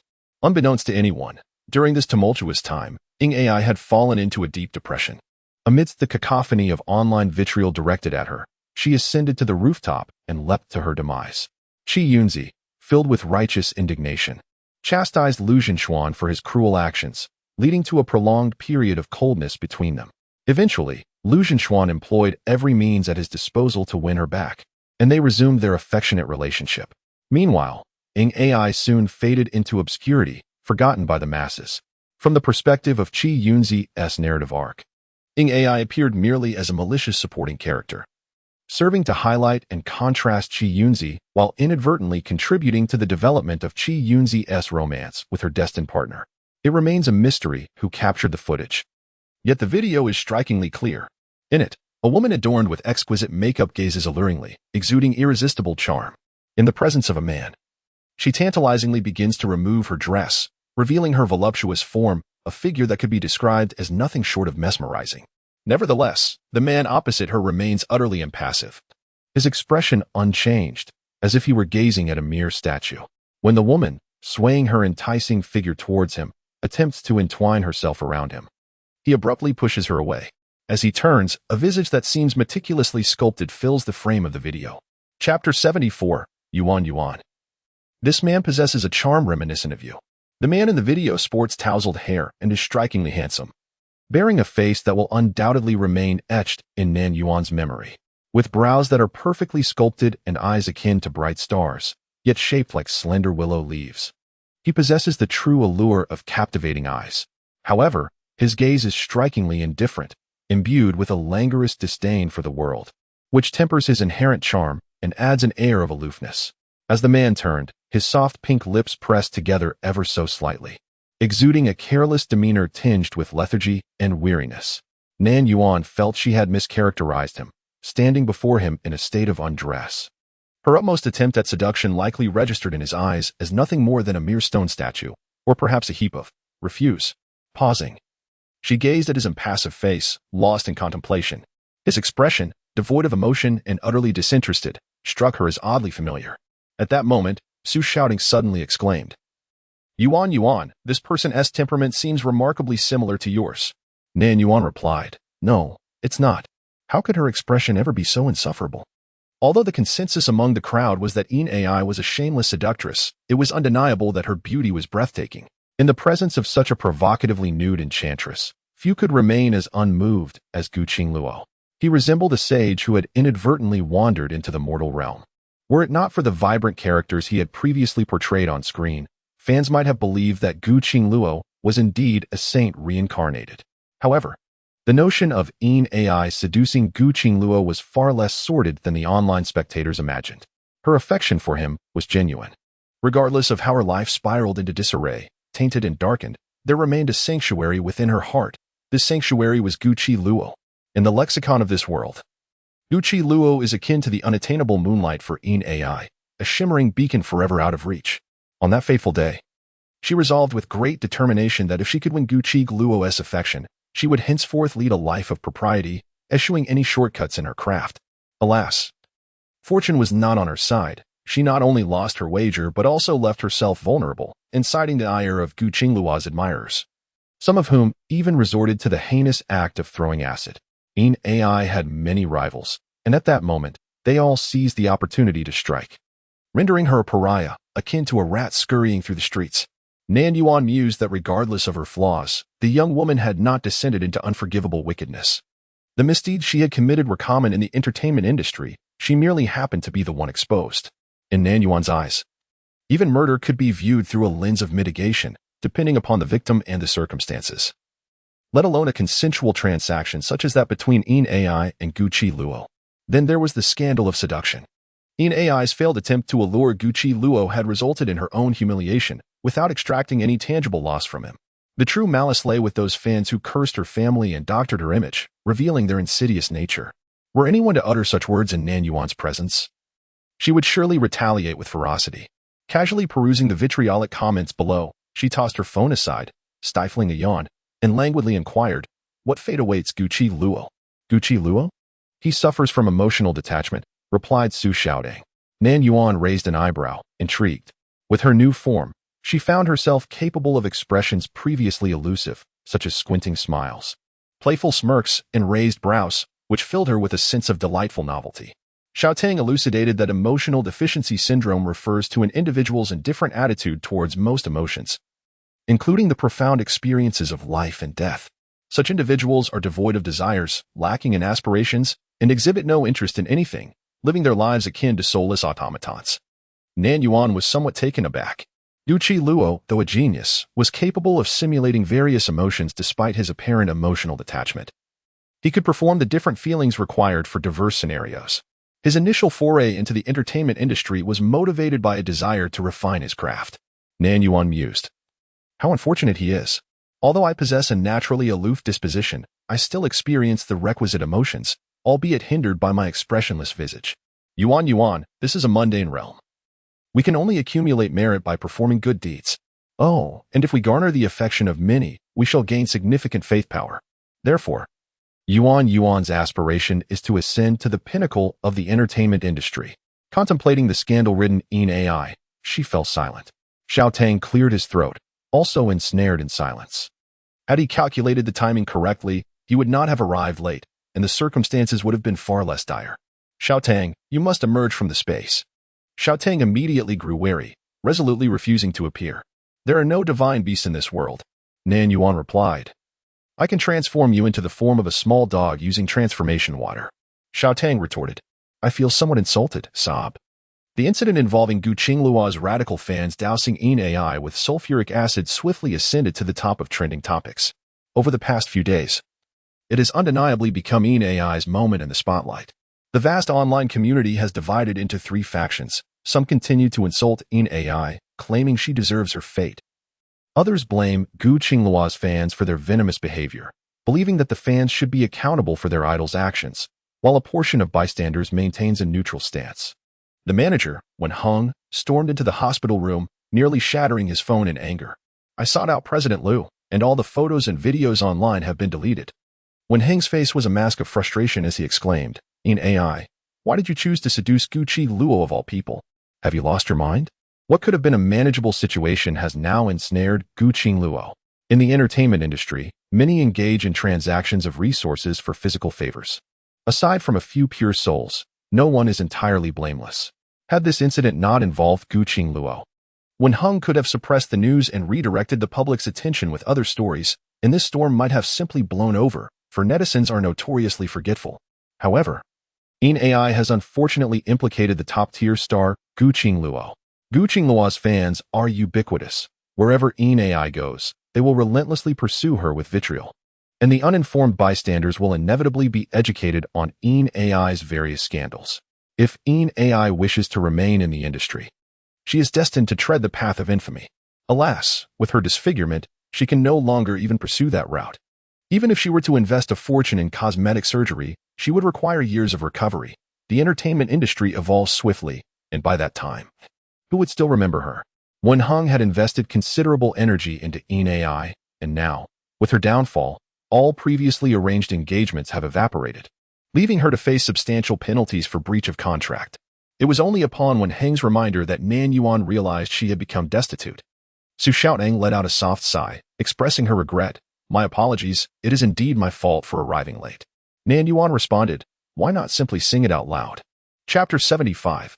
Earning money. "I am serious. I have already established contact with a cosmetic surgery clinic abroad," she continued. Wen Heng sighed. The perpetrator has already been taken to the police station. He claims to be a male fan of Gucci Luo, stating that his actions were provoked by your offensive behavior, leading him to throw sulfuric acid at you. However, I suspect there is more to it than meets the eye. The entertainment industry is rife with opportunists, and Gucci Luo has garnered a substantial amount of resources over the years, inciting envy among many. Now, with the acid attack, numerous voices are condemning Gucci Luo's fans for their maliciousness and lack of decency. Yet, Gucci Luo herself is quite the enigma, engrossed in her own theatrics, seemingly indifferent to her fans, allowing them to flourish unchecked. Although her fans have voluntarily organized support groups and fan clubs, the sheer number of intrusive and unruly fans makes it impossible to manage. Nan Yuan stated coolly, "According to the law, I am entitled to seek damages for mental anguish. I do not require a significant sum, merely enough to render him destitute will suffice." Her reasoning was straightforward.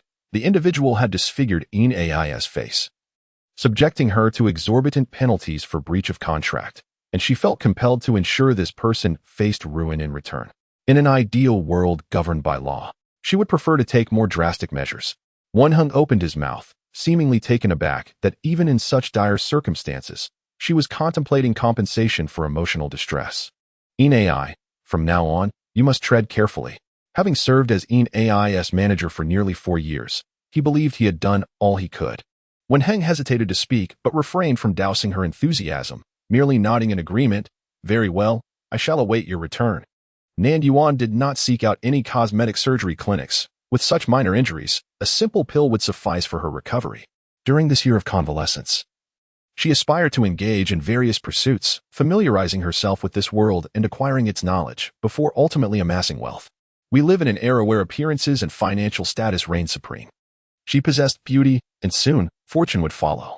The most expedient avenues for financial gain were limited to a few: gambling, stone betting, stock trading, and investments. Nan Yuan logged into AI's social media account and posted an audacious and shameless tweet. Regardless of whether AI was linked to Gucci Luo, the public would still pursue her with scorn due to the scandal surrounding the seduction incident. Thus, Nan Yuan decided to capitalize on the controversy. It is worth noting that Gucci Luo still owed AI an apology. One can only imagine the uproar such an arrogant and brazen tweet would provoke. Within mere moments, the tweet garnered thousands of shares and comments. Gucci Luo's fans flooded the comment section with their derision, each comment dripping with mockery, sarcasm, and curses. How infuriating. This shameless vixen AI. Initially, I felt some sympathy for your disfigurement, but now you seek more ridicule? To surpass my brother? Truly, your audacity knows no bounds. What delusions are you entertaining? Do not grant that attention-seeking lady any regard. The more you do, the more she revels. TSK, TSK, we shall eagerly await the spectacle. Thanks to these fervent fans, AI found herself trending for all the wrong reasons once again. Nan Yuan was thoroughly pleased. Her manager, when Hung, was taken aback by Nan Yuan's audacious maneuvering. Once, the aura surrounding AI was reminiscent of a subtle green tea fragrance. Yet this latest brazen display resembled an overwhelming mudslide, utterly terrifying. He merely regarded AI as someone who had been deeply affected by a disfigurement, offering a few private words of comfort before moving on to mentor newcomers. It was not that he lacked sentimentality. Rather, he too had to earn a living. For if his artists did not thrive, his own commissions would dwindle. 3 months later, in a stone gambling market in Myanmar, a woman sat ensconced in a corner, clad in a form-fitting black ensemble, with a loose navy trench coat draped over her shoulders.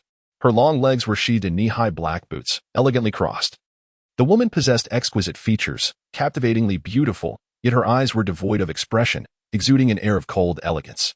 Even in silence, she radiated an undeniable presence. Injia, can this rough stone truly yield an exceptional jade? Inquired a middle-aged man in a tailored suit, beads of sweat dotting his forehead. A look of anxiety etched across his face. The woman, known as Injia, was a formidable figure. Every rough stone she selected invariably produced jade. Having frequented the gambling market for a month, appearing every 3 days, she had already unveiled exceptional specimens, including top-grade glass jade, golden thread jade, and fine red chicken crown jade, even revealing the exceedingly rare golden jade. In merely a month, Injia had garnered immense renown in the gambling stone realm, commanding respect from all. On the day she unveiled the exquisite red chicken crown jade, the middle-aged man was present, witnessing firsthand the breathtaking beauty of that exceptional piece. The vibrant hues of the red jade, coupled with a glass-like luster, were nothing short of mesmerizing, and it was sold on the spot for an astounding 80 million. The only condition for her assistance is that regardless of the jadeite obtained, she demands half of the resale price. She merely opens her mouth, requiring no upfront payment for the rough material. Once the jade is revealed, the profits are equally divided. It may appear as if this woman is deftly manipulating the situation. Yet her uncanny ability to accurately predict outcomes has garnered her numerous high-paying clients. Today, a middle-aged man acquired a substantial piece of rough jade, which many believed would not yield any green jade, and had been left untouched in the corner. Heeding her advice, he invested a staggering 100 million to purchase this rough stone, fully aware that if it failed to produce green jade, he would face financial ruin. Such is the nature of the jade gambling market, capable of transforming fortunes overnight, for better or worse. However, upon hearing her words, the man felt a wave of relief wash over him. Just 3 days prior, a top-quality red jade had been unveiled. If the jade he opened today surpassed that red variety, he would at least break even. The man sought out the finest cutter in the jade gambling market, who began to carve according to the angles prescribed by the woman. All eyes in the market were fixated on the cutter, causing him to break into a nervous sweat even before he commenced. He meticulously followed the woman's guidance. It turned green. It turned green. Alas, it was a dry green type, the most inferior jade. A disappointment. I told you this rough stone merely appeared large. It would not appreciate. Look, it turned green again. Seemingly a white base green type. An hour later, the cutter, his hands trembling, gently placed the freshly unveiled jade upon the table with the utmost care. Chapter 76. The voice similar to a Qing. The jade produced is as large as a child's head, even surpassing the exquisite glass variety of jadeite in beauty. Its hues are perfectly balanced, radiant and lustrous, with remarkable transparency and fine texture, as if a pool of crystal-clear water were about to overflow from within the jade. The jade emits a luminous glow, evoking a chilling sensation, while its texture is as delicate as silk, warm and refined, devoid of any impurities. Heavens! Could this possibly be the long-extinct divine dragon variety of jadeite? What? You say? Divine dragon variety? The gambling market erupted in excitement. The divine dragon variety. This is indeed a treasure of immeasurable worth. Even a small piece can fetch an astronomical price, let alone a chunk the size of a human head. The middle-aged man was nearly overwhelmed with ecstasy, on the verge of fainting. He was about to strike it rich. Nan Yuan rose, casually remarking that after the deal, half of the proceeds should be transferred to my account. Jade possesses a spiritual essence. The more abundant the essence, the higher the quality of the stone. Nan Yuan may not comprehend jade, yet she can sense its spiritual energy. For her, the value of gambling stones only appreciates, never depreciates. The middle-aged man gazed after the departing woman, nearly kneeling in reverence. A few days later, the lady from the gambling stone market appeared at a legitimate royal casino in a certain country. Upon leaving that day, it is said that this beautiful woman walked away with no less than 10 billion in winnings. Witnessing the transformation of the formidable Yuan from a gambling stone magnate to a gambling tycoon, soon to become an investment mogul, the bewildered Xiaotang mused, wasn't she supposed to dominate the entertainment industry? Yuan, have you forgotten your main objective? Without lifting her gaze, Nan Yuan continued clicking away at her mouse. Unfazed, I haven't forgotten. I merely wish to accumulate some wealth while learning a few things along the way. Xiaotang mused that if Yuan were to embrace the pursuit of knowledge, she would ensure that Yuan finds a world conducive to her studies. A realm where one must engage in earnest endeavors. Yuan, she continued, consider the power of belief. Only by ascending to the pinnacle of the entertainment industry can one garner the affection of many. Nan Yuan's lips curled into a subtle smile, revealing her preference for more sinister pursuits. In her previous existence, she had vanquished 4 formidable foes, amassing a considerable amount of merit and belief power.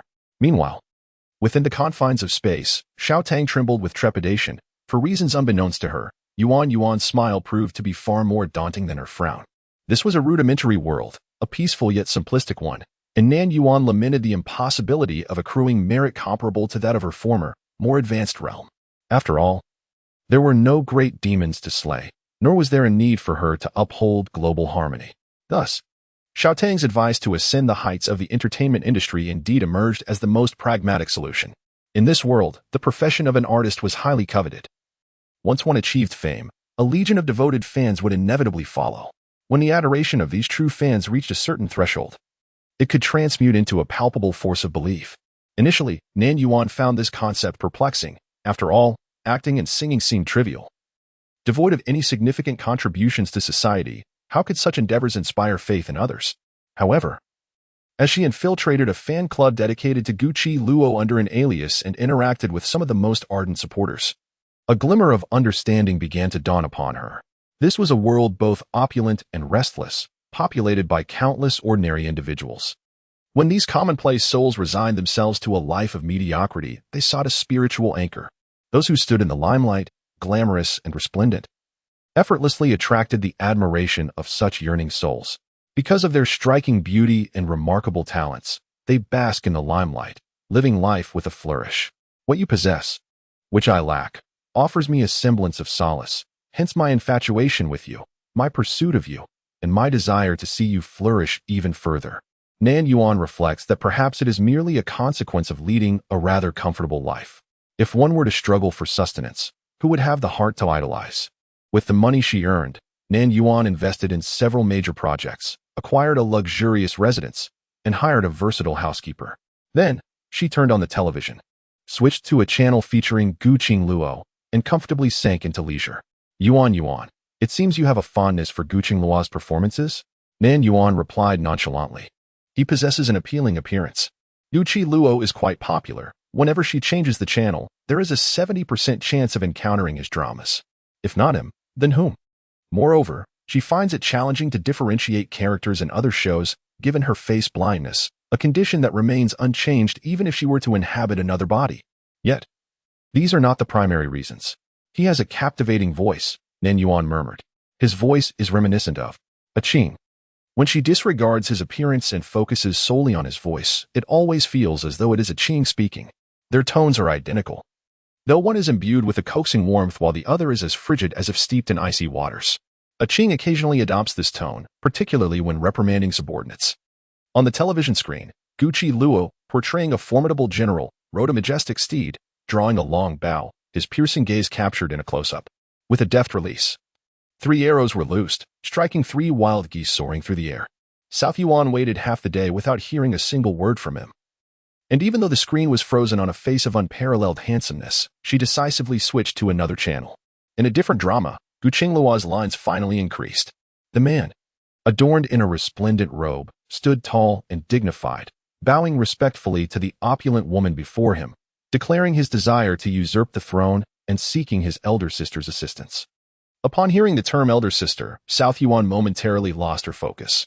She turned off the television and, feeling somewhat agitated, closed her eyes. Ah Ching. How could he have been taken from me by that damned fate? My dear Qing, Yuan, what troubles you? Su shouting remarked.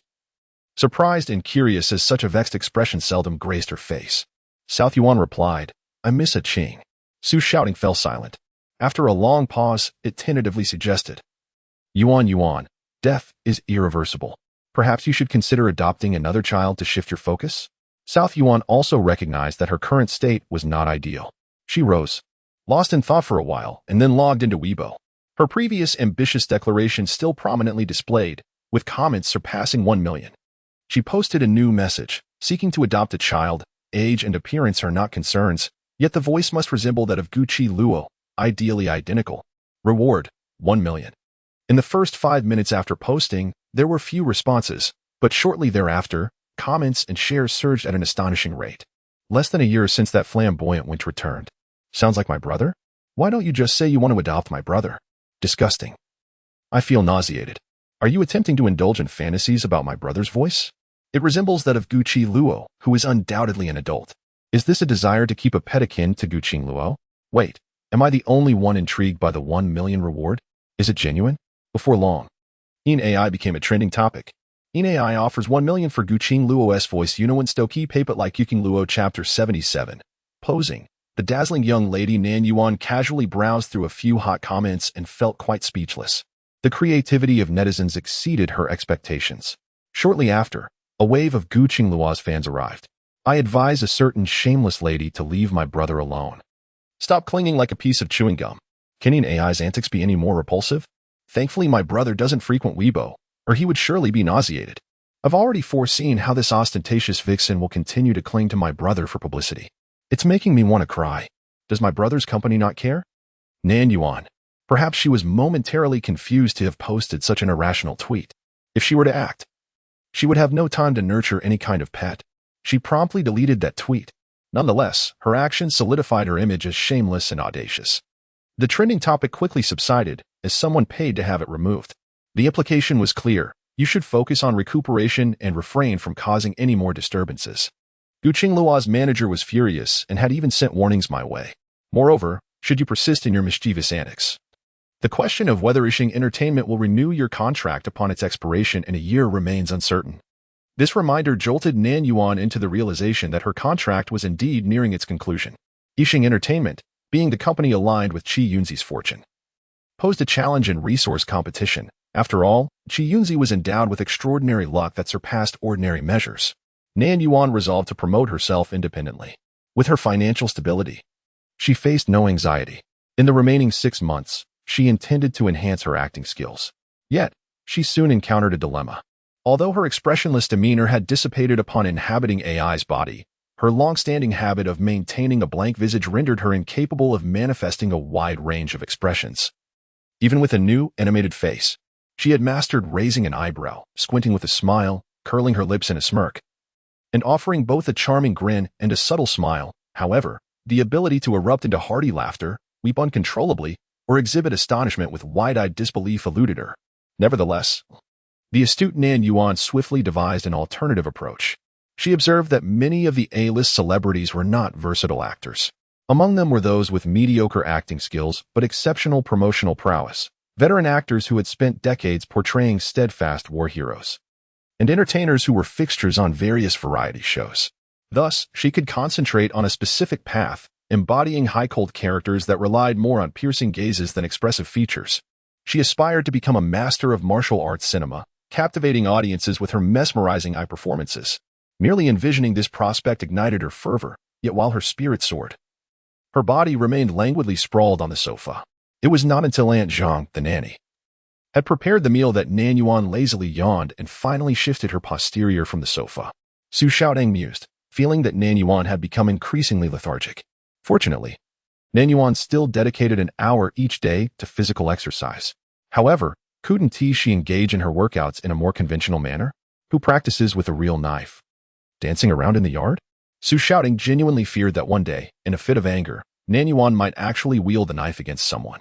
After refining her theatrical gaze, Nan Yuan commenced learning some flamboyant martial arts moves.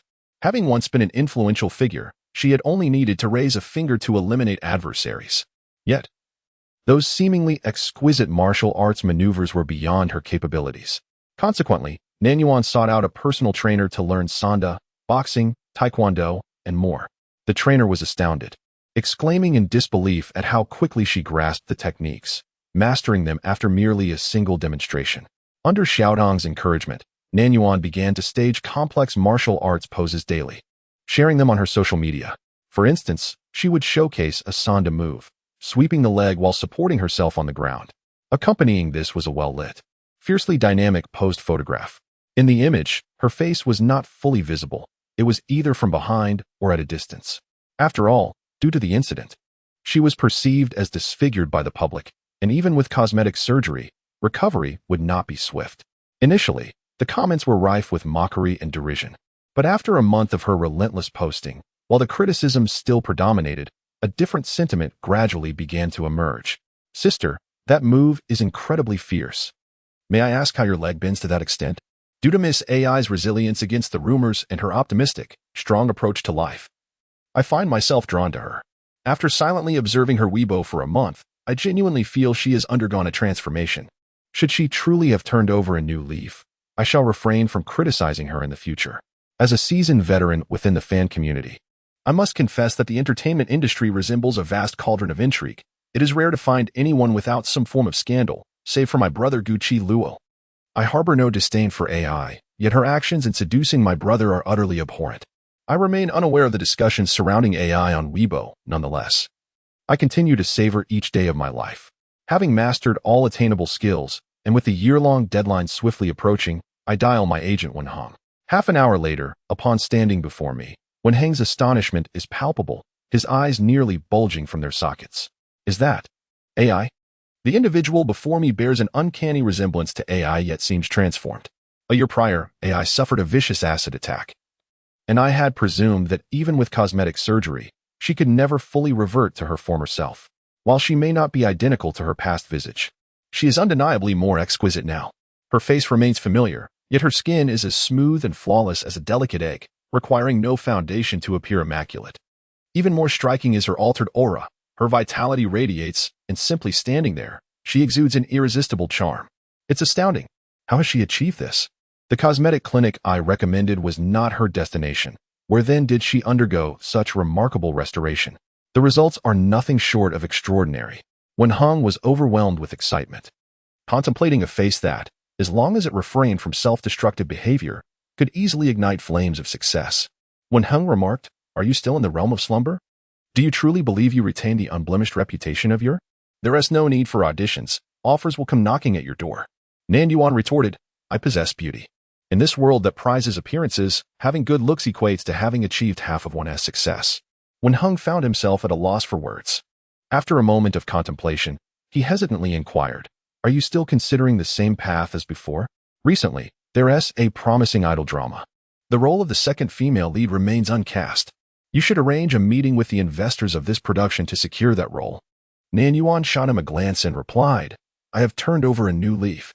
Although Wenheng harbored doubts about the authenticity of her transformation, he nodded in agreement. "Very well, I shall ponder alternative strategies." Wenheng was well connected in the industry. His principle was simple. If the artists under his guidance sought shortcuts, he would assist them. If they preferred a different approach, he would not impose. While some in the industry looked down upon such methods, those who followed him felt a sense of security. By the way, just a couple of days ago, a variety show reached out to me. Wenheng exclaimed, slapping his thigh. "It's the third season of Adventure Partners. If you're unafraid of dirt, exhaustion, heights, spiders, or snakes, let us take on the show." Nan Yuan responded, "What is this nonsense?" Chapter 78. Speculation. Mysterious guest. Nan Yuan feared little, yet she was plagued by a sense of cleanliness. If it is excessively filthy, this variety show indeed presents some challenging conditions, yet its popularity remains undiminished, with ample funding and even helicopters available for the timely delivery of relief provisions. To be regarded as a mysterious guest, one must at least be a top-tier celebrity. Initially, I intended for Shizhua, the newcomer I have been mentoring, to take part. She has already garnered some attention. However, she finds the harshness of this endeavor unbearable and has chosen to decline. I have yet to propose this to the production team. But if you are inclined. Before Wenheng could elaborate further, Nan Yuan nodded in agreement, indicating her willingness. "Wenheng, is it really that hasty?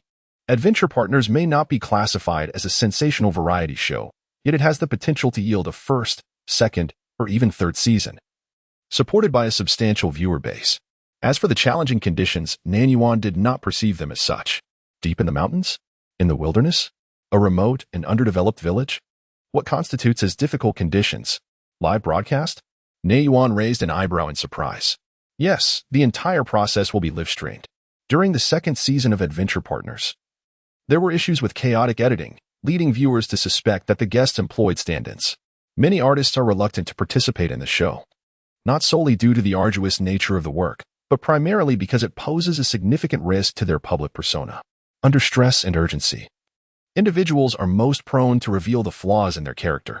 The edited version is manageable, as post-production allows for the removal of undesirable moments, but this is live. And who can guarantee that there won't be any unsavory incidents during the recording? The agent, Wenheng, fussed over Nan Yuan like a concerned mother. Nan Yuan could not help but regard him with a lingering glance. A dedicated and responsible agent. I will ensure that you earn a significant fortune. Nan Yuan interrupted him, her tone calm yet inexplicably convincing. Wenheng was momentarily taken aback, then chuckled. All right, brother, I await your resurgence, eager to indulge in the pleasures of life. The assistant director remarked, however, they will be mercilessly criticized by the opposing fans. The chief director asserted, even criticism generates buzz. Thus, the ensemble for the third season of Adventure Partners was solidified. A month prior, the official social media account had unveiled 10 cards. Now, 9 had transformed into silhouettes of the guests' profiles, leaving only the final card adorned with a colossal question mark. The online community was left in utter bewilderment, pondering what could be discerned from merely a shadowy silhouette. That long mane cascading over the shoulders appeared smaller than average. Could it possibly belong to that popular female artist with the surname Mao? And what of the bald silhouette? Could it be the comedian, Mr. Liu? Speculation ran rampant, as netizens nearly identified half of the stars in the entertainment industry. On the day of the live broadcast, eager viewers had already taken their positions in the streaming room, anxious to unveil the guest lineup. Soon, the first guest arrived, and indeed, it was the comedian, Mr. Liu Shan. It seems Mr. Liu is quite astute, haha. Anticipating this location for the reveal, the chat momentarily fell silent, then erupted with countless messages. Those legs. The allure of youth. And what a stunning visage it is. Is this not an AI? Indeed, it is. She appears even more exquisite than a year ago. My goodness, was she not once the victim of an acid attack? Does this countenance resemble one marred by such affliction?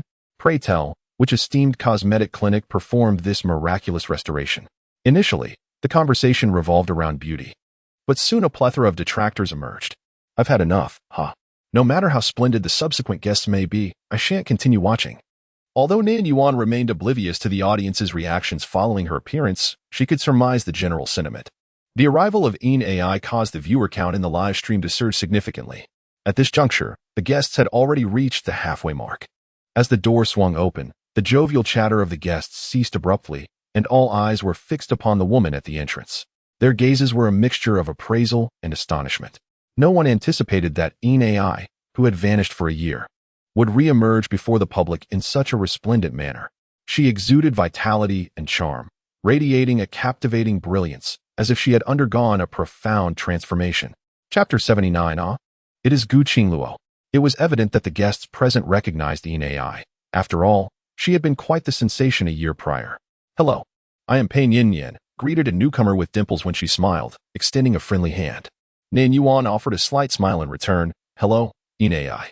Her demeanor could be described as polite, yet when juxtaposed with the enthusiasm of the other starlet, it appeared rather aloof, eliciting mockery in the live stream for her perceived arrogance. I had heard rumors of AI's diva behavior, and now I witness it firsthand. How repugnant. Ultimately, it all hinges on the individual preferences, as they say. One must tailor the dish to the diner. However, netizens were swiftly proven wrong. Regardless of who arrived afterward, even a well-known veteran artist in the industry, she maintained a demeanor of polite detachment, as if they were mere acquaintances. The crowd murmured in disbelief. Has AI truly transformed? Isn't she the diligent young lady who practices martial arts daily? Just look. Of course, there were even more detractors. Could the fans of Gu Qingluo kindly vacate AI's comment section? It was your fans who marred her reputation in the first place. Apologies. But there are too many scattered fans. The fan club and the support group have already addressed this. Do not using AI's image as a topic of contention. The actions of extreme fans are unacceptable. Nevertheless, we shall not forgive the scandal surrounding the enticement gate incident. Following AI's appearance in the live stream, the fans of Gucci Luo, known as the Waterdrops, began to band together to boycott the third season of Adventure Partners. The more radical fans even declared that anyone who watched the show was akin to a fool.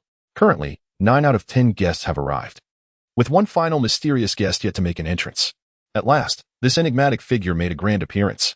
5 minutes later, a striking individual clad in military green leisure wear, boasting broad shoulders, a narrow waist, and long legs, exuding an air of aloofness and indifference, seemingly emblazoned with the message "Do not approach me," emerged before the camera. A profound silence enveloped the live stream, only to be shattered by an eruption of voices. Gucci Luo, oh my goodness. I wonder if Gucci Luo is aware that AI has arrived as well. Upon Gucci Luo's arrival, the other guests were left astounded. Even Nan Yuan raised an eyebrow in surprise. Ha ha ha. I now believe that the guests are completely unaware of each other. Just look at Teacher Li's expression. It's utterly amusing. Upon encountering the guests, Gucci Luo seemed to have switched into a different mode, greeting everyone with courteous warmth that did not feel distant. When it came to Nan Yuan, Gucci Luo subtly furrowed his brow, his gaze deliberately skimming past her. Gucci Luo is so handsome. Quickly call his fans to come witness the spectacle. Without uttering a word, there was merely a bare retweet. Shortly thereafter, the fans, known as Shuidi, went into a frenzy upon receiving notifications from Weibo. What the hell? My brother is solely focused on acting and never participates in variety shows. How could this be possible? Fans surged into the live stream. After watching, the Shuidi exclaimed, "Oh my goodness. It truly is my brother." The fans were both thrilled and anxious. They were excited to finally get a glimpse of the brother outside of his acting career, drawing closer to him. Yet, they were concerned about the harsh environment of the variety show, fearing for his safety. Even more disconcerting was the presence of that actress, AI, who had repeatedly sought to exploit their brother for publicity among the guests. This was his debut in a variety show. How could they not support him? A large influx of Shuidi flooded in, and the live stream chat was abuzz with activity. Come and see my brother's celestial good looks. Slurp, slurp, slurp. Mom asks why I'm wiping my screen. It's because I got nosebleed all over it. After everyone surrendered their phones, the gathered guests began to draw lots. The rules were straightforward. If 2 people drew cards with the same number, they would automatically form a pair. Nan Yuan noticed that no one wished to team up with her, so she promptly revealed her card, the 5 of spades. Then, she sat calmly to the side, not wishing to team up with her, nor did she desire it. A bunch of weaklings. I wonder which unfortunate soul will be grouped with AI. Hee. The guests began to form their teams, some filled with joy while others were disheartened. Wait, it seems everyone has formed teams, and only my brother remains? I have a bad feeling about this. At that moment, under the scrutinizing gaze of the crowd, Gucci Luo expressionlessly revealed her card, the 5 of spades. The fans were left speechless. The production team was equally dumbfounded, having never anticipated that such a slim probability would manifest. Fortunately, they were well prepared. Other guests were dismayed. This isn't fair. They too did not wish to be in the same group as AI. The guests lowered their heads, avoiding Gucci Luo's gaze, fearful of having their cards swapped. Only Pei Nianyan proactively approached Gucci Luo, saying, "If Teacher Gu does not mind, we could exchange." Ah, the young lady is truly beautiful and kind-hearted. The fans are immensely grateful. A barrage of appreciative comments flooded the live stream for Pei Nianyan. However, at this moment, Gucci Luo merely cast a glance her way and replied coolly, "Thank you, but it is unnecessary. I shall remain in the same group as her." Upon hearing this, Nan Yuan raised an eyebrow and turned her gaze toward Gucci Luo, pondering. Gucci Luo reciprocated with a look, her alluring eyes losing some of their chill, replaced by a hint of scrutiny, both appearing to be deep in thought. This scene, friendly and harmonious, was unmistakably captured by the live stream. The fans went wild once again. Chapter 80. Such a tease. Brother, are you out of your mind? Are you really going to team up with that shameless vixen? Have you forgotten the scandal from a year ago? Brother, if you're ever kidnapped, just let me know. Oh no, Mama fans refuse to accept this. Dear, keep your distance from that scheming woman. Mr. Gu, are you certain you wish to partner with me? Nan Yuan inquired, her demeanor calm, echoing the sentiments of the audience. Gucci Luo emitted a barely audible hum from his nasal cavity, as the others were clearly reluctant to team up with her. The previously boisterous livestream room erupted in laughter upon hearing this. It became evident. The fans lamented how gentle their brother was, willing to endure discomfort rather than burden others. What an ethereal idol they had chosen, they wept. Even for the sake of their brother, they suppressed their unease to continue watching him. The first task card was cleverly concealed. Participants could glean clues from the props scattered nearby to locate the task card, which would allow them to advance through each challenge sequentially. With each completed challenge, they would earn corresponding points. As for the significance of these points, it was indeed substantial. After the director passionately explained the rules, he gestured to his assistant, who began to project slides. The screen was filled with flamboyant serpents, 8-legged spiders, and various insects, creating an overwhelming visual impact. Several female celebrities gasped in shock, while the actress Nan Yuan exclaimed in horror, her face paling. After introducing the small creatures the guests might encounter, the director continued to educate them about the edible wild fruits and vegetables found in the remote mountains. Indeed, wilderness survival constitutes merely a small segment of this journey. It is a formidable expedition from the depths of the mountains to the countryside, and subsequently to the town. With that, the knowledge has been imparted, and the production team commenced distributing the backpacks to the guests. These are substantial military-grade backpacks capable of accommodating a plethora of items. Each backpack has been pre-packed with a tent and a water bottle. This season's regulations diverge from those of the previous 2 seasons, unlike before, where guests were limited to 5 items. This time, they may bring as many belongings as they desire, even transferring the entirety of their suitcase's contents. However, there is one stipulation: snacks are strictly prohibited and must be surrendered. The director concluded with a chuckle, his tone rather mischievous. The 10-minute packing period begins now. Upon hearing the time constraint, the guests swiftly commenced organizing their belongings after receiving their backpacks. This segment was not recorded. Thus, the audience remains unaware of the contents each guest packed. However, when the backpacks were finally arranged, all eyes were drawn to Ai's pack. In stark contrast to the other guests' bags, Ai's was strikingly conspicuous, bulging and seemingly on the verge of bursting, exuding an impression of considerable weight. Is Ai foolish? Carrying such a heavy load will undoubtedly hinder her speed. If she struggles, my brother, being the gentleman he is, will surely lend a hand, leaving him exhausted. Can those slender arms and legs of hers even manage such a burden? With a light chuckle, the woman on the screen effortlessly hoisted the cumbersome backpack. Her movements so graceful that it seemed she was lifting not a heavy burden, but rather a doll stuffed with cotton. The military pack, which was 2 to 3 times wider than her slender waist, did not bend her posture in the slightest, and her expression remained remarkably composed. The weighty backpack made her already petite height of 1.70 meters appear even smaller. How amusing. Let her keep up the facade. I wonder how long she can maintain it without breaking down in tears and seeking her teammates' assistance, one might think. Observant viewers would notice that Nan Yuan bore the load with surprising ease. Her arms and legs, though fair and beautiful, lacked exaggerated muscle yet were undeniably sturdy, harboring unimaginable strength within.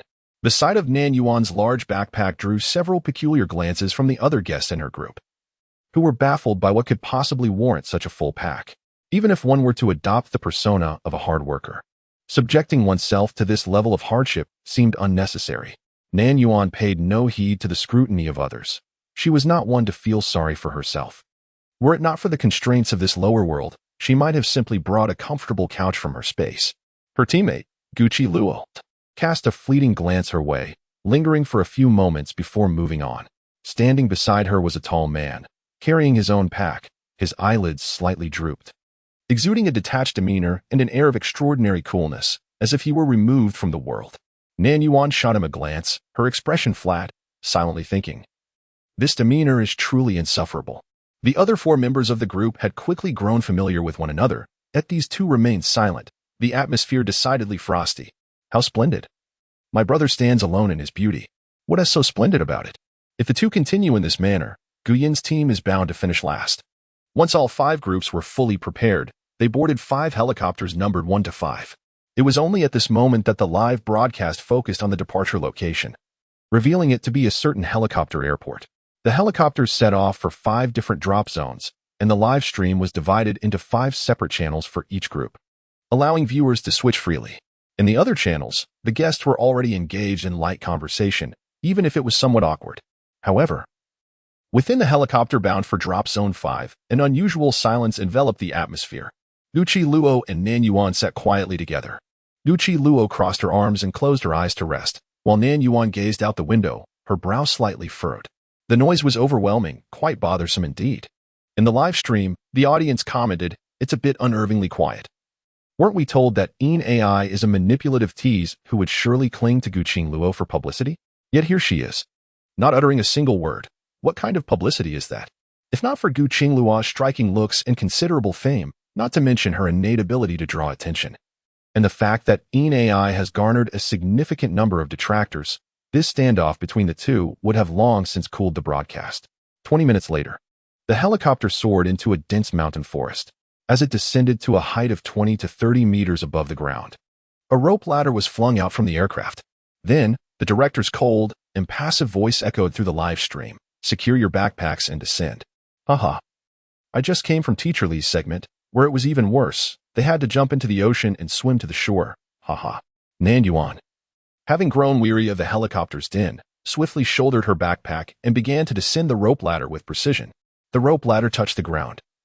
Yet at a height of 6 or 7 meters above the earth, Nan Yuan released her grip and leaped from the ladder with grace. The woman's enviable long legs traced a beautiful arc in the air before landing firmly on the ground. Her movements were crisp and decisive, exuding an air of confidence and elegance. A moment of silence enveloped the live stream. Chapter 81. Ah, so impressive.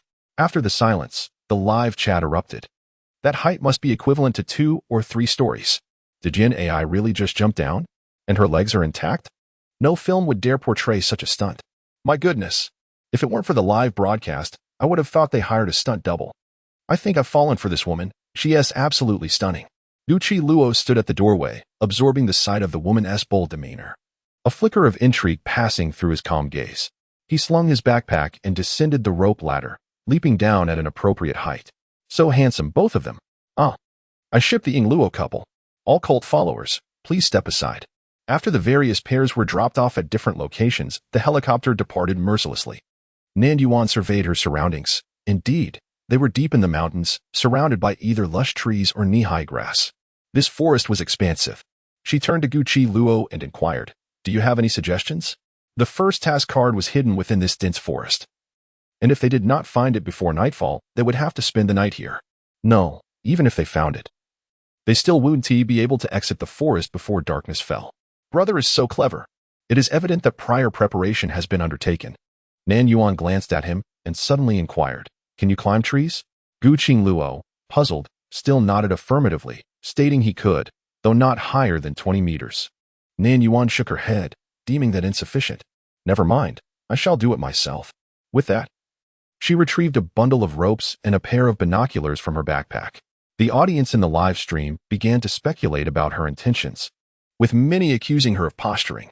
Nan Yuan swung her arm, deftly casting the rope, which securely wrapped around a large tree branch.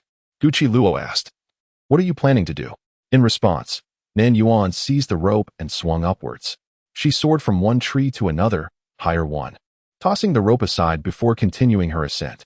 "Are you certain there are no steel wires?" "Ah, AI is incredible. Wait, I merely stepped away for a moment. Why is everyone in the live stream so excited?" The tree Nan Yuan had chosen was the tallest in the vicinity. Her movements were agile and swift, climbing with remarkable speed. The crew following her was terrified, though fortunately, the woman appeared steady, not reckless. Gucci Luo stood rooted to the spot, his gaze fixed on her as her climbing figure rose higher and higher. At one moment, he blinked, and his ordinarily placid eyes reflected a fleeting scene, a canvas of blue sky and white clouds, towering trees, and a small silhouette perched among the branches. Once she had ascended to a sufficient height, Nan Yuan paused, standing on a branch, one hand gripping the trunk while the other raised the binoculars hanging around her neck, carefully surveying the entire forest. Moments later, Nan Yuan began to leap down, gracefully transitioning from one branch to another until she finally descended. The comments in the live stream erupted in a flurry. Is this even human? Surely, this isn't a gibbon. AI is undeniably handsome, despite the dark rumors. I am utterly captivated. What should I do? Ah, so charming. Hey, I'm losing my mind. This isn't human. Nan Yuan landed steadily on the ground and approached her teammates. Gucci Luo watched her draw nearer, tilting her head slightly, lost in thought. The foliage was dense, making it difficult to spot, with only 4 or 5 pouches hanging from the trees. Nan Yuan spoke calmly. It's nearly mealtime. I'll go find those pouches while you prepare the food. She began to delegate tasks, aware that a common person's energy is limited. The more one exerts, the more one must replenish. Gucci Luo gazed at her in confusion and asked, "Prepare what?" Ha ha ha. I'm dying of laughter. Even my brother has moments of bewilderment. Cooking, brother. Repeat after me. Is what? Fan. Do we have any ingredients? Without them, what are we to cook? The adjacent team has already gone to forage for wild fruits. The poised woman swiftly hefted the backpack from the ground and pulled out a bow and a quiver of arrows. Wait, AI actually brought a bow and arrows? Could it be as I imagined? This is hilarious. Does she think she is a sharpshooter? Nan Yuan handed the bow and arrows to Gucci Luo, saying, I've seen your performance as the great general. Your archery should be quite commendable. Go and shoot down a couple of wild ducks. Gucci Luo regarded her with an odd expression, as if questioning whether she truly believed it was an act. Nan Yuan asserted confidently, Your posture is impeccable. You must have practiced. Gucci Luo fell silent for 5 seconds, her face betraying no emotion as she replied, I learned from a teacher. My posture is naturally accurate. Yet precision in posture does not guarantee accuracy in shooting. Ha ha ha. I cannot fathom why, but I feel an irresistible urge to laugh. Ha ha ha. Wait. Does this imply that she is capable? If she manages to shoot any wild fowl, I shall broadcast myself doing a handstand while enduring a bout of diarrhea. I would simply present my face for her to strike. Nan Yuan scrutinized Gucci Luo for an extended moment. Gucci Luo met her gaze. Her expression cold and indifferent, yet revealing a hint of innocence. What did you originally intend to eat? Nan Yuan inquired. The production team, devoid of empathy, stated bluntly. It's permissible. Each group's initial score stood at 0, and they could only accumulate points through the completion of tasks, which implied they would need to expend points in advance to procure food.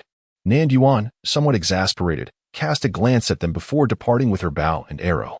Earlier, she had spotted a lake from the helicopter, not far from their current location. The following cameraman promptly trailed behind her. After a brief pause, Gucci Luo too proceeded in pursuit. The man's previously lackluster eyes seemingly regained a glimmer of vitality. Witnessing Yin Ai's calm demeanor, I cannot shake a foreboding feeling. Though I deem it improbable, I still reached up to touch my face. Near the lake, numerous wild ducks frolicked on the water's surface, some gliding gracefully above, while others skimmed across the lake. Nan Yuan stood behind the grass, 2 long arrows resting on the bowstring. With little aim and a rather hasty pull of her arm, she released her fingers, and the arrows shot forth with a swift whoosh. In an instant, 2 wild ducks, just taking flight towards the bank, plummeted from the air, thrashing momentarily in the grass before falling silent. The live streaming room, too, fell into silence, akin to the stillness of the 2 fallen ducks. Chapter 82. Offering my need to the Great One. After the initial quiet, the live stream surged with renewed excitement. Did she really just hit 2 ducks with 1 arrow? Is this not a scene from a film? The shot was in full view. I tracked the trajectory of the arrow. It was truly impressive. Is the friend who mentioned live streaming while doing a handstand still here? I want to see that. In AI, you're incredible. Please accept my knee. I present my knee to the Great One. Unbeknownst to the protagonist, the live stream was inundated with countless kneeling tributes. She stepped forward, lifting the 2 wild ducks and presenting them to Gucci Luo. A flicker of light danced in Gucci Luo's eyes as he gazed at her, bewildered. Nan Yuan remarked, Let us prepare them. We'll roast them for dinner. 3 seconds later, Gucci Luo lowered his gaze slightly, pursed his lips, and replied, I cannot. Nan Yuan glanced at him, amused. Ha ha ha. Why do I sense that an AI looks at Gucci Luo with disdain? In AI the Great, what exactly can you do? It's not that our side is weak, it's just that the opponent is too formidable. My heart aches for Gucci Luo, haha.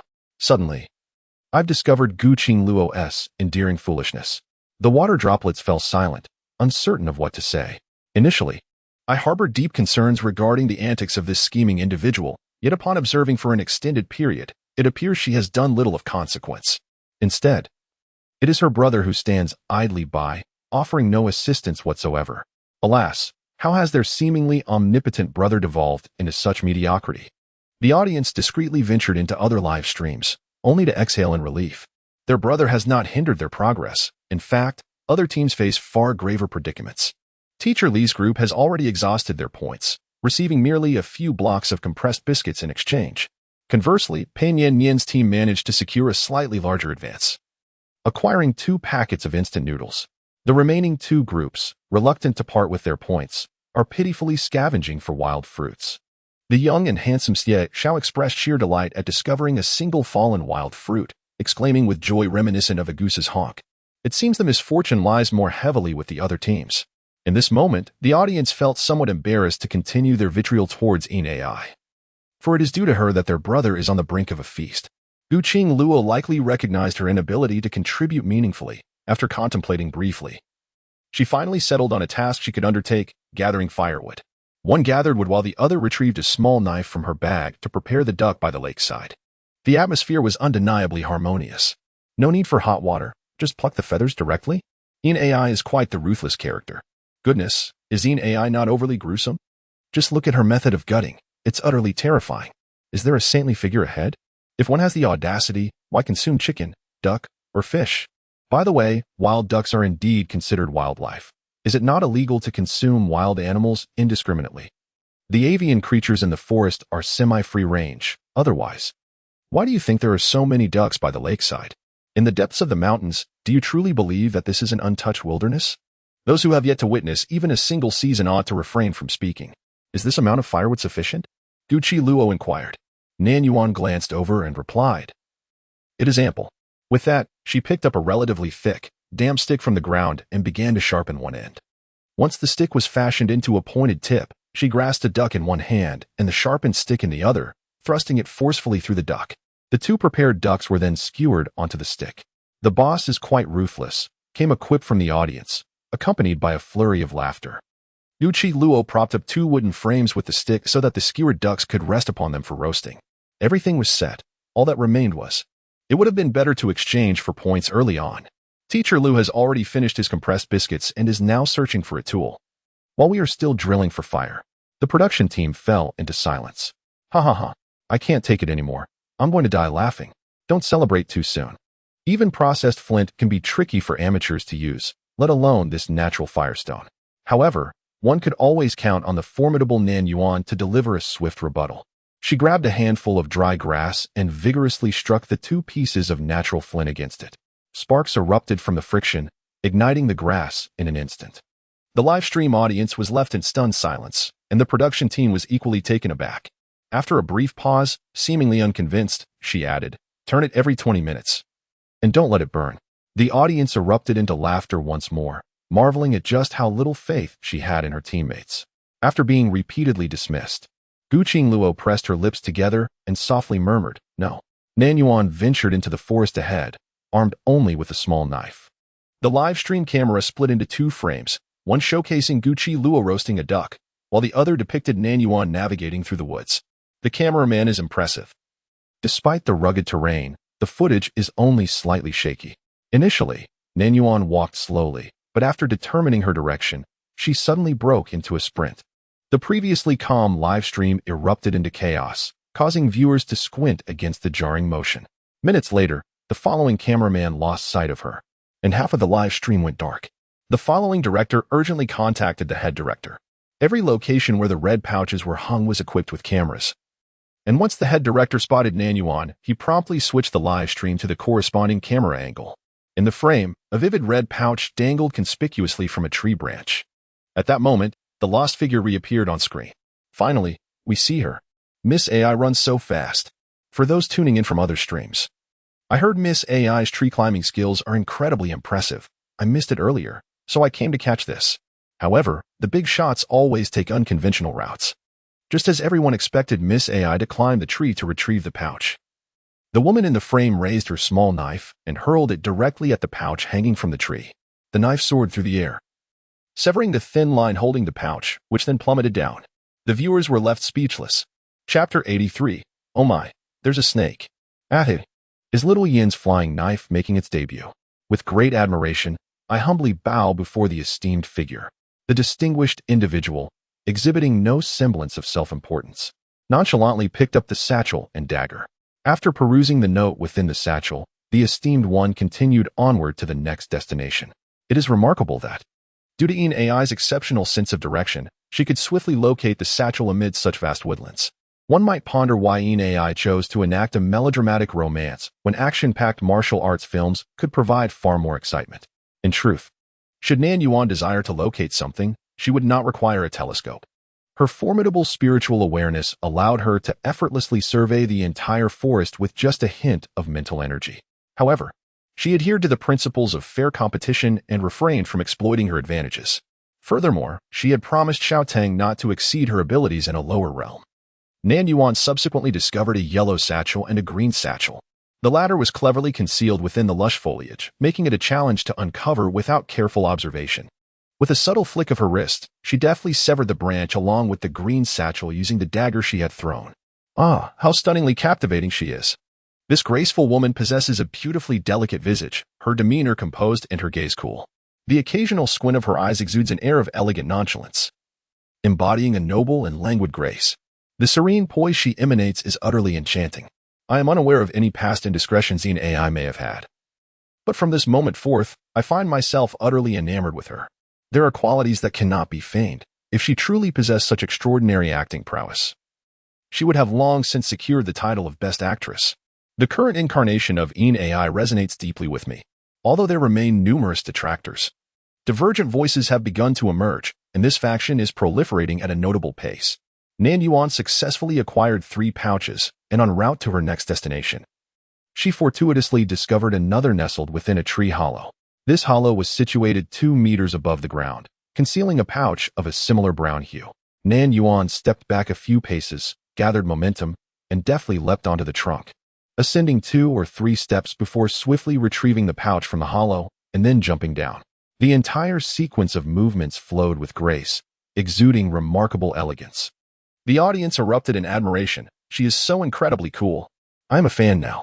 Meanwhile, detractors began to surface, attempting to disseminate disparaging information about AI. But their voices were soon drowned out by the cacophony of excitement. Suddenly, a panicked comment appeared on the screen. Am I seeing things? I think I just spotted a snake. Oh my gosh, it really is a snake, right behind AI. The viewers in the live stream were thrown into a frenzy. Unbeknownst to Nan Yuan, a large black-brown snake, as thick as an arm, had appeared on the very tree behind her. The snake, with its corpulent body entwined around the similarly colored trunk, was slowly descending in a spiral. While Nan Yuan examined the contents of the pouch, she remained blissfully unaware of the impending danger. AI run. If it weren't for AI's reckless movements, would this have happened? This snake doesn't seem venomous. As long as we don't startle it and exercise caution, we'll be fine. The camera captured the black-brown snake, coiled around the trunk, extending a portion of its body toward Nan Yuan, its head held high, flicking its tongue in the air.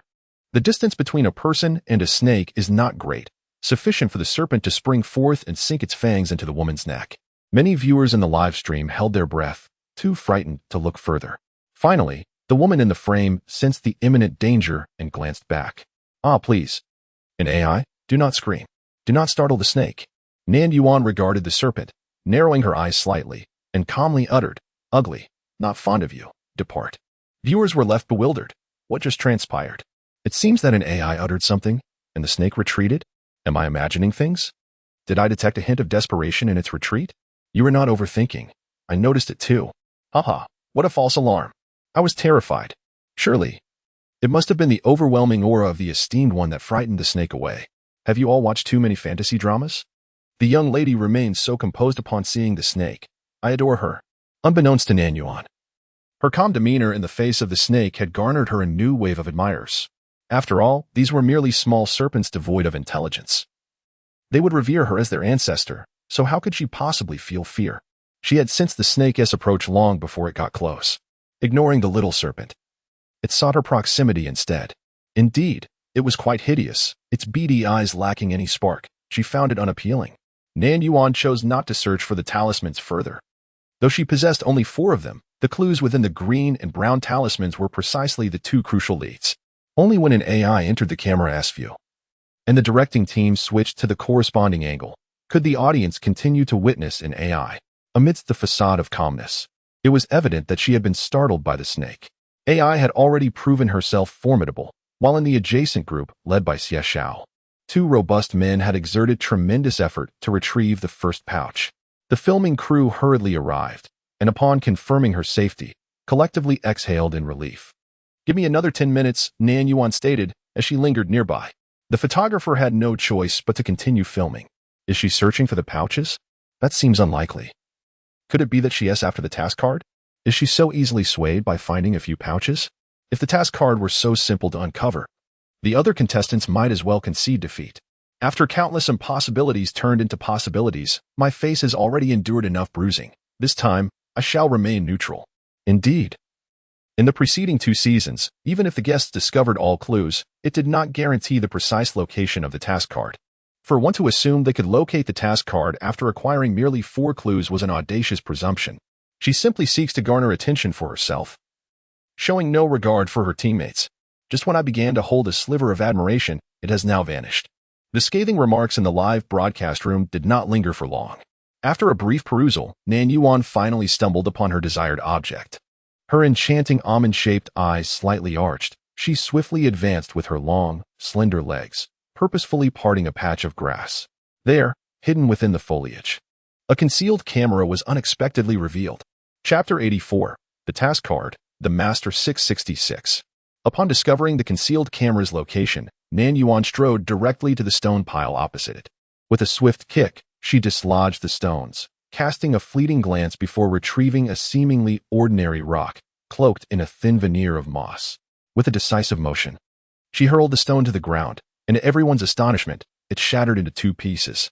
From within the fractured stone emerged a palm-sized folded card. The production team was left speechless. The 5th mission card, which had been the most elusive among all the task cards, had been uncovered by a participant in less than 2 hours.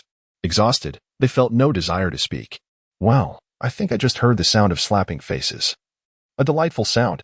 While other groups are laboriously searching for clues, our hero has effortlessly located the mission card. Please reveal the clues. I'm curious about how you discovered the mission card. After securing the card, Nan Yuan sauntered away with an air of confidence. The cameraman captured a close-up of the now solitary, shattered artificial stone lying desolate on the ground, forsaken and forlorn, not on the path they had come from. The following director, noticing the direction Nan Yuan was heading, quietly remarked, "Ah, that smile is the legendary bewitching grin. Oh my, the charm of that smile is simply lethal." Curiosity piqued, the following director inquired, "How did you determine the direction?" Even with a good sense of direction, most would not pinpoint the location of every clue so accurately. Nan Yuan replied nonchalantly, "I am not an ordinary person." The director, at a loss for words, could only give her a thumbs up. Nan Yuan glanced ahead, lazily stifling a yawn. "I can smell the aroma of roasted duck. It seems that Teacher Gu has done a splendid job with the duck." At this moment, Gucci Luo was both roasting the duck and gazing into the woods. Finally, he spotted a group of people emerging, and his eyes momentarily brightened, settling directly on Nan Yuan. He stared for several seconds before shifting his gaze. As Nan Yuan approached him, he remarked, "The duck is roasted perfectly. It's not burnt at all. Oh, how adorable." It seems he seeks praise. Nan Yuan nodded and, in accordance with the audience's expectations, complimented, "Well done." A smile crept onto Gu Qingluo's lips, signaling that it was time to eat. Did I just witness a smile from Luo Luo? Oh my, the smiling brother is incredibly handsome. Until now, Nan Yuan had been unaware of the contents of Gu Qingluo's backpack, but she would soon discover.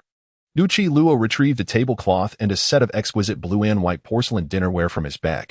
The array of utensils was complete, including plates, dishes, bowls, and cutlery. As he spread out the tablecloth, his long, elegant fingers meticulously arranged the tableware, a bowl in front of him, a plate in front of Nan Yuan, and a large platter at the center. "Will you be using chopsticks or a fork?" he inquired, looking up. Nan Yuan raised an eyebrow and responded, "Are you offering them to me? It is new. I have not used it," he explained. Nan Yuan declined his kindness, stating it was unnecessary trouble.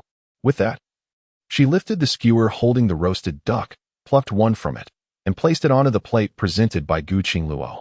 While directly bringing the remaining piece to her lips, Nan Yuan took a hearty bite, and a substantial chunk of meat, skin and all, was devoured from the duck's back. She was ravenous, starved enough to consume an entire elephant. The flaw of mortals is their rapid energy consumption. The woman's eating was bold yet refined. Gucci Luo stared at her for several moments in silence. Has the dignitary's appetite startled him? I am equally astonished. Who claimed she was akin to a green TBTCH? She is clearly exquisite and ethereal. Gucci Luo gazed at the whole duck on his plate, silently picking up a knife to begin carving the meat. While Nan Yuan gnawed on her roasted duck, she observed his clumsy attempts at deboning. By the time she finished her duck, Gu Qingluo had only just finished preparing his, ready to eat. Nan Yuan glanced enviously at the neatly sliced duck on his plate. Ah, brother, hurry and eat. That woman is eyeing the meat on your plate. I'm laughing uncontrollably. The way the dignitary gazes at the duck is as if it were shining. ISNT the dignitary and extraordinary eater, with divine beauty. Gu Qingluo mused. Am I not more appealing than a roasted duck? Gu Qingluo lifted his plate, and the motion of eating the duck was executed with remarkable elegance. Seemingly attuned to the gaze from across the table, he raised his eyes slightly, his tone laced with incredulity. You are not full? The sight of Gu Qingluo's expression left me in stitches. Gu Qingluo's aloof godlike persona crumbled. How amusing. Nan Yuan observed him with an impassive countenance, feeling a twinge of nostalgia for the days spent with the Qing. Back then, they dined together, and with just a fleeting glance, a Qing would promptly serve her every dish within her line of sight. However, the young man before her, despite her prolonged gaze, showed no inclination to invite her to share in the meal. Just as Nan Yuan was beginning to think him inconsiderate, Gu Qingluo made a move. He took a clean fork and transferred the untouched duck meat to another pristine plate, placing it before his teammate. Nan Yuan was momentarily taken aback, gazing into his indifferent yet somewhat luminous eyes, lost in thought. She averted her gaze and pushed the plate back, stating coolly, I'm full, you can have it. With that, she retrieved a plastic bag from her backpack and stood to leave. The accompanying cameraman hurried to follow, but she halted him, saying, No need to follow. You all take a break. I'll be back shortly. After washing the wild fruits, Nan Yuan arranged them on a plate and pushed it towards Gu Qingluo, saying, Post-meal fruits. I've tasted them. They're quite sweet. Gu Qingluo looked at her, his long, disheveled eyelashes fluttering slightly. For me? He asked quietly. Nan Yuan nodded. While searching through her bag earlier, she had discovered a fruit tree. She herself did not fancy such things. Gu Qingluo gazed at her for a few seconds, softly uttering a thank you before seizing a fruit and beginning to bite into it. The fruit was both sweet and crisp, bursting with juiciness with each bite. The juice glistened on his lips. Chapter 85, Acting Cute. Please tell me Nan Yuan, considering his relatively sensible demeanor, had plucked a few wild fruits to offer him. Yet, witnessing him so obediently cradling the fruit and nibbling on it, she found a peculiar delight in the act of feeding. Her gaze softened, a rare occurrence. What a revelation! I can perceive a maternal glow emanating from this formidable figure. I too yearned to be pampered by this grand individual. The droplets of water observed. It appeared that the brother was not at all averse to AI. He even initiated conversations with her and accepted her offerings. They should have felt somewhat disheartened, given that they had pursued AI and scolded her for an entire year on behalf of their brother. However, the sight of their brother, so adorably consuming the food, was utterly charming. If it weren't for AI, they might never have discovered this side of him. Oh dear. Their feelings were undeniably complicated. After Gu Qingluo had indulged sufficiently, he finally recalled the matter at hand and said to Nan Yuan, Rest for a moment. I shall procure the remaining task cards. Gu Qingluo remains oblivious to the fact that his teammate is a legend. Ha ha ha. Brother. You are already coasting to victory. Nan Yuan handed him the task card she had discovered, indicating their next destination, Shueijia village. Gu Qingluo stared blankly at the task card for some time, fixated on its cover. This is too much. I'm laughing so hard my stomach hurts. Brother. Stop staring. It's genuinely a task card. Gu Qingluo pondered in bewilderment. I merely roasted a duck, and the task card was found? The exterior of the task card bore the logo of Adventure Partners, undoubtedly authentic. Gu Qingluo opened the card and, in accordance with the director's request, read aloud the words inscribed upon it.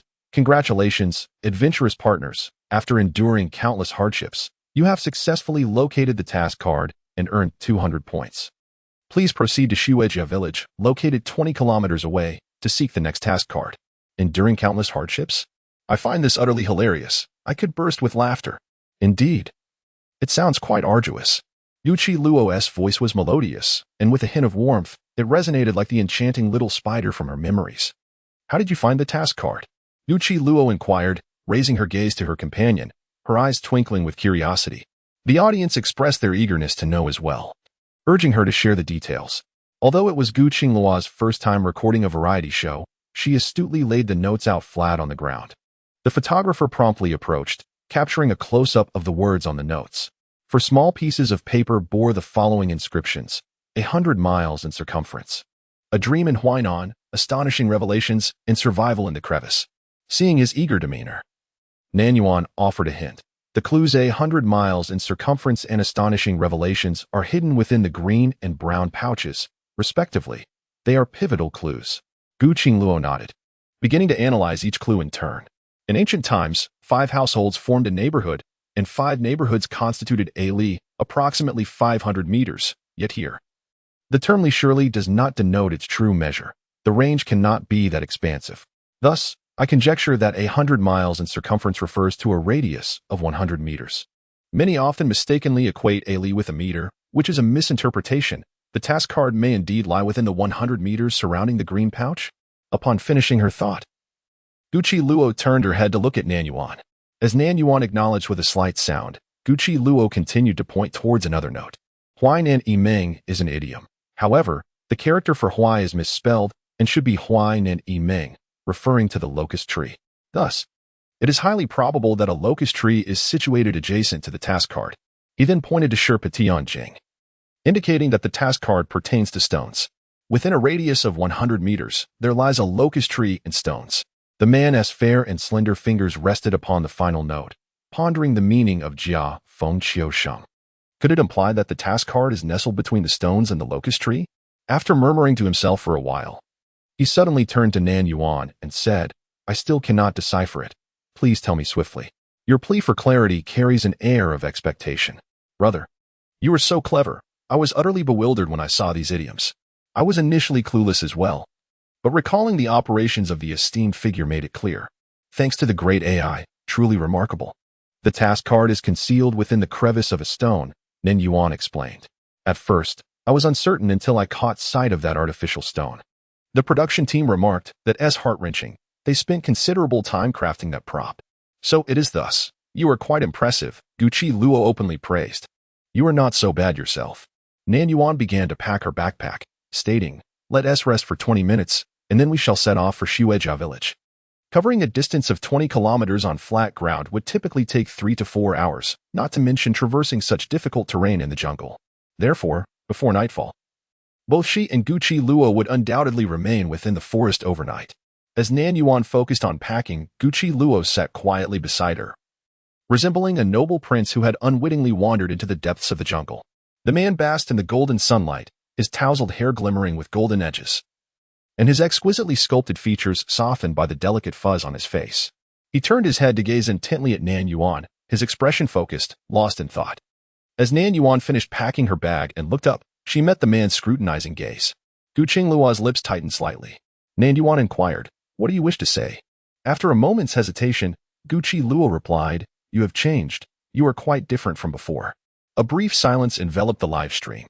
What should I do if I know this is an attempt to whitewash but still fall for it? The few female artists in the entertainment industry who rose to prominence as mistresses live more lavishly than anyone else. Can we not afford to be a bit lenient towards AI? Gu Qingluo pondered for a moment before stating, we can. Then, shall we erase the grievances of the past? Nan Yuan raised an eyebrow. Since she had assumed AI's identity, she would endeavor to resolve any issues left by the original owner. Of course, if she could not resolve them, it mattered little to her. Gu Qingluo was momentarily taken aback. Upon comprehending her meaning, he felt compelled to clarify, I did not take that matter to heart. Nan Yuan understood his implication. For him, the AI who had once actively pursued him was merely refuse, inconsequential and ubiquitous. Then let your fans cease their relentless harassment of me, Nan Yuan declared. Gu Qingluo was astonished. They are still berating you? Nan Yuan was equally surprised. You were unaware? The water droplets. Feeling wronged, they bit their hands. Chapter 86. What is love? The emotions of the droplets are intricate, encompassing feelings of neglect, the bittersweet pangs of unreciprocated affections, and a multitude of unspeakable sentiments. Have we cared for you, dear brother, for so long, and yet you remain oblivious? Though aware of his character, there remains a sting to the heart. To the fans of Gu Qingluo, allow me to highlight, your brother is utterly indifferent to what AI has done. Yet you have relentlessly pursued and criticized him for an entire year. After a moment of silence, Gu Qingluo took the initiative to clarify, I have never concerned myself with matters beyond acting, and my manager typically refrains from burdening me with such trivialities. As he spoke, a look of realization washed over him. So, this is the reason for your sudden disinterest in me? The droplets were left in a state of bewilderment. Wait, what does that mean? Nan Yuan interjected, "You noticed that I like you?" Though this was not her own statement, and it was phrased as a question. The words "I like you" had never escaped her lips. Upon uttering this, an inexplicable oddity stirred within her. However, despite her inquiries, Nan Yuan had already surmised the cause. Though Guqi Luo suffers from emotional detachment, he is, as Xiaotang aptly noted, a prodigy. Guqi Luo replied contemplatively, "I discern that you once held strong feelings for me. Yet I do not share those sentiments." He possesses the remarkable ability to analyze various emotions with precision and portray them convincingly, but it remains merely a performance. What is affection? He cannot articulate it, for he cannot truly feel it. Even his aversion towards an individual is but a slight indifference, overshadowed by a greater sense of apathy. He was acutely aware of his own abnormalities, thus he endeavored to present himself as normal. A single remark from Guqi Luo left the viewers in the live stream, water droplets and cherries, utterly bewildered. Cherries emphasized that AI Bao genuinely harbors affection for Guqi Luo, which is why she boldly pursued her feelings, not for the sake of leveraging Guqi Luo's fame as the water droplets suggest, even if she is fond of him. Isn't it rather distasteful to resort to seduction? If AI Bao were truly despicable, wouldn't she have resorted to drugging him instead? We do not seek to absolve the scandal of seduction, but is it wrong to wish to entice someone one loves? The most contemptible individuals are undoubtedly the unscrupulous paparazzi, who feel compelled to expose every private matter of celebrities for the sake of sensationalism. The water droplets pondered.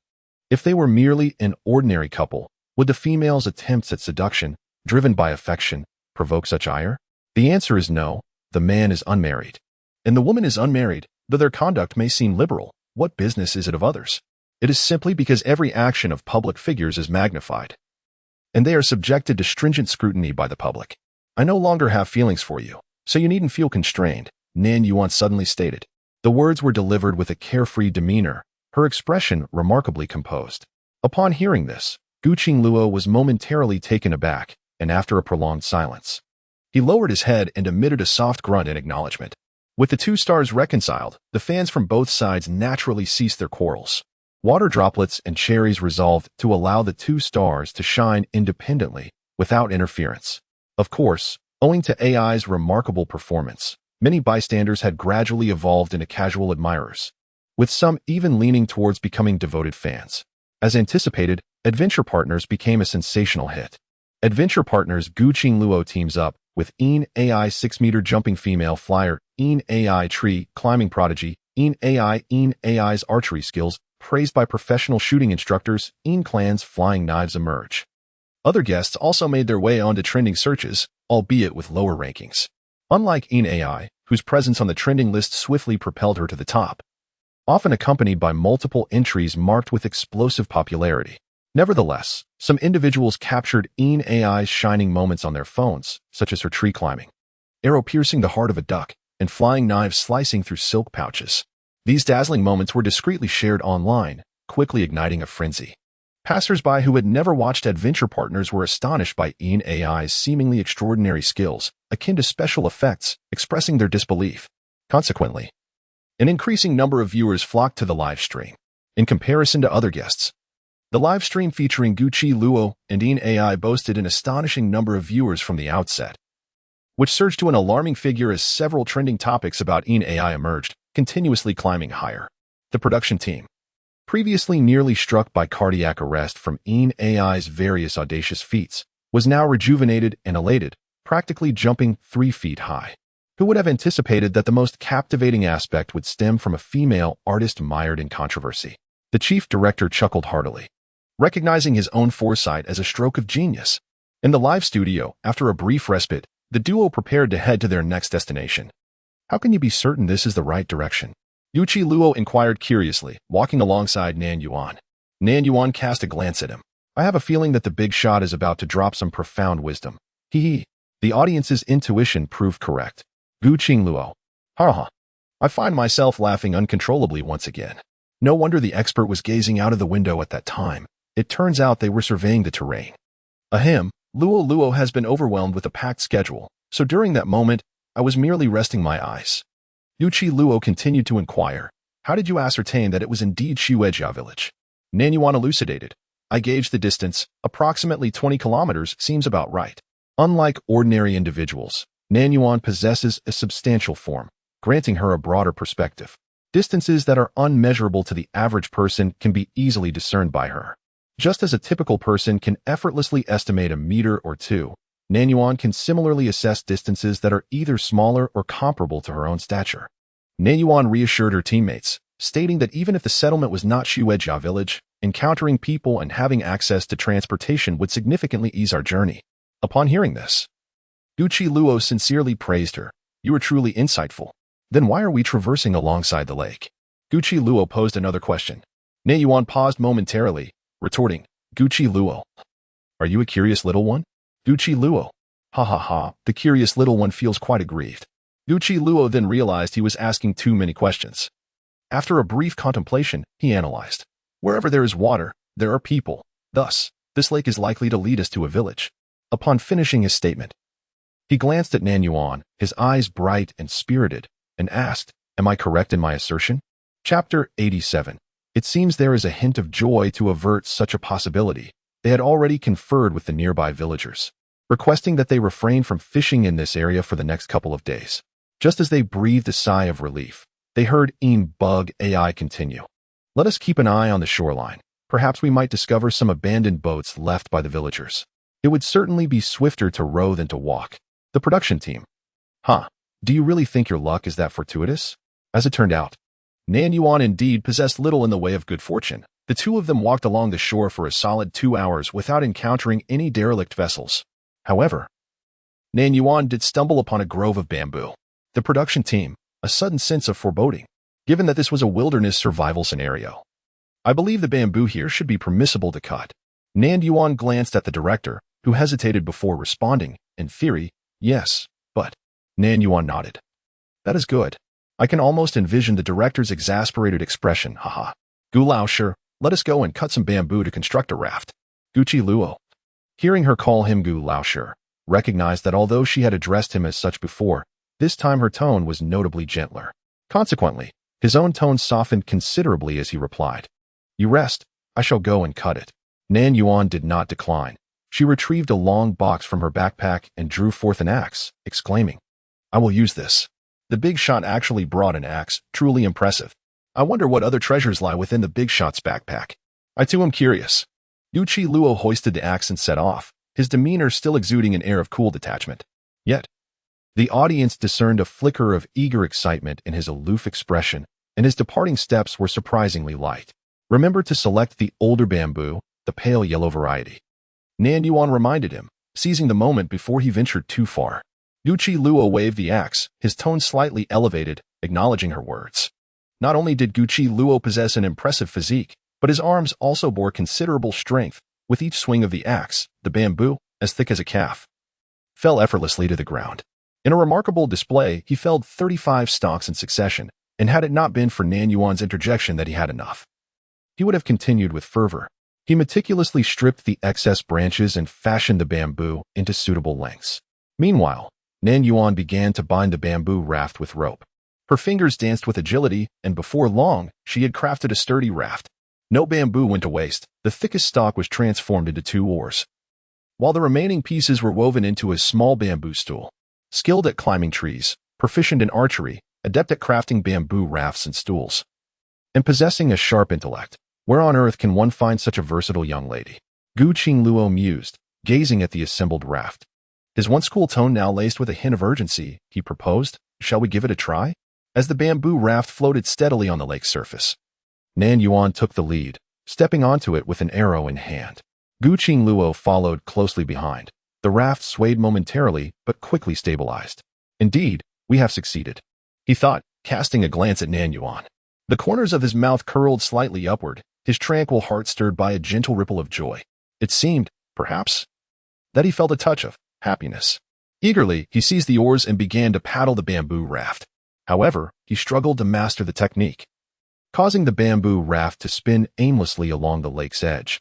Nan Yuan cast a fleeting glance at him, then deftly paddled backward a few strokes, swiftly maneuvering the raft to the center of the lake. Ha ha ha, is Guqi Luo truly the aloof male deity? I am utterly amused by him. I apologize for the spectacle. My brother is hopelessly captivated by his performance, leading to some awkwardness elsewhere.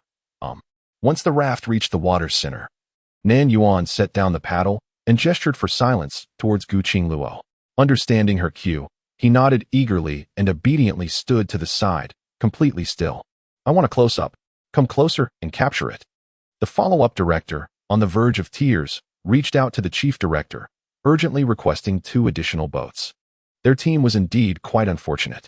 It was rumored that other filming crews were merely sitting quietly nearby, watching the guests frolic while indulging in delightful refreshments, thoroughly enjoying themselves.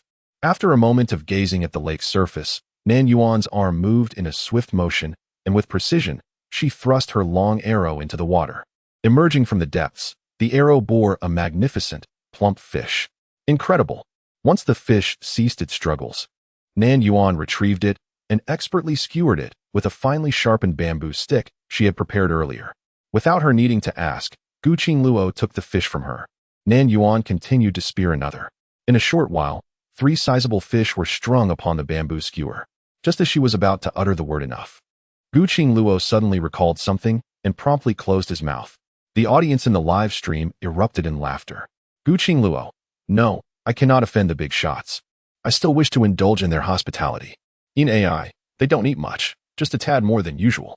In the end, Nan Yuan managed to catch 8 fish before reaching the shore. Gu Qingluo instinctively licked her lips, yearning for instant noodles and fruit juice. Ah, please feed him. Their supplies were abundant. Previously, while the 2 enjoyed roasted duck, some among them had prepared instant noodles and savored fruit juice. After a nod from Nan Yuan, she took 5 plump fish to negotiate with the director. 5 fish in exchange for 2 bags of instant noodles, along with a request for a portable stove and pot. Gu Qingluo's eyes sparkled with excitement as she approached, transforming into a skilled negotiator. 1 fish could procure numerous packs of noodles. We are merely exchanging for 2 bags, so do not be overly stingy. Moreover, had it not been for your inability to film alongside us, Inai and I would have already set sail on our wooden raft. As the culprits responsible for delaying our journey, shouldn't you offer some form of compensation? The audience was taken aback by their usually taciturn and aloof idol, now chattering away like a firecracker over such a trivial matter. Truly, so adorably charming. The stark contrast melted hearts, transforming a wave of devoted fans into nurturing supporters, with affectionate terms shifting from brother to darling. Gu Qingluo gazed at her hard-won spoils, a distinct smile gracing her lips, her eyes shimmering with delight. It seemed she was even happier than before. Chapter 88. Feeding the boss. Gu Qingluo could not help but glance at Nan Yuan, his elegantly arched eyebrows adorned with a subtle smile. While his enchanting eyes lifted slightly at the corners as he spoke to her, you ought to express your gratitude towards me. Otherwise, we would not have procured such an abundance of goods. He is indeed a darling seeking praise. Hurry and commend him. Praise him to the heavens. Before Nan Yuan could utter a word, a flurry of fans in the live stream began showering him with effusive compliments. The darling just engaged in a brilliant verbal duel, absolutely magnificent. The way Luo fiercely argued for a morsel of food was so heroic. His presence instantly became towering. Recalling his earlier display of eloquence and bartering for supplies, Nan Yuan casually remarked, "Mr. Gu, you are quite impressive. I shall entrust future diplomatic endeavors to you." Gu Qingluo found this task to be quite manageable and readily accepted. Not a problem. "Mr. Gu, we require firewood." Nan Yuan subtly assigned the task. Although they had acquired a small alcohol stove, it was insufficient for cooking fish, as it could only boil noodles. The audience responded with laughter. Haha. The 2 collaborated effectively, selecting a plump fish and skillfully slicing off several succulent, boneless pieces to toss into the pot. Is this being cooked for the teammates? The boss is so indulgent. This pairing is simply delightful. I am all in. Seriously, he merely cooked noodles to share. CP fans, please keep your fantasies to yourselves. Mr. Gu, please bring out the noodles you have tucked away, Nan Yuan instructed. Gu Qingluo had just set down the firewood when he cast a glance at her, then at the alcohol stove beside her. Speaking in a tone that suggested it was a matter of course. "You can simply take it from my bag," he said. Nan Yuan shot him a sidelong glance. "I dislike others meddling with my belongings. I assumed you felt the same." She would be quite irate if anyone dared to tamper with her personal items. The consequences of her anger typically left 2 outcomes. Either the offender would kneel and beseech her as Andy, or they would become her next meal. Others cannot, but you may. KSWL. Dear sisters, the fan club for Luo, Een, and Binfin has officially launched. We warmly welcome you to join. Higi. The fan club for Ing Luo has also commenced. You are cordially invited, devoted fans. After all, Luo Yin and Binfen place Luo first, whereas Luo puts Yin ahead. What a bizarre cult. The little darling is undeniably fierce and should be prioritized. If they must endorse a fan club, let it be Luo Yin and Binfen, albeit reluctantly. Wait a moment. Ugh, why are we, the devoted fans, entangled in such trivial matters? Can't we simply revel in our individual beauty? Gucci Luo produced a packet of instant noodles and handed it to Nan Yuan, following it with a pair of chopsticks, entirely oblivious to the notion of cooking for himself. A few minutes later, a pot of fragrant noodles, adorned with fish, mushrooms, and wild vegetables, was ready. Come and eat. Nan Yuan beckoned to the man. Gucci Luo quickly carried a bowl and spoon over to her, then squatted beside her, awaiting his turn. Nan Yuan glanced at him and filled a bowl to the brim. The camera zoomed in, and the audience in the live stream observed with clarity. It was indeed a bowl brimming with color, aroma, and flavor. Steam wafted enticingly from the bowl, rising into the air. Gucci Luo's Adam's apple moved slightly as he swallowed. There was still some left in the pot, and he would serve himself after finishing. A single pack of noodles was not substantial. Nan Yuan had prepared 2 packs, yet it was merely sufficient for Gucci Luo alone. As he accepted the steaming bowl, he inquired, "Aren't you going to eat?" "I prefer meat," Nan Yuan replied. Gucci Luo was taken aback. Had this pot of noodles truly been prepared specifically for him? He devoured the noodles crafted by the woman's hands, his eyes crinkling in delight. Ah, how satisfying it is to be a content little one. Indeed, it was made just for Luo Luo. Luo Yin Binfen is indeed real. Oh no, the Ying Luo couple is genuinely real. The dedicated fans, the water drops and cherry blossoms, remained silent, while Gucci Luo savored his noodles. Nan Yuan kindled a fire with wooden logs, commencing to grill fish. Both individuals possessed strikingly handsome features. Gucci Luo was renowned for his celestial beauty. And AI was not lacking either, especially after Nan Yuan had entered his body, causing his attributes to soar, making him even more radiant. One was elegantly indulging in the fragrant noodles, while the other sat cross-legged, quietly grilling fish. The campfire cast a warm glow on their faces, turning them rosy. At that moment, the sun was setting, and on the clear lake's surface, it stretched a long, orange reflection. The lake was adorned with a layer of warm yellow, gently rippling in the shimmering light, utterly beautiful. For quite some time, the live stream remained quiet, as no one wished to disrupt such a splendid scene. Nan Yuan, while grilling the fish, sprinkled 5 spice powder and pepper salt atop, expertly flipping it over. In no time, the fish began to sizzle and exude oil. What a delectable sight! As if a waterfall descends 3,000 feet, could it be that drool cascades from the heavens? Suddenly, the fried chicken in her hand lost its appeal. Nan Yuan sat by the fire, her profile serene and beautiful, her brows resembling distant mountains, devoid of the day's harshness, appearing remarkably gentle. Her eyes were calm and translucent, suffused with the warm glow of the flames. She had not engaged in the crafts of bamboo rafting, crafting bamboo stools, hunting ducks, or fishing for a long time. By nature, she was cool and detached, possessing only a shallow affection even for her own biological parents. However, due to her inability to contend with her father in her childhood, she was compelled to remain by her mother's side for an extended period. Her mother, lively and playful, was full of spontaneous ideas, leading them into various escapades. Thus, she often found herself caught up in their whimsical endeavors. The skills of making bamboo rafts and stools were learned from her father, and she had participated in fishing, hunting birds, and gathering eggs. She had acquired many other skills as well. After all, a century is ample time for learning. Even after 100 years, she maintained her expressionless, aloof demeanor until her mother, tearfully, finally allowed her to pursue her own happiness. Her happiness lay in cultivation. Throughout the subsequent centuries, she relentlessly sought greater power, occasionally visiting her family.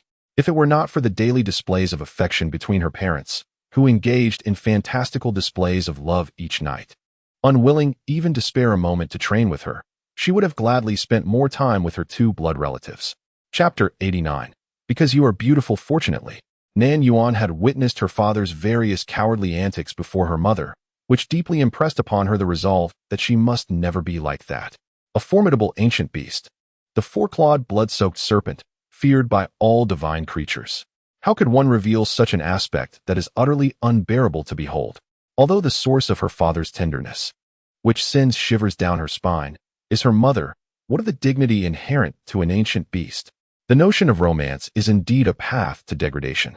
Nan Yuan swore that even if she were to remain single for a lifetime and hibernate during each mating season, she would never succumb to becoming like her father, a serpent entranced by the allure of fairy battles, unable to extricate herself from such indulgence. In a moment of distraction, the fish was nearly done roasting. Nan Yuan took one fish and placed it on Gu Qingluo's plate, retaining the other two for herself. Though the roasted fish emanated an enticing aroma, Gu Qingluo did not partake and inquired, "Will two suffice for you? I just had instant noodles and am not particularly hungry. Today, I did not expend much energy, so 2 fish will suffice for me. However, as for you, Teacher Gu, chopping bamboo must have consumed considerable effort. You ought to eat more." Gu Qingluo indeed felt unsatisfied, and upon hearing her words, he felt reassured enough to indulge heartily. As he ate, he sipped on juice, relishing every moment. In mere moments, Nan Yuan devoured the 2 large, plump fish, leaving only the pristine bones behind.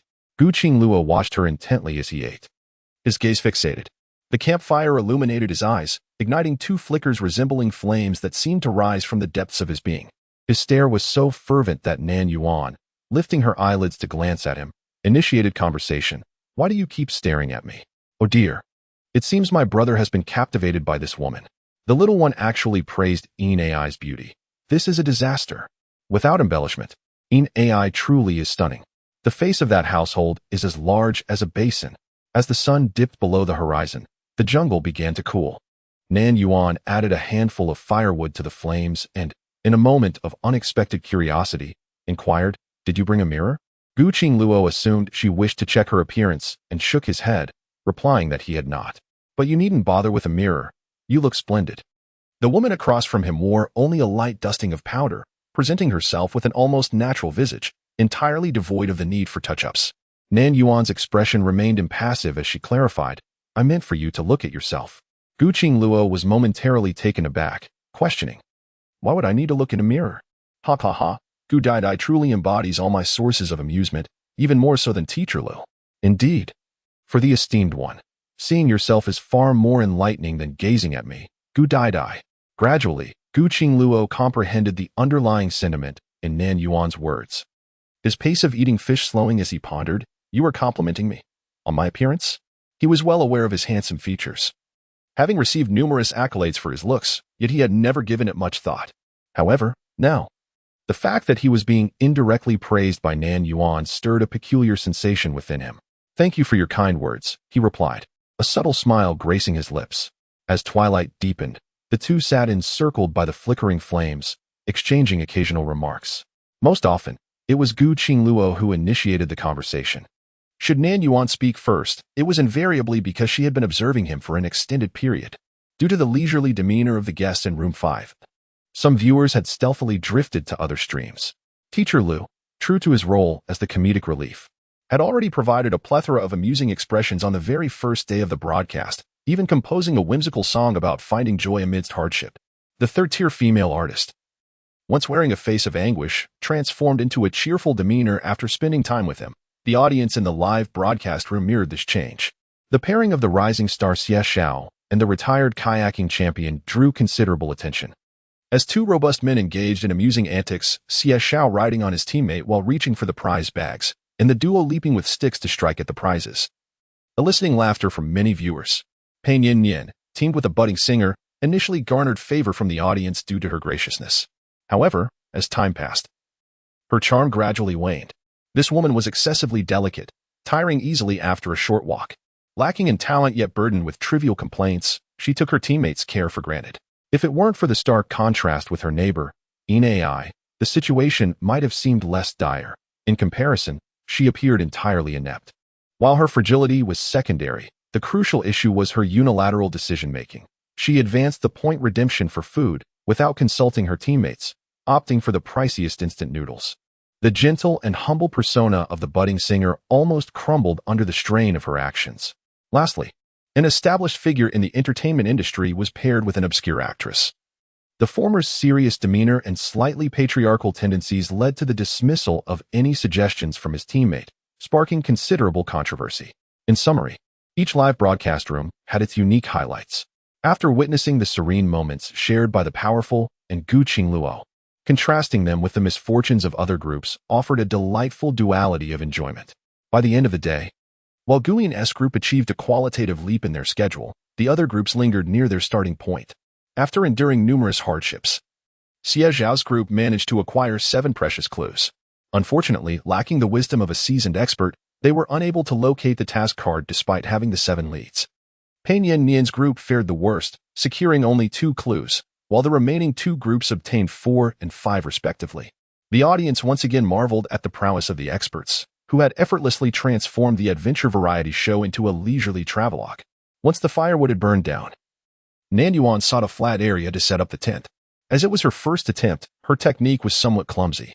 "Let me help," Guqing Luo said, taking the tent from her hands and skillfully erecting it in just a few moments. After finishing, he raised an eyebrow at her with a hint of a smile. "Are you fishing for compliments again?" Nan Yuan teased. "You did a great job." Yet, she soon noticed a flicker of unmistakable pride in his eyes as he turned away. It seemed that his emotional detachment was not as severe as she had initially presumed. "I'm heading to the lakeside to freshen up. Please keep your distance for the next 20 minutes, Nan Yuan instructed before departing with her towel and toothbrush. I want to see the beauty emerging from her bath. I want to take a peek too." If there were no one around, Nan Yuan would have relished the opportunity to bathe in the water. But for now, she could only dampen her towel and wipe her body. Having exerted herself throughout the day and sweated profusely, she was at her limit. After cleaning herself, Nan Yuan crawled into the tent. Once she had drawn the flaps closed, Guqing Luo quietly lifted his arm to take a whiff, seemingly checking for the scent of sweat. "Ha, you don't smell. You always smell delightful." At that moment, Nan Yuan, who had already settled into her resting position, suddenly poked her head out of the tent, inadvertently catching Guqing Luo off guard as she stealthily sniffed the scent of sweat. Guqing Luo, unperturbed, lowered her arms and regarded her with an expressionless demeanor. Chapter 90. Rise and shine. The sun is upon us while silence enveloped this side. The audience in the live stream erupted into laughter. I've laughed so hard I could burst. The scene where the formidable student was caught by the homeroom teacher feels all too familiar. Guqing Luo thought to herself, "I'm so anxious and scared. Did the senior notice my awkward movements just now? Will she find me repugnant?" Nan Yuan feigned forgetfulness regarding the earlier incident and shifted to more pressing matters. "Teacher Gu, please remember to wake me up tomorrow morning. Otherwise, I might oversleep." Despite not being able to sleep for decades in this mortal form, she still had a tendency towards drowsiness. While her true form could control light slumber, the human body could not. Little Tang was still sulking, and she could not rely on Little Tang any longer. However, she was genuinely unaccustomed to communicating with others through spiritual consciousness. She preferred to transform Little Tang into an adorable little creature, cradling it in her arms and giving it a gentle rub. This way, Little Tang could freely express itself without wasting spiritual energy on mental communication. Yet, Little Tang was timid and stubbornly refused to emerge. After Nan Yuan fell asleep, Guqing Luo hesitated for several minutes before stealthily making her way to the lakeside, where she washed for an extended period. A droplet of water, the size of a bean, glided down her elegantly curved chin, descending toward her throat. "Oh my, I've transformed from a fan to a girlfriend in a minute. Luo's divine beauty is simply breathtaking. Luo's stunning visage is too much for me to handle. I'm utterly enchanted." As the 2 guests entered the tent, the day's filming came to a close, and the 5th live studio was shut down. Soon after, other studios followed suit, one by one. The audience, thoroughly satisfied, logged off, opting for an early night to ensure they did not miss any captivating moments. The following day, the live studio indeed opened bright and early. Guqing Luo stood by the lakeside, a vision of beauty reminiscent of a poster, clad in a soft yellow t-shirt and khaki casual trousers. His style was a stark contrast to the previous day. The gentle warm hues exuded a fresh and sunny aura. Under the morning light, his bangs fell softly, not thick but delicately tousled, while his short hair swayed lightly in the breeze, mirroring the ripples of the lake, glistening in the dawn's embrace, full of vitality. Upon entering the live studio, the viewers erupted in excitement, their fervor palpable. Brother, you look so youthful today. Like you're 18. But he's not that young, just 25. 20 minutes later, the radiant youth by the shore transitioned from standing to squatting. The loyal fans, still groggy from their early rise, began to yawn. What is he doing by the shore? Is the lake truly that captivating? Though I am amazed by his appearance today, if he remains still and silent for much longer, I fear I may doze off. The live broadcast coincided with the weekend, a time when both students and working professionals enjoyed a break. However, many young individuals were accustomed to late nights, sleeping in and rising late. After finally managing to wake early for their beloved idol, they found him quietly admiring the lake waters. Where's the big shot? Why haven't we seen her? It seems she is still asleep. Another half hour passed. Isn't it rather excessive to keep our brother waiting for so long? All the guests and other live streams have already begun their tasks, yet AI remains asleep. Is she a pig? To call her a pig is truly unkind. She was utterly exhausted yesterday. Is it too much to allow her a little more rest? Other viewers concurred, recognizing that it was entirely reasonable for the esteemed guest to indulge in a bit more slumber. However, an hour later, the tent of the esteemed guest remained utterly still, showing no signs of movement. During yesterday's broadcast, I noticed that the esteemed guest mentioned she was in a deep sleep and requested her teammates to rouse her. So why has anyone called out to her? The audience chimed in. Indeed, why hasn't Gucci Luo gone to wake up in AI? He has been wandering by the lake for 2 hours. The production team could no longer stand by idly. The director quietly suggested, Teacher Gu, perhaps you should go and wake up in AI? Gucci Luo turned his gaze toward the camera, his striking eyes seemingly locking onto the viewers, and in a voice that was cool yet softened, he remarked, She is quite tired from yesterday. Let her rest a bit longer. The production team retorted, Rest? What do you mean? If she sleeps any longer, we might as well record a ghost. Luo dotes on een so much, giggle. And you there, don't think that just because you have a sweet voice. I don't realize you're a shipper. Gucci Luo crouched at the entrance of the tent, gently poking it with his finger, causing it to sway slightly. He then softly called out, AI, it's time to rise. The sun is shining on your backside. Haha. Isn't that what my mother always says when she wakes me up? Soon, sounds of rustling emerged from within. Realizing that the other party was getting dressed, Gucci Luo quickly stepped back a bit. A few minutes later, Nan Yuan emerged from the tent, adorned in a set of bamboo green athletic attire, embodying a spirit of youthful exuberance rather than her usual tranquility. Today, both of them donned fresh and vibrant outfits, and coupled with their striking looks and endearing interactions, the picturesque scenery around them lent an air of a romantic drama to the audience. Although Nan Yuan was not particularly fond of this dish, she graciously accepted his kind gesture, leisurely consuming the noodles with none of the boldness she displayed when devouring duck or fish. The noodles had been boiled for too long, losing their chewiness and proving rather unpalatable. After the two took their time to pack their belongings, they boarded the bamboo raft. Nan Yuan instructed Gucci Luo to sit on the small bamboo stool while she positioned herself at the front of the raft, paddling at a relaxed pace. The production crew squeezed onto 2 wooden boats, following closely behind.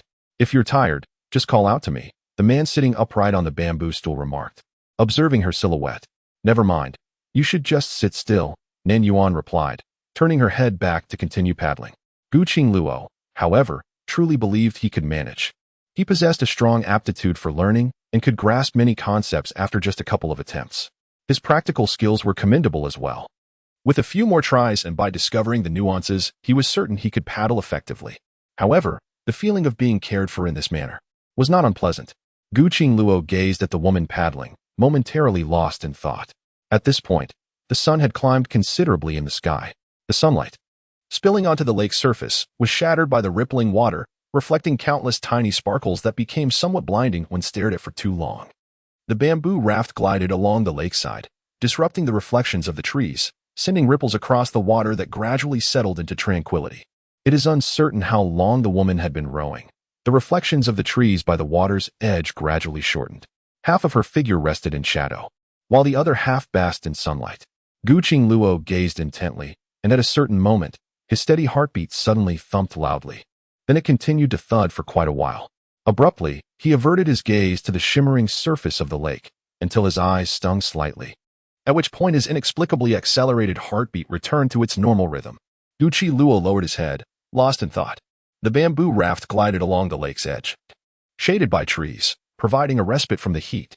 However, for the sake of capturing the best angles for filming, they were obliged to maintain some distance from one another. Consequently, 2 boats were positioned, one behind the bamboo raft and the other in front. Yet, the distinction was minimal, as both were exposed to the sun's embrace, soaking in its warmth. The leaders ought to reward their diligent efforts with generous bonuses, for their hard work deserved recognition. After rowing for approximately half an hour, a dock came into view ahead. Beside the dock lay a row of fishing boats, and not far away stood several brick houses with green tiles and red roofs. Ah, we have arrived at the village. How fast? Just half an hour. If we had walked through the forest, it would have taken 2 or 3 hours. Upon witnessing other groups laboriously searching for task cards while my dear companion had already arrived at the next destination, a grin unfurled across my face. Moments later, the bamboo raft reached the shore. Teacher Gu, there's an elderly person ahead. Could you inquire about this village? Gu Qingluo nodded and approached the passing grandmother for a conversation. As soon as she greeted the elderly lady, before Gu Qingluo could ask for directions, the grandmother pointed at the photographer behind him and began to chatter away, her words flowing in a rapid dialect. Gu Qingluo found himself utterly perplexed, unable to comprehend a single word. He slowly turned his gaze towards Nan Yuan, seeking assistance. I didn't catch a word either. What dialect is this? Haha, it's local. Indeed, the dialect here is quite challenging to understand. Lo Luo, small and helpless, in dire need of a master's assistance. Nan Yuan, look at me. I'm equally at a loss. I doubt even Xiao Tang would understand. The two decided to approach a nearby household, one with a small courtyard. Gu Qingluo exchanged a glance with Nan Yuan and bravely stepped forward. 10 minutes later, he emerged from the courtyard, pushing a pedal tricycle and carrying 2 large straw hats. The audience in the live stream was left speechless. Gu Qingluo rolled the tricycle onto the road, playfully tapped one of the hats onto Nan Yuan's head, donned the other himself, swung his long leg over the seat, and declared, "Hop on, I'll take you for a ride." The production team could only watch in bemusement, muttering, "Young man, we are not mere errand runners. Though assisting the guests is indeed part of our duty." In AI, hurry up, Gu Qingluo urged. Nan Yuan glanced at the bright-eyed boy, hesitating for a few seconds before stepping onto the 3-wheeled cart. In AI, hold on tight. Gu Qingluo pressed his foot on the pedal and propelled the cart with a vigorous push, causing it to tilt dramatically to one side. The audience in the live stream burst into uncontrollable laughter. Gu Qingluo let out a cheerful exclamation, his tones soaring with excitement. After a few wobbly moments, the vehicle gradually stabilized. Nan Yuan maintained a stoic expression throughout. Ha ha ha, look at that old fellow's utterly disenchanted face. Come on, everyone, let's sing together, riding my beloved tricycle. It will never get stuck in traffic. Initially, the path was rugged with cobblestones, making for a bumpy ride. Gradually, it transformed into a smooth asphalt road. Xuejia village nestled in the mountains, so the route was winding and serpentine. Gu Qingluo, drenched in sweat under the scorching sun, mused. Even if I end up as a charcoal-headed fellow, at least I'll be the most dashing charcoal-headed fellow to survive. After inquiring with several passers-by and pedaling for over 10 minutes on the tiny tricycle, they finally caught sight of a cluster of houses adorned with red bricks and green tiles. The director of the filming crew, holding a megaphone, announced, "Congratulations to the adventurous duo for successfully arriving at Xuejia village. The village contains. Xuejia village harbors 5 precious scrolls, each held by a different farming household. In order to obtain these scrolls, they must fulfill the request of the homeowners, after which they can follow the clues within the scrolls to find the second task card. Let us seek out the households that are far cleaner than their neighbors," suggested Nan Yuan. "The production team will surely ask the villagers to tidy up their homes for filming." The production team responded with a knowing silence. A formidable alliance indeed. Both of them were quite clever.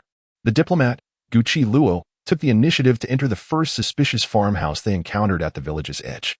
Before long, a head peeked out from behind the door, and with a playful smile, it beckoned to Nan Yuan. Observing Gu Qingluo's joyful expression, one couldn't help but think, oh my, how endearing this man is. The owner of the farmhouse was a woman in her 50s, who spoke in a somewhat non-standard Mandarin as she addressed the two. "My vegetable garden hasn't been fertilized in quite some time. If you assist me with that, I shall reward you with a special pouch." Just as Gu Qingluo was about to agree, Nan Yuan interjected with a question, "What kind of fertilizer do you use?"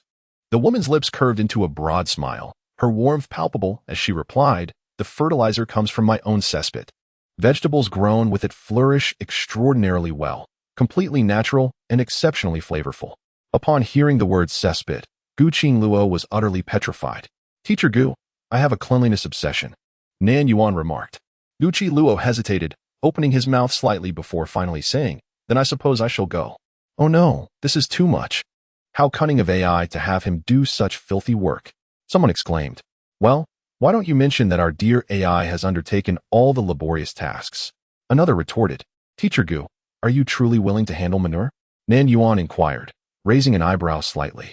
This is likely what Wen Heng referred to as the dirty work. From the very beginning, she intended to delegate this undesirable task to her partner, yet she did not anticipate that Gu Qingluo would be so compliant.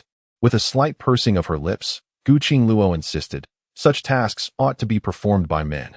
Nearby, an elderly woman could no longer contain herself and exclaimed loudly, I handle the manure and water the vegetables in my household. Why can't women do the same? Exactly. Why can't AI do it? Another voice chimed in. She has been so attentive to my brother that I had already begun to appreciate her. I never expected this. The live stream erupted into chaos once more. Some argued that AI, having undertaken so much laborious work previously, deserved the most credit, and it was understandable for her to avoid the task due to her cleanliness. Others contended that her aversion to dirty work was merely an excuse, and AI simply did not wish to engage in such activities. The water droplets exclaimed, What? AI doesn't want to do the dirty work, so Luo wants to take it on instead? Luo is usually so tidy. Yet he willingly undertook the rough task of gathering firewood, fearing that AI would be exposed to the sun. Going so far as to provide her with a straw hat, and even offering to ride her on the tricycle. The cherries retorted, but our AI has prepared duck, grilled fish, and noodles for Gu Qingluo, even allowing him to rest on a bamboo stool while she rowed the boat for such a long time. The water droplets countered. My brother also cooked noodles for AI. He even chopped the bamboo for the raft and helped set up the tent. Ultimately, the dispute between the two fandoms grew increasingly bizarre, while the CP fans privately reveled in laughter. The relationship between Luo and AI is indeed vibrant and delightful. As the fans engaged in heated debate, Nan Yuan suddenly turned to Gu Qingluo and said, Teacher Gu, let us depart. Gu Qingluo was momentarily taken aback. Was she not going to keep the precious talisman? Upon hearing this, Gu Qingluo smiled, pressing her lips together. All right, I shall heed your words. Thus, the two departed cheerfully. The elderly lady expressed her regret, wondering why they left so abruptly. These city dwellers are so pampered. What is wrong with fertilizing crops? The fans, embroiled in their disputes, were left bewildered by the decisive and unified choice made by the two. While both factions of fans continued to bicker, the two protagonists had reached a harmonious consensus and simply walked away, leaving everyone in an awkward silence. Soon after, the fans began to launch other comments. Pretending to forget the earlier squabble, Nan Yuan and Gu Qingluo quickly found the second family to assist. This household consisted of 3 members. A clear-spoken girl of 13 or 14 presented her request. We have 4 large fat pigs that are in need of feed. If you prepare the pig feed and help us feed the pigs, I will grant you this talisman and invite you to lunch. The production team was left speechless. They continued this way because the audience relished watching the guests face challenges. The more difficult the situation, the more entertained the viewers became. Was it fair to blame them? Preparing pig feed seemed simple enough, and feeding the pigs merely required pouring the feed into the trough. The two accepted the task. However, they soon realized that to make the pig feed, they first had to gather pig grass from the mountain. This grass came in various types, including chicken claw greens, wool grass, and pig bud greens. The girl's mouth fell open in awe. Sister, you are so fast at cutting the pig grass. How impressive. With a deft motion, Gu Qingluo wielded the knife to chop the pig fodder, blending in sweet potatoes, vegetables, and bean flour as per the homeowner's request, mixing the ingredients thoroughly with water. The pigsty in the backyard had evidently been cleaned not long ago, lacking the unpleasant odor one might expect. Gu Qingluo hefted 2 large buckets of pig feed and poured them into the trough. Upon completing the task, he instinctively cast a glance at Nan Yuan, who responded with an approving, splendid. The onlookers murmured, What has happened to you, little one? Haven't the praises from the mothers been sufficient? Why must you seek validation from this woman? The cherries chimed in. Hee, this is not my dear AI Bao's fault. The young girl, with great poise, inspected everything and cheerfully handed a pink pouch to the two, complimenting, brother and sister, you are truly handsome. Subsequently, the young girl's family graciously hosted the distant guests with a sumptuous feast. Before departing, the two joined the little girl for a photograph, eliciting a wistful remark. Oh, how I wish to be that little girl. Following this, Gu Qingluo, alongside his partner, assisted 2 farming families in constructing chicken coops and repairing roofs, earning 2 additional pouches. Currently, the 3 pouches offered clues that read, In the secluded path, the heights are frigid, 1,000 trees, and 10,000 blossoms of pear. The two exchanged glances. And Gucci Luo spoke first. The secluded path suggests that the location of the task card may be along a small road, likely adorned with beautiful scenery. As for the heights being frigid, it may indicate that the placement is at a considerable elevation. As for the myriad pear blossoms, they have long since bloomed. And the term pear blossoms is certainly not to be taken in its literal sense. Nan Yuan glanced at the accompanying director and remarked, "The heights may not be as cold as they seem. This too could be metaphorical." Teacher Gu pondered aloud. Could it be referring to a family with the surname Gao? Noticing a subtle shift in the director's expression, Nan Yuan narrowed her eyes, thinking to herself, I must be onto something. In Shuejia village, most residents bear the surname Shui. Yet locating a family named Gao should not pose much of a challenge. Teacher Gu, let us proceed. Haha, won't he the director get a close-up shot? I'm so curious to see. Luo is magnificent. In is exceptional. Two clever little ones. Come give your mother a kiss.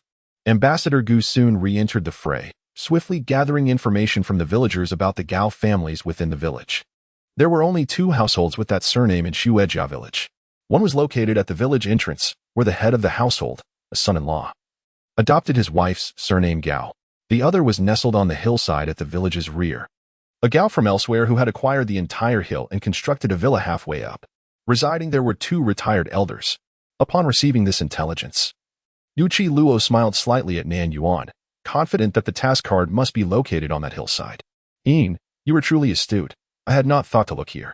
The shadow of a wide-brimmed hat obscured the man's eyes, yet the brilliance within them remained undiminished, sparkling with a captivating charm, his eyes slightly curving in an endearing manner. Coupled with his remarkably fresh attire today, Nan Yuan suddenly recalled a term mentioned by netizens, little puppy. Chapter 93, Not Tired. You're like a child. The term little mentioned by netizens likely refers to this. After all, he is the one doing most of the talking. The two of them headed straight towards the villa and nestled halfway up the mountain. The road leading to the mountain was a winding path, smooth and sufficiently wide, allowing a small car to pass with ease.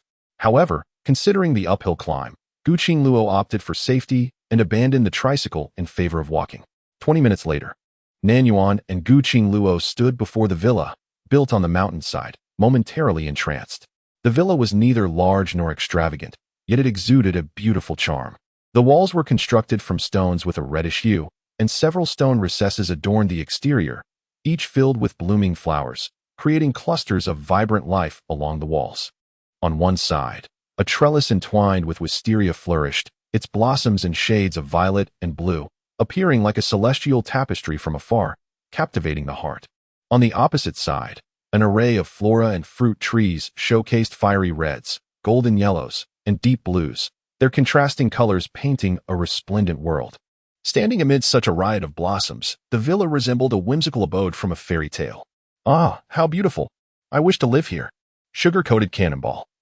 It's definitely a sugar-coated cannonball. Master, have you forgotten your mission? Nan Yuan, of course, had not forgotten.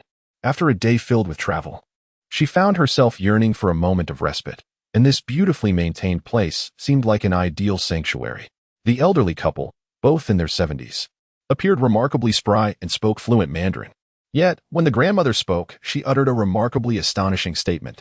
Are you a couple? Inquired the kind-eyed grandmother.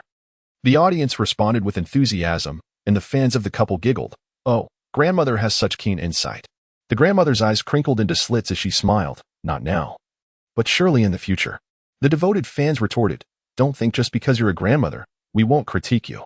Please refrain from making such remarks.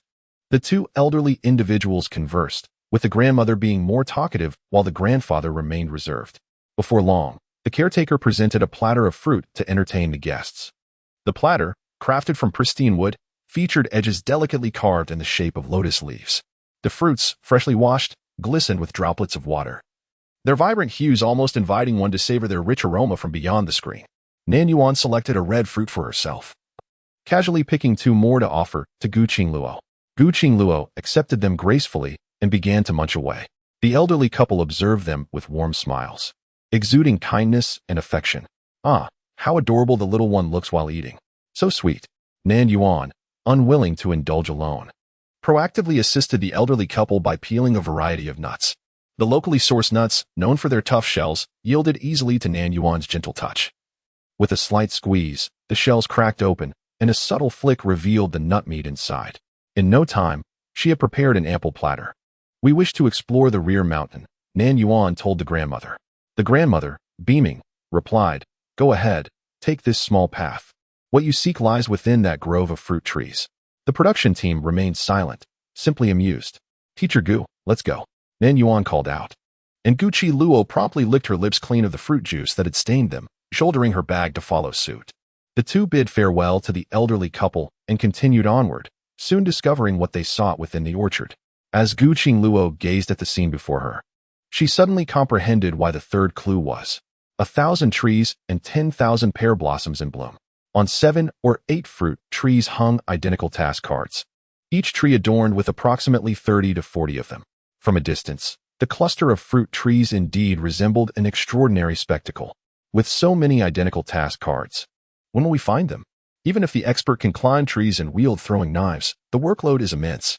Numerous task cards dangled from the tips of the branches, and even with AI's agility, reaching them was uncertain unless the entire branch was severed.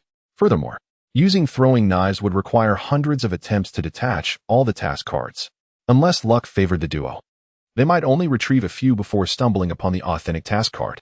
Nan Yuan glanced expressionlessly at the director, receiving a mischievous smile in return. "AI." Gu Qingluo suddenly called out. "Look, these fruit trees aren't very tall. I have a plan." The production team felt a tightening in their stomachs, sensing an ominous premonition. Moments later, Nan Yuan was perched upon Gu Qingluo's shoulders, scissors in hand, snipping the task cards with precision. Before long, the ground was strewn with task cards. "Teacher Gu." "Just a bit more to the left," Nan Yuan instructed, patting the man's fluffy head. Due to the burden of the woman perched upon her shoulders, Gu Qingluo was unable to raise her gaze. Thus she complied with Nan Yuan's directives throughout. When she instructed him to step left, he promptly obeyed. "Teacher Gu, are you weary?" "Not at all.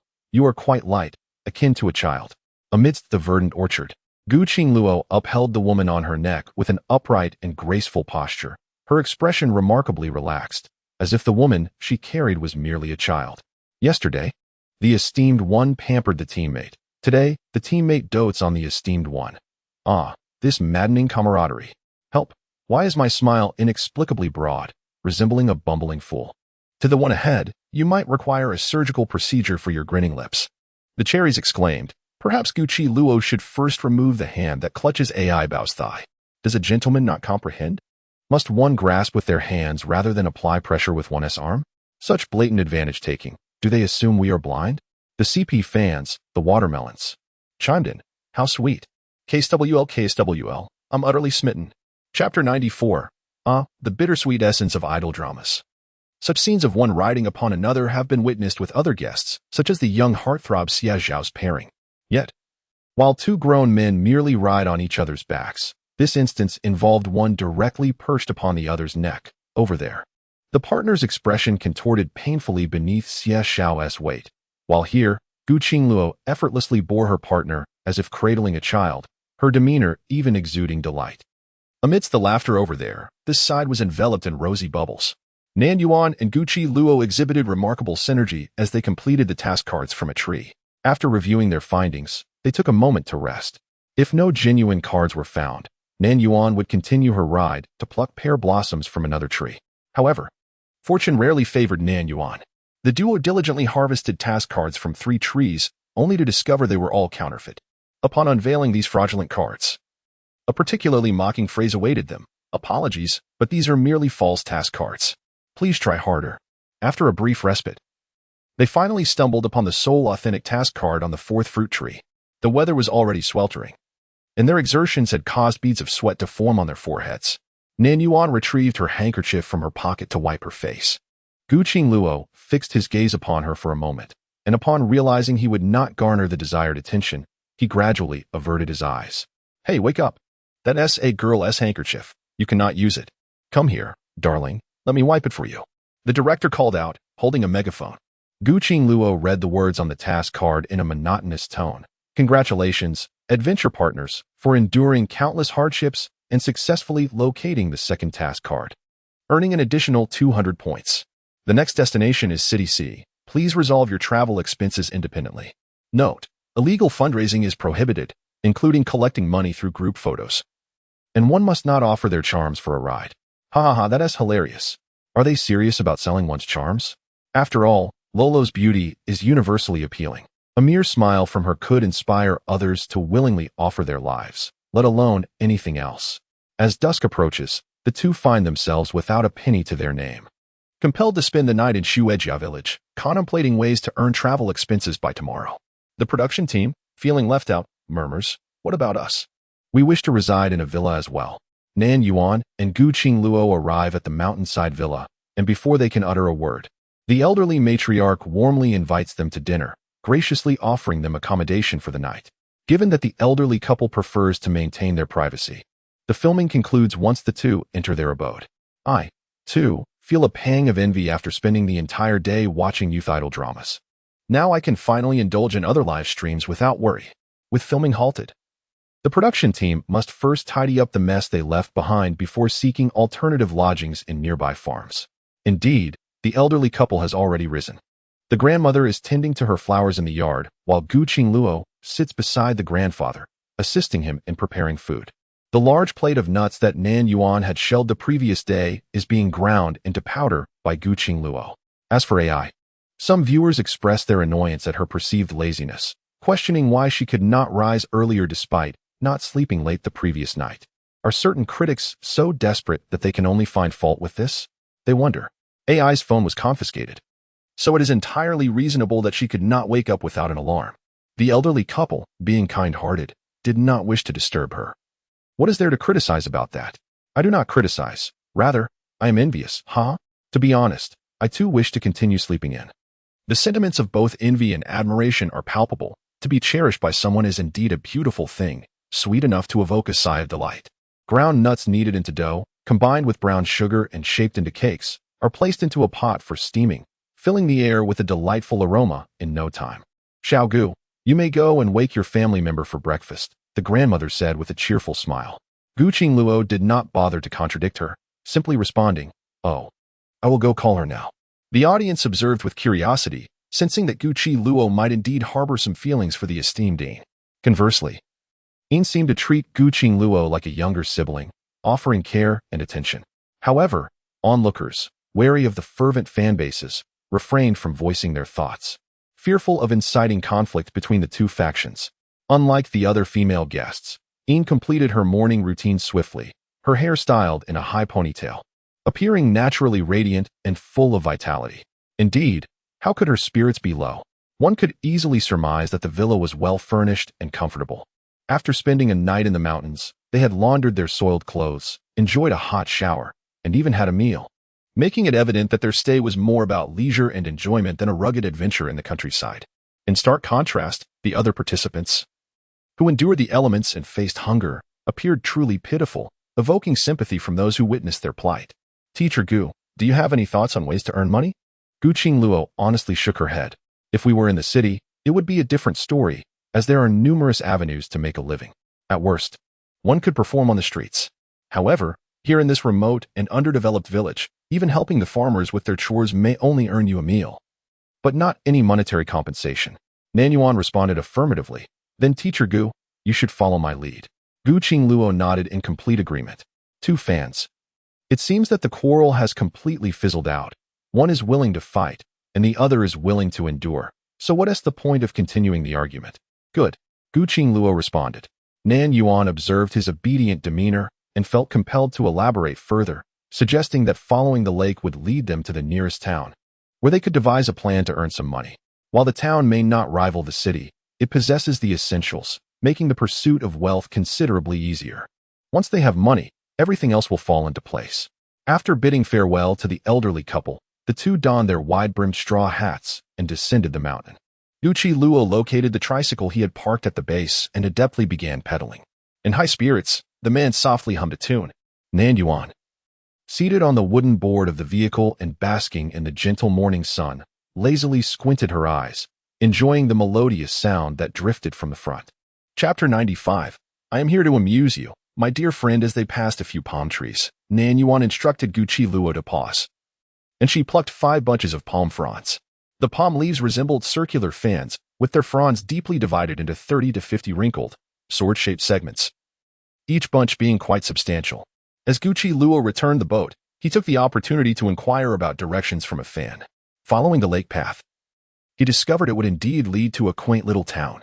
The man spoke with a tone that hinted at a newfound ease, a departure from his previous demeanor. Nan Yuan, with a soft acknowledgement, urged him, "Teacher Gu, it's your turn to paddle." Of course, Gucci Luo replied instantly, his eyes shimmering with a subtle joy. Initially, the bamboo raft spun aimlessly on the water, yet after several attempts, Gucci Luo gradually mastered the technique, now able to navigate a straight course. "Teacher Gu is quite clever," Nan Yuan complimented. Yet, the man before her exhibited none of the maturity one would expect. Rather, he resembled an adorable puppy. As the raft stabilized, the woman seated on the bamboo bench plucked a slender, sword-like leaf from a palm frond and began to weave. Before the viewers in the live stream, a miracle unfolded. Just a minute prior, the leaf was merely a leaf, but under the deft manipulation of the woman's hands, through tearing, twisting, pulling, looping, piercing, knotting, and interlacing, an intricate green grasshopper emerged almost instantaneously. "Wow, AI Bao is incredibly talented. She can even weave grasshoppers," exclaimed one viewer. "So beautiful, I want one." Another chimed in. "What an impressive skill. Who knew she had such hidden talents?" "Huh, is it just a grasshopper? Even a country child can weave one. Is that really worth praising?" However, the grasshopper was merely the beginning.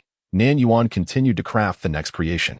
The onlookers watched in awe as her nimble fingers deftly wove dragonflies, butterflies, frogs, fish, and shrimp, each more lifelike than the last. Her 10 fingers moved with increasing speed, almost leaving behind afterimages. The viewers in the live stream were left speechless. Watching this is mesmerizing. What a master. Truly remarkable. This qualifies as a work of art. If I weren't watching the live stream, I would think that AI had hired a folk weaving master as a stand-in. Is this a series featuring masters in the entertainment industry? Haha. My brother just finished riding a tricycle and now has to row a boat, while AI leisurely sits there crafting these creations. Some lesser-known celebrity seizes every opportunity to showcase all their skills. Our AI Bao has something to display. If you're unconvinced, come and challenge us. AI Bao is incredible. NC fans, please be quiet. Didn't you see Luo rowing with such joy?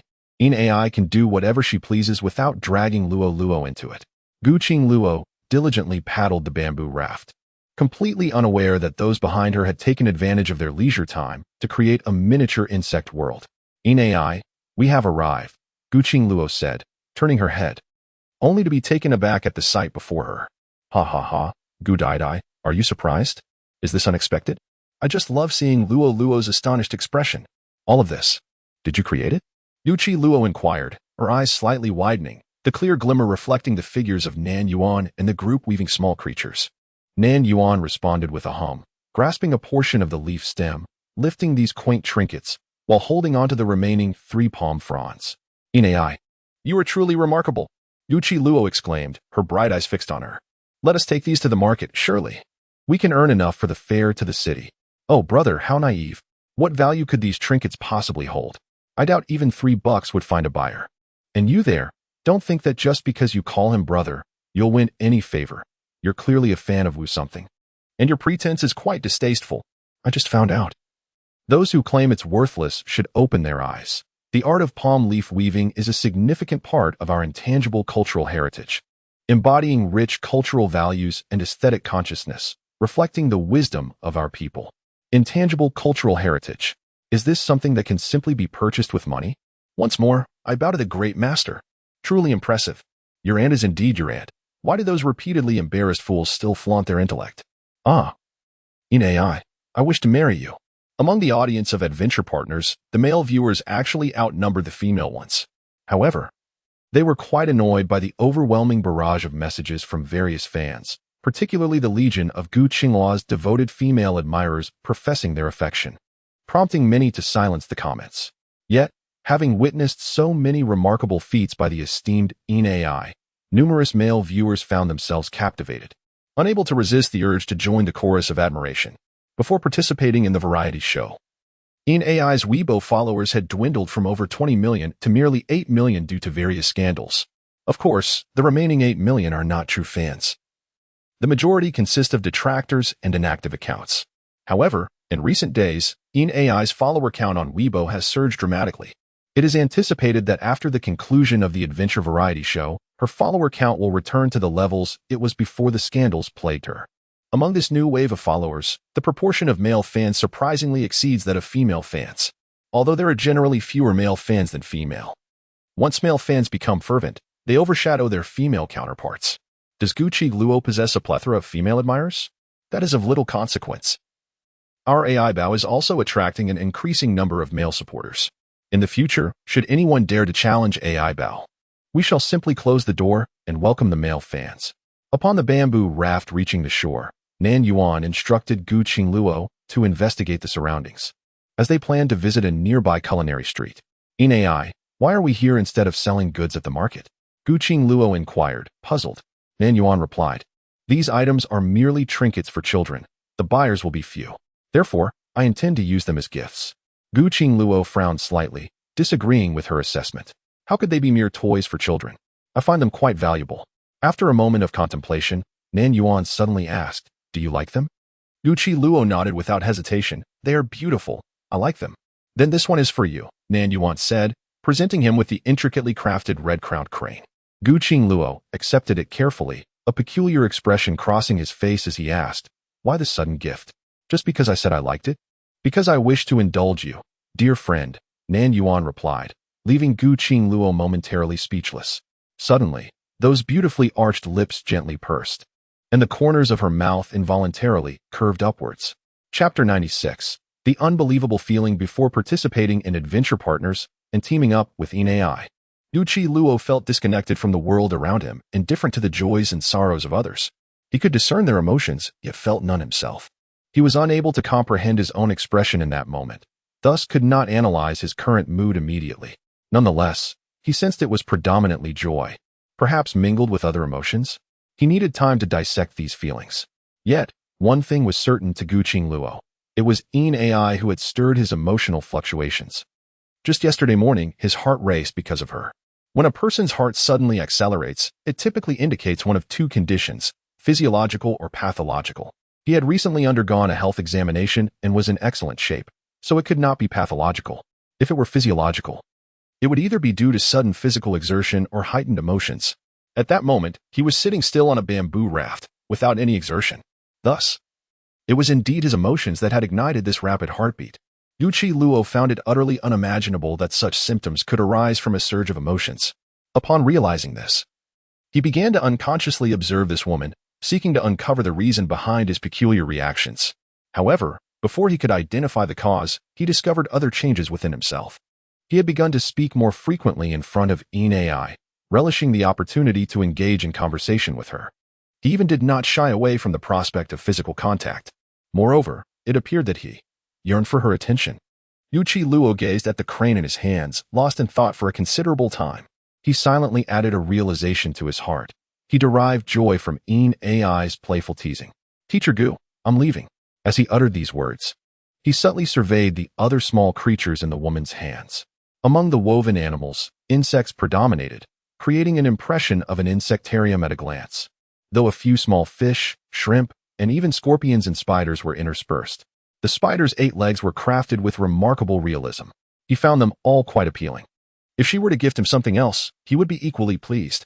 Nan Yuan did not miss the fleeting smile that had danced on his lips moments before, and she couldn't help but click her tongue in amusement. She mused that while these trinkets were said to amuse children, he seemed to be an exception. Oh, but it was not solely for children. They were equally effective in charming women.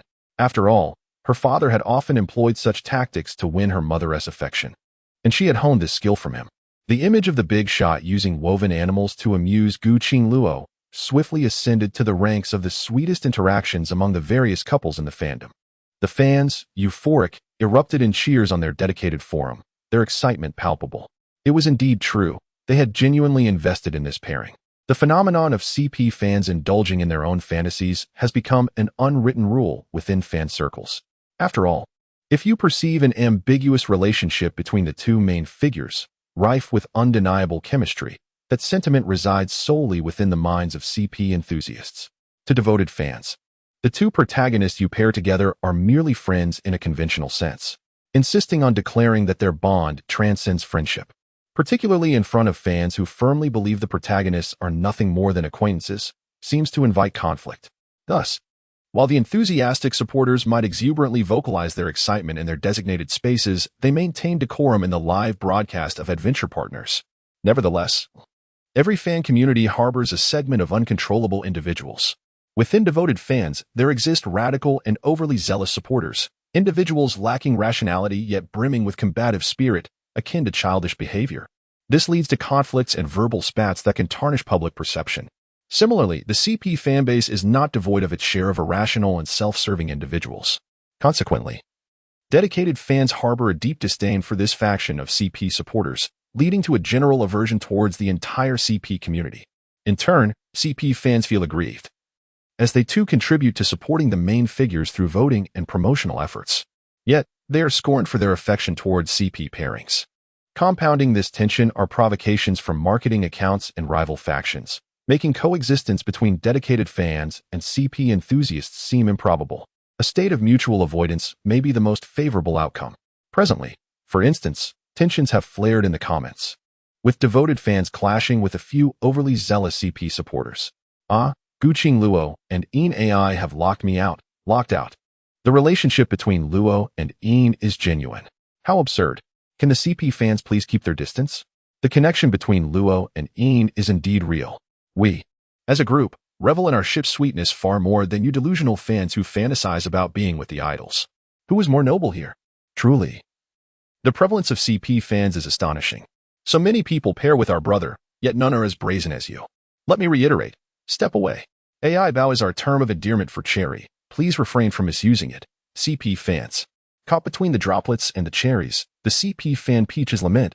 Oh, it's so difficult for them. Bystander, I truly cannot comprehend the fan circle. Regardless of their relationship, the two main individuals seem to get along splendidly. Why must you all engage in such relentless strife when they continue as they please? The town is not particularly large. A 30 to 40-minute walk leads to its bustling center, where the food street resides. Thus, Guqing Luo transforms into a disheveled young man with dark skin and stubble, while Een AI becomes a yellow-skinned, artistic young woman. They both don the same unattractive, outdated black-framed glasses. Is it truly astonishing how advanced makeup artistry has become? I can hardly recognize Guqing Luo and Een AI. My dear AI Bao, with those long legs, are indeed a rarity. Had I been there, I would surely have recognized her. Although I initially resisted laughter, I found myself unable to contain it, for it was simply too amusing. Chapter 97. In the kitchen. The versatile maestro Nan Yuan had a clear objective in mind as she ventured into a relatively quiet ramen shop located in the food street, where she engaged in a discussion with the proprietress. Under ordinary circumstances, such a negotiation would likely be met with skepticism, especially given her status as an unfamiliar outsider seeking to strike a deal. However, the proprietress, being quite astute, soon discerned the presence of a camera and understood the implications. With a warm smile, she invited Nan Yuan inside and patiently began to converse with her. Initially, the proprietress assumed this was merely a segment for a variety show. If her ramen shop were to be featured on television, it would provide her with invaluable exposure at no cost. However, as Nan Yuan elaborated on the collaboration, the proprietress became genuinely intrigued. If we manage the shop for half a day and your sales during that time exceed your usual daily revenue, then we shall divide the additional profit after deducting the original investment. Nan Yuan stated with an unhurried demeanor. What a clever strategy, making something out of nothing. This maestro is truly impressive. I am eager to witness the scenes of the maestro and her partner selling noodles. After pondering for a while, the proprietress chuckled. It seems I have little to lose, but my dear, are you truly employing such a cunning tactic? Upon gazing at the visage transformed by weariness into that of a weary matron, one could only remark that the proprietress is either blind to beauty or possesses extraordinary insight, accompanied by a chuckle for good measure. The streets are now replete with handsome gentlemen and enchanting ladies, an absurdity indeed.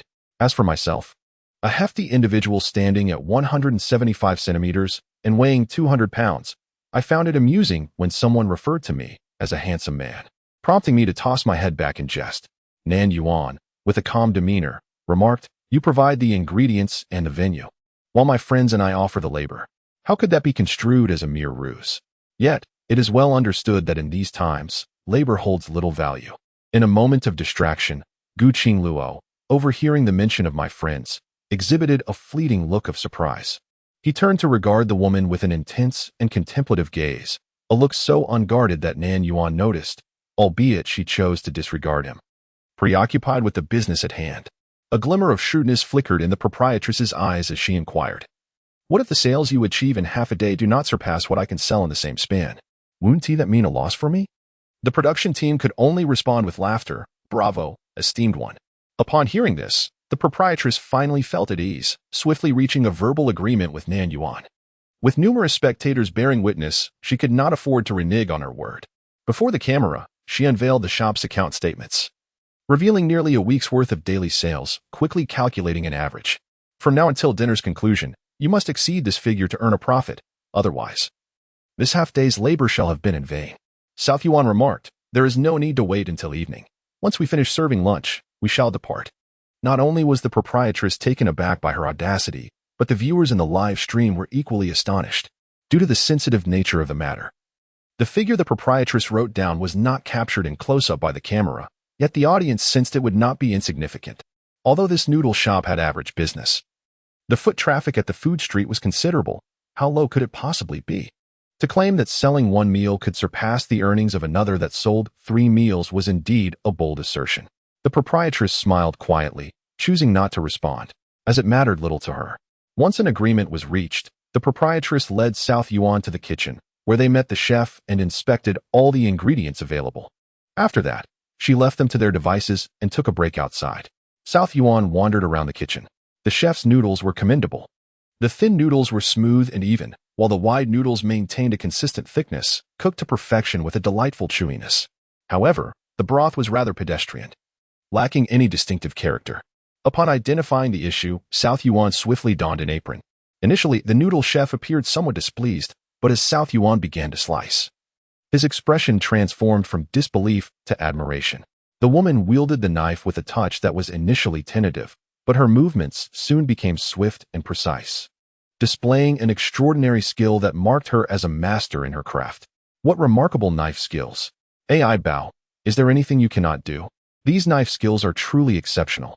Could it be that AI's ancestry includes renowned chefs? Once again, it is a day dedicated to bowing before greatness.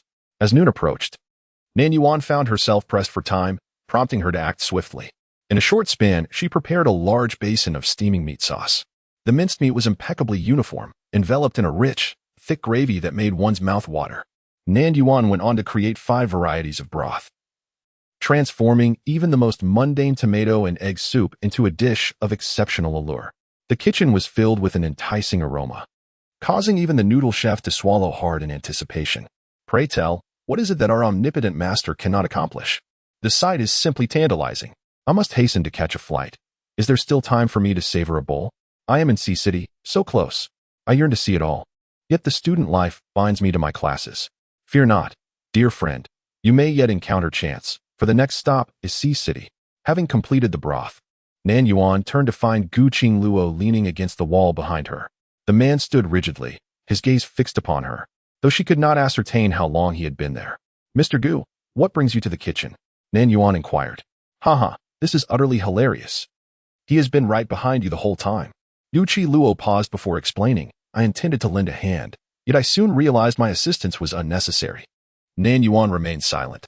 Gu, looking rather foolish, sighed, "I feel quite aggrieved, and I do not wish to elaborate."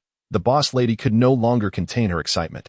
The kitchen and the noodle shop were inherently linked, and she had long been tantalized by the enticing aromas wafting through the air.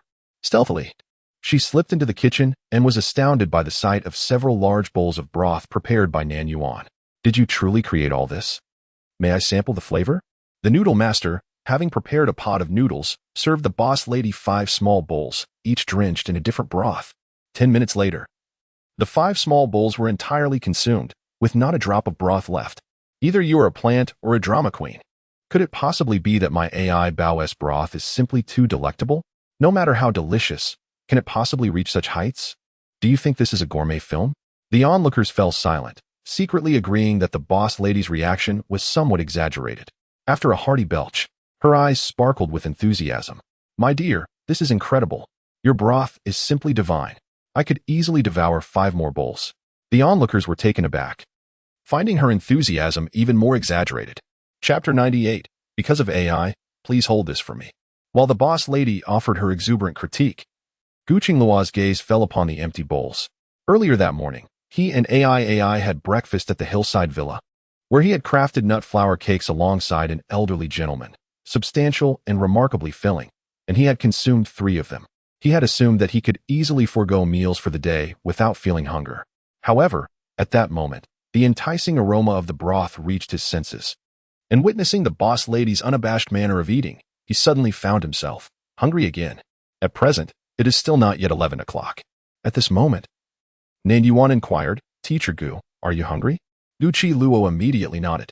"Ah," the Great One observes with meticulous detail, perceiving that a teammate is hungry. If one were to ask which partner excels, adventure partners find in AI. "Then let us have lunch now," Nan Yuan suggested. Her inquiry into Gu Qingluo's hunger was not born from a recognition of his needs, but rather from a concern that they might become too engrossed in their tasks later and miss the opportunity to dine. During the brief period they were to eat noodles, Nan Yuan had already outlined the details concerning the noodle sale. Although the restaurant primarily specialized in hand-pulled noodles, it also offered a selection of stir-fries and rice bowls. Given that this was merely a small town with a modest average consumption level, Nan Yuan decided to set the noodle prices in 3 tiers: small bowls at 8 yuan, medium at 12, and large at 16. Considering that the ingredients for the braised beef noodles were somewhat pricier, an additional 2 yuan was added to each category. A woman skillfully wielded a kitchen knife, expertly slicing a large watermelon into uniformly sized pieces in mere moments. A single platter held 7 or 8 small wedges, allowing one large watermelon to yield dozens of plates. Provided that each table's consumption reached 88 yuan, a complimentary plate of watermelon would be offered. Additionally, intricately woven small animals were designated as gifts for children. Should parents bring their little ones to enjoy the noodles, the children could choose one crafted animal to take home, regardless of the total spent. Upon hearing this, Gu Qingluo appeared somewhat displeased, his brows furrowing slightly. In AI, must we truly give these away for free? I find these handcrafted items to be exquisite. Even if sold, each could fetch 20 or 30 yuan. If we solely sold these, we could easily earn enough for travel expenses. If he possessed wealth, he would purchase everything. When given away for free, others may not necessarily value it. Although, this particular item may not fetch a considerable price unless it is a meticulously crafted piece, treated through specialized weaving techniques. It can only be preserved for 2 or 3 days. Moreover, being merely a small town, there aren't many willing buyers for such trinkets. He chuckled, remarking on how these celebrities are often out of touch with the mundane, some likely unaware of the price of cabbage per pound. It would be best for the critics to remain silent, as my dear one never stated $100.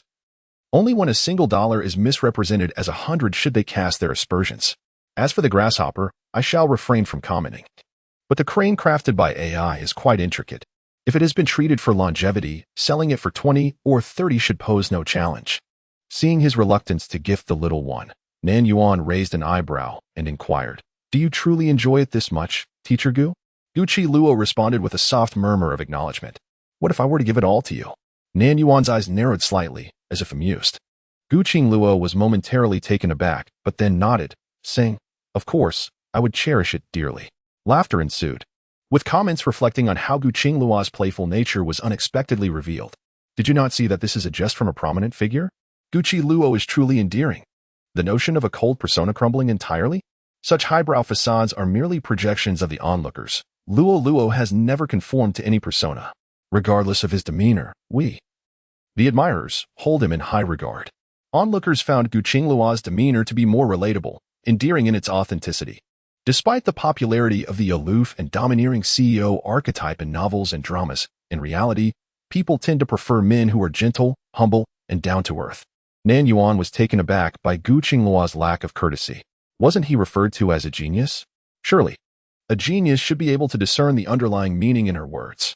She felt that he was increasingly resembling a child who had yet to mature. Indeed, when it came to matters of the heart, Gu Qingluo was utterly naive, and it would not be an exaggeration to liken him to an infant. However, Nan Yuan had no intention of taking advantage of a child. She explained to the young man across from her, "These little trinkets will wither away in just a couple of days and hold no value for collection.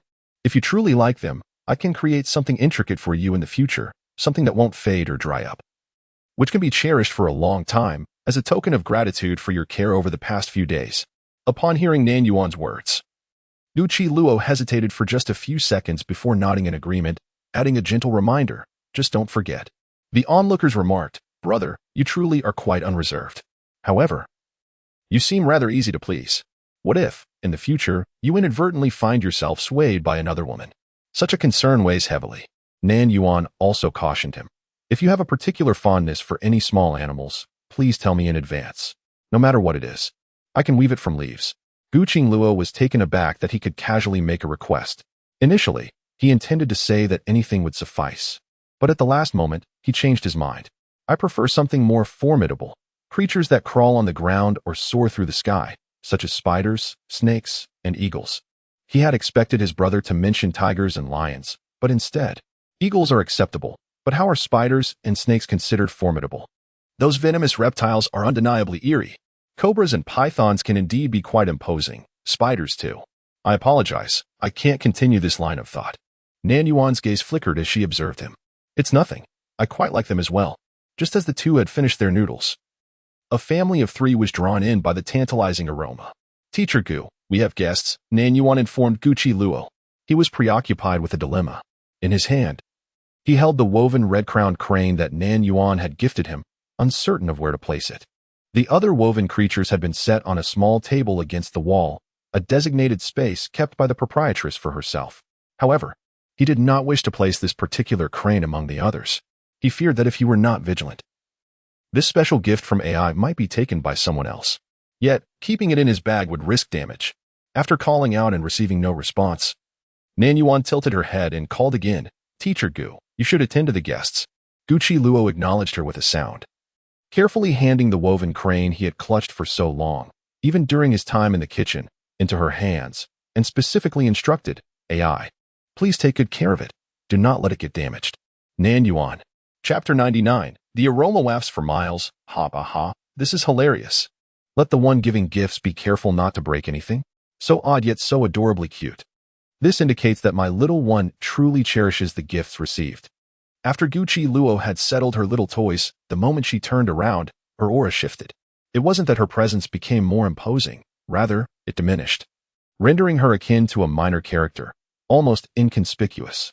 A man with dark skin and a scruffy beard approached, wearing a perfectly measured smile. He slightly bowed and addressed the customers entering the shop. "Today, we are unveiling 5 new types of noodles, and since it is our inaugural day, we are offering significant discounts. How fortuitous that 3 guests have arrived. Ha ha ha, brother, this isn't a high-end restaurant. Your demeanor resembles that of a posh restaurant waiter. It's utterly amusing." I too was in stitches over Luo's antics. "So adorable, huh? Mom, that uncle has a full beard and is quite dark. It's a bit scary." The candidness of a 6 or 7-year-old child knows no bounds, voicing whatever captures their attention. The audience in the live stream erupted with laughter. As soon as the child finished speaking, their attention shifted to a woven creature on the table in the corner, exclaiming excitedly, "Mom, look over there. I see a dragonfly and a butterfly. They are so beautiful. I want them." What worth does a small, grass-woven trinket hold? It's merely a novelty. No, I want that one. I want that dragonfly. Guqi Luo's face showed no trace of embarrassment from being lightly mocked by the child regarding her appearance. She maintained an impeccable, professional smile as she addressed the group. "Today, we are hosting an event at the store, and we have prepared special gifts for the children. After finishing their meals, please remember to ask the lovely lady at the front desk for them. Additionally, if your consumption exceeds 88 yuan, we will generously offer a complimentary plate of watermelon." The man's voice was deliberately lowered, imbued with a newfound magnetism. "Oh, Luo, you actually said oh to me. My goodness, brother, that oh made me swoon." Upon hearing about the complimentary offer, the mother displayed a mix of surprise and awkwardness. She and her husband had entered the establishment, lured by an enticing aroma wafting from outside, only to find the interior surprisingly empty and desolate. Initially, they intended to turn around and leave, but the attentive server approached them with an air of professionalism, treating them as if they were esteemed VIP customers. Despite realizing the lack of patrons, they felt too embarrassed to exit. Moreover, their son had become enamored with the small gifts prepared by the store, prompting them to take a seat. even if they suspected the food might not be particularly appetizing. After listening to the server's enthusiastic description, the couple ordered a large bowl of the restaurant's special fried sauce noodles, a large bowl of tomato and egg noodles, and a small bowl of braised beef noodles. The total came to just over 40 yuan, a reasonable price. Yet the server extolled it as a dish crafted from a unique secret recipe. However, when the fragrant bowls of noodles were finally served and the first mouthful was savored, the expressions of the family transformed instantaneously. Oh my heavens! The flavor of this dish is quite delightful, exceedingly delectable, although the patrons have said nothing. The sight of them voraciously devouring the noodles, accompanied by the slurping sounds, vividly illustrates the exquisite taste of the noodles. However, one might ponder, could a child possibly act so convincingly? Just observe that little one, with soup splattered across their face, nearly burying their visage in the bowl. This observation prompted the audience to scrutinize the child intently for a considerable time. And then, silence ensued. It appears, indeed, that the noodles are simply that delicious. The aromatic broth crafted by Nan Yuan is potent, wafting from the noodle shop and drifting far and wide. It is said that the fragrance of fine wine is unperturbed by deep alleys, and the same holds true for delectable dishes. This noodle dish not only smells enticing but also looks appealing, and the taste is even more delightful, gradually attracting an increasing number of patrons. Many locals possess a herd mentality. Witnessing a bustling eatery leads them to believe in the quality of the cuisine, prompting them to venture inside. Once they take a look, they seldom depart. Moreover, that first little patron left with a charming woven dragonfly, a unique trinket in the streets, exceedingly novel. Other children, upon seeing it, expressed their desire for one as well. Upon inquiry by the adults, they were astonished to discover it was not for sale, but rather a gift. As long as one made a purchase at the noodle shop, regardless of the amount, they could receive such a handcrafted item. Furthermore, spending over 88 yuan grants one a complimentary watermelon. Since dining is necessary, 88 yuan is hardly exorbitant. Thus, a virtuous cycle ensued, resulting in an ever-growing clientele. The proprietress, who initially intended to remain an observer, soon found herself overwhelmed, bustling about as she cooked, served noodles, and processed payments, perspiring profusely. Later, as the bustling activity of the shop became overwhelming, the proprietress decisively borrowed assistance from a friend, enlisting a noodle chef and a dishwasher. Within the kitchen, the hands of the two noodle chefs scarcely rested. Outside, the newly appointed server, Gucci Luo, flitted about alongside the proprietress, diligently attending to the patrons. In stark contrast, Nan Yuan, nestled in a corner, appeared remarkably at ease. The woman possessed a complexion tinged with yellow and wore a pair of black-framed glasses perched upon her nose. Seated on a chair in the corner, she bowed her head, methodically weaving the remaining palm leaves with a leisurely grace. The supply of palm leaves was dwindling, prompting her to conserve materials by crafting modest grasshoppers and dragonflies that required minimal foliage. Though the makeup artist's enchanting skills had transformed Nan Yuan into an unremarkable commoner, her delicate movements and tranquil demeanor while engaged in her craft exuded a unique charm. A few elderly patrons, fond of conversing with her, inquired about her relationship with the tall, dark young man who often stole glances in her direction. Many presumed they were a couple, as the young man frequently glanced at the young woman, and they both sported glasses of the same design, reminiscent of a pair in love. One could only remark on the acuteness of the elderly patron's observations in this day and age.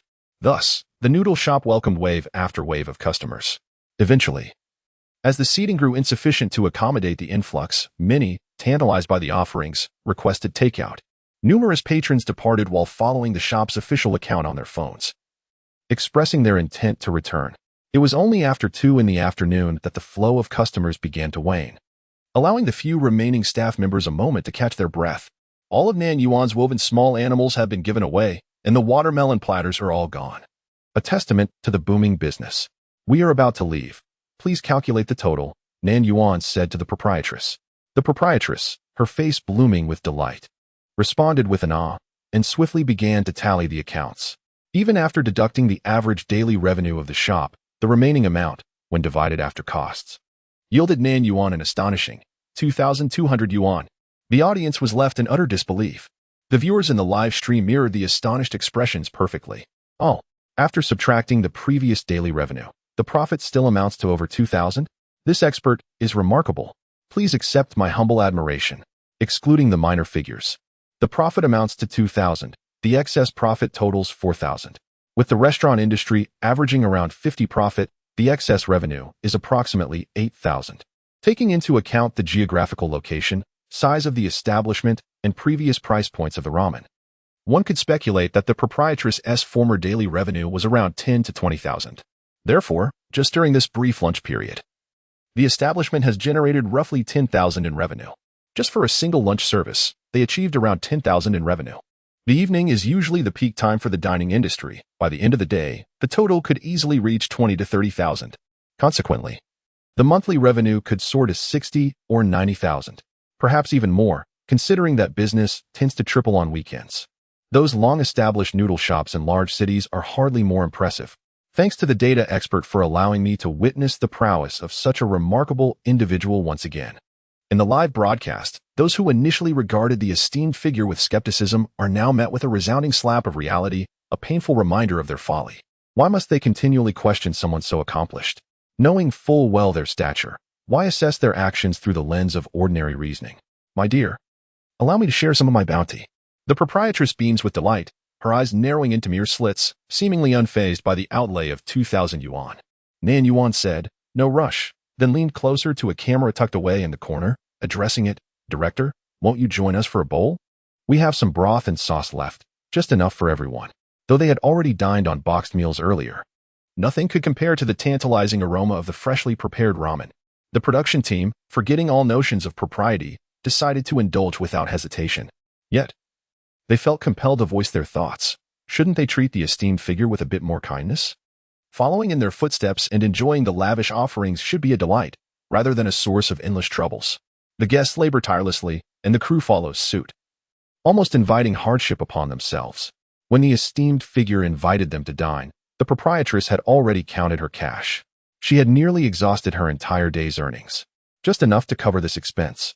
Despite being a small town, online payment methods had become widespread across the nation.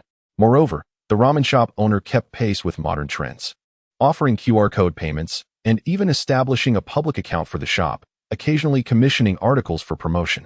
After witnessing Nan Yuan's remarkable culinary skills, the astute proprietress was reluctant to let her depart so easily. She was acutely aware that the bustling business of the day was not merely a result of promotional activities, but predominantly due to the exquisite flavors of several signature sauces.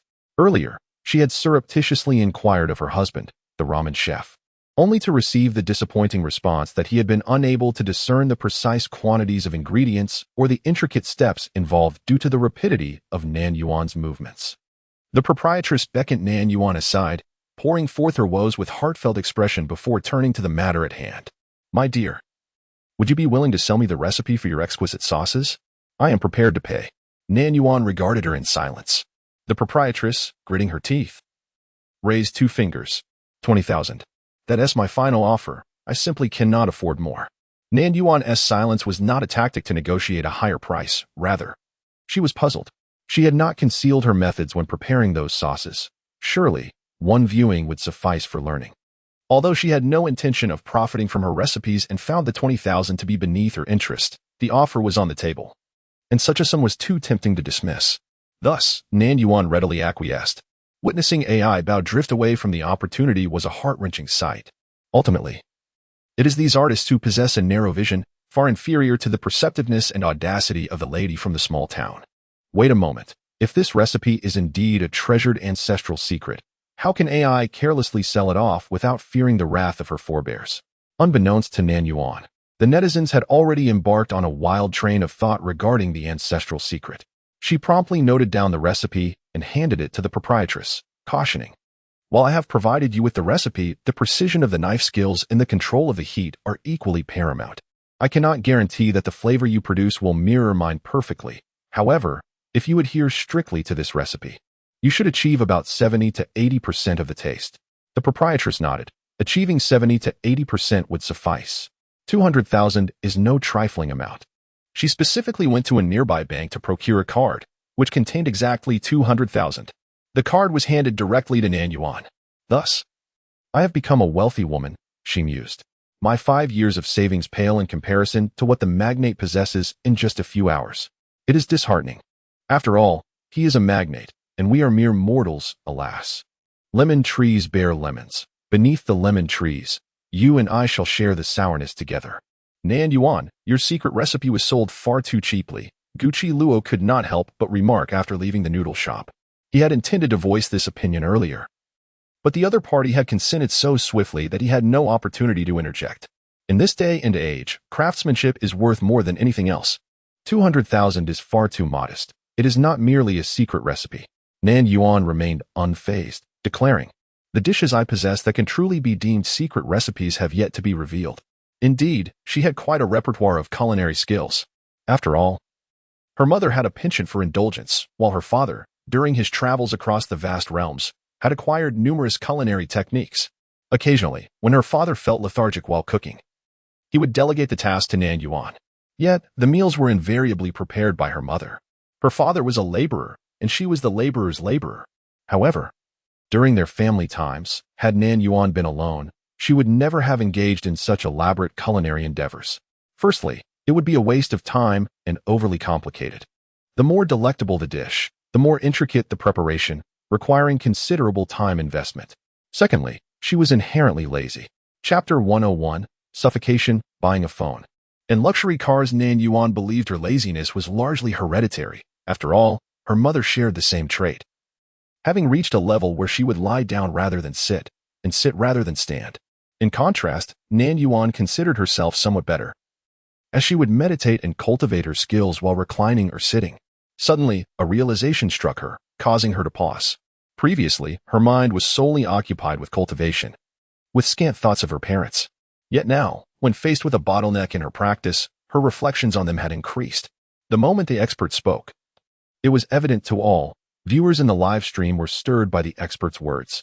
Wasn't the sauce, fragrant for miles, a closely guarded secret? It seemed plausible. If it were truly a proprietary recipe not meant for public disclosure, the expert would not demonstrate its preparation on live camera. Although her speed was such that others couldn't discern the specific steps, the camera did not linger on close-ups. The audience felt a moment of sympathy for the shop owner, as the expert hadn't even considered monetizing this. However, the proprietress is not at a disadvantage, even if this recipe is not exclusive. It is the only noodle shop within 100 miles. If she manages her business wisely, she will undoubtedly become the most formidable noodle shop owner in the town. Gucci Luo was evidently taken aback by the big shot's words. He paused, gently blinked, and sincerely asked, "I would like to sample your exclusive secret recipe. When will you prepare it?" The audience in the live stream expressed their desire to taste it as well. No one dared to accuse the big shot of putting on airs anymore. Only a chorus of ah, ah, ah could be heard. Ah, ah, ah. I also want to see the big shot's true culinary prowess. Ah, ah, ah. Isn't the big shot going to participate in the Chef King competition? Ah, ah, ah. Big shot, I want to have your children. Nan Yuan glanced at Gucci Luo. Apart from her father and mother. This was the first time someone had asked her to cook for them. Her expression was even more exaggerated than when she transformed into her true form. Nan Yuan understood that an artist's words and actions are magnified, so she refrained from mocking this fanciful young man, responding with silence instead. Gucci Luo, however, was oblivious to her disinterest and continued, "You can make a request. Anything I can manage, regardless of what it is, I can fulfill. Endorsements, advertisements, scripts, I have plenty of resources." Brother is so naive to make such a grand promise just to have a taste of the so-called exclusive delicacy. What if AI proposes to collaborate with brother? The esteemed brother currently enjoys a remarkable reputation, and it would be unwise to allow a few individuals to tarnish that image. Although Gucci Luo stands as a premier figure in the entertainment industry, he is also a rare gem among formidable actors. Initially, due to a lack of resources, Gucci Luo found himself cast in ordinary period dramas and fantasy series. Nevertheless, he managed to achieve meteoric fame. In a mere 2 years, his acting prowess reached a level worthy of contention for the coveted title of Best Actor. In the previous 2 years, he successfully earned nominations for the Best Actor in a drama series. However, the season competition proved too formidable, resulting in a near miss for the award. A notoriously acerbic film critic astutely noted that while Gucci Luo's acting is indeed superb, it lacks a personal touch, as his eyes seem devoid of certain emotions, perhaps a consequence of his youth and limited experiences. Given a little more time, he is poised to blossom into a brilliantly shining star of the future. Even the most critical of critics have offered such high praise, underscoring Gucci Luo's desirability in the entertainment realm. The fans, once hostile towards AI, have softened their stance, yet they remain wary of her potential antics, such as leveraging her friendship with Gucci Luo for publicity. Their vigilance is palpable, and to their astonishment, the brother himself seems to have approached her. The fans, taken aback, collectively shouted in protest. Everyone presumed AI would graciously accept Gu Qingluo's kind intentions, as he merely wished to savor the experience, not covet the exclusive recipe. From any angle, it appeared that AI stood to gain immensely. Only a fool would decline such an offer, right? Yet, the esteemed individual merely cast a fleeting glance at Gucci Luo and, with a disinterested tone, remarked, "I am quite busy and have no time." Ha ha ha. Those self-righteous water droplets, come out and face the truth. Do you think we cherish AI Bao? AI Bao is magnificent. AI Bao is truly impressive. Gu Qingluo glanced at Nan Yuan, who seemed hesitant to speak, ultimately deciding against it. The pain in her eyes was palpable to the onlookers. It was our mistake. Hurry and prepare something for him, anything he desires. With a bank card containing 200,000 and 2,200 cash. Nan Yuan posed a question to the director before leaving the town. This money is earned by us. Can we use it for anything we want? Theoretically, yes. But the director struggled to articulate a definitive answer. Nan Yuan offered him a subtle smile. I understand. Teacher Gu, and I will make good use of this money. Once they exited the noodle shop, the filming transitioned to a follow-along style. In this remote town, few carried cameras, yet the crowd of onlookers grew increasingly larger. The production team sensed the urgency and urged the guests to depart swiftly. If they lingered any longer, they would find it difficult to leave amidst the throngs of students returning from school and workers finishing their shifts. Not to mention, Gu Qingluo herself attracted a considerable amount of attention, and the fans AI had garnered over the past few days were formidable. They had to leave, and quickly. Nan Yuan hurried to a service center to purchase 2 mobile phones, inserting SIM cards into them. She tossed the red phone to Gu Qingluo and kept the black one for herself. Ha ha ha, they actually bought phones with money? It's the same red and black phone. Long live friendship between Luo and Yin. Dedicated fans remarked.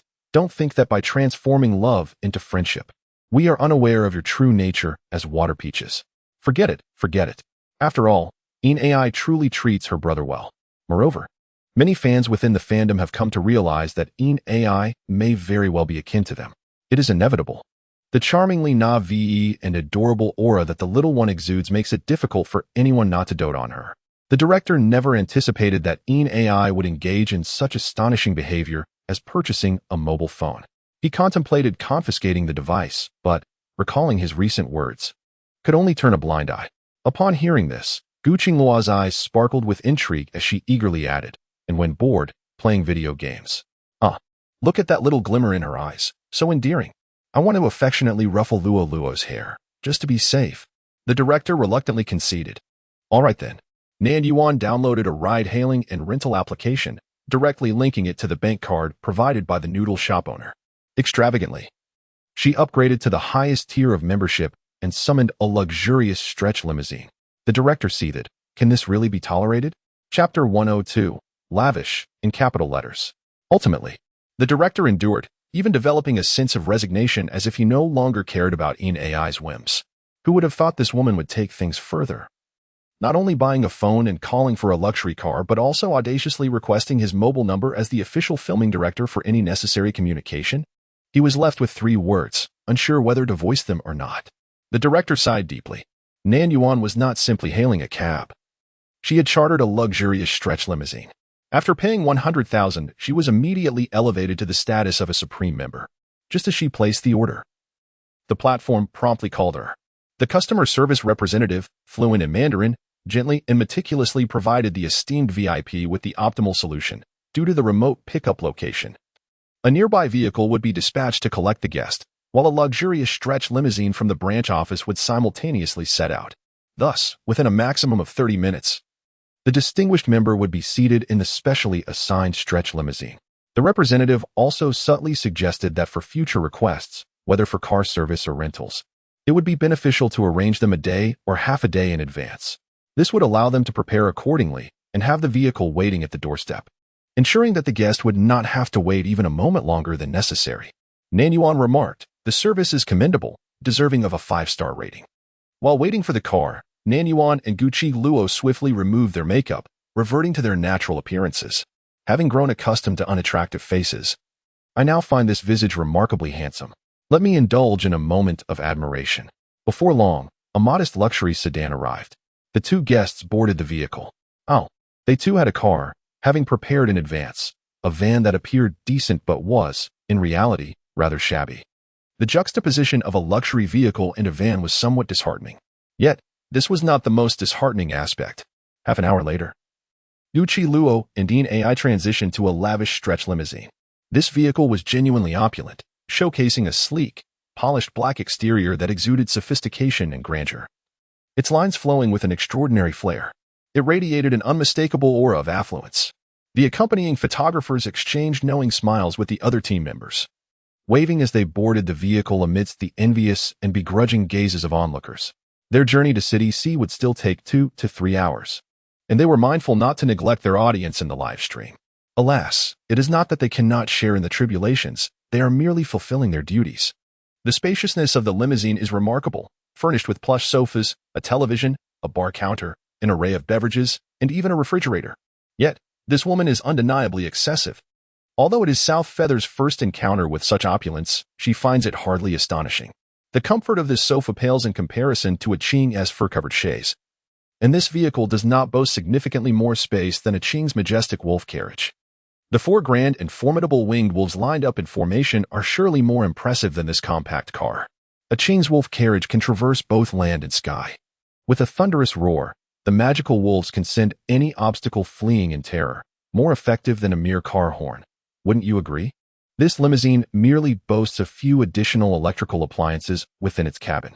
South Feather settled onto one end of the sofa and gestured toward the other side, suggesting to Gucci Luo, "You haven't rested well these past few days. Now is the perfect opportunity to catch up on sleep." Upon hearing this, Gucci Luo froze momentarily, a look of surprise crossing his face. Do I truly appear to be lacking in rest? His gaze flickered slightly, and he fell into silence. Is it really true? Has my brother not had proper rest these last few days? He seems to look well. Could it be he truly hasn't rested? Brother has tacitly acknowledged it. I am unworthy of being a fan, and I am utterly unaware. After exchanging several glances with South Feather, Gucci Luo silently reclined at the opposite end of the sofa. The L-shaped arrangement enabled him to see the woman seated at the far end. Gucci Luo appeared somewhat lost in thought. Little do they know, he harbors a rather vexing affliction. He is a creature of habit when it comes to sleeping arrangements, and this condition is quite severe. On the first night of filming Adventure Partners, he found himself nestled within the confines of a tent, drifting in and out of slumber for a mere 3 to 4 hours. The following day, he took refuge in a hillside villa. Although the bed was considerably more comfortable than the tent, it still took him a significant amount of time to succumb to sleep. Even if he retired early, his rest would amount to only 4 to 5 hours. Fortunately, he was not predisposed to dark circles under his eyes. As long as he maintained an appearance of vitality, no one would discern his fatigue. During filming, he often endured stretches of 2 to 3 months, followed by another couple of months of restless nights. Unless he remained in the same location, on the same bed for that duration, taking at least 2 weeks to reacquaint himself with a sense of belonging. The likelihood of such stability was slim, given that shooting a single production frequently required traveling to various locations. This was one of the reasons Gucci Luo had yet to venture into the film industry. The intense and rigorous demands of major productions would likely overwhelm his constitution. Even in selecting scripts, he consciously steered clear of projects that rushed their schedules. Over the years since Gucci Luo entered the entertainment industry, he had adeptly concealed his minor ailments, to the extent that even his agent remained oblivious. He had never anticipated that one day, a woman with whom he had interacted for merely 3 days would see through him. Gucci Luo opened his eyes to behold the woman at the far end of the sofa, her attention absorbed by her phone, her expression serene. She exuded an aura that seemed at odds with the surrounding hustle and bustle, a calming presence that had the uncanny ability to instill tranquility in those nearby. Gucci Luo had assumed he would be unable to sleep, given the unfamiliarity of his environment. Yet as he gazed at the woman, his eyelids gradually grew heavy. Ultimately, he yielded to his body's demands and shut his eyes. In that fleeting moment, when the innate defenses against an unfamiliar environment were entirely relinquished, an overwhelming sense of fatigue washed over him. The man soon succumbed to slumber. The air conditioning in the car provided initial comfort, but after a prolonged duration, a slight chill crept in. Nan Yuan adjusted the temperature down a few degrees, picked up a neatly folded blanket beside her, and approached Guqing Luo. Initially intending to simply drape the blanket over him, she hesitated upon seeing his youthful, innocent expression. Instead, she gently unfurled the blanket and carefully covered him. Her gaze lingered on the man's face for several seconds before shifting away. The pale brown glass window reflected the interior of the car with clarity. On the modern soft leather couch, the man lay quietly, his serene demeanor resembling that of a child. Strands of hair fell softly across his forehead and temples, accentuating his gentle features. In a fleeting moment, the scene inside the car transformed, morphing into the familiar confines of the Yuanqing Palace. The couch became a plush divan. The blanket transformed into a soft, furry spirit beast pelt, and the defenseless man before her morphed into Qing. During the day, that child would seldom sleep soundly, only succumbing to rest on the divan when utterly exhausted, always insisting on her presence beside him. He would say that without his sister nearby, he could not find sleep. This was not the Yuanqing Palace. The couch was not her divan adorned with spirit beast pelts. And the slumbering figure was not a Qing. This is merely a world devoid of a Qing, accompanied by a figure resembling her in slumber. Yet, a Qing finds herself unable to sleep without her sister by her side. What, then, is the reason for this person's unrest? Nan Yuan's gaze shifted, resting upon the visage of the woman reflected in the car window. An unfamiliar countenance, yet the only familiar aspect was the woman's eyes in the reflection, cold and indifferent, occasionally betraying a hint of languor. There seemed to be a subtle change. Within those eyes lay something else, a sense of nostalgia. She found herself missing a Qing somewhat. Nan Yuan diverted her gaze from the reflection in the window, turning her head languidly to lean against the armchair, closing her eyes. The vehicle glided smoothly, yet at one moment it jolted slightly, prompting Nan Yuan to open her eyes and notice that Guqing Luo remained in peaceful slumber, utterly unguarded. In a corner, two photographers were capturing the scene. Nan Yuan poured a glass of low-alcohol beverage for them from the bar, stating lightly, "There's nothing worth capturing at the moment. You may both take a break." The photographers gestured their thanks in response. AI Bao truly possesses both beauty and kindness. Indeed, they are sifting through refuse. The ladies ahead are quite toxic. After watching, I felt as though my own room reeked. The locations were either deep in the mountains or remote wilderness, and the second stop was no different, situated in an isolated and underdeveloped village. It was only from the third stop that the routes of the 5 groups of guests began to converge. The audience, lamenting yesterday for not witnessing the esteemed guests and Guqing Luo sifting through refuse, found amusement today as they beheld other guests engaging in the same activity. Much to their delight, aside from Pan Yin and the emerging music star, who lingered at the first location. The other 3 pairs of guests had already departed for their next destination, differing only in the pace of their progress. Ultimately, the Pan Yin team could no longer endure the delay and resorted to preemptively exchanging a substantial amount of points for a ladder. However, when the young pop star attempted to climb the ladder, Pan Yin merely pretended to assist, failing to support the ladder, which nearly caused him to fall. The young pop star's patience wore thin, and he discarded his previously amiable persona, feeling utterly disgusted with the woman. Following their mutual disdain, they quarreled incessantly, rendering their partnership a mere facade. Yet, despite gathering all the clues, they remained unable to uncover the hiding place of the task card. Pan Yin proposed to exchange points for the task card, a shameless notion that left the live audience astounded. Is there no sense in her mind? If task cards can be exchanged for points, what is the purpose of participating in this variety show? I'm increasingly disenchanted with Pan Yin. She is nothing more than a pretentious white lotus. Initially, I believed AI to be a deceptive character, concerned that she was leveraging her relationship with Guqing Luo for publicity, only to discover that Pan Yin is the true schemer. Aware of the conflict between AI and Guqing Luo, she intentionally sought to ingratiate herself with Guqing Luo at the outset of their partnership, deceiving Guqing Luo's fans into expressing gratitude towards her. As the truth unfolds, we have seen through this lady's schemes. She should refrain from approaching us in the future, lest she find us unyielding. The 3rd season of Adventure Partners has achieved remarkable success in its live broadcast mode, and everyone anticipated its explosive popularity following its premiere. In fact, the star-studded guest lineup alone guarantees victory. The humorous Mr. Lu brings his own comedic flair. Guqing Luo attracts a vast audience, with fans spanning every age group, while Xie Xiao, though not on par with Guqing Luo, is a prominent second-tier artist with considerable popularity. And then there is the seasoned veteran, who commands a loyal following among middle-aged and older fans. Each of the other participants possesses their own unique appeal. The prominent figures navigate the show with remarkable prowess, leaving the audience utterly captivated by their triumphs. Of course, AI has reaped substantial benefits from her participation in this variety show. Her popularity has surged, frequently trending online, surpassing even that of several younger stars. Naturally, some influences are positive, while others are negative. The once aloof Gu has transformed into Gu the Fool, resulting in a wave of fans shifting from girlfriend admirers to motherly supporters, further inflating her already daunting fan base. On the other hand, Pan Yinyan's various contrived antics have led to a loss of several 100,000 followers from her modest 4 million. Mr. Li's humorous expressions have gained traction online, while the young heartthrob Xie Zhao's commendable performance has attracted a significant number of new fans. Unbeknownst to all the guests, everything unfolding online continues to elude their awareness as they persist in their arduous adventure for survival. However, the notable figures and their partners remain unaffected. They maintain their leisurely demeanor, far more relaxed than the viewers watching the live stream from the comfort of their homes. The luxurious stretch limousine glides smoothly, enveloped in a serene silence. Nan Yuan occasionally gazes out at the passing scenery, then turns her attention to her companions. Guqi Luo sleeps soundly, undisturbed throughout the journey. Yuqi Luo remained in slumber, seemingly utterly exhausted. Why is that? After all, the esteemed figure had undertaken more tasks than he had. Previously, he had not rested adequately, resulting in a vicious cycle.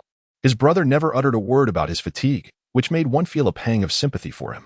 Suddenly, upon receiving a text, the director promptly made a call, but it was mercilessly cut off by Nan Yuan after just one ring. Chapter 104. Drowsy, yet wishing to sleep.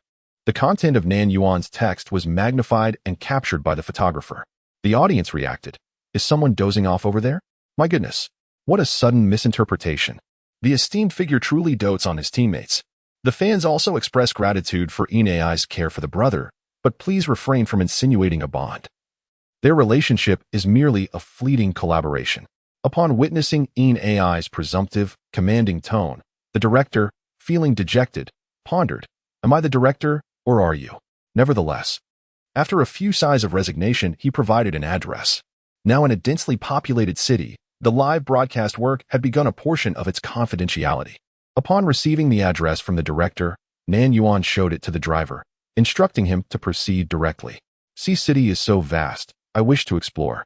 Perhaps my brother will have the fortune of encountering the esteemed figure. Oh, how I long for a serendipitous encounter. I am curious about how to obtain treasures in the city. The scope of the previous 2 locations was limited, making it relatively easy to find hidden treasures. Whereas in a sprawling city with a populous crowd, it was certainly not feasible for the guests to seek them out themselves. The production team will inform the guests in advance about the locations of the hidden treasures. After overcoming each small challenge, the guests will be awarded a treasure, which will contain clues leading them to the ultimate mission card. In previous seasons, the entire process of overcoming challenges took the fastest team 5 days. And it was indeed a grueling 5 days. However, on just the 3rd day, Gu Yin's team has reached the final station. If tomorrow goes smoothly, the duo will have completed all the challenges in 4 days, breaking the record set in the previous 2 seasons. Yet, longtime fans believe the journey may not be so effortless, as the treasures concealed within the city are not easily attainable. A luxurious stretch limousine arrived at a wildlife park in District C of the city.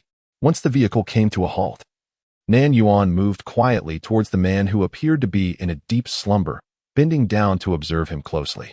Guqi Luo remained unresponsive, causing a wave of panic among the viewers in the live stream. Could something have happened? Please don't scare me. However, their concerns were unwarranted, as the man finally stirred after Nan Yuan called out to him for the 3rd time. His naturally tousled yet remarkably beautiful eyelashes fluttered slightly as he drowsily opened his eyes. A pair of enchanting, sultry eyes glistened with a hint of moisture, captivating all who beheld them. The cameraman, feeling shy, refrained from capturing a close-up shot, opting instead for a respectful distance. Teacher Gu, are you still sleepy? Nan Yuan inquired softly.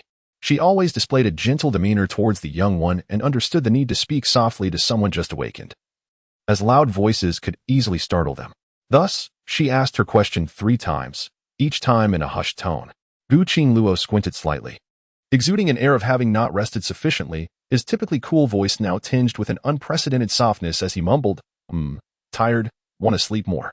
With a vague sound of agreement, Guqi Luo soon drifted back into slumber. Nan Yuan left one photographer to follow him while taking another along with her. The audience reacted with astonishment. So, just because his partner is being coy and expresses a desire to continue sleeping, the esteemed one is bravely venturing forth alone? What an extraordinary duo. Teaming up with such an esteemed figure is simply exhilarating. Although, does that mean the elder brother will have little screen time? Luo probably doesn't mind a scant amount of exposure. I would rather he enjoy a bit more rest, regardless of how things were previously. This variety show genuinely takes care of Luo.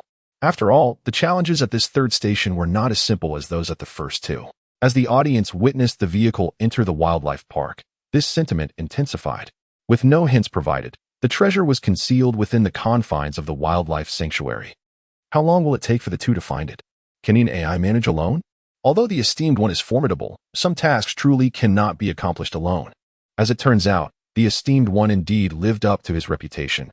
Just when one might doubt his abilities, he promptly demonstrated his prowess. The long-missed sight of the esteemed one's frantic dash re-emerged, with the photographer panting heavily behind him, only managing to catch a glimpse of the esteemed figure after a couple of minutes of frantic pursuit, still struggling to catch his breath as he continued the chase. Nan Yuan specifically sought out creatures that most would find fierce and terrifying, her keen eyes scanning the surroundings in search of what she desired. After a fervent dash for over 10 minutes, traversing through various enclosures of formidable beasts such as tigers and lions, she suddenly ventured into the python exhibit. Within a small patch of tropical rainforest resided 3 pythons, each as thick as a human calf. One python languidly coiled upon a tree. Another concealed itself in a shadowy corner, contorting its body into a shape reminiscent of a dung heap, while the third slithered slowly through the underbrush. Upon witnessing the scene, viewers in the live stream collectively gasped in awe, for the moving python was now clearly visible to them. Its robust, 5-meter-long body, the mottled pattern of gray-brown adorned with black borders. If Jin Nong were present, it would indeed be a frightful sight. Eventually, after a while of meandering, the python coiled up and remained still.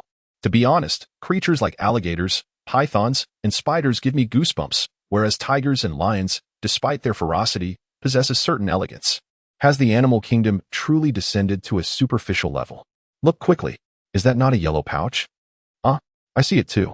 Nestled within the body of that dung-like python. The production team lamented their misfortune, as their crew had merely tossed the pouch into a corner of the python enclosure, unaware that it would be ensnared by one of the large serpents. Chapter 105. Haunted House, Roller Coaster. The audience had all spotted the yellow pouch, and Nan Yuan, possessing an even sharper gaze than theirs, had naturally noticed it as well. Earlier, the production team had consulted with the python keeper at the wildlife park. Should a guest discover a pouch and wish to retrieve it, the keeper would accompany them inside. However, prior to this, the keeper would educate the guests on pertinent precautions. The pythons had recently feasted and were not inclined to eat again. Thus, as long as one refrained from provoking them, they would not initiate an attack. The keeper elaborated extensively, and the atmosphere in the live broadcast grew increasingly tense. Nan Yuan listened impassively, waiting until the keeper had finished speaking before entering the python enclosure. Without sparing a glance at the other pythons, she made her way directly to the one coiled in the corner. This particular python had already noticed Nan Yuan, and its previously languid demeanor seemed to shift. The serpent's head rose abruptly from its bulky body, its round, gray-black eyes fixated on the approaching woman. Oh my! I am so frightened. The keeper must protect our AI bow. Do you remember the snake in the woods? That snake slithered away after just a glance from the boss. Perhaps the boss is not afraid of snakes. How can that small snake compare to these pythons? Even men are frightened, let alone her, a mere delicate woman. Are you serious about calling her a delicate woman? Nan Yuan's bold strides took even the keeper by surprise. Was she truly unafraid? Without hesitation, Nan Yuan reached out and tapped the python's head. After a brief pause, the serpent moved. It unfurled its bulky body, revealing the small pouch that had been inadvertently ensnared within its coils. Nan Yuan simply stepped over the python's thick body, picked up the pouch, and departed. The python suddenly swayed its body and followed suit. Oh no, the python isn't going to bite AI about to death, is it? It won't kill with a bite. Pythons are large, non-venomous snakes. A bite won't prove fatal, but if one is ensnared and unable to escape, they may ultimately succumb to suffocation as the serpent coils around them. Even if it won't kill, being wrapped up would prompt the administrator to intervene promptly.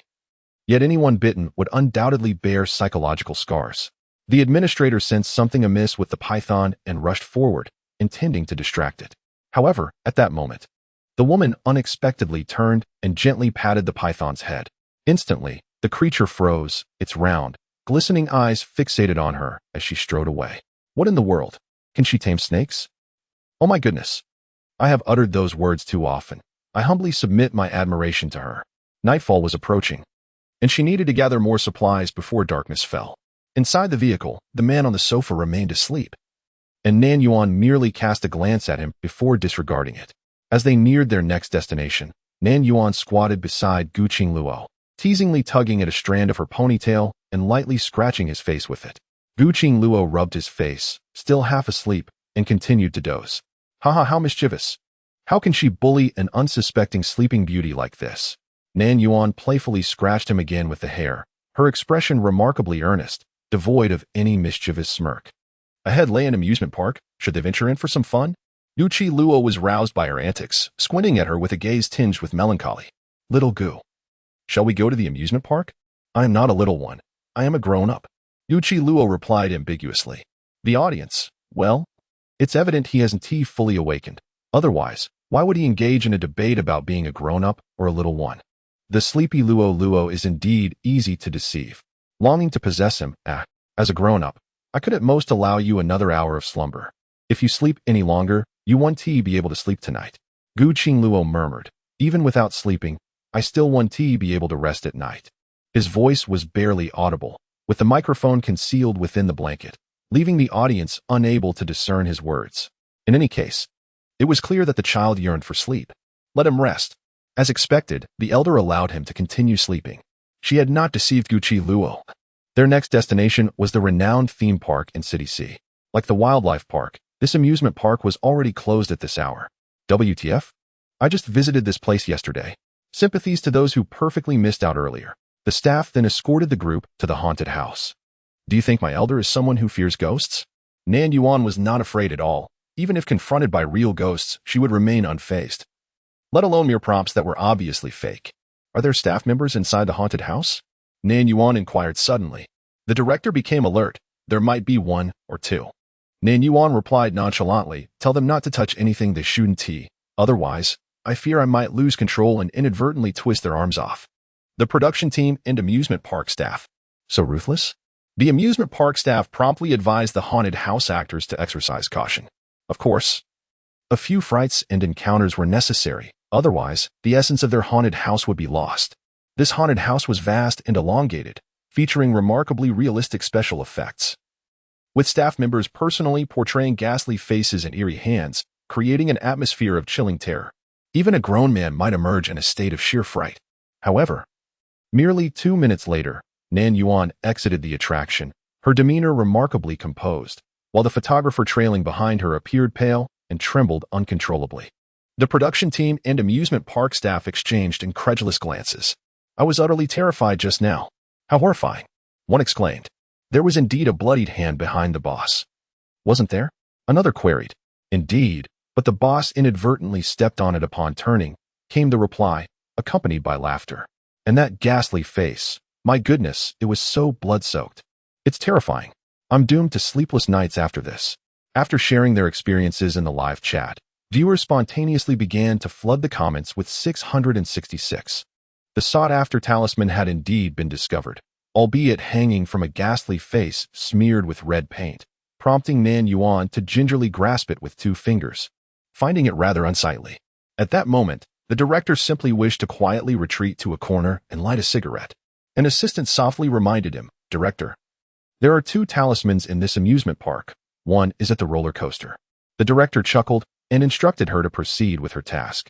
Thus, the boss who had just exited the haunted house made her way to the roller coaster.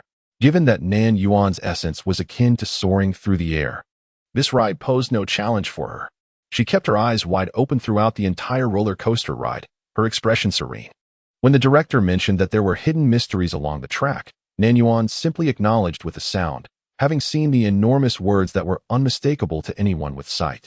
The director pondered, who on earth rides such a steep roller coaster with their eyes wide open the whole time? Who can possibly read those fleeting words at such high speed? You must be anything but a normal person, especially not a typical woman. Chapter 106, the second time. heart racing, although the director still needed to adhere to protocol. Please recount all the words you saw during the roller coaster ride and construct a sentence from them. The director exclaimed. If all you saw were the characters for person and smell, and you could still formulate that line of poetry, I would gladly offer my head for you to kick like a ball. This was the only clue not concealed within the envelope, the director explained wearily. Despite his lack of involvement, the audience could discern the word's lifelessness from his exhausted tone. Pity the director for 3 seconds. No, let us make it 3 minutes, ha ha ha. Compared to the directors of other groups. The director of the Guian group must be on the verge of a heart attack at all times, ha ha ha. The prominent figure swiftly secured 3 envelopes before the sky darkened entirely. Nan Yuan contemplated for a moment and nodded. All right. So today's recording is concluding so swiftly? I beseech you, please don't. I wish to see the prominent figure a few more times. Even if the 2 guests decided not to continue with their tasks, the viewer count in room 5 would remain commendable. As Nan Yuan stepped into the vehicle, she instinctively softened her movements, mindful of the slumbering companion aboard. However, when the photographer followed suit, the lens inadvertently collided with the car door, creating a considerable ruckus. Nan Yuan instinctively glanced towards the sofa. The man, deeply immersed in his dreams, was roused by the commotion and slowly opened his eyes. His gaze fell upon her, and the initial haze of confusion gradually cleared. Rising from the sofa, a couple of tufts of hair stood awkwardly atop his head, likely a result of just awakening. His reaction still somewhat sluggish. Did I wake you? Nan Yuan inquired. It was nearly time, and she had intended to rouse him. Gucci Luo shook his head. I merely happened to wake up. After saying this, he yawned, his attention drawn to the red silk pouch in her hand. You managed to acquire the pouch while I was sleeping? It is truly hard to disclose to Luo that the esteemed individual secured not 1, but 2 pouches, along with a slick clue devoid of any covering.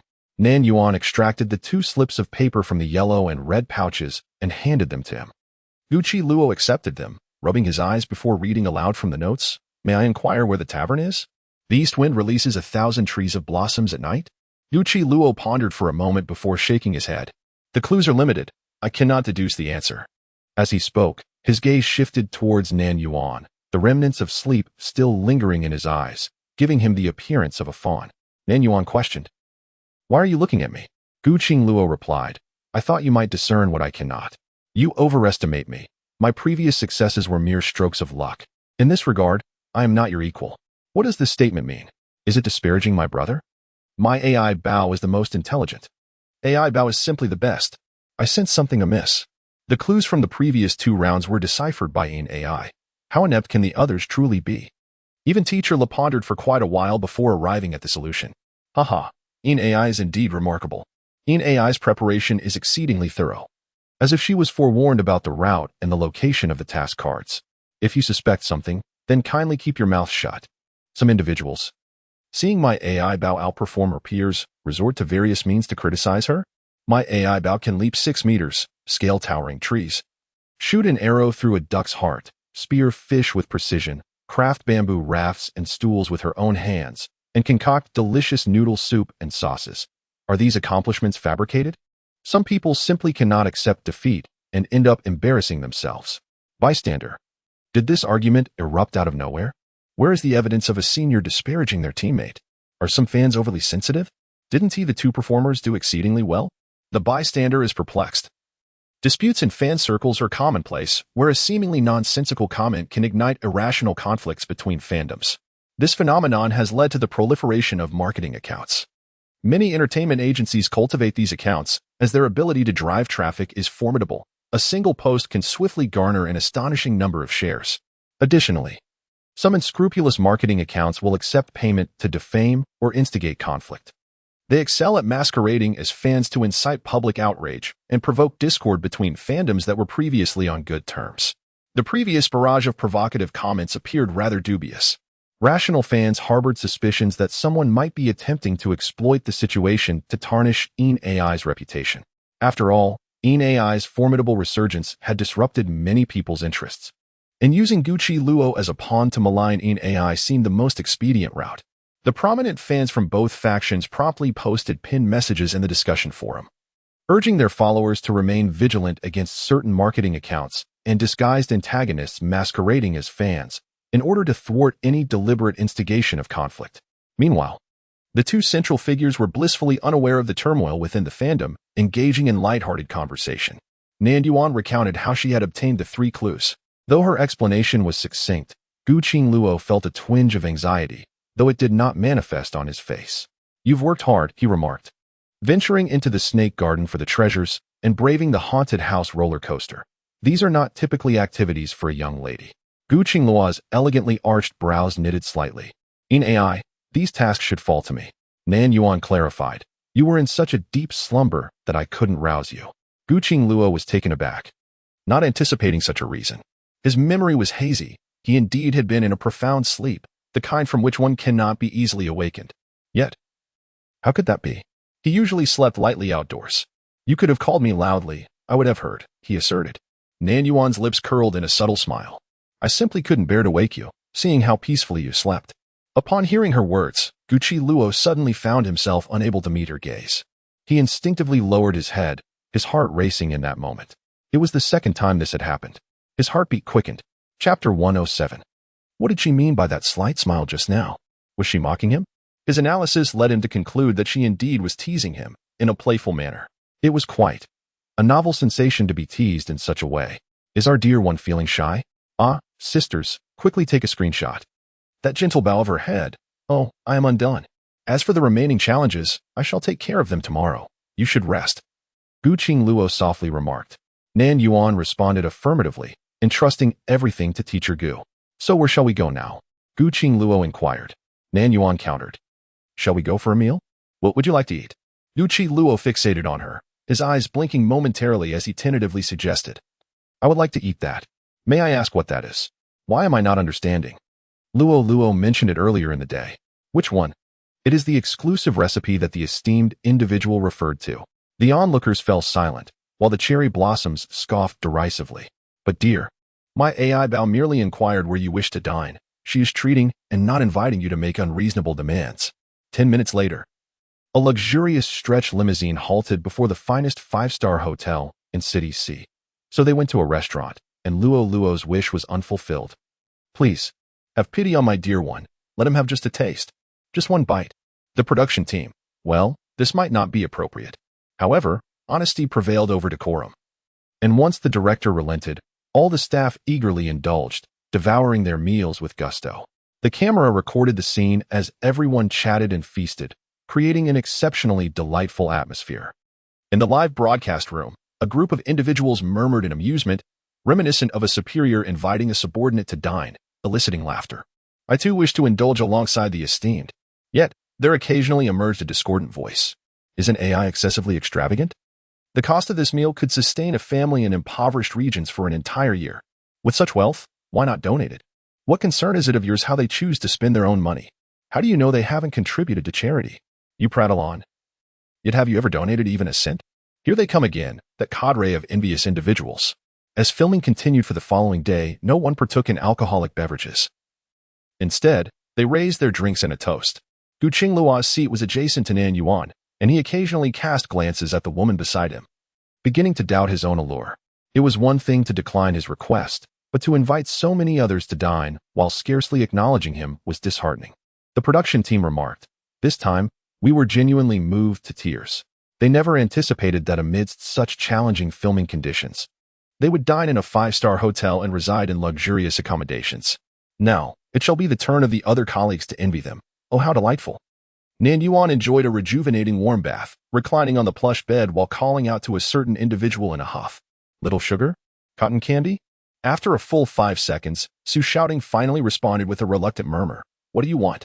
Why must I respond to you when you didn't answer me before?"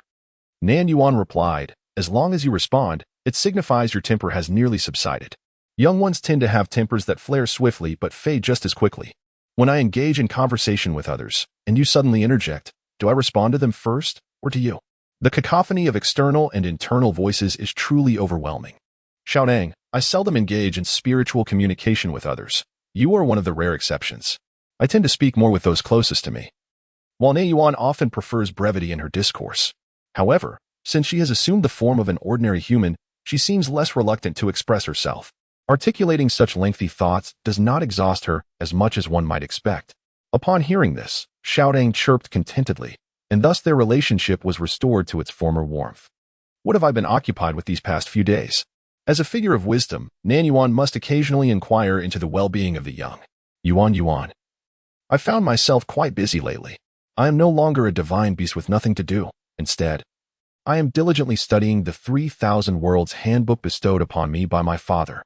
Showdown excitedly rambled on, her spirit ablaze with determination to thoroughly comprehend the handbook. Nan Yuan mused. Having a hobby is indeed commendable. Yet, this handbook originates from Showdown's unreliable father, undoubtedly infused with his subjective biases. For instance, he would certainly extol the Tao of heaven with extravagant praise, while glossing over minor characters, primarily focusing on the main narrative and related subplots concerning the fated ones. She harbored concerns about Showdown being influenced by her father's perspectives. After soothing Showdown, Nan Yuan found the most comfortable position to lie down, preparing to embrace sleep. However, recalling the convenience of mobile phones, Nan Yuan decided to send a text message to arrange a meeting time with Gu Qingluo for the next morning, sparing him the need to wake her deliberately. Gu Qingluo, still awake, promptly called her. What could be the reason for this phone call? Nan Yuan raised an eyebrow slightly, listening to the voice on the phone, which carried a hint of laziness and coolness. She felt a flicker of something unusual in her eyes. So, is this how he appears when relaxed? Unfortunately, he was not present to witness her expression or conduct any analysis. Would a 7:30 a.m. gathering be too early? For the past few days, he had been waking her at least by 8 o'clock. If they were to meet at 7:30, she would need to rise by 7 o'clock. While he had no issue with this, could someone like her, who cherished her slumber, manage?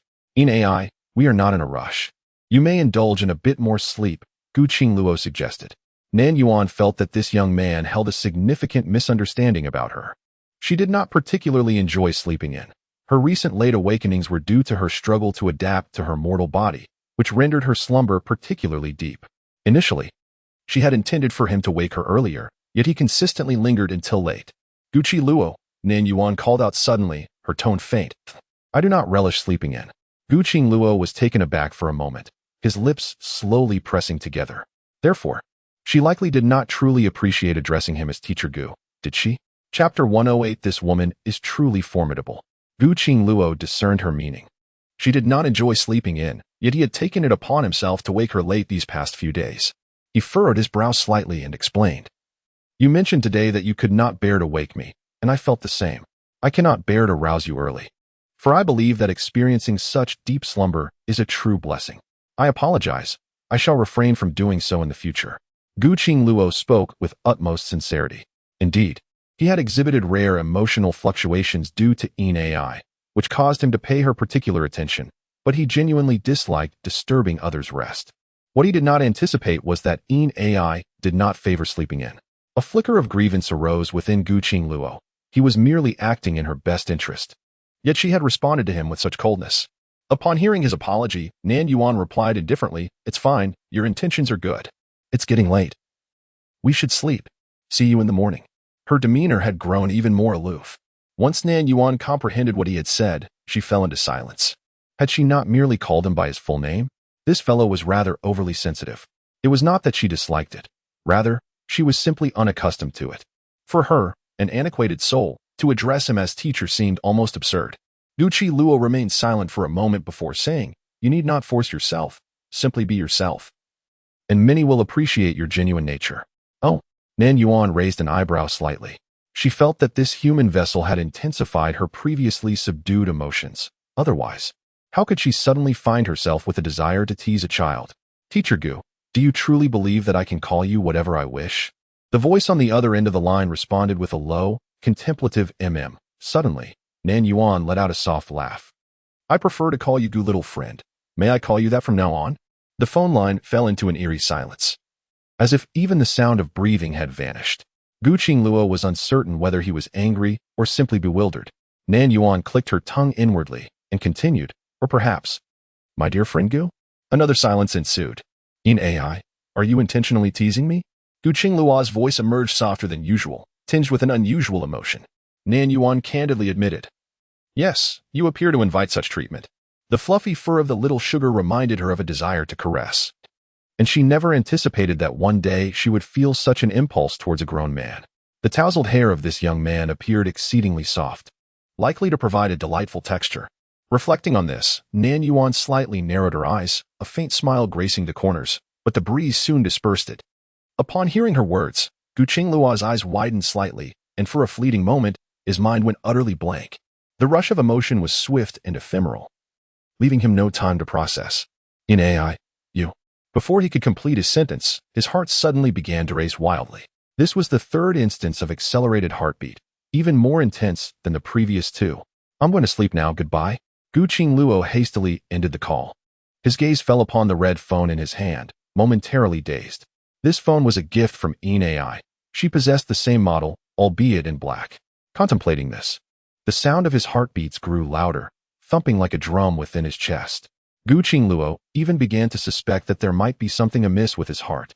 Although he had recently undergone a medical examination, the possibility of experiencing pathological tachycardia due to inadequate rest and the heart working overtime was not entirely out of the question. Yet he considered that such a possibility was exceedingly slim. Instead, another likelihood loomed larger in his mind, not a pathological acceleration of the heartbeat, but rather a physiological response triggered by an abrupt surge of emotion. Still, he could not fathom what could possibly provoke such excitement within him. Was it not merely the fact that the woman admitted to teasing him deliberately, claiming he appeared as though he wished to be bullied? Gu Qingluo reclined on the bed, somewhat disheartened as he gazed at the ceiling of the hotel room. He began to enumerate the subtle fluctuations of emotion he had mentally catalogued over the past few days.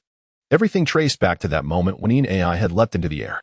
He had encountered AI before, and at that time, his attitude towards her was akin to the indifference he showed to those starlets who sought to curry his favor. After 5 years of navigating the tumultuous waters of the entertainment industry, he had seen it all. The incident in which AI had attempted to entice him was not the most outrageous he had faced, in comparison to other women who deliberately collided into him, posed for numerous suggestive photographs, or unilaterally stirred up scandals. AI's antics hardly registered. Thus, he did not deceive AI.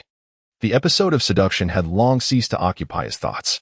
There were far too many women of her ilk, and if he endeavored to remember each one, such inconsequential individuals and events would consume a significant portion of his mental faculties. He deemed it unworthy of his attention, lacking a complete spectrum of human emotions. How could he possibly be intrigued by a woman's physique? How could a mere passerby, someone he had little regard for, transform into a catalyst for emotional upheaval after just a year apart? The day he witnessed her leap from such great heights and nimbly ascend a towering tree, he felt, for the first time, a distinct surge of astonishment. Later, he would be utterly astonished by her exceptional archery skills. He would develop a sense of concern due to her distrust in his ability to roast duck. He felt a twinge of nervousness upon hearing that AI had encountered a snake. Was that anxiety? He would find joy in the fact that AI picked wild fruits for him and changed his instant noodles. As he enumerated these instances, Gu Qingluo inadvertently listed a dozen or so. The fluctuations of happiness within him grew increasingly intense, and he even sensed the corners of his mouth lifting into a smile. His heartbeat quickened, occurring 3 times in such a brief span. He mused, this woman named AI is truly formidable, evoking such a myriad of emotions in him.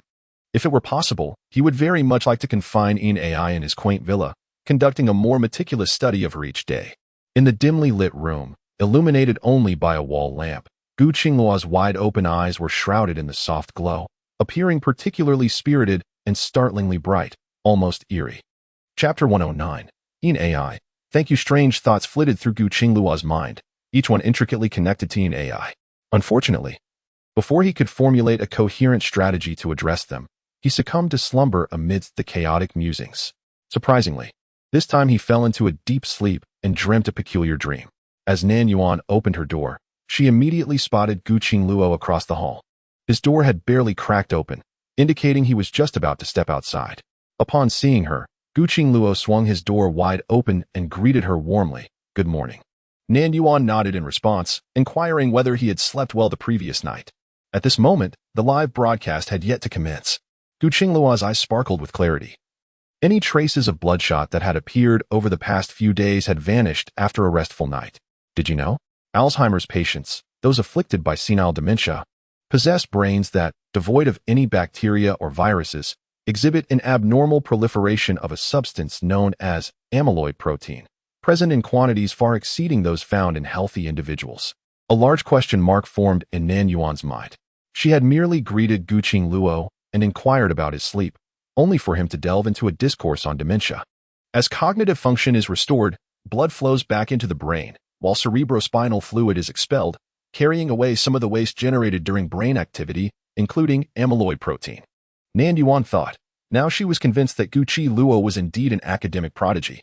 He had rambled on at length merely to share the good news that he would not succumb to Alzheimer's in his later years. Why not simply state that insufficient deep sleep could lead to dementia? Why the need for such an array of technical jargon? Oh, congratulations, she remarked with a tone of indifference. Guqing Luo looked at her, the moderate curve of his lips lifting slightly as he said, "It's all because of you." "Thank you." Nan Yuan was perplexed. What connection did she have to this? Yet, she felt it prudent not to inquire further, for she sensed that he might launch into another lengthy, irrelevant explanation. The hotel featured a buffet restaurant, and the two ambled to enjoy breakfast before embarking on the day's recording. The director kindly provided the location for the next clue, reinforcing the adage that one is at a disadvantage when reliant on others. A luxurious stretch limousine awaited outside the hotel, stocked with fresh beverages. Just as Nan Yuan settled onto the sofa, Guqing Luo instinctively took a seat beside her. Nan Yuan cast a glance his way, yet Guqing Luo seemed oblivious. After a silent 5 minutes, he retrieved his phone and opened a newly downloaded game. "Hey, do you want to play?" he inquired. Nan Yuan shook her head. Her current state of being rendered her averse to gaming, and as an old-fashioned individual, she was even less inclined to partake. Guqing Luo acknowledged her response with an "oh" and continued to play on his own. Clad in a black tracksuit, Nan Yuan embodied an air of authority, while Guqing Luo, full of energy, incessantly tapped away at his phone. Leaning languidly on the sofa with her eyes closed, Nan Yuan attempted to relax. But the relentless clicking of the keyboard proved quite distracting. She opened her eyes, turned her head, and addressed the young man. "Gulaosher?" Guqing Luo, still focused on his game, mumbled an acknowledgement. Nan Yuan thought to herself, "Never mind, I shall endure." It was rare for him to find something that piqued his interest, and she did not wish to stifle his youthful enthusiasm. However, upon closer inspection, she noticed that the game Guqing Luo was playing was not the typical shooting or fighting genre she recalled, but rather a screen filled with numbers. "What game are you playing, Gulaosher?" she inquired, taking the initiative. Guqing Luo unconsciously shifted, edging a little closer to her, and offered his phone for her to see. "It is a game of Sudoku, a small pastime I designed during my monotonous university days. The initial 20 levels mirror a conventional Sudoku experience, yet beyond that, the challenge diverges significantly." Guqing Luo paused, casting a subtle smile towards her, before exiting the current level and entering the 30th. Typically, a Sudoku grid consists of a 9-square layout, each divided into 9 smaller squares, culminating in 81 individual cells. Utilizing the known numbers and problem-solving conditions, one employs logic and reasoning to fill the remaining empty spaces with the digits 1 through 9, ensuring that each number appears only once in every row, column, and square, commonly referred to as a magic square. However, what Guqing Luo presented was a more intricate design, 5 overlapping grids forming a floral pattern, thus amplifying the complexity. As she continued to explore further, the initial floral designs evolved into an array of increasingly elaborate shapes.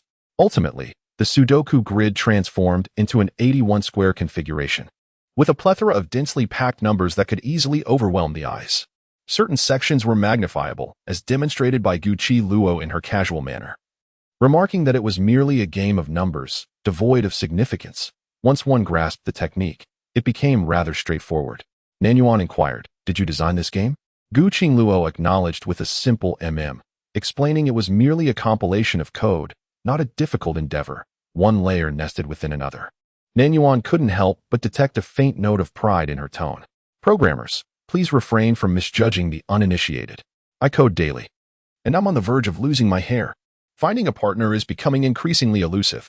I nearly forgot that my brother is a distinguished graduate from the prestigious Imperial University. Those who mock my dear one for not measuring up to an AI can silence themselves. My dear one, when he chooses to speak, astounds all. Both of my cherished ones possess their own merits, and there is no need for comparison. Two remarkable individuals indeed." Chapter 110. Worshipping the True Scholar. Due to Guqing Luo's exceptional talent in acting and his refusal to embody the typical scholar persona, his fans have ardently praised his performances. As a result, even passers-by are on the verge of forgetting a pivotal fact. This individual is not only blessed with innate advantages that provoke envy in men and frenzy in women, but he is also a genuine academic prodigy. Those unfamiliar with the nuances may perceive his foreign university as prestigious, leading them to believe that this artist stands above the rest. However, those with a modicum of understanding are aware that it is, in fact, merely a third-rate institution that one can enter with sufficient funds, devoid of any real value. But Gu Qingluo is different. He is a bona fide student of Imperial University, the foremost institution in the country. It is said that he graduated with exemplary grades and his design project garnered an international award. Several professors from his college lamented his departure from academia for the entertainment industry. Onlookers, what a revelation! Waterdrop. Indeed, he is truly exceptional. Come join us in supporting him. The first 20 levels are quite suitable for newcomers. In AI, are you not tempted to play? If you require assistance, I would be delighted to teach you. Gu Qingluo once again extended an invitation to Nan Yuan. This time, he deliberately emphasized that engaging in this activity could invigorate one's spirits. Nan Yuan felt that she had yet to uncover any talent in this regard and declined, stating, I had a splendid night's sleep last night. I do not require any stimulation. Ha ha ha, the big shot surely struggles with mathematics, fearing the exposure of his intelligence. The intellect of the big shot has already been validated. Is there really a need to prove it with this? It's absurd to compare the big shot's weaknesses with other strengths. Is that even entertaining? Let's not forget, AI excels in mathematics. Just look at her calculating alongside the proprietress at the ramen shop, which is infinitely superior to some in the circle who stumble over basic arithmetic. Have you all forgotten that AI graduated from the prestigious Beijing Film Academy? The academy is widely acknowledged as a renowned institution within the industry. One can only say that Gu Qingluo is truly extraordinary. Upon hearing Nan Yuan's words, Gu Qingluo pondered for a moment before retracting his statement. Actually, I do not play for stimulation. It is merely because you are not chatting with me that I resort to gaming. Nan Yuan blurted out, Little one. Are you feeling aggrieved? The term little one instantly reminded Gu Qingluo of her playful teasing from the previous night. In an instant, he felt a warmth spreading across his cheeks, slightly flushed. He quickly turned away from the camera, surreptitiously opened the small mirror on his phone to check his face, and only relaxed once he confirmed he was not blushing. However, by turning his back to the camera, he inadvertently revealed the flushed skin behind his ears. Brother, your ears are so red, as if dripping with fresh blood. It's just a playful remark from a child. Why are you feeling shy, little one? Why, oh why? Congratulations to Gu Dai for descending from an adult to a child. Ha ha ha. Indeed, AI is a staunch fan of Gu Qingluo. Had his crimson ears not been exposed to the camera, the audience might have still believed that statement. Teacher Gu, flustered and furious. How delightful it is to witness such charming vulnerability. Nan Yuan nodded calmly and responded, Understood, Teacher Gu. Gu Qingluo, noticing the tone of his voice was somewhat harsh, pursed his lips and suggested, Why not call me Brother Luo? I am a few years your senior. He felt that addressing him as brother was more fitting, as being referred to as teacher merely indicated experience, not necessarily age. Nan Yuan cast him a glance and tactfully reminded, Teacher Gu, the vehicle has stopped. We should disembark. Gu Qingluo, Master, the dawn has arrived. It is time for you to awaken.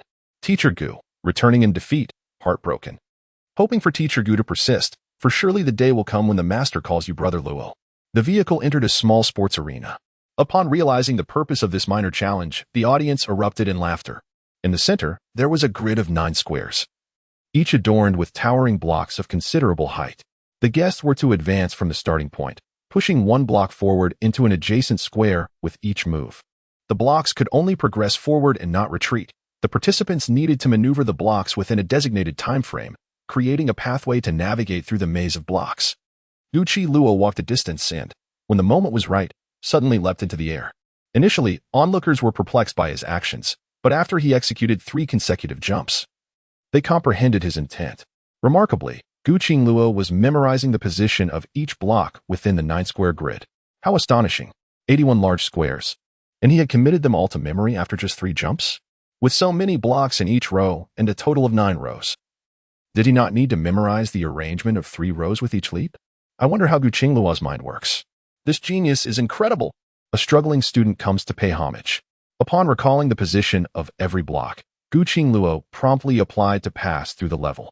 The staff commenced timing, and without hesitation, he pushed aside the obstructing blocks, advancing effortlessly. In under 2 minutes, he emerged victorious. Had the blocks not possessed some weight, he might have exited in mere seconds. The production team. Why? Why did these two choose to team up? I'm exasperated. Not only do they possess looks and physique, but they are also exceptionally intelligent and seemingly have an advantage. They are not here merely to face challenges. They are here to showcase their skills, displaying archery prowess, culinary talents, and intellectual acumen. The filming director sighed once more, relieved that he had discreetly consulted the chief director the previous night. The chief director's stance was clear. Let these two do as they please, the more impressive their performance, the better.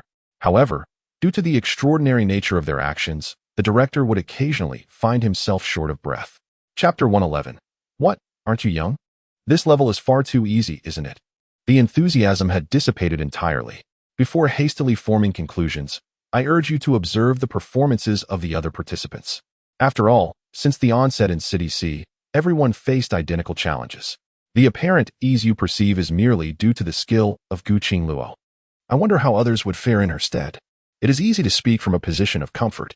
Gu Qingluo successfully obtained a green pouch, based on previous experiences. The clues within green pouches are often pivotal. However, Gu Qingluo did not hasten to unveil the contents. Instead, she cast a glance at Nan Yuan. Receiving the unspoken cue, Nan Yuan enthusiastically remarked, "Teacher Gu is truly remarkable. She effortlessly secures a crucial clue." Gu Qingluo acknowledged her words with a sound and inquired, "Shall you join me in playing the game next time?" Nan Yuan hesitated, realizing that with just a single rod, this fellow had climbed upward. What difference does it make whether I disassemble or you do? The two had undoubtedly forged a profound camaraderie throughout this adventurous journey, while the audience remained oblivious. Nan Yuan comprehended the situation. Children, when receiving something valuable, often prefer to share it with their elders.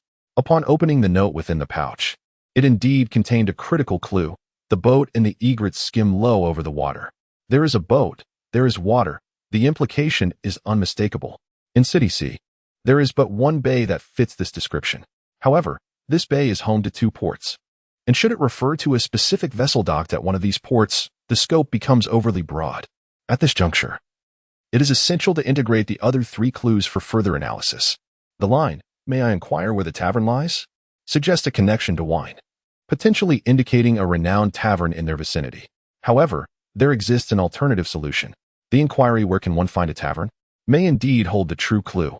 Particularly in the subsequent line of the poem, the shepherd boy points afar to Xinghua village. Thus, it is conceivable that the elements of apricot blossoms or the shepherd boy are pertinent. When the east wind releases 1,000 blossoms at night, conjures an image of fireworks blooming in the sky, akin to the east wind scattering myriad flowers from the trees as petals flutter down like the falling fireworks. This verse encapsulates two fundamental elements, fireworks and blossoming trees. Nevertheless, these components might serve to mislead. The true essence lies in the direction of the east within the phrase east wind. Perhaps it refers to the cardinal direction, or the eastern port among two harbors.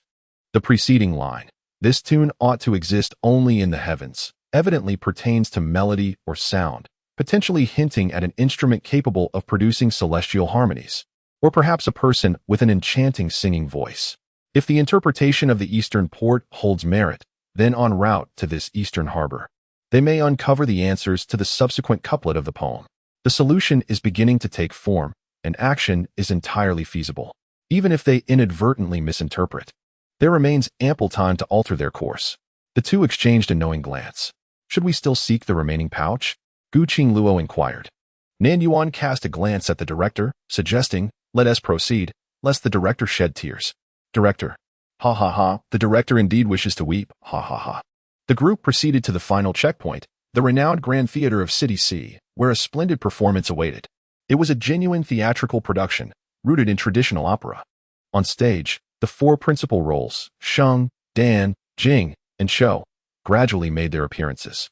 The performers donned intricate costumes, their faces adorned with exquisite makeup representative of the opera's artistry. Despite the presence of only a few minor characters, they traverse the world with the spirit of an army of millions. In the blink of an eye, years pass, and a single incense stick may symbolize an eternity. Could it be that these roles harbor some hidden significance, with clues embedded within their lyrics? Although the meaning of the songs eludes understanding, traditional opera should indeed be promoted across various platforms to engage a younger audience.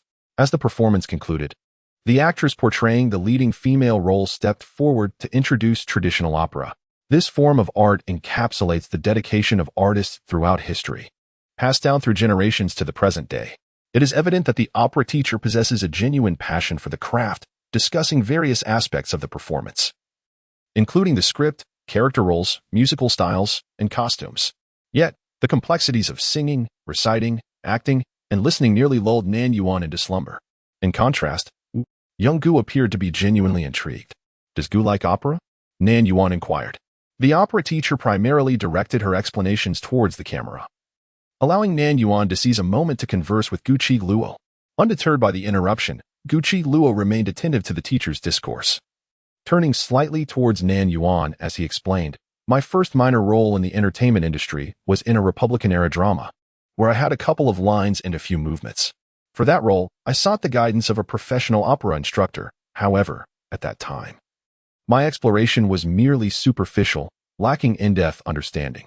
Regrettably, the captivating techniques of these traditional arts fail to resonate with the younger generation, who seem to prefer the accessibility of straightforward dramas."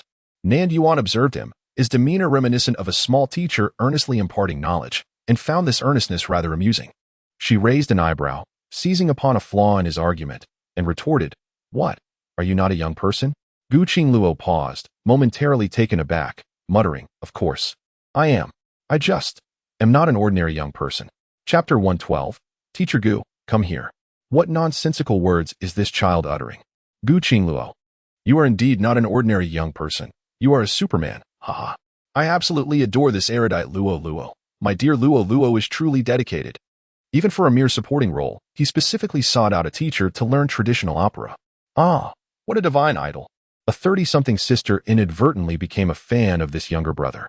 At this moment, the teacher on stage had finally completed her lengthy discourse on traditional opera and turned her beaming gaze toward the guests.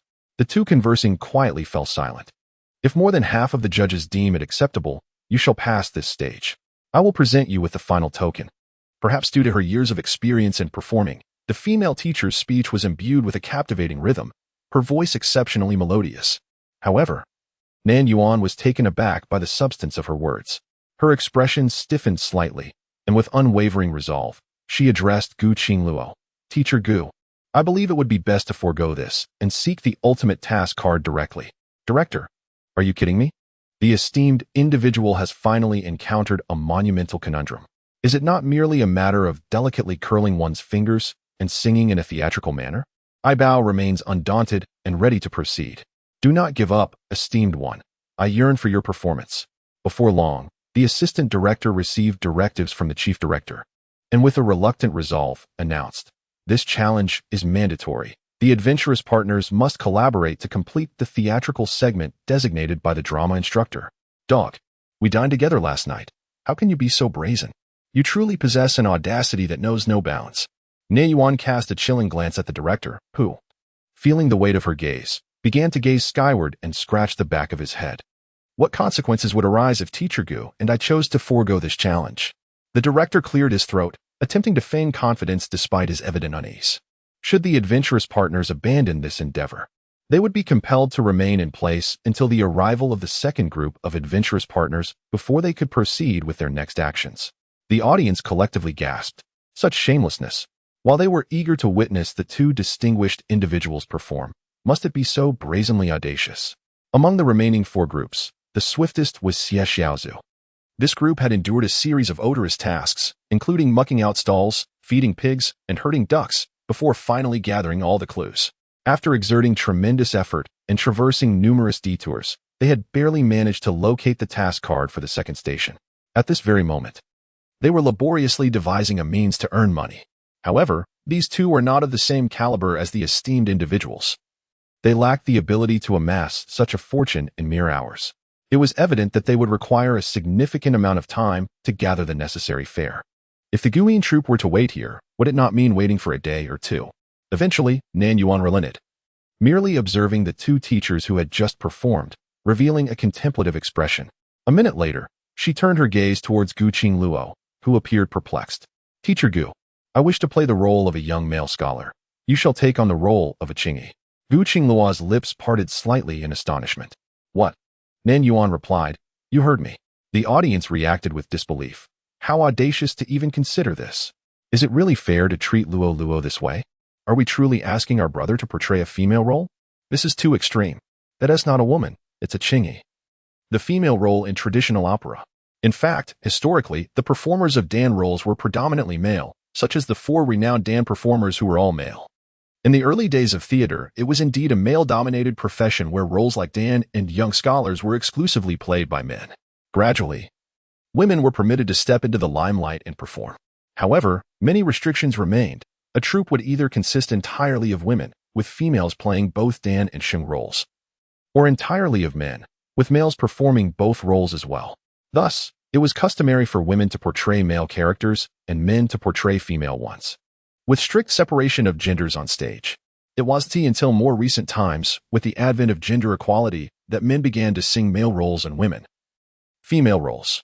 Therefore, if one were to look back a few generations, the portrayal of Dan roles, which are female roles, was solely in the hands of men, rendering women irrelevant in that context. There is truly no need for such aversion towards Guqi Luo taking on a Dan role. Nonetheless, considering the nature of portraying a woman, such as the delicate gestures and mannerisms, it is understandable that some uninitiated individuals might find it difficult to accept. Indeed, Guqi Luo was not in agreement. In truth, he is not incapable of portraying the Dan role. He simply refuses to exchange identities with AI, given that there are both male and female roles. He should take on the Sheng character, while AI assumes the Dan role. Such a pairing is undoubtedly the most fitting. Why must he don the guise of a female character before AI? Her intentions are deliberate.